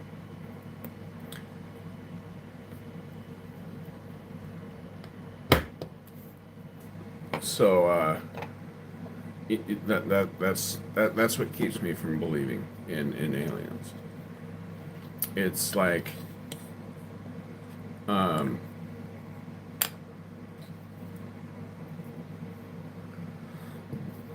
it's crazy. You know, the fact that there's life here is, you know, we kind of suffer from, you know, the burden of knowledge. You know, we're here, we have life, you know, we see all the life that's here, we kind of grow accustomed to it. We think that it's normal. It's totally not normal. Life is not fucking normal, dude. It's a freak. Life is a freak of nature. And you know, sure, it's cool to imagine things. No, yeah, no, right. It's possible. It's happened. You know, I'm not one to be like, no, this isn't happening. There's people that are in that boat too. There's people that don't think that this is even real. But believe me, I've met them. I've met people that are actually in a cult that believe that this isn't real. Like this, not real. This, not real. This is all part of something that they call the Adam dream. It's a real religion. It's a real religion. They don't think any of this is real. You know, they don't think disease is real. They don't think none of it's fucking real. You know, they're insane. They're fucking insane people. You know, very. You know, I've met there. Many of them are very nice people. You know, I know a few of these people that come from this cult, but they're they believe things that are like provably false. You know, and they think they have explanations for all this shit too. No, it isn't real because, come on.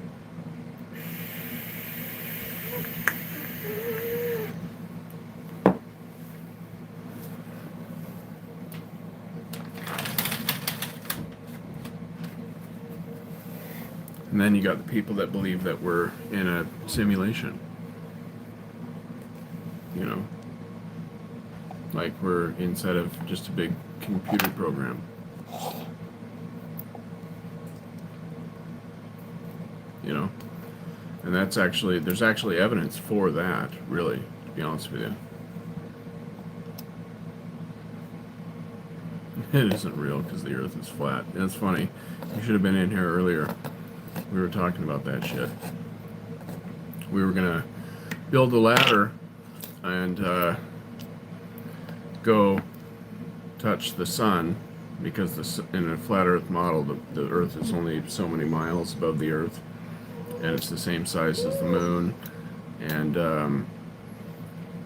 they're the same distance away, and you know, the moon, you know, the sun gives off warm heat and the moon gives off cold heat, and there's no South Pole. Antarctica isn't real. And anybody that, says that it's real works for the government, and, you know,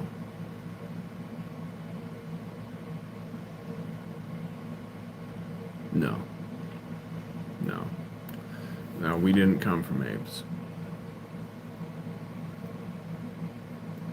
No, there's no way. Now, people that are pushing for evolution, they'll constantly point to the ape and be like, look, but see, they have hands. Look at, don't look at the feet, look at the hands. Don't look at their brain, hands. And they'll point at like these. It's kind of like, I forget what the fallacy is called, but it's imagine you're a terrible shot, right? And you're shooting at a barn, right? And you shoot a bunch of bullets at the barn, and then you find a spot where you kind of got the closest grouping, right? And then you move the target over there, and you're like, hey, look at how close we got. See all these similarities? When really, you shot the whole fucking barn up. And that's what they've done with the ape, And that isn't really what evolution says. And it's really quite ugly. And that's why they have to continually point at the ape and not everything else. Because if your attention got off of the ape and onto what evolution actually says, you'd be like, this is horseshit. Because what it actually says is that we came from a rock.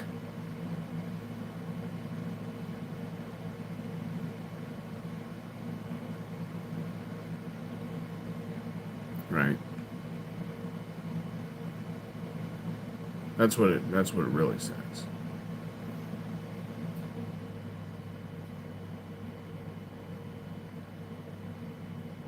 Because what's before the ape? Right? Because that came from something. And what's before that? That came from something. And that came from something. Right? Evolution, right? We're always getting better, even though we can see in the world things going, right? But eventually, you go back far enough, and you get to something that's not even alive. Right. But it somehow magically becomes alive. Magically. Right.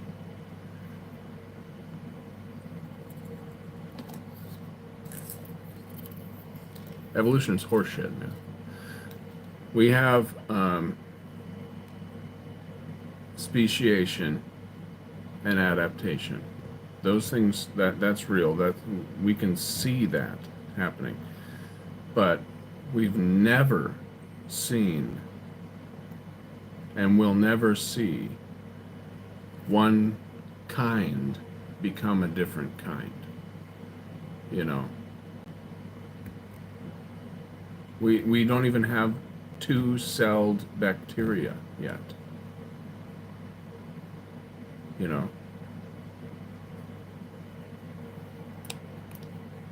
Even when they try and force it to happen, they've taken, what was it, E. coli?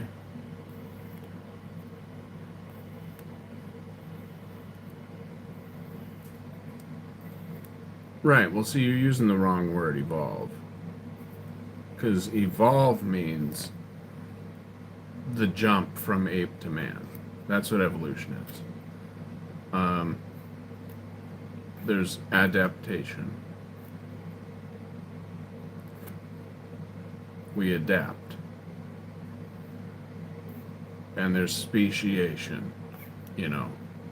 There's many kinds of dogs that all came from probably two dogs, right? But those dogs have never turned into anything other than a dog. If they did, then yeah, that would be some kind of evolution or whatever. But um, it's none of these things are, as they're explained, improvements. You know, even speciation. When you take a wolf and you breed it to the point till it turns into a chihuahua. Those aren't improvements. That's loss of information. Yeah, yeah, mutations. There's mutations in humans too. And this book right here,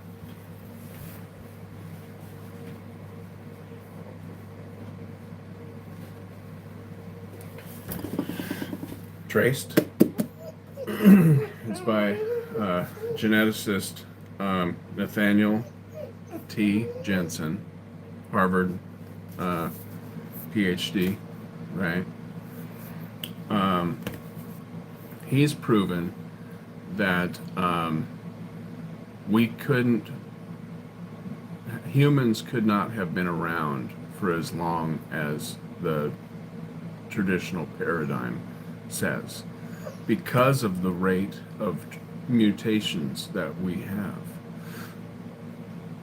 There's 3 mutations in our DNA every generation. So like there's 3 between me and my son, there's 6 between him and my dad, and there's 9 between him and my grandfather, right? And that's so reliable that they're referred to as ticks, like ticks on a clock.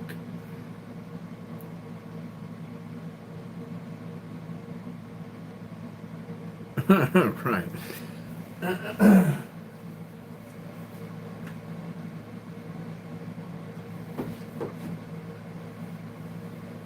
And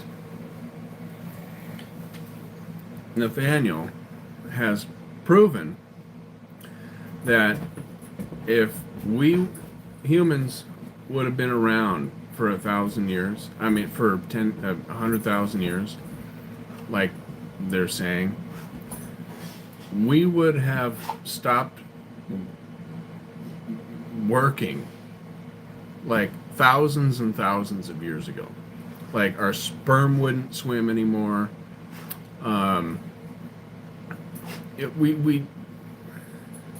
We couldn't function.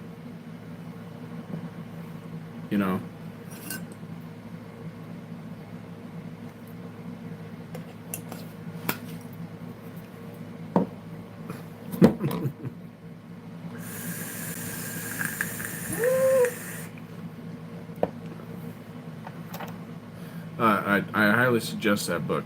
It'll blow your mind. It'll absolutely blow your mind. He's literally traced people back to Noah's Ark, right, using the Y chromosome. And the reason he uses only the Y chromosome is because if you use mitochondrial DNA, which comes from the mother, things get muddied up too much, and you can't go back as far. But if you just stick with the male, you can go all the way back to the beginning. And we can't go back further than the ark because, well, that's where we start.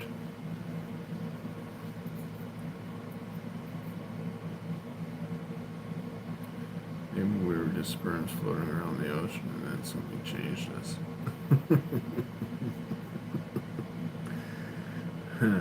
Like a gay fish?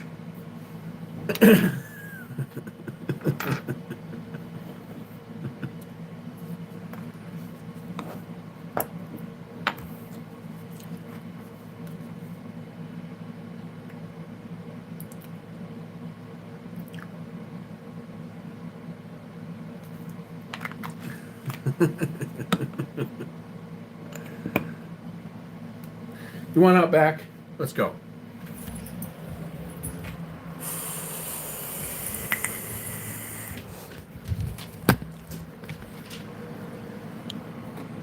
I'm coming. Let's go.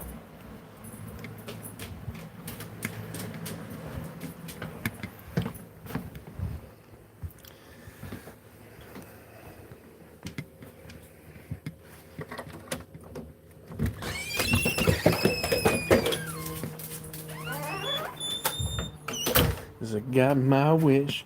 'Cause I found out I'm a gay fish.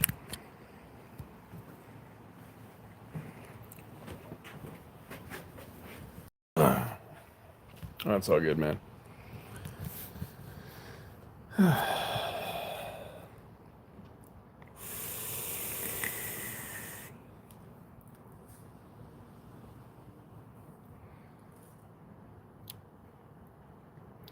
But I have questions.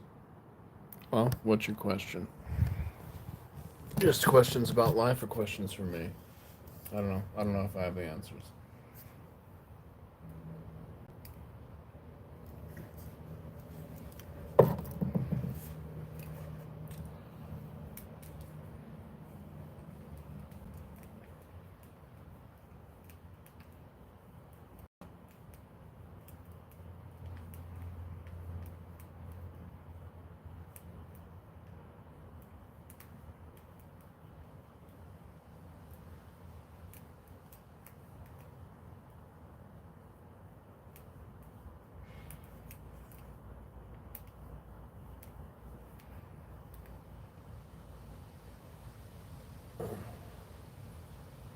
There's something in this blanket that's pokey.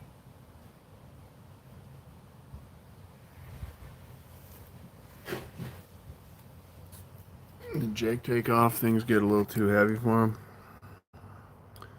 I've noticed sometimes he don't like to talk about certain things.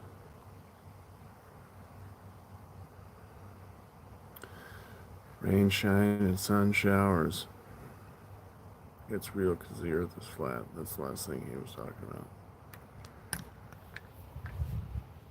Yeah, I notice that sometimes when I start talking about, heavy shit, he just kind of sneaks out. But whatever.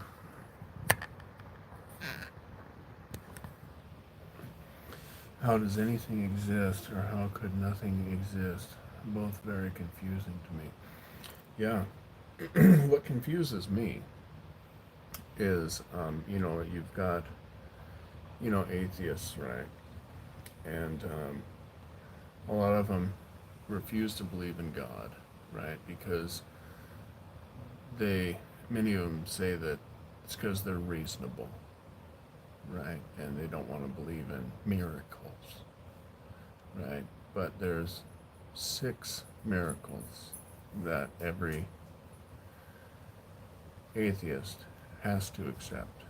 I don't remember all of them, but one of them is how nothing can explode and become everything with no cause, right? And this isn't like what we would think of as nothing, right? This is like absolutely nothing. No time, no matter, no energy, nothing, right? How could that turn into absolutely everything, right?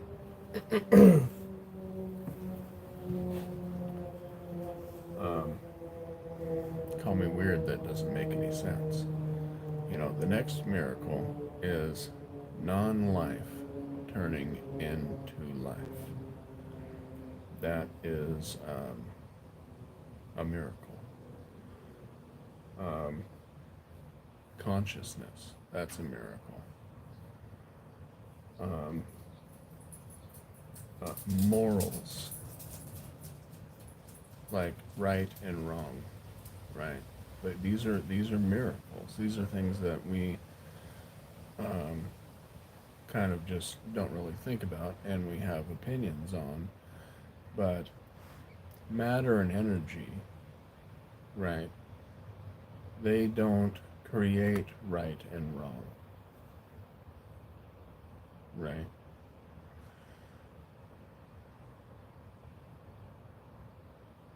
Right. Well, at least you're open. There's a lot of people out there that are like, no, I know there isn't a God. Which is kind of crazy. because that's a truth claim, right? And, if you're going to make that truth claim, I'm sorry, you have to bring some fucking evidence. Just like these people feel like me being a Christian, I'm the only one that has to provide proof. No, no, I'm sorry. You do too. You're in the same boat. In fact, you have just as much faith as I do. More, even. More faith. Because at least in my beginning, there's someone who starts it all. In your beginning, nothing does.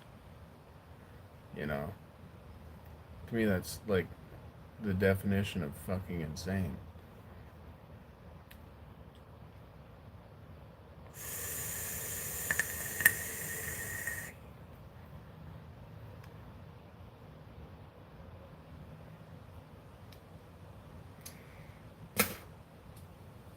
What are you doing, baby girl? You done? You want to go inside? Okay.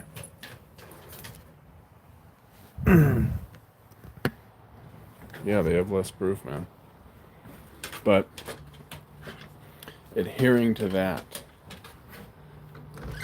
as crazy as it is better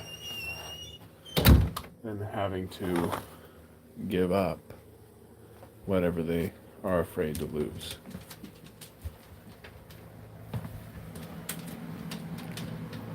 Or whatever they think they, are going to lose by,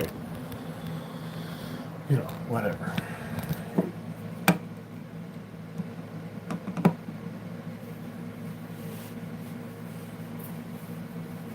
Here we go.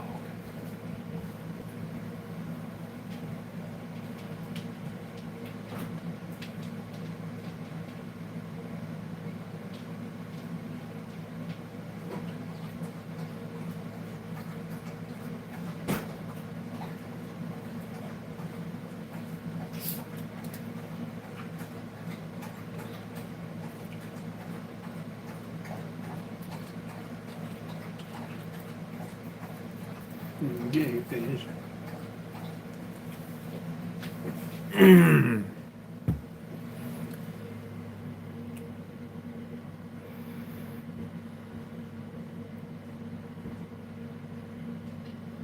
All right, man. We'll have a good one. I'll see you around then.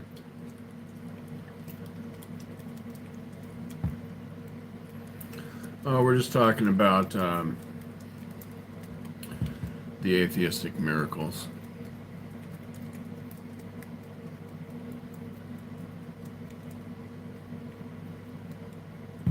What? I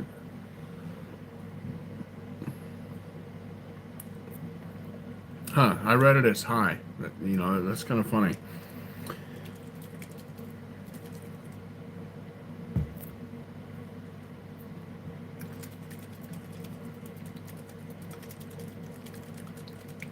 Yeah, spell check gets me too, man. Makes me look dumb.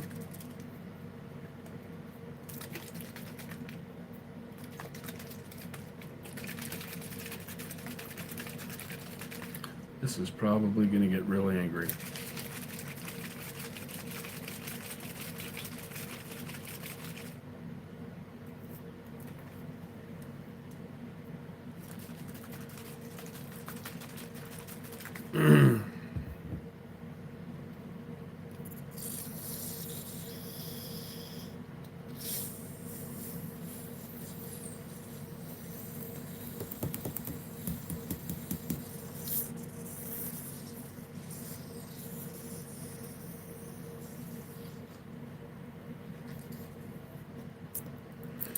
Oh, this is a sparkling ice. This is zero sugar, carbonated drink thing. They're pretty good, but it's got a bunch of the flavor stuff stuck to the top. You see that? I mean, the bottom was just completely covered in the shit, and I've been able to get it off of the the bottom, but it's not.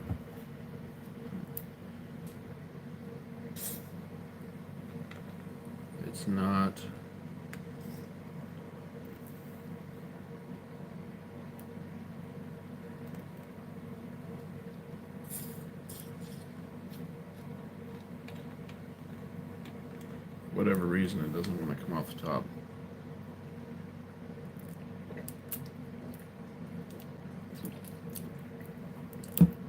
I don't know if you've ever had them, but they're pretty good.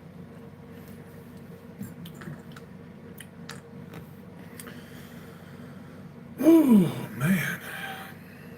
man, I've been on live for 8.5 hours.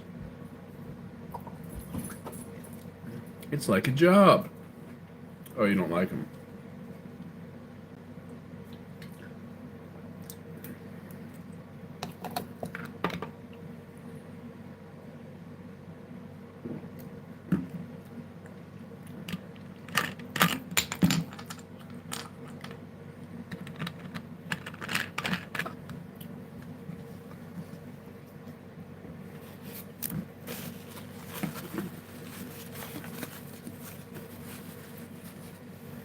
Oh man.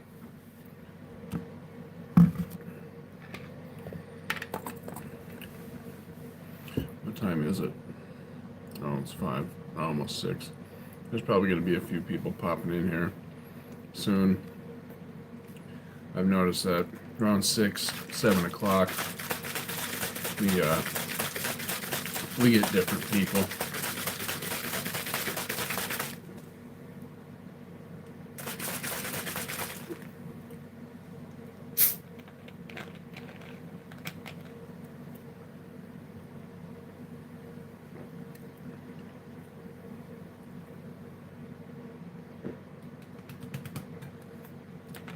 Yeah, I like them. I think they're pretty good. You know, better than soda. Anyway, better than the sodas. 28 gauge.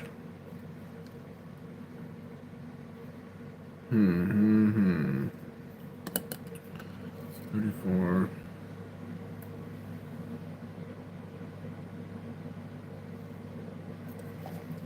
I should toss these guys. All these empty spools. They're not doing nothing for nobody. Put those over here.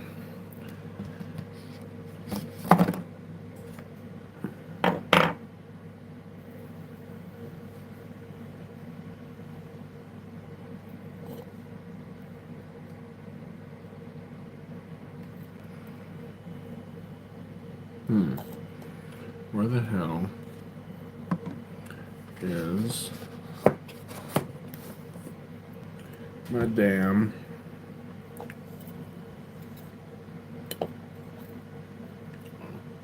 oh well.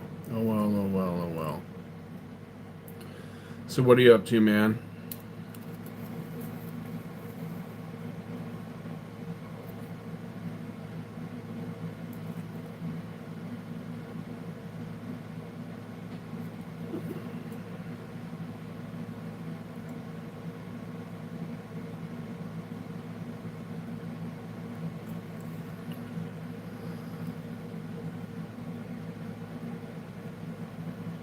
Oh, no, man. Yeah, whatever. What makes you think that? Just spending too much time on here? Yeah, man. If I'm on here, you know, shit, feel free.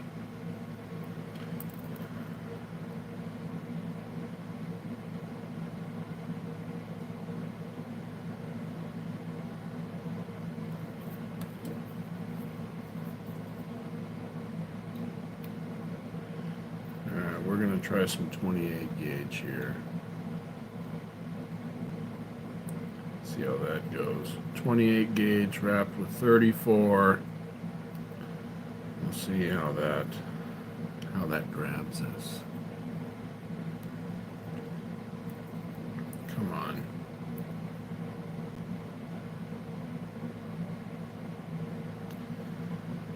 Man, I'm really glad that I went and bought this this swivel. It's a big difference. Most of yesterday and all of today, I've tried to join the conversation. It seems like nobody's interested in what I have to say. Huh? I haven't noticed, man.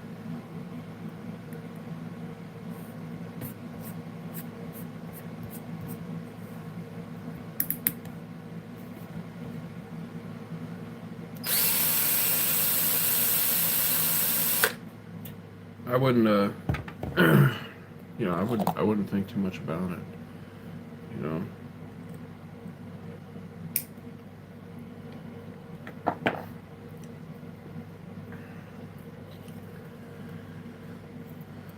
You know, the lives have been getting a little more active, I guess, you know.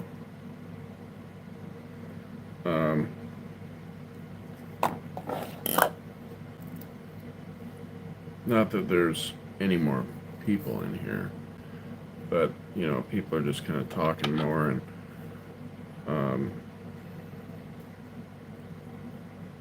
I guess getting more comfortable talking. And they're talking more with each other, too. You know, especially today. I was, you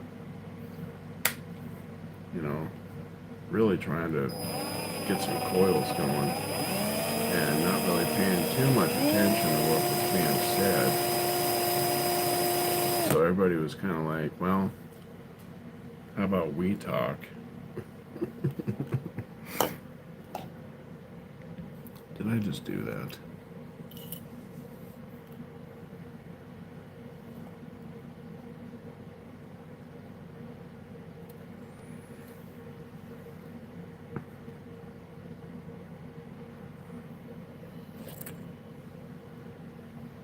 Is this it? Is this the stuff?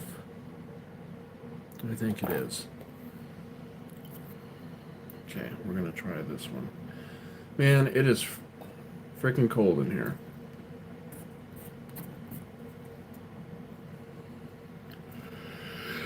Probably because I had that drink.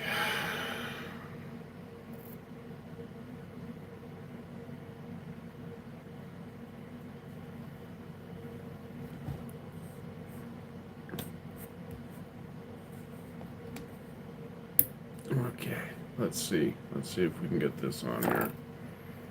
I really need to make some sort of jig that can just do all this shit.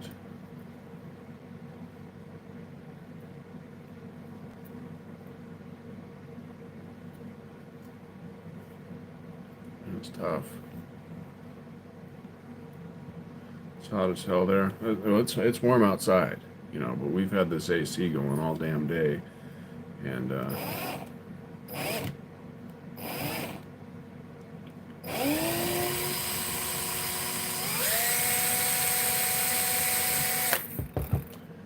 son of a bitch.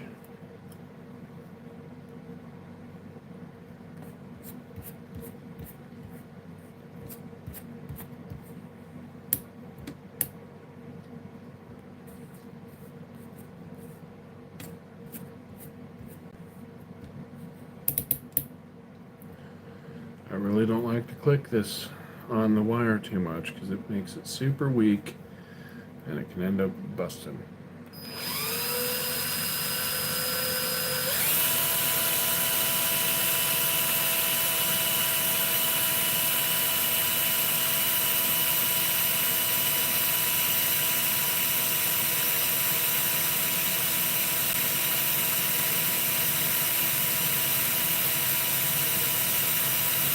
Yeah, dude, that swivel is so much better. Oh, man. It's just better.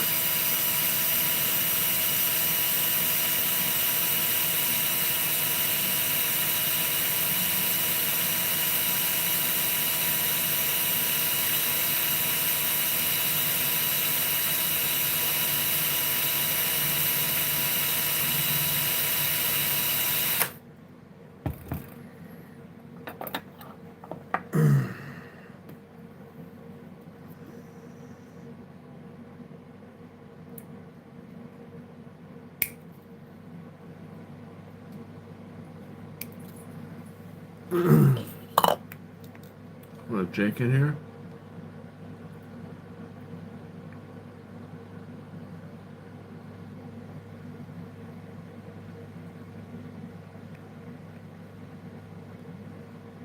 Hi, man.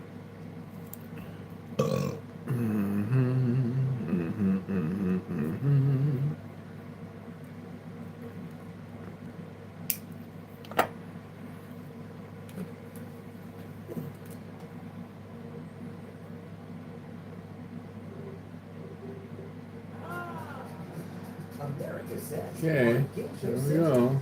It's simply incredible. There we go. God, you're being slow. What is happening?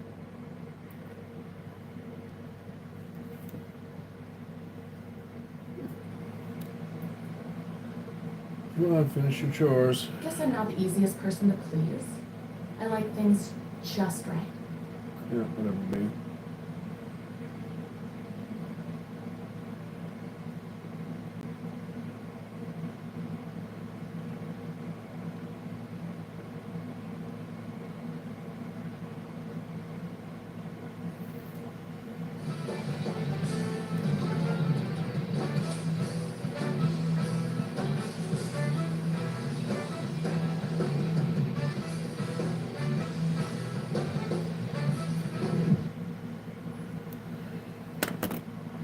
I just stopped in to say hello. I'll be back later. Okay, baby.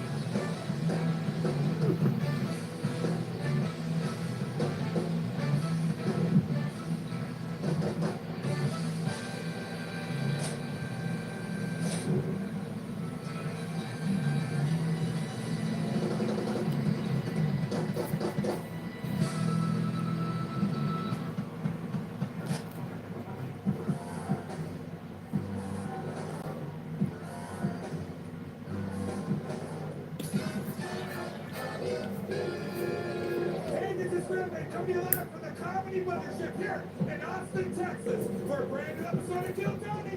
Give it up for Tony Hinchcliffe!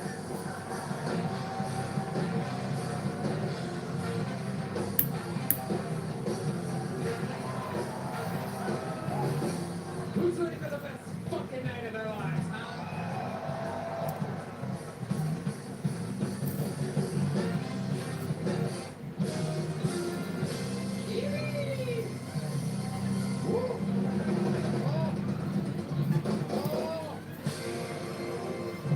Hell yeah, make some noise for Red Band, everybody! Keep it going for the best damn band in the land. This is Kill Tony, brought to you by Express VPN. Carlos Sosa, Raul Vallejo, Fernando Castillo, Nachos Belgrande, Michael Gonzalez, Sweating Bullets, Big Mike. On the drums, Matt Mueling on the electric guitar, John Dees on the keys, and that is D Madness live in the flesh, ladies and gentlemen. An absolute scorcher. We're sitting here at 81.1 degrees Fahrenheit, 71% humidity. The AC guy is here. Make some noise for the AC guy. Woo. Texas, late in July. Welcome. Holy shit, AC's be breaking. It's a real live show. Anything can happen. Happens everywhere. Doesn't matter how much money Spotify gives you. AC's be breaking in Texas. A real stress test here today. These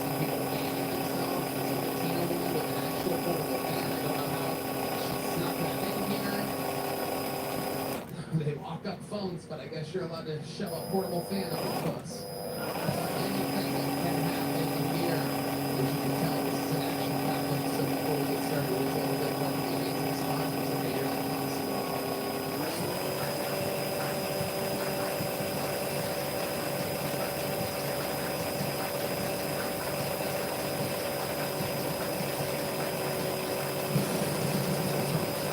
The Sunset Strip Comedy Club in Austin, Texas is now open.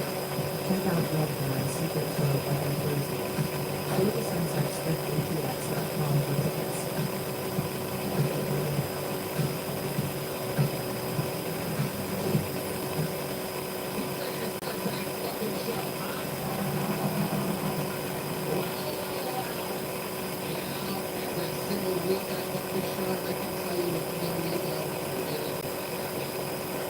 This is one of those very special nights. You guys get the fucking comedy lottery. You did it. You did it. This is one of those big ones. Ladies and gentlemen, I present two of the greatest guests in the show's history. This is indeed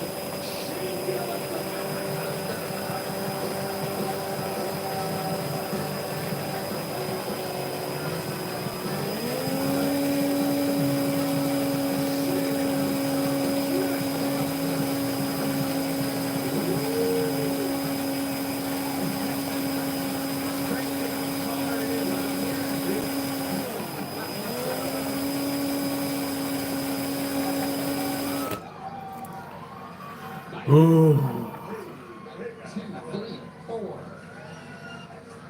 It is unbelievably hot.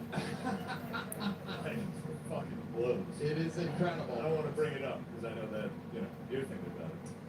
The crazy thing is that the AC works well in some places right now. The other room, which is an open mic filled with absolute bottom of the barrel peasants, they're chilling. 69 degrees in there. The green room, 71 degrees. Right behind that curtain. Very, very nice. It's nice right behind me, right before home. It's like, it's not that bad. It's like, wait This is where God has decided the heat will lay tonight.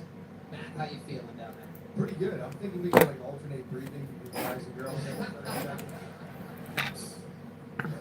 We're gonna have to come up with some kind of plan. The AC guy is here. I'm gonna ask management if anyone's listening. Wave to me before he leaves. I want to know if maybe Looks we like can we get can the AC guy probably to agree to use that now. live appearance. He can explain himself. Whatever we do, do not let that guy fucking leave without giving me some kind of signal. I know he was just planning on another quick stop on a 6th Street fucking dungeon-esque bar, but he might end up in front of 5.5 million people real quick. Who gives a fuck? Right? Should we harass the AC guy? Anything can happen here. You guys have been guests numerous times on the show. 305 human souls signed up for tonight's show. Matt and Shane know what the fuck is up. The bucket gets crazy. They get 60 seconds uninterrupted. And then their time is up and they hear the sound of a kitten. That means they have to wrap it up then, or else they bring out the angriest Hollywood bear, which interrupts them. I conduct an interview. It's going to be a lot of fun watching them truly physically sweat tonight. They are in for the shock of their I'm lives. getting there. None of them know that the AC is broken here, so they're in a nice air-conditioned bar next door right now. They're going to be in the nice air-conditioned backstage, and they're going to walk out. And they're going to. This is absolutely perfect. That is what I'm looking for. So let's have some fun. Before we get to that first bucket pool, I have So a nice. ticket winner here ready to debut a new minute of stand-up Yeah, she was just stopping by for a second. But check this out, dude. I just killed it on this. Ew, ugh, look at that. That's not what I was trying to do. Look at this.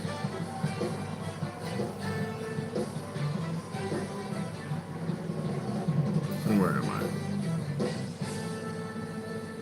So, the whole damn thing. Holy shit, oh my god. Growing up, I didn't have any Jewish friends, not on purpose, but I was never invited to apartments, but I think it's too late, I think people would take notice that I specifically hung out with 13-year-old Jewish boys. I mean, there isn't a single fuck up anywhere on this thing.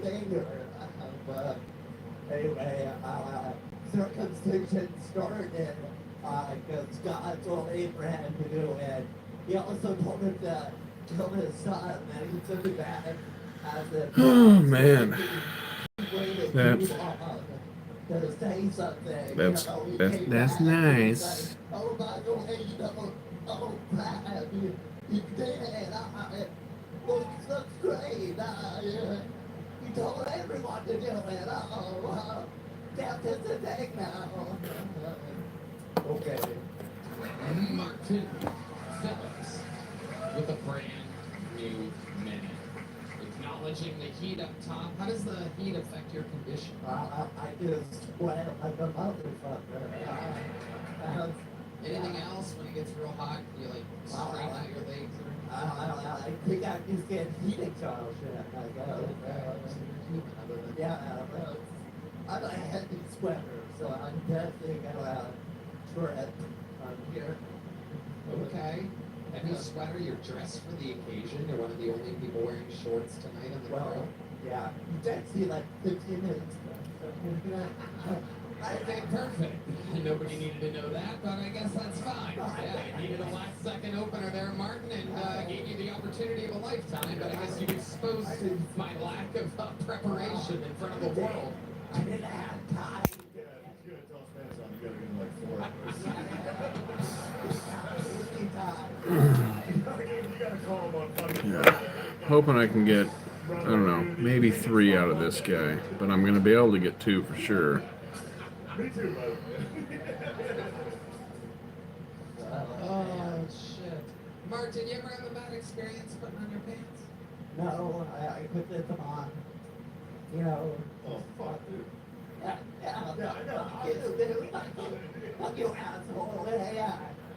If there was a button-up shirt, they made me fucking. Get them on. You know, it's It looks smooth as hell. Yeah. Yeah, it's better than me. I gotta like lay down. Thanks, that fuck. You deserve that. My joke was better, but yeah. Martin, what else has been going on in your life? I don't know. I got sweating. My glasses are fucking up. No, I bought a new car.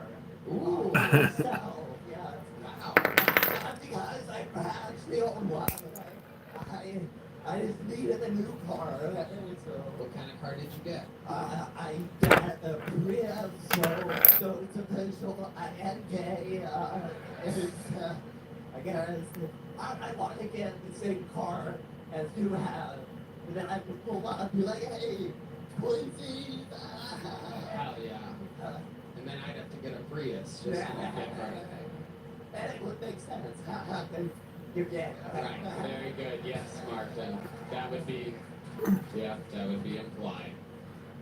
Only 2 ungays so far in 2.5 minutes. This is another episode of Kill Tony. Blend in with the others. That's just very nice. Do you drink, Martin? Oh, sometimes. Ari Maddie tells us some crazy Dude, tales. that's not even true. Ari's been saying shit. I'm like, I go to bed. Ari's the one out till 6 a.m. I know one time I did get drunk. Already, You got drunk? Yeah, I was drunk, yes. And it doesn't make me look any more able. It makes it worse, I think. I'm watching some Kill Tony. I don't know if you've ever watched any of this shit, but some of the comics that come on are pretty damn funny. The guy that's on there right now has got cerebral palsy and probably some other shit that, but he's you know, super smart guy. Really plays off his condition, you know. But we do have an update incoming. Well, hold him back there while I bring up the first bucket pull of the night. You guys know how this part works. It's where shit gets a little crazy. Because we're gonna meet somebody. Could be the next star of the show. Could be a fucking insane person. Make some noise for your first bucket pull of the night. It's Could be an Daniel insane Shepard, everybody. person. Daniel Yeah, that's very true. So my birthday's coming up in a few days. I think I look great for 36. The problem with that is I'm turning 26. So that fucking sucks. I've been watching this show about guinea pigs. It's pretty funny, interesting. It's called The Sopranos on HBO. Perhaps y'all have heard of it. Another great show is Friends. But I think an even better show is Seinfeld. Because if Seinfeld is the show about nothing, that means Friends is the show about Jennifer Aniston's nipples. I forgot to equate how they were similar. I'm a little nervous. I just had some sushi recently. Over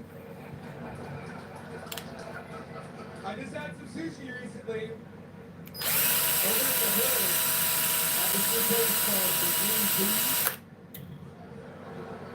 I ordered the unagi, what? Yeah, they didn't have a drive-through, but they had a drive-by. And last joke, what do you call a black lawyer? A brother-in-law. I want to ask who what was. Alright, thank you guys. Okay. Thank God you didn't do the punchline. What I'm listening to? Holy shit. I liked watching the autism bleed through when you're like, I forgot to equate that last thing to the other. What I'm watching is Kill Tony. Yeah, straight to sushi. Yeah. And what this is more coils. So the three shows Josh that you've been Blue? watching No. Sopranos, Are you talking? No, Seinfeld, not that guy. No. Yeah. I forget the Did you guy's just name. get, what, a VCR player? Maybe that Or is you his just name. started I really don't know. 3-decade-old Especially shows. about the jokes.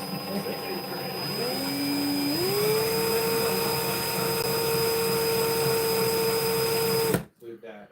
I don't think that's his name though. I think Josh Blue is the guy that kind of looks a little rough. Friends is like Seinfeld without any G's. Kind of looks like a, shaggy, long-haired guy. This guy's like Wow, when did he die? glasses 5 years and ago? skinny, He died 10 months ago. Okay. Wow, how did he die? but He had a that lung guy's pretty condition, funny. So he had too.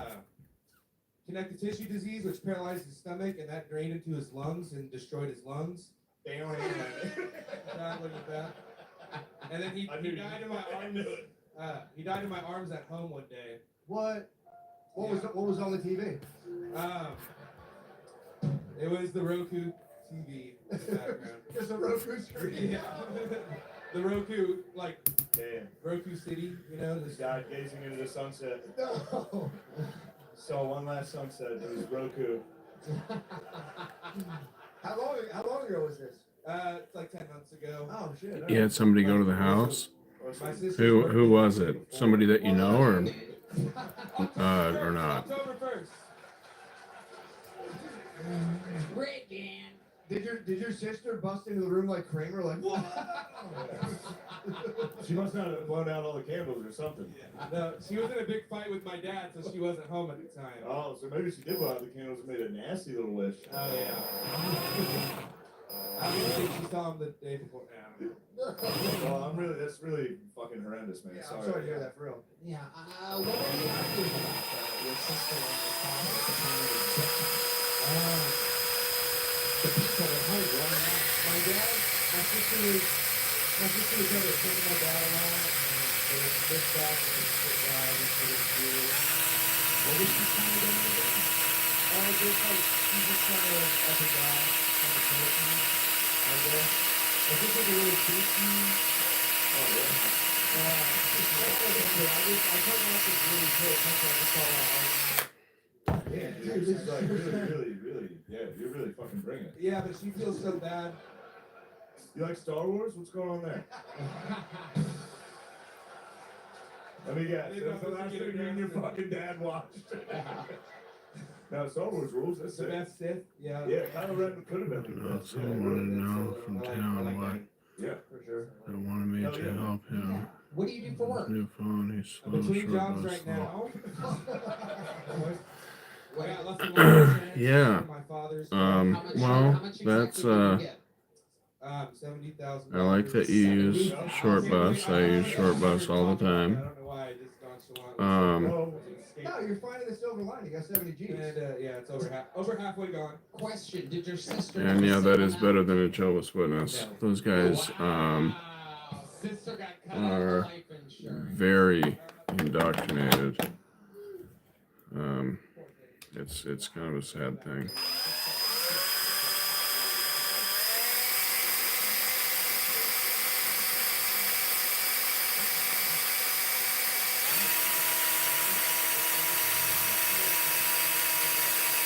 You just missed my last build. It was absolutely perfect.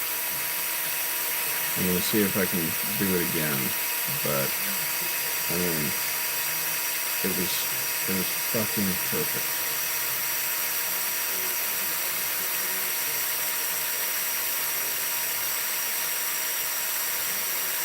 If I say so myself.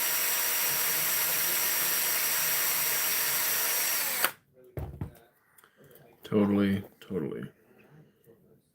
there you go. Daniel, well, welcome. Congratulations. You got on the show. Thank you so much. Daniel Shepard, everybody. There he goes. Appreciate it. Oh, here's a little And you can go there. Ladies and gentlemen, I'm getting word that the man that we all want to talk to is here. I present to you for the first time. Oh shit, yeah. Yeah, just that's smart. Just tell them you're a former witness that's been shunned, and they'll run, because they can get in trouble for talking to you. Incredible, 12 years and 3 months. Yet we've never spoken to an AC guy live on the show before. Sir, what is your name? My name is Dean. Dean. Hell yeah. Hold on. Crap is doing her. Let's see if he actually did he fix it? I feel it. I did, yeah.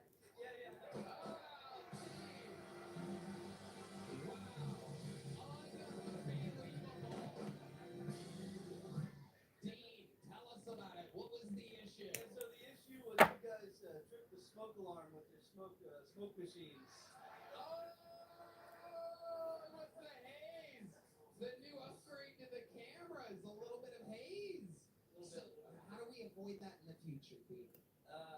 Truthfully, if you're using smoke machines, probably not. Okay, can't do it.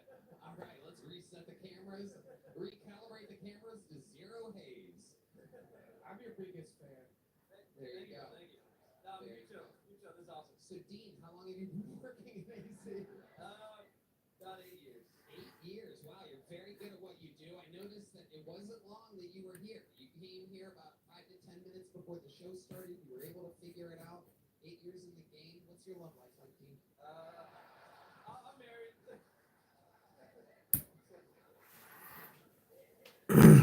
No, I'm married. Nice. Hell yeah. She must be a very lucky, cold woman. It is pretty cold in my house. Yeah, oh yeah. Hell yeah. Well, Dean, have you ever thought about trying stand-up comedy? Do you like comedy? No, I love it. I love it. Well, we were all about Run away. you came around, so now we're even, Stevens. Dean. All right, I'm gonna see if I can get this thing to look half as bad as that last one. Then I can show CJ and be like, "See, lucky, I can actually do things that are decent." Wow, what a special episode. 2.8 degrees. If you wonder. Point. Dean, why don't you stick around until this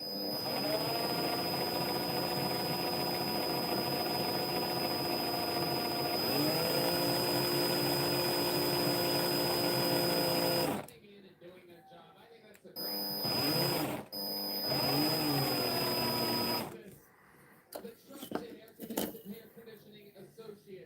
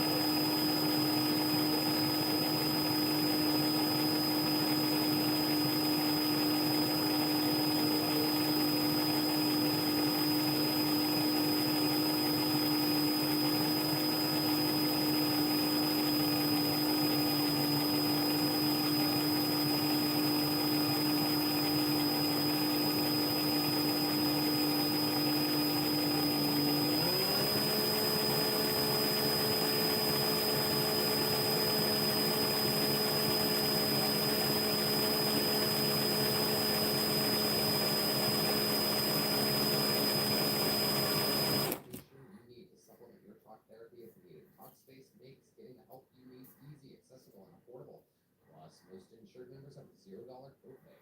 And I'll let my man Red Dan tell you why he loves Talkspace. My man, Tony, thank you. Tony, I think Talkspace is amazing. They're providing the best mental health treatment out there. As a listener of this podcast, you'll get $80 off your first month with Talkspace when you go to Talkspace.com/Tony and enter promo code SPACE80. That's SPACE80 to match with a licensed therapist today. Go to Talkspace.com/Tony and enter promo code SPACE80. Yee-hoo! This podcast is sponsored by Tacobas. Anywhere worth going is worth going in good boots. Find your perfect pair with Tacobas. Ever wondered if you can pull off boots with your personal style? You owe it to your feet to pull on a pair of Tacobas. Find comfort in the traditions of the West. Almost tied a knot here. That would have messed up everything.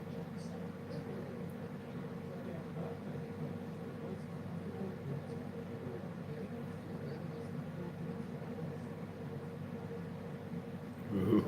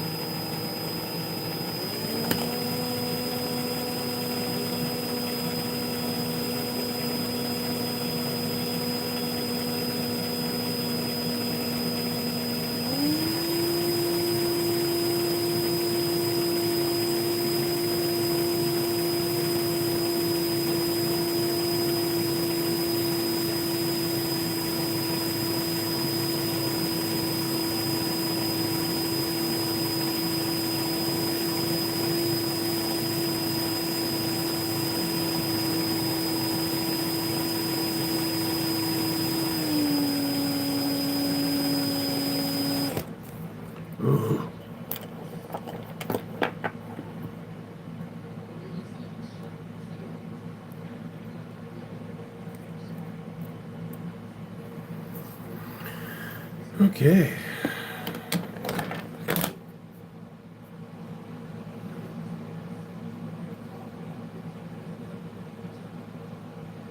Oh shit.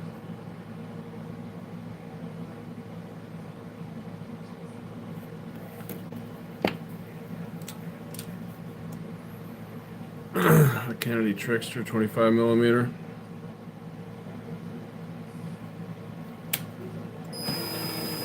Do it.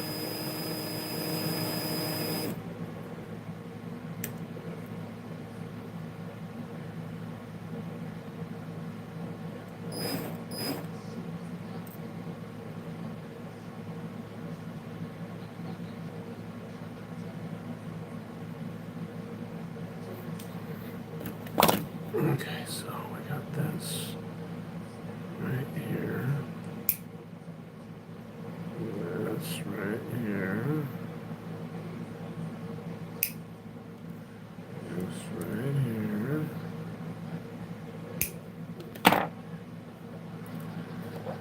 There we go. Here's going to be the two coils. Let me flatten these guys out so they're.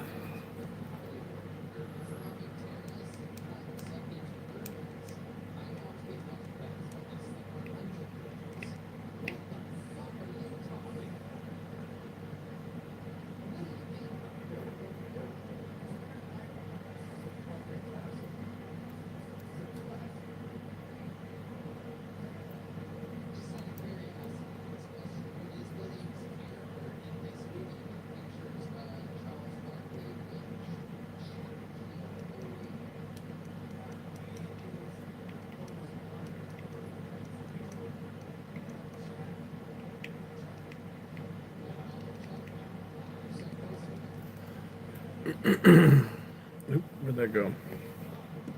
Oop.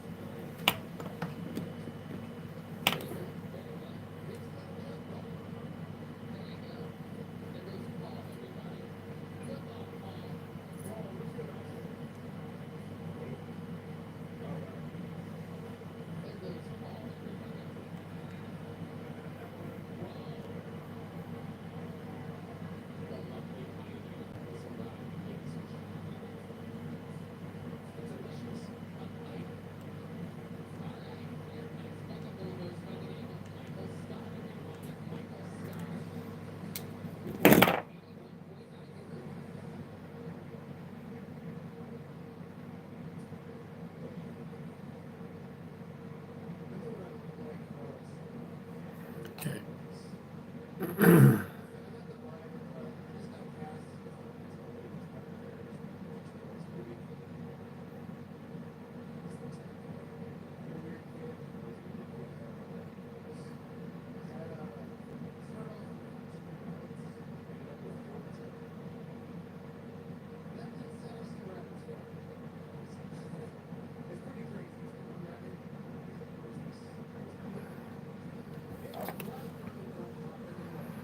Does the shop you go to sell RDAs? No. Just juice and tanks. They sell like mods, right? Like this type of stuff, but they're all like the newer ones where everything's like kind of plastic and all that shit. Like this thing, the whole thing's metal. You know.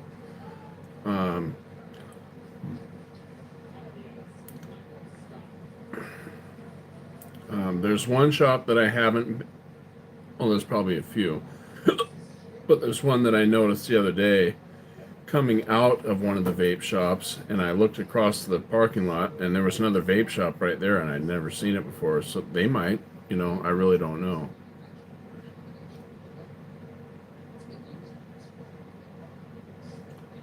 Yeah, I don't know.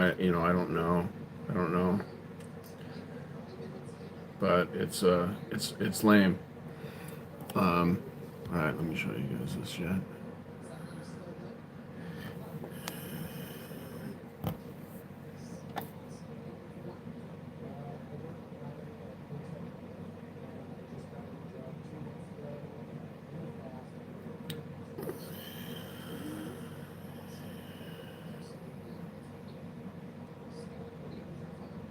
Come on.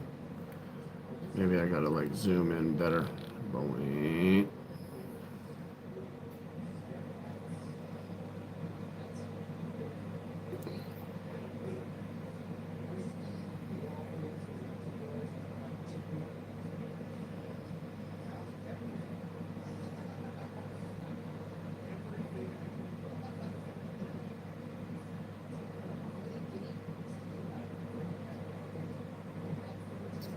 So, pretty much that's it. Two more flawless wires. Getting used to these new wires.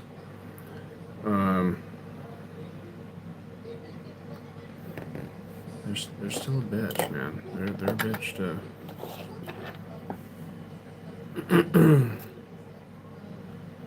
Just takes a minute. Every wire takes a slightly different approach, I guess you could call it.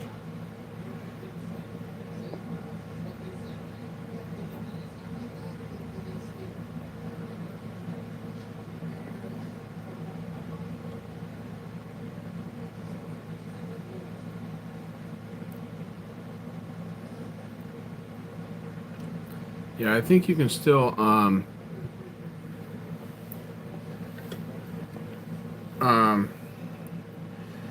yeah, that's kind of what you do. I mean, you take your first wire, right, like you've seen me do, and you put one end in the swivel and the other end in the drill, right? And you put it in the swivel so when you drill, like the wire can spin, right? And it doesn't just bunch up and whatever, so it can spin freely. And then you put this wire on, you know, or whatever wire you're using, you put that on, and you want to have a perfect space in between each wrap, right? And ideally, you want it to be each space in between each wrap to be the exact size of the wire that you're wrapping on there, right?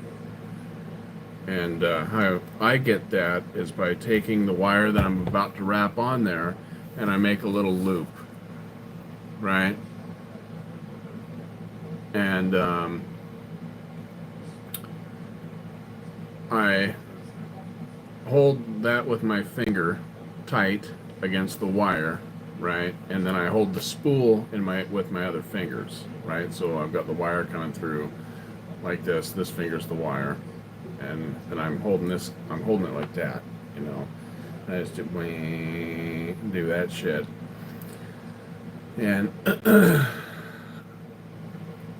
so since this is the same as this wire, it should create a space between each wrap this thick, right? And then later, since I got the wire with those spaces on it, and I make it long enough so I can cut the wire in half, and then I'll have my two, right? But what you need to do is you make your little loop, right? Make your loop, and then you cut it, and then you take one of them and you flip it around, right? So all the swirls are going the same direction. And then you take the two and you stick them in here like this, right? I don't know if you can see. Yeah, okay, see, I've got one end sticking out here and one end sticking out here, so they're both in here like this. And then I do the drill thing, and then I take the wire that I just previously put on there, and I put it in the space that I left, and that fuses them together. And, you know, you end up with, you know, a wire that looks like this.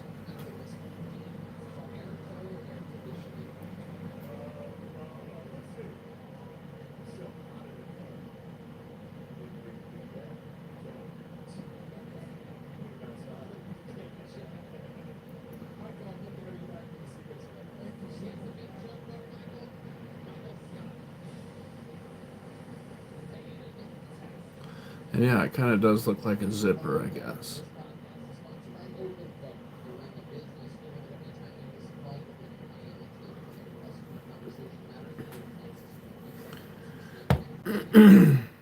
And I've just taken one of those and just wrapped it around this guy.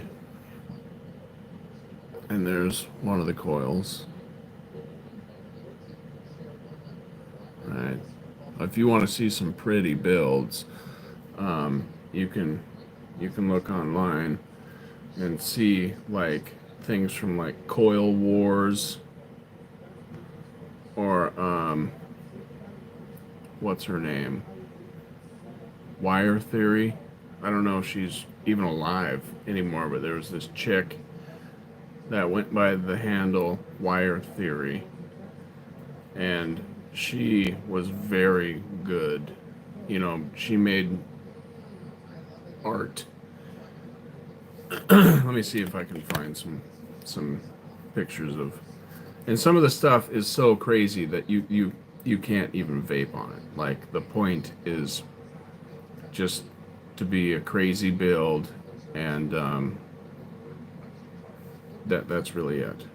Like, some of the shit looks like scaffolding, coming off of the shit. It's ridiculous. Um,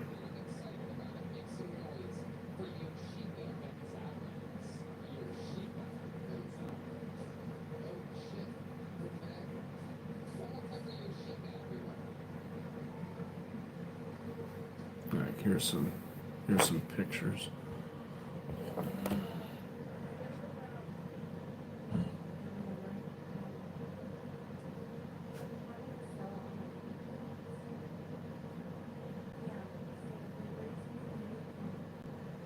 Like, what the fuck is this?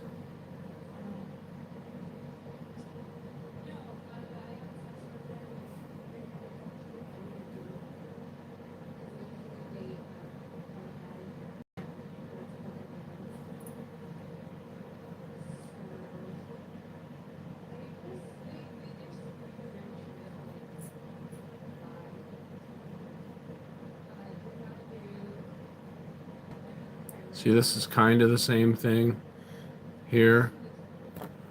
This guy, where they've fused the things together, but they've got multiple kinds of wire in there. This has flat ribbon wire and a couple other different kinds of wire, but you can see how they've what's called stapled or fused them together.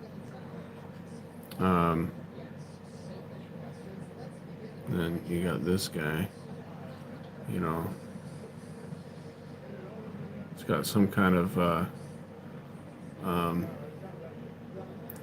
like some kind of alien in the middle, that's with ribbon wire on the side, and then that's fused. The ribbon wire is fused to this wire here, and then the whole thing's fused together. Yeah, like, who made this? Let's see.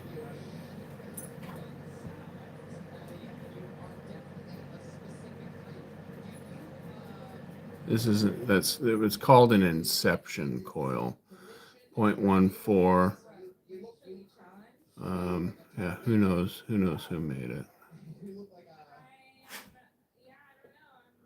But yeah, you can get into like all kinds of crazy stuff. It's called like coil porn,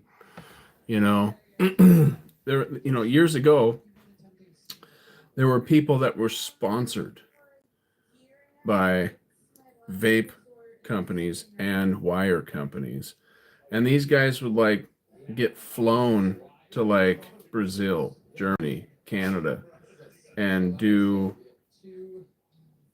build offs, and then there was the guys who did like cloud competitions.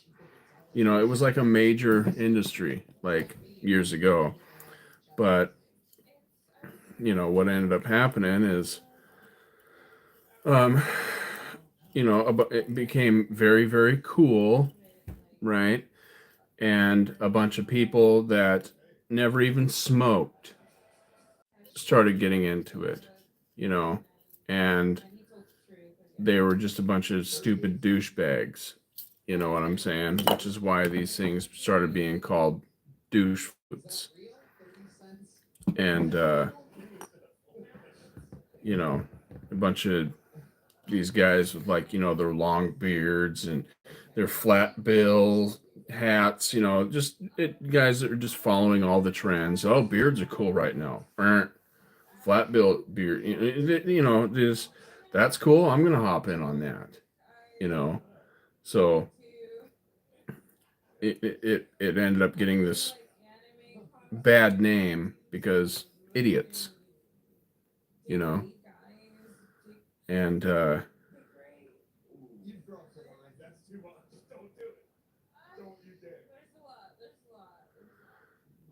so yeah, but I thought it was kind of funny, that those things started being called douche flutes.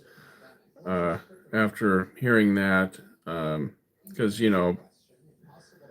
people will be like, "Oh, here he comes with his douche flute." It's like, no, it's not a douche flute. It's a choke arena.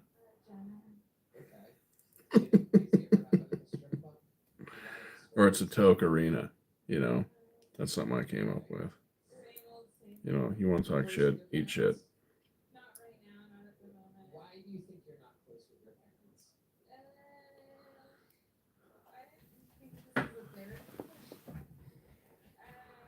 Right. That also happened with the tobacco lobbyists. That's why you look into who funded these studies about vaping being bad for you and all this stuff, and it would be like Philip Morris, and you'd have like this commercial about how vaping's bad and paid for by Philip Morris and all this other shit, and it's really because they were, as far as they were concerned, no one was going to smoke anymore. They were like, look, this is like the new thing. We need to either take over or scare everyone away from it. So they did both. The FDA swooped in and tried to regulate everything, and they also did their their reefer madness shit.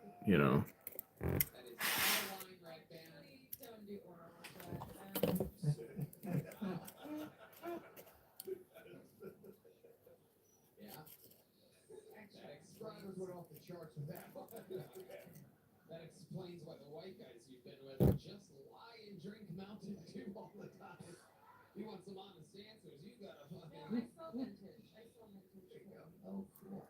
I'm doing markets outside and do actual. I do a video too. They have Ass and vagina. Is that one of the vintage shirts you wear?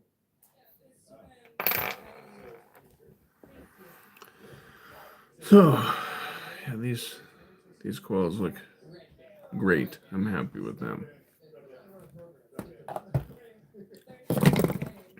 Vapor Madness. Yeah, I'm surprised that they didn't go as far as they did with Reefer Madness.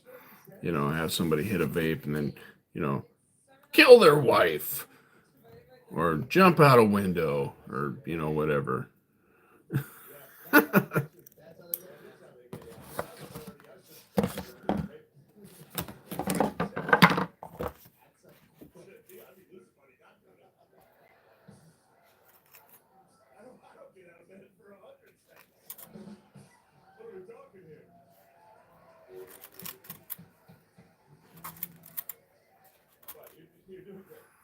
You're going to be making a lot more money after this, I'm sure. There are a lot of people watching online right now. Any other last pitches for your OnlyFans that you would like to give to the people out there? Many, many men. Trying to help. She's just barely making her rent. Yeah, I mean, I have a wish list, but I just have like a printer on there. No one will buy it. I'll get you a fucking printer. Shane's gonna buy her a printer. Yoshika, here's a little joke book. Okay. Ready for it? Boom, you got it. Wow. She caught it. You're going that way. Okay. Yoshika, everybody.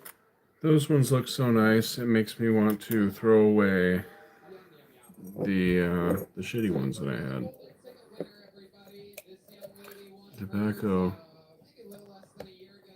She's just companies who are afraid of losing their victims, and it was happening. Millions were dropping cigarettes and tobacco sales dropped, so they essentially gutted the vaping. As it was, yeah. I get it, whatever. Me personally, I don't trust Jehovah's Witnesses. I feel like some Jehovah Witnesses are just registered sex offenders who got really, really, really nervous at the last second. Like they were supposed to go out in the neighborhood and tell everyone what they did, which is it's time, oh, I see a child. That's so they go knock knock, who's there? Have you heard of the child that was touched by God? Jesus Christ? It's like, why is your full officer here? It's like, don't worry about that. I don't know. I feel like we treat Cricket, cricket. be like we make What do you know? Another person that wants to make fun of but Jesus. only makes the heart Low hanging fruit.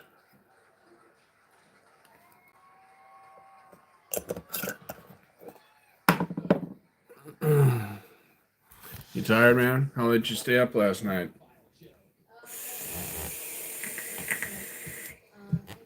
I went to bed pretty much right after I left Jim's live. I mean, I said goodbye to her and shit, but she missed it. So I said bye to her, like, I don't know, 2 minutes later when she got back to reading the comments and shit. I was like, okay, she's back. Yeah, right, I'm leaving now. But she was like, all right, well, I'll see you next year, whatever. It's like, all right, cool. You know, No, you guys didn't even hear what happened with my dad. she was fucking tired. But, who knows? Yesterday, I taught him that you have to Right. didn't know about that. Come here, baby girl. I just taught him yesterday. Hey. Get your toy. Get it. Go get that toy. Bring it here. Get your toy and bring it here. Get your toy, bring it here. Yeah, she really just wants me to like go lay down in bed. And every day is a scramble for me. What can I have to do to sell this house? What all do you have to do now, man? I mean, you've mentioned a few things.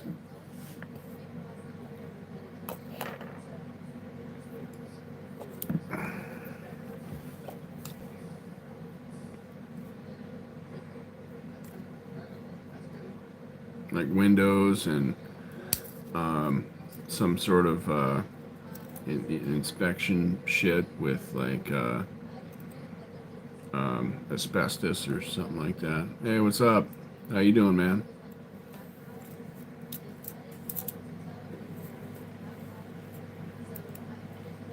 What's going on, man? You're like on the lives all the time, Lorenzo.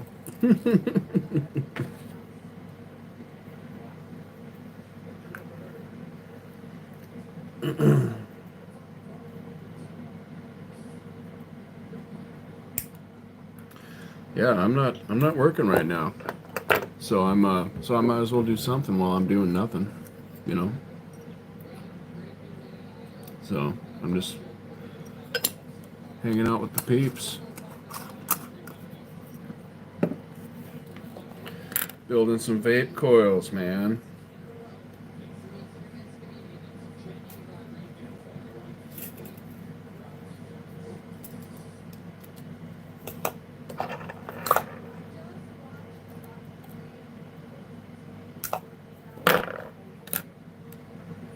You scroll and I'm here. That's right, man. I'm hanging out here just for you, I'm sitting here and I'm waiting for you. And I wait and I wait.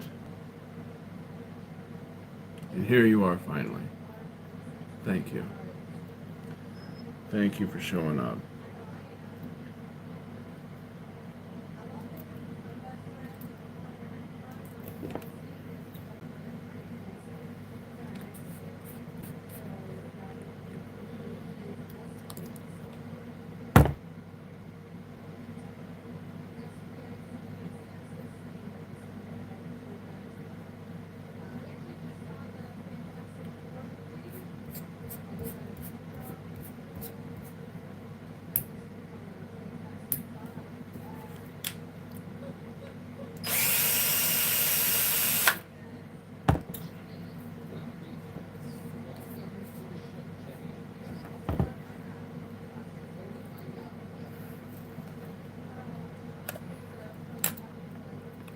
Coming back from your friend's house, 4:04 a.m. Jeez, what were you guys doing? You guys partying? Huh? Doing a little drinking? Having a couple snorts?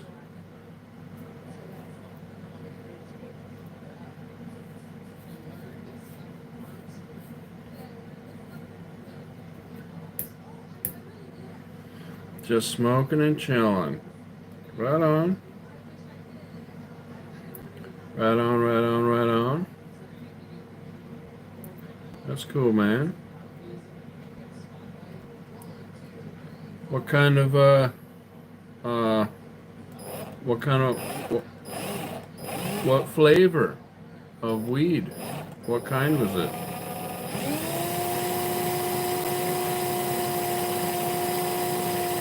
Did it have a name?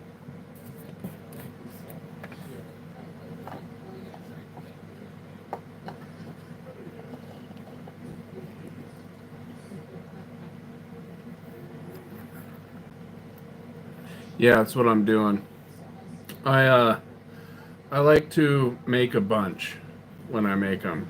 So when I need them, or my wife needs them. Oh, gelato. Okay, cool, man. Um, when I make them, I like to make a bunch, so I don't, so I don't have to sit and make one when I need one right then. You know, I can just be like, I got it. You know, I'm ready. So I think that's the best way. Just be ready.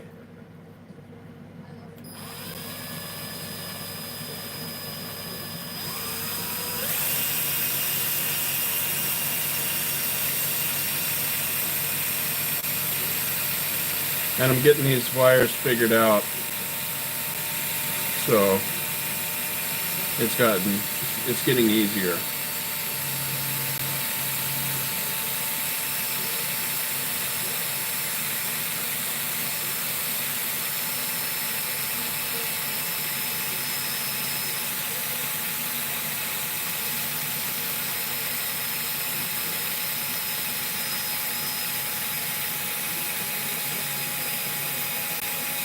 Sounds like my battery's dying. Hope it makes it through this coil. I'll be pissed.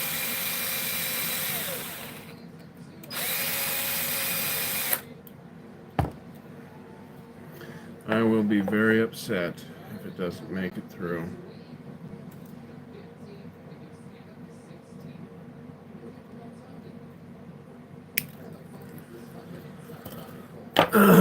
It's my drill.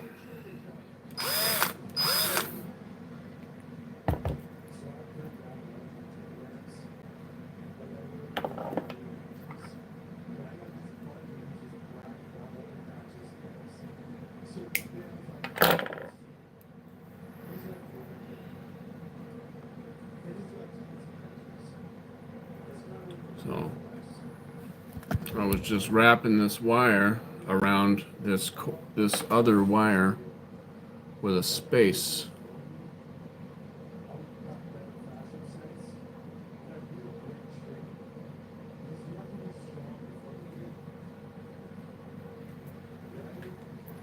So now I need to do this. Take this and do this.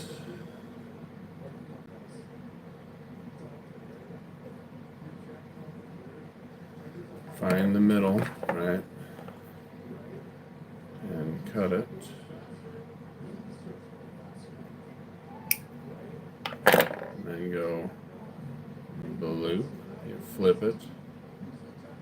So now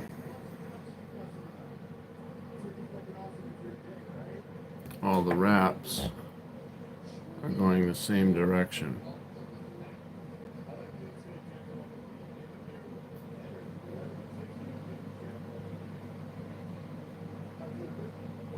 See how that they're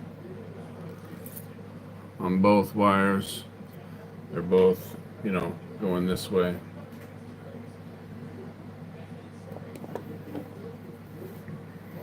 Let me get this.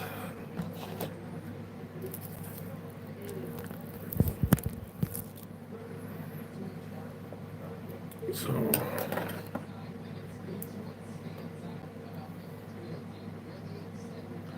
yeah, I make my own coils.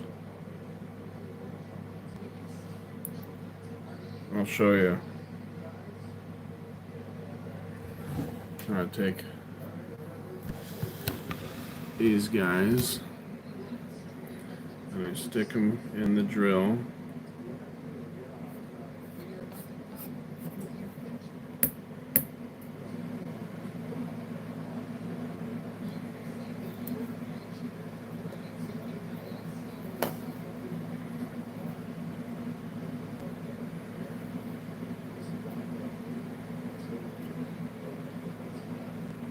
Yeah, I use the drill to make the coils because it's much faster. I could take a wire and just be like this, right?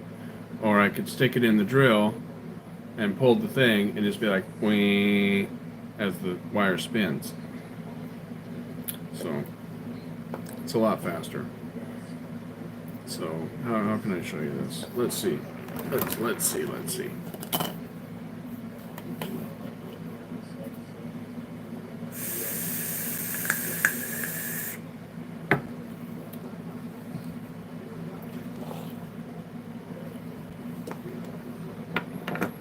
It's tedious work, very, very small work. All right, we'll scoot this back here, take this over here.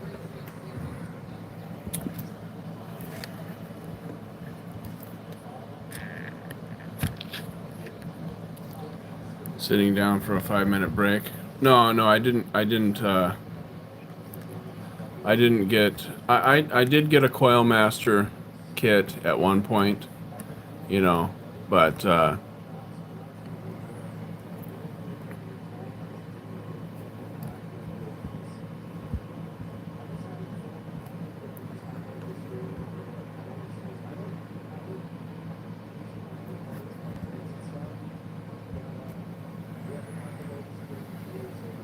I've had one. It just comes with tools and whatever.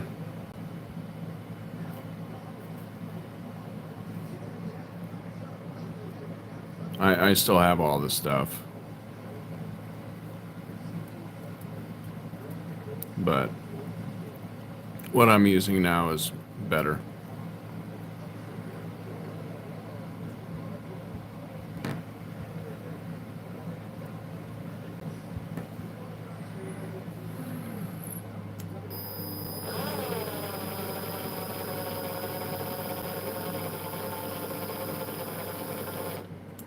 Oh, all right.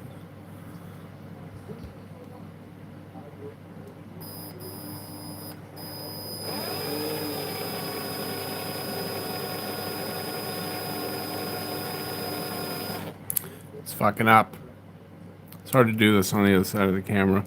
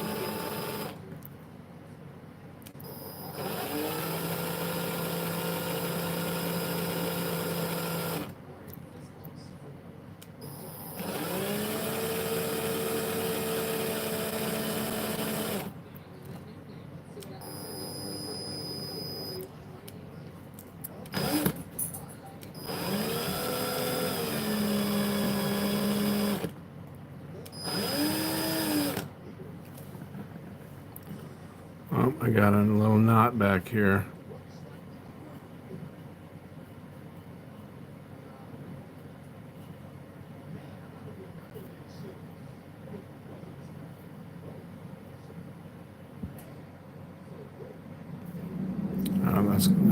That's gonna fuck things up.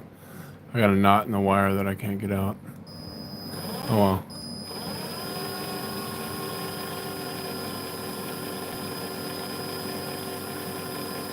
There it comes, right there. See it?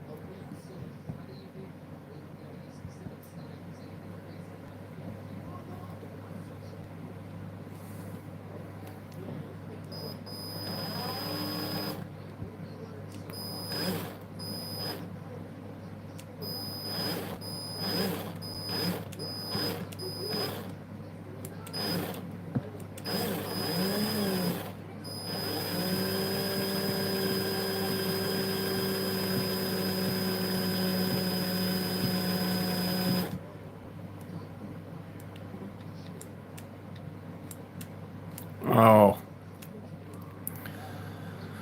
Battery dead. You gotta be fucking kidding me. Stupid.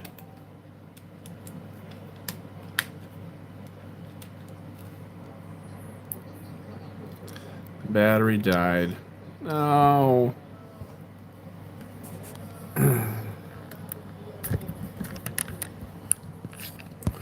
Sturdy bitch.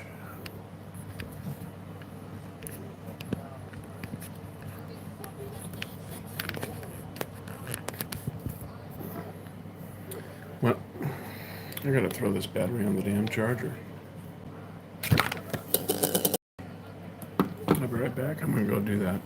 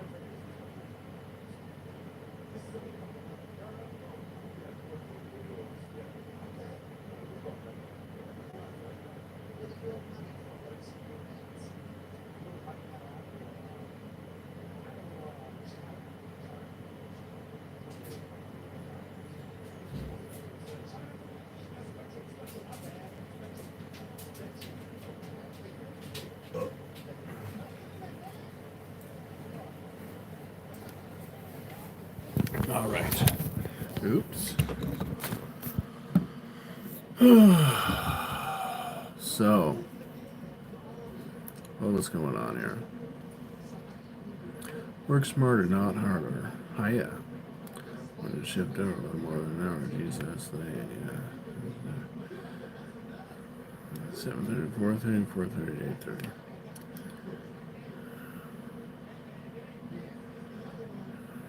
Work hard shit. Story batch. Alright, bam. Well, that's a bummer. I really wish I could have finished this damn wire. Lame.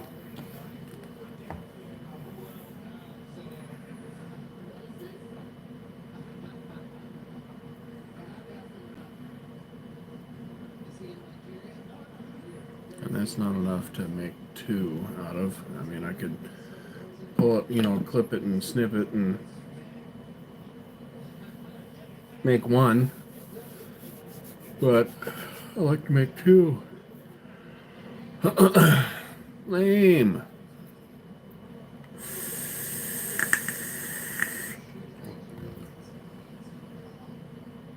Well, the sun just popped out from behind those clouds.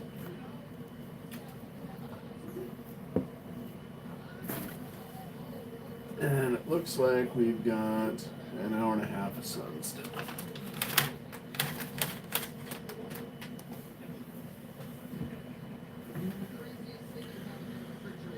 So,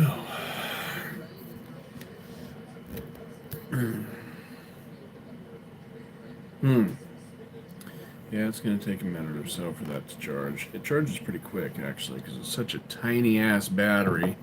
But that's what I have to use on this stupid gun, because that's what fits.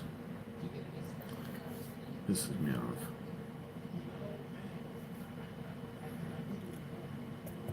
But, it lasted a couple days, so I can't really complain.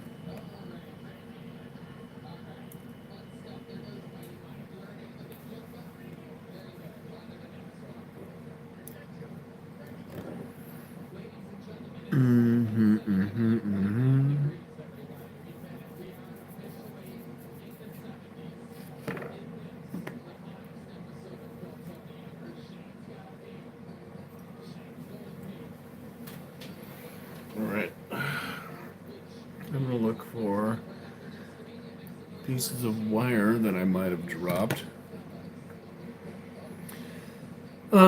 Yeah, well, I should just go and get some more. I have 3 batteries, but the other 2, or the other 3, I'm not sure how many I got, to be honest with you. But they're different sizes and different amps. I do need to get, they're for other tools. And I need to get more for this one. Come on, what are you doing? Get rid of that, get rid of that. Wait. Come on, there we go.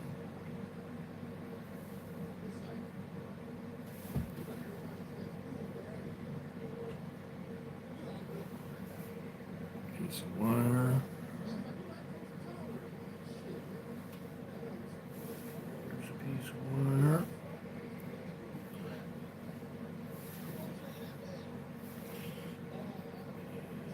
Some wire.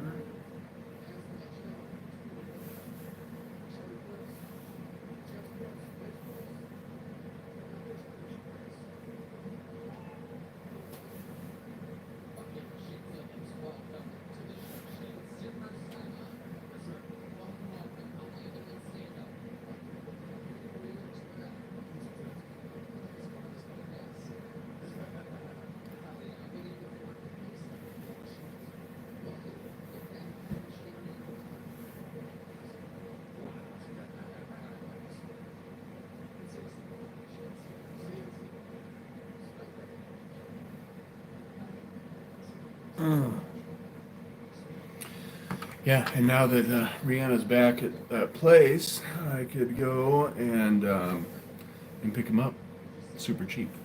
So I should. It's more of a reason to go get them.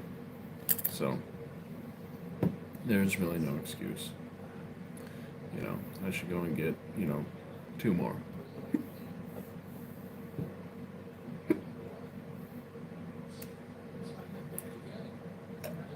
What's this? Oops. I don't know what those go to. There's this one. This is the one I've been using. Again, who knows what they are. I'll just toss them.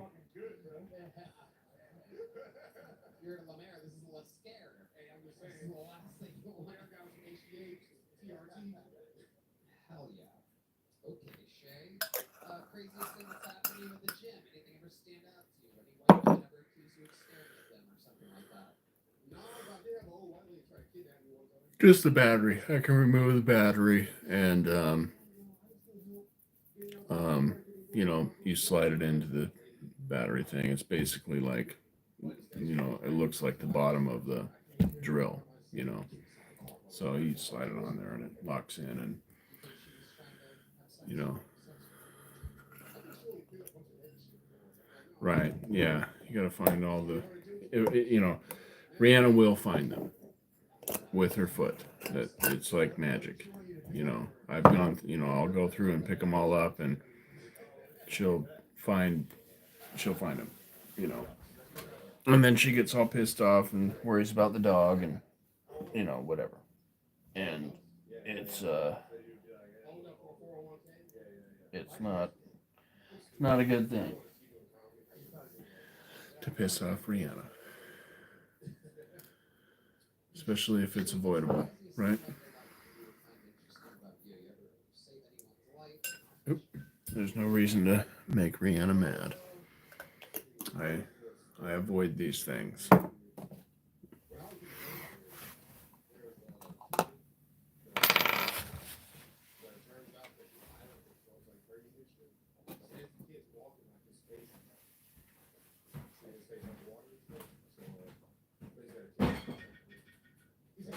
Where was this at?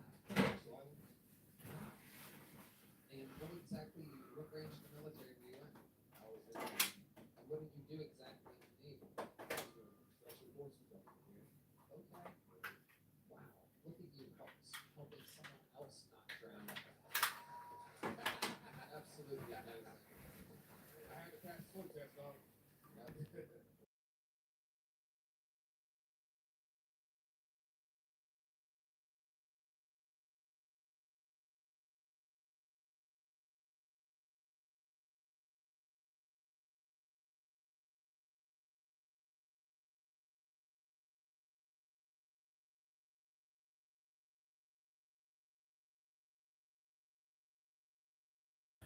Here we go.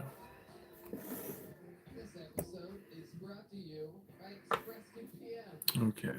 Close there. Yeah. How many people like it when comedians do good on this show? How many of you like it when comedians do bad on this show? Wow. Are you sure? They do. Almost everyone's doing bad. Yeah. They like it. It is hot.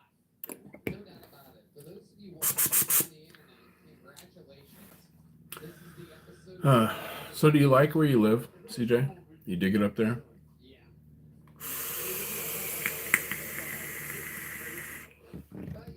But, And what's your boy up to? every once in a great while. Okay. Awesome. Ladies and gentlemen, make some noise for your next comedian. You guys having fun out there still? Is he listening to my relaxing voice? Can we hear about how hot it is in I the thought room? that was so funny. Make some noise for Nate Ortiz, everyone. Nate Ortiz. I've been on all the apps lately. I've been on Tinder, Bumble, DoorDash. Just looking for love and McNuggets at this point, I'll entertain a Salvadorian man if he's giving me Subway, Just wanna watch SmackDown, dude? I even paid $20 for that Tinder premium to find out the 2 women I matched with look just like me. facial hair and everything. It got to a point I was asking friends for advice. I'm like, hey man, how do I get better matches? How do I beat this algorithm? Not really in Canada. They're like, hey, you should start losing some weight, bro. You start He's losing in the weight. living room on Steam. What's Steam? So I said, wepa, dude. So I updated my Tinder profile. I said from the front, I look like a hag that started a Twitch channel. But from the back, dude, looks like a Martian. Are you trying to get out of Canada? Do you want to leave Canada? I do. Nate or Steve, this is your first time on this show, right? Yes, yeah, for very first time. Awesome. Oh, you're in the How long kitchen you been next to him. stand-up? 5 years in Houston. Oh, a game server. Okay, yeah, no wonder. I don't know anything about that. I don't play games. I haven't played games since I was like a child. His personal trainer. You know, to be honest with you. It's real. I know there's people that I actually just got laid off. do, you know, until they're like, you know, adults and stuff, but I find that most of the people that continue to play video games until they're adults are like into Star Wars. You know, they're not just into Star Wars, they're like crazy about it, you know. And Star Trek, you know. They like Our clientele is very Middle Eastern. speak the A lot of haggling. like the languages of the aliens and shit. He's 14 in October. That's rough.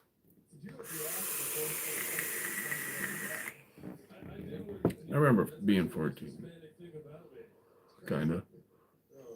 So why You know. exactly did they let you go? I was in a band Why were you late? at that time.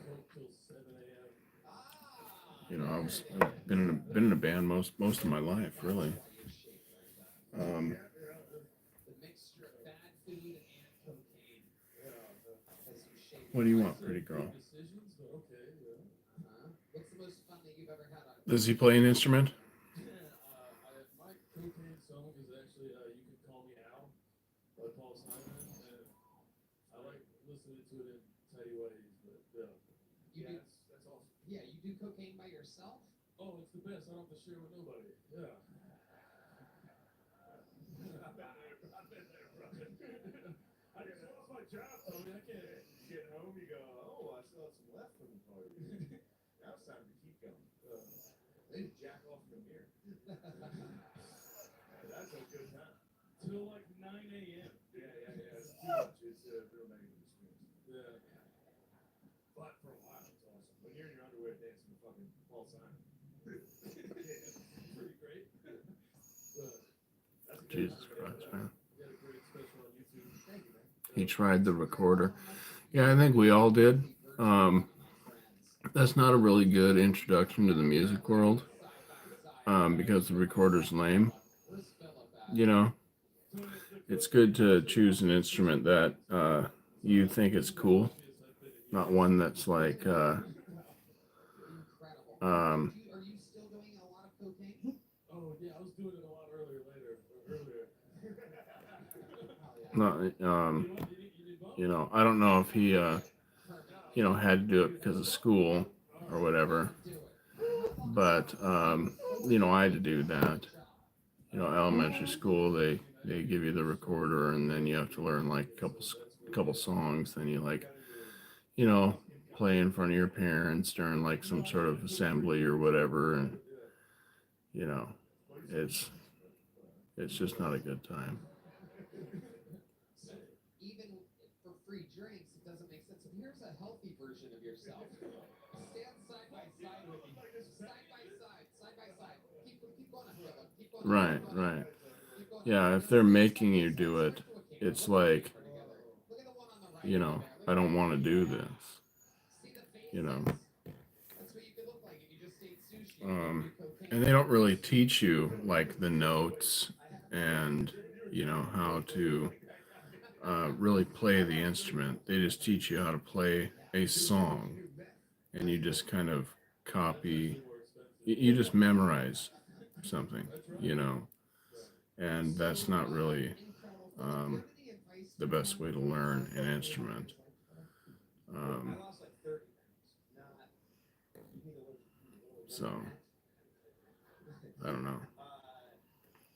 Like if he wanted to play drums, you know, and then he got started playing drums, he'd be like, "Oh, okay, this is cool," or guitar, or whatever, you know, or piano, whatever, you know. And nobody was making him do it, right? He'd probably be into it, you know.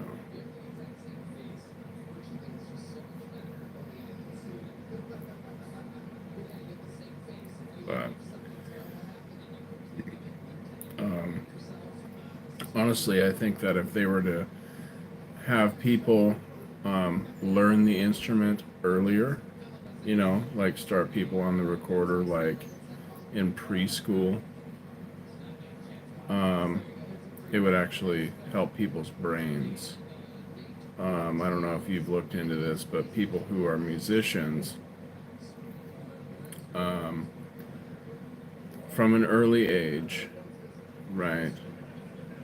Like what happens is a part of their brain turns on that remains dormant in other people's brains. And it's the same part of the brain in everyone who learns music early. And this has led scientists to believe that because it's the same part of the brain that wakes up in everyone, it must mean that at some point in our past, music was just part of who we were, which is kind of a trip to think about. You know, it's something that we've actually lost, you know, which is, you know, contrary to evolution.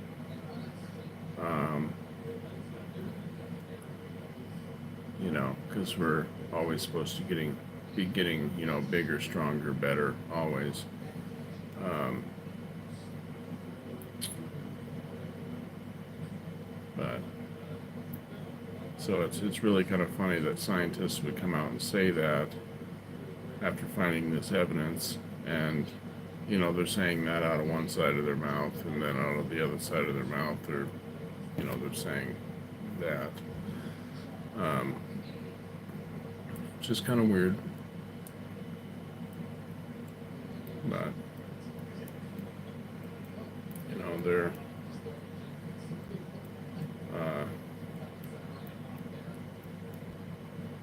it's a trip. It's a trip to think about. Like I was thinking about this not the other day, but recently, and it was about how evolution is racist. Now, a lot of people don't make this connection, right? But it's actually the reason why in America we used to have human zoos, right? I don't know if you're aware of that, but there used to be human zoos in America, and this was based off of evolutionary theory, right? And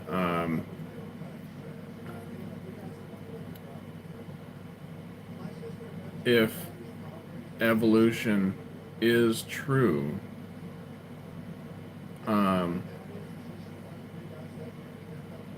the thoughts that led them to creating human zoos actually wouldn't be like racist. It would be based in science, right? And that's what they were thinking. They were thinking that this was all based in science, right? But you gotta think about this, right? Like if evolution is true and we're constantly getting better, right? And we came from apes. Who was the first to come from the apes? Right. I'm not one to say who that was, but there would be someone, some group of people on this planet that would be closer to the apes, right? And whoever sprung off of those people would be the new and improved, better people. And whoever sprung off of them would be the newer and more improved people, right? Because that, evolution always better, blah, blah, blah. But anyways, that's what led to the human zoos. The people that created the zoos were like, well, obviously we're the better ones, right? Look at where these people live. Look at their similarities. Look at their skull volume. Look at how they live. They are the ones that are closer to the apes. We're not. Blah blah blah. And it's just a weird thing. But evolution, it is racist, and it's really kind of funny when you bring this up to college age students, right? Because right now they're gobbling up all the anti-race stuff, right? Racism's totally bad. White people, especially straight white people, are the devil. And if they're Christian, they're even worse. And also, evolution is like, even though there's all kinds of evidence that goes against it, it's fact. Bar none, evolution is fact, right? So it's kind of fun to have these discussions with these people, and once they say that they believe in evolution, say, okay, well, that's fine. How long have you been racist? And if they've never thought about these things,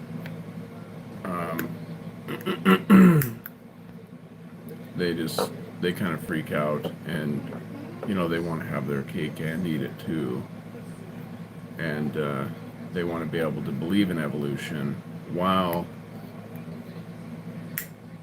not believe that it's racist, right?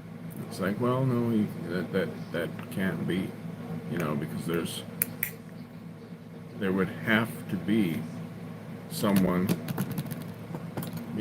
closer to the monkeys if we came from them, Sure, they're fully human, and we're far separated, right? But who's the closest ones?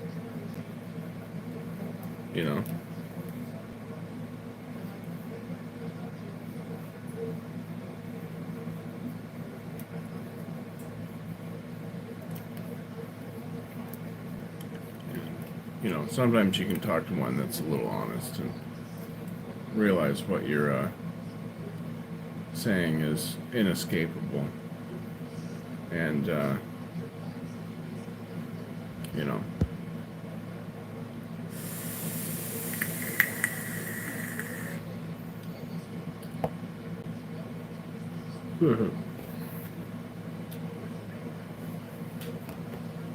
$46 and 2.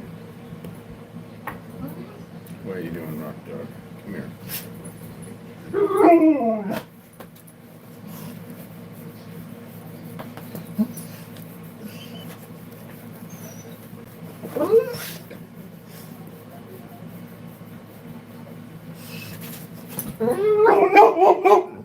Oh, it's all good. It's all good. Do whatever you got to do.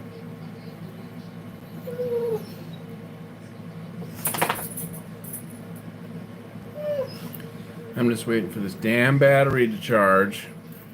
In fact, it's probably charged enough to finish this thing out, so I'm going to run and grab it and finish this freaking wire. Calm down. You're just a dog. You're just a dog.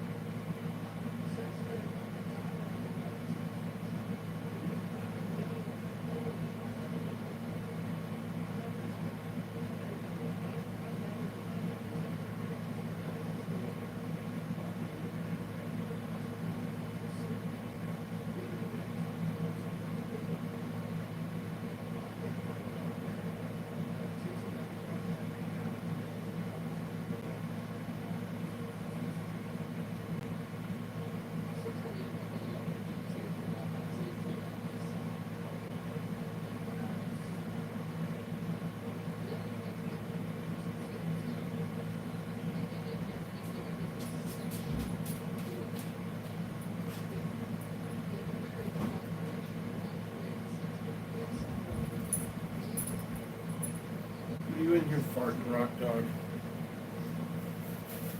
It smells like dog farts.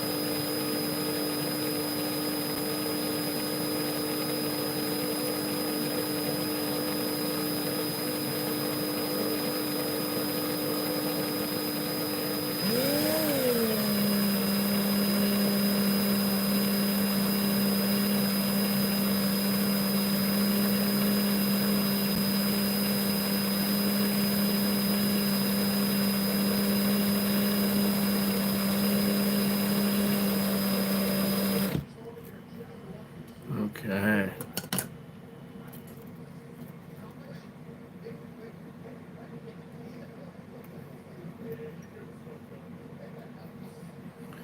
Yeah. Yeah, there's all kinds of theories. I don't really believe any of them. You know, I think that the flood messed up a lot of their theories. Like I've heard some people say that, you know, Neanderthal and um, the other, the Denisovians, um, those are really fully human, right? Let's see.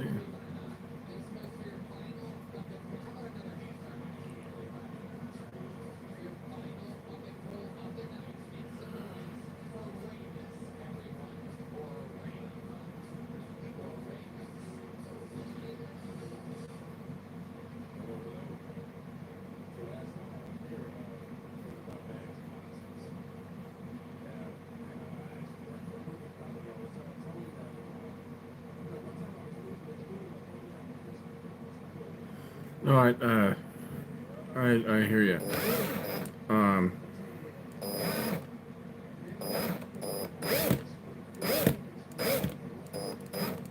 what I'm saying is, I think that the flood um, messes up a lot of that dating, and there's a lot of people that believe that, you know, a lot of these thicker skulled individuals are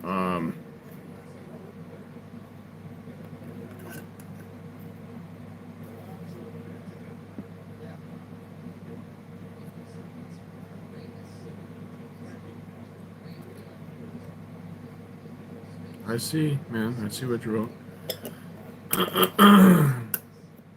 What I'm saying is, um,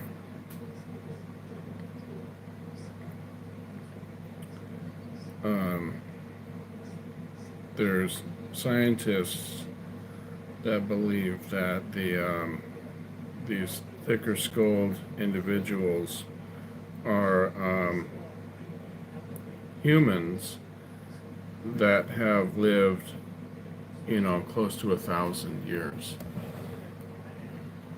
and they are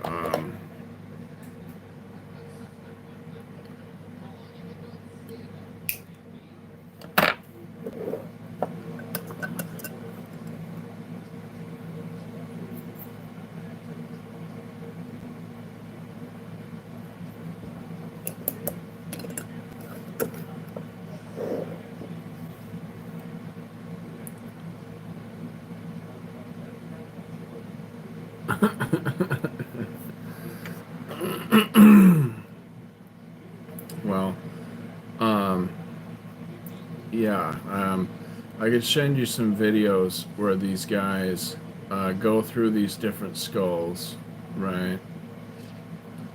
And they talk about, you know, basically how, you know, I'm not quoting them exactly right, but it's basically like how, you know, there's many species of dogs, right?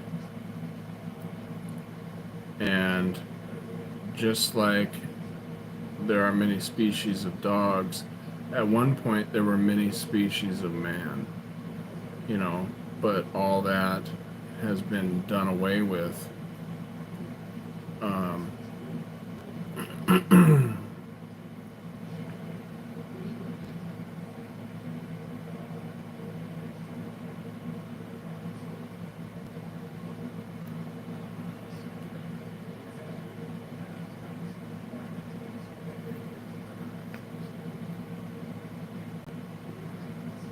not done away with, but, you know, they've all become extinct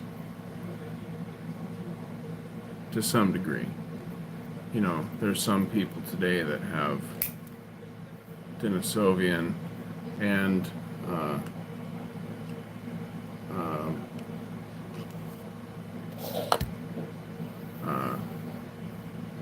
what's the other one? Hey, baby.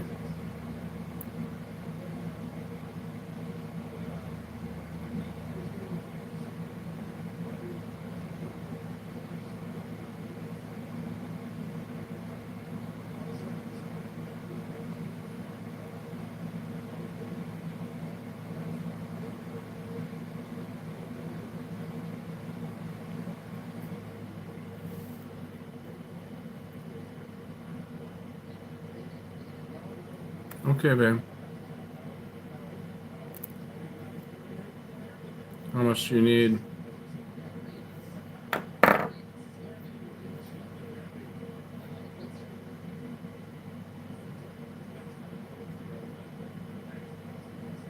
Just 100? Are you sure?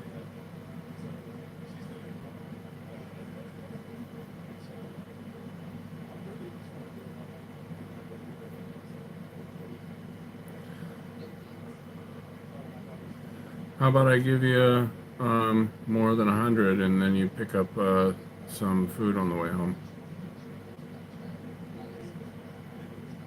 Hmm?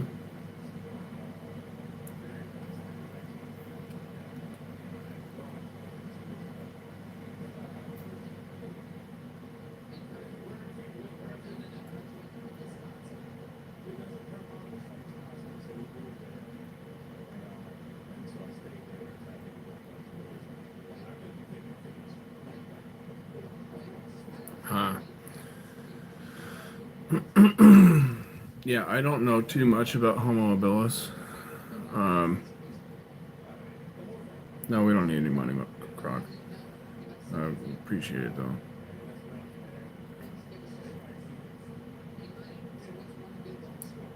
You still here, babe?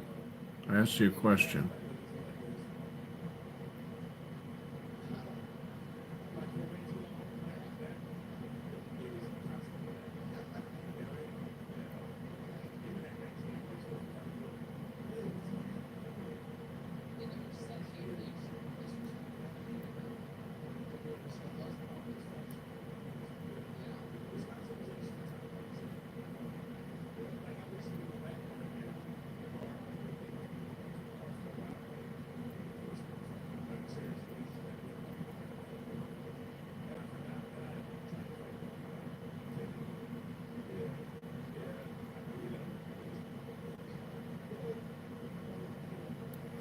Oh no, I don't believe in evolution, man.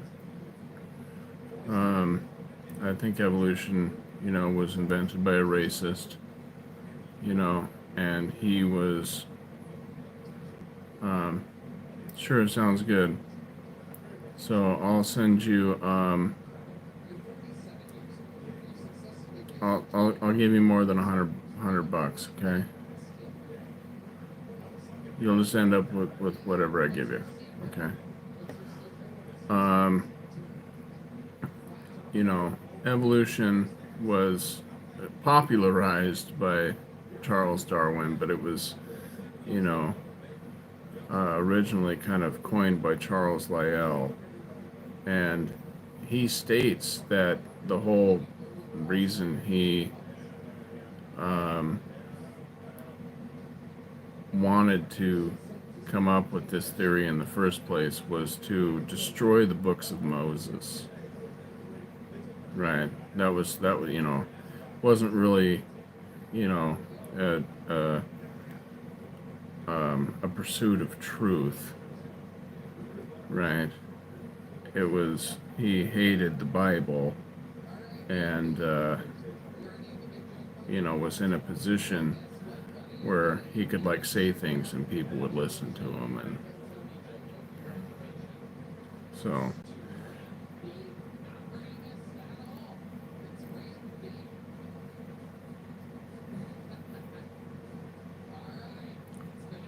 and it's worked for the most part. He's long gone and people are still touting his absolute bullshit, you know.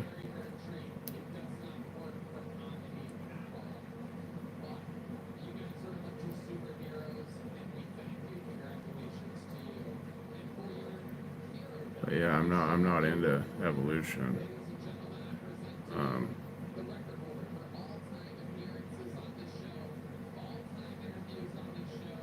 I think it's horseshit.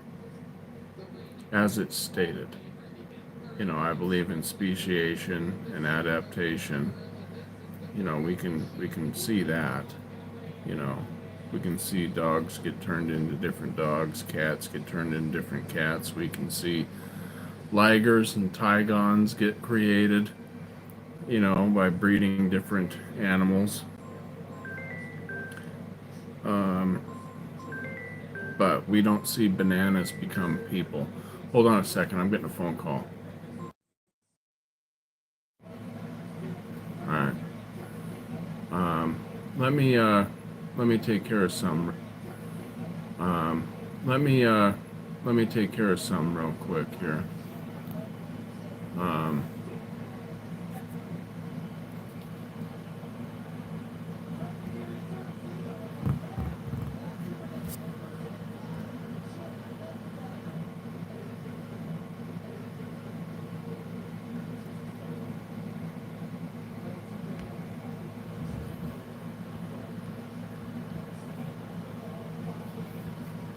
all right, I can't see what's going on here. All right, I can't see what's going on here.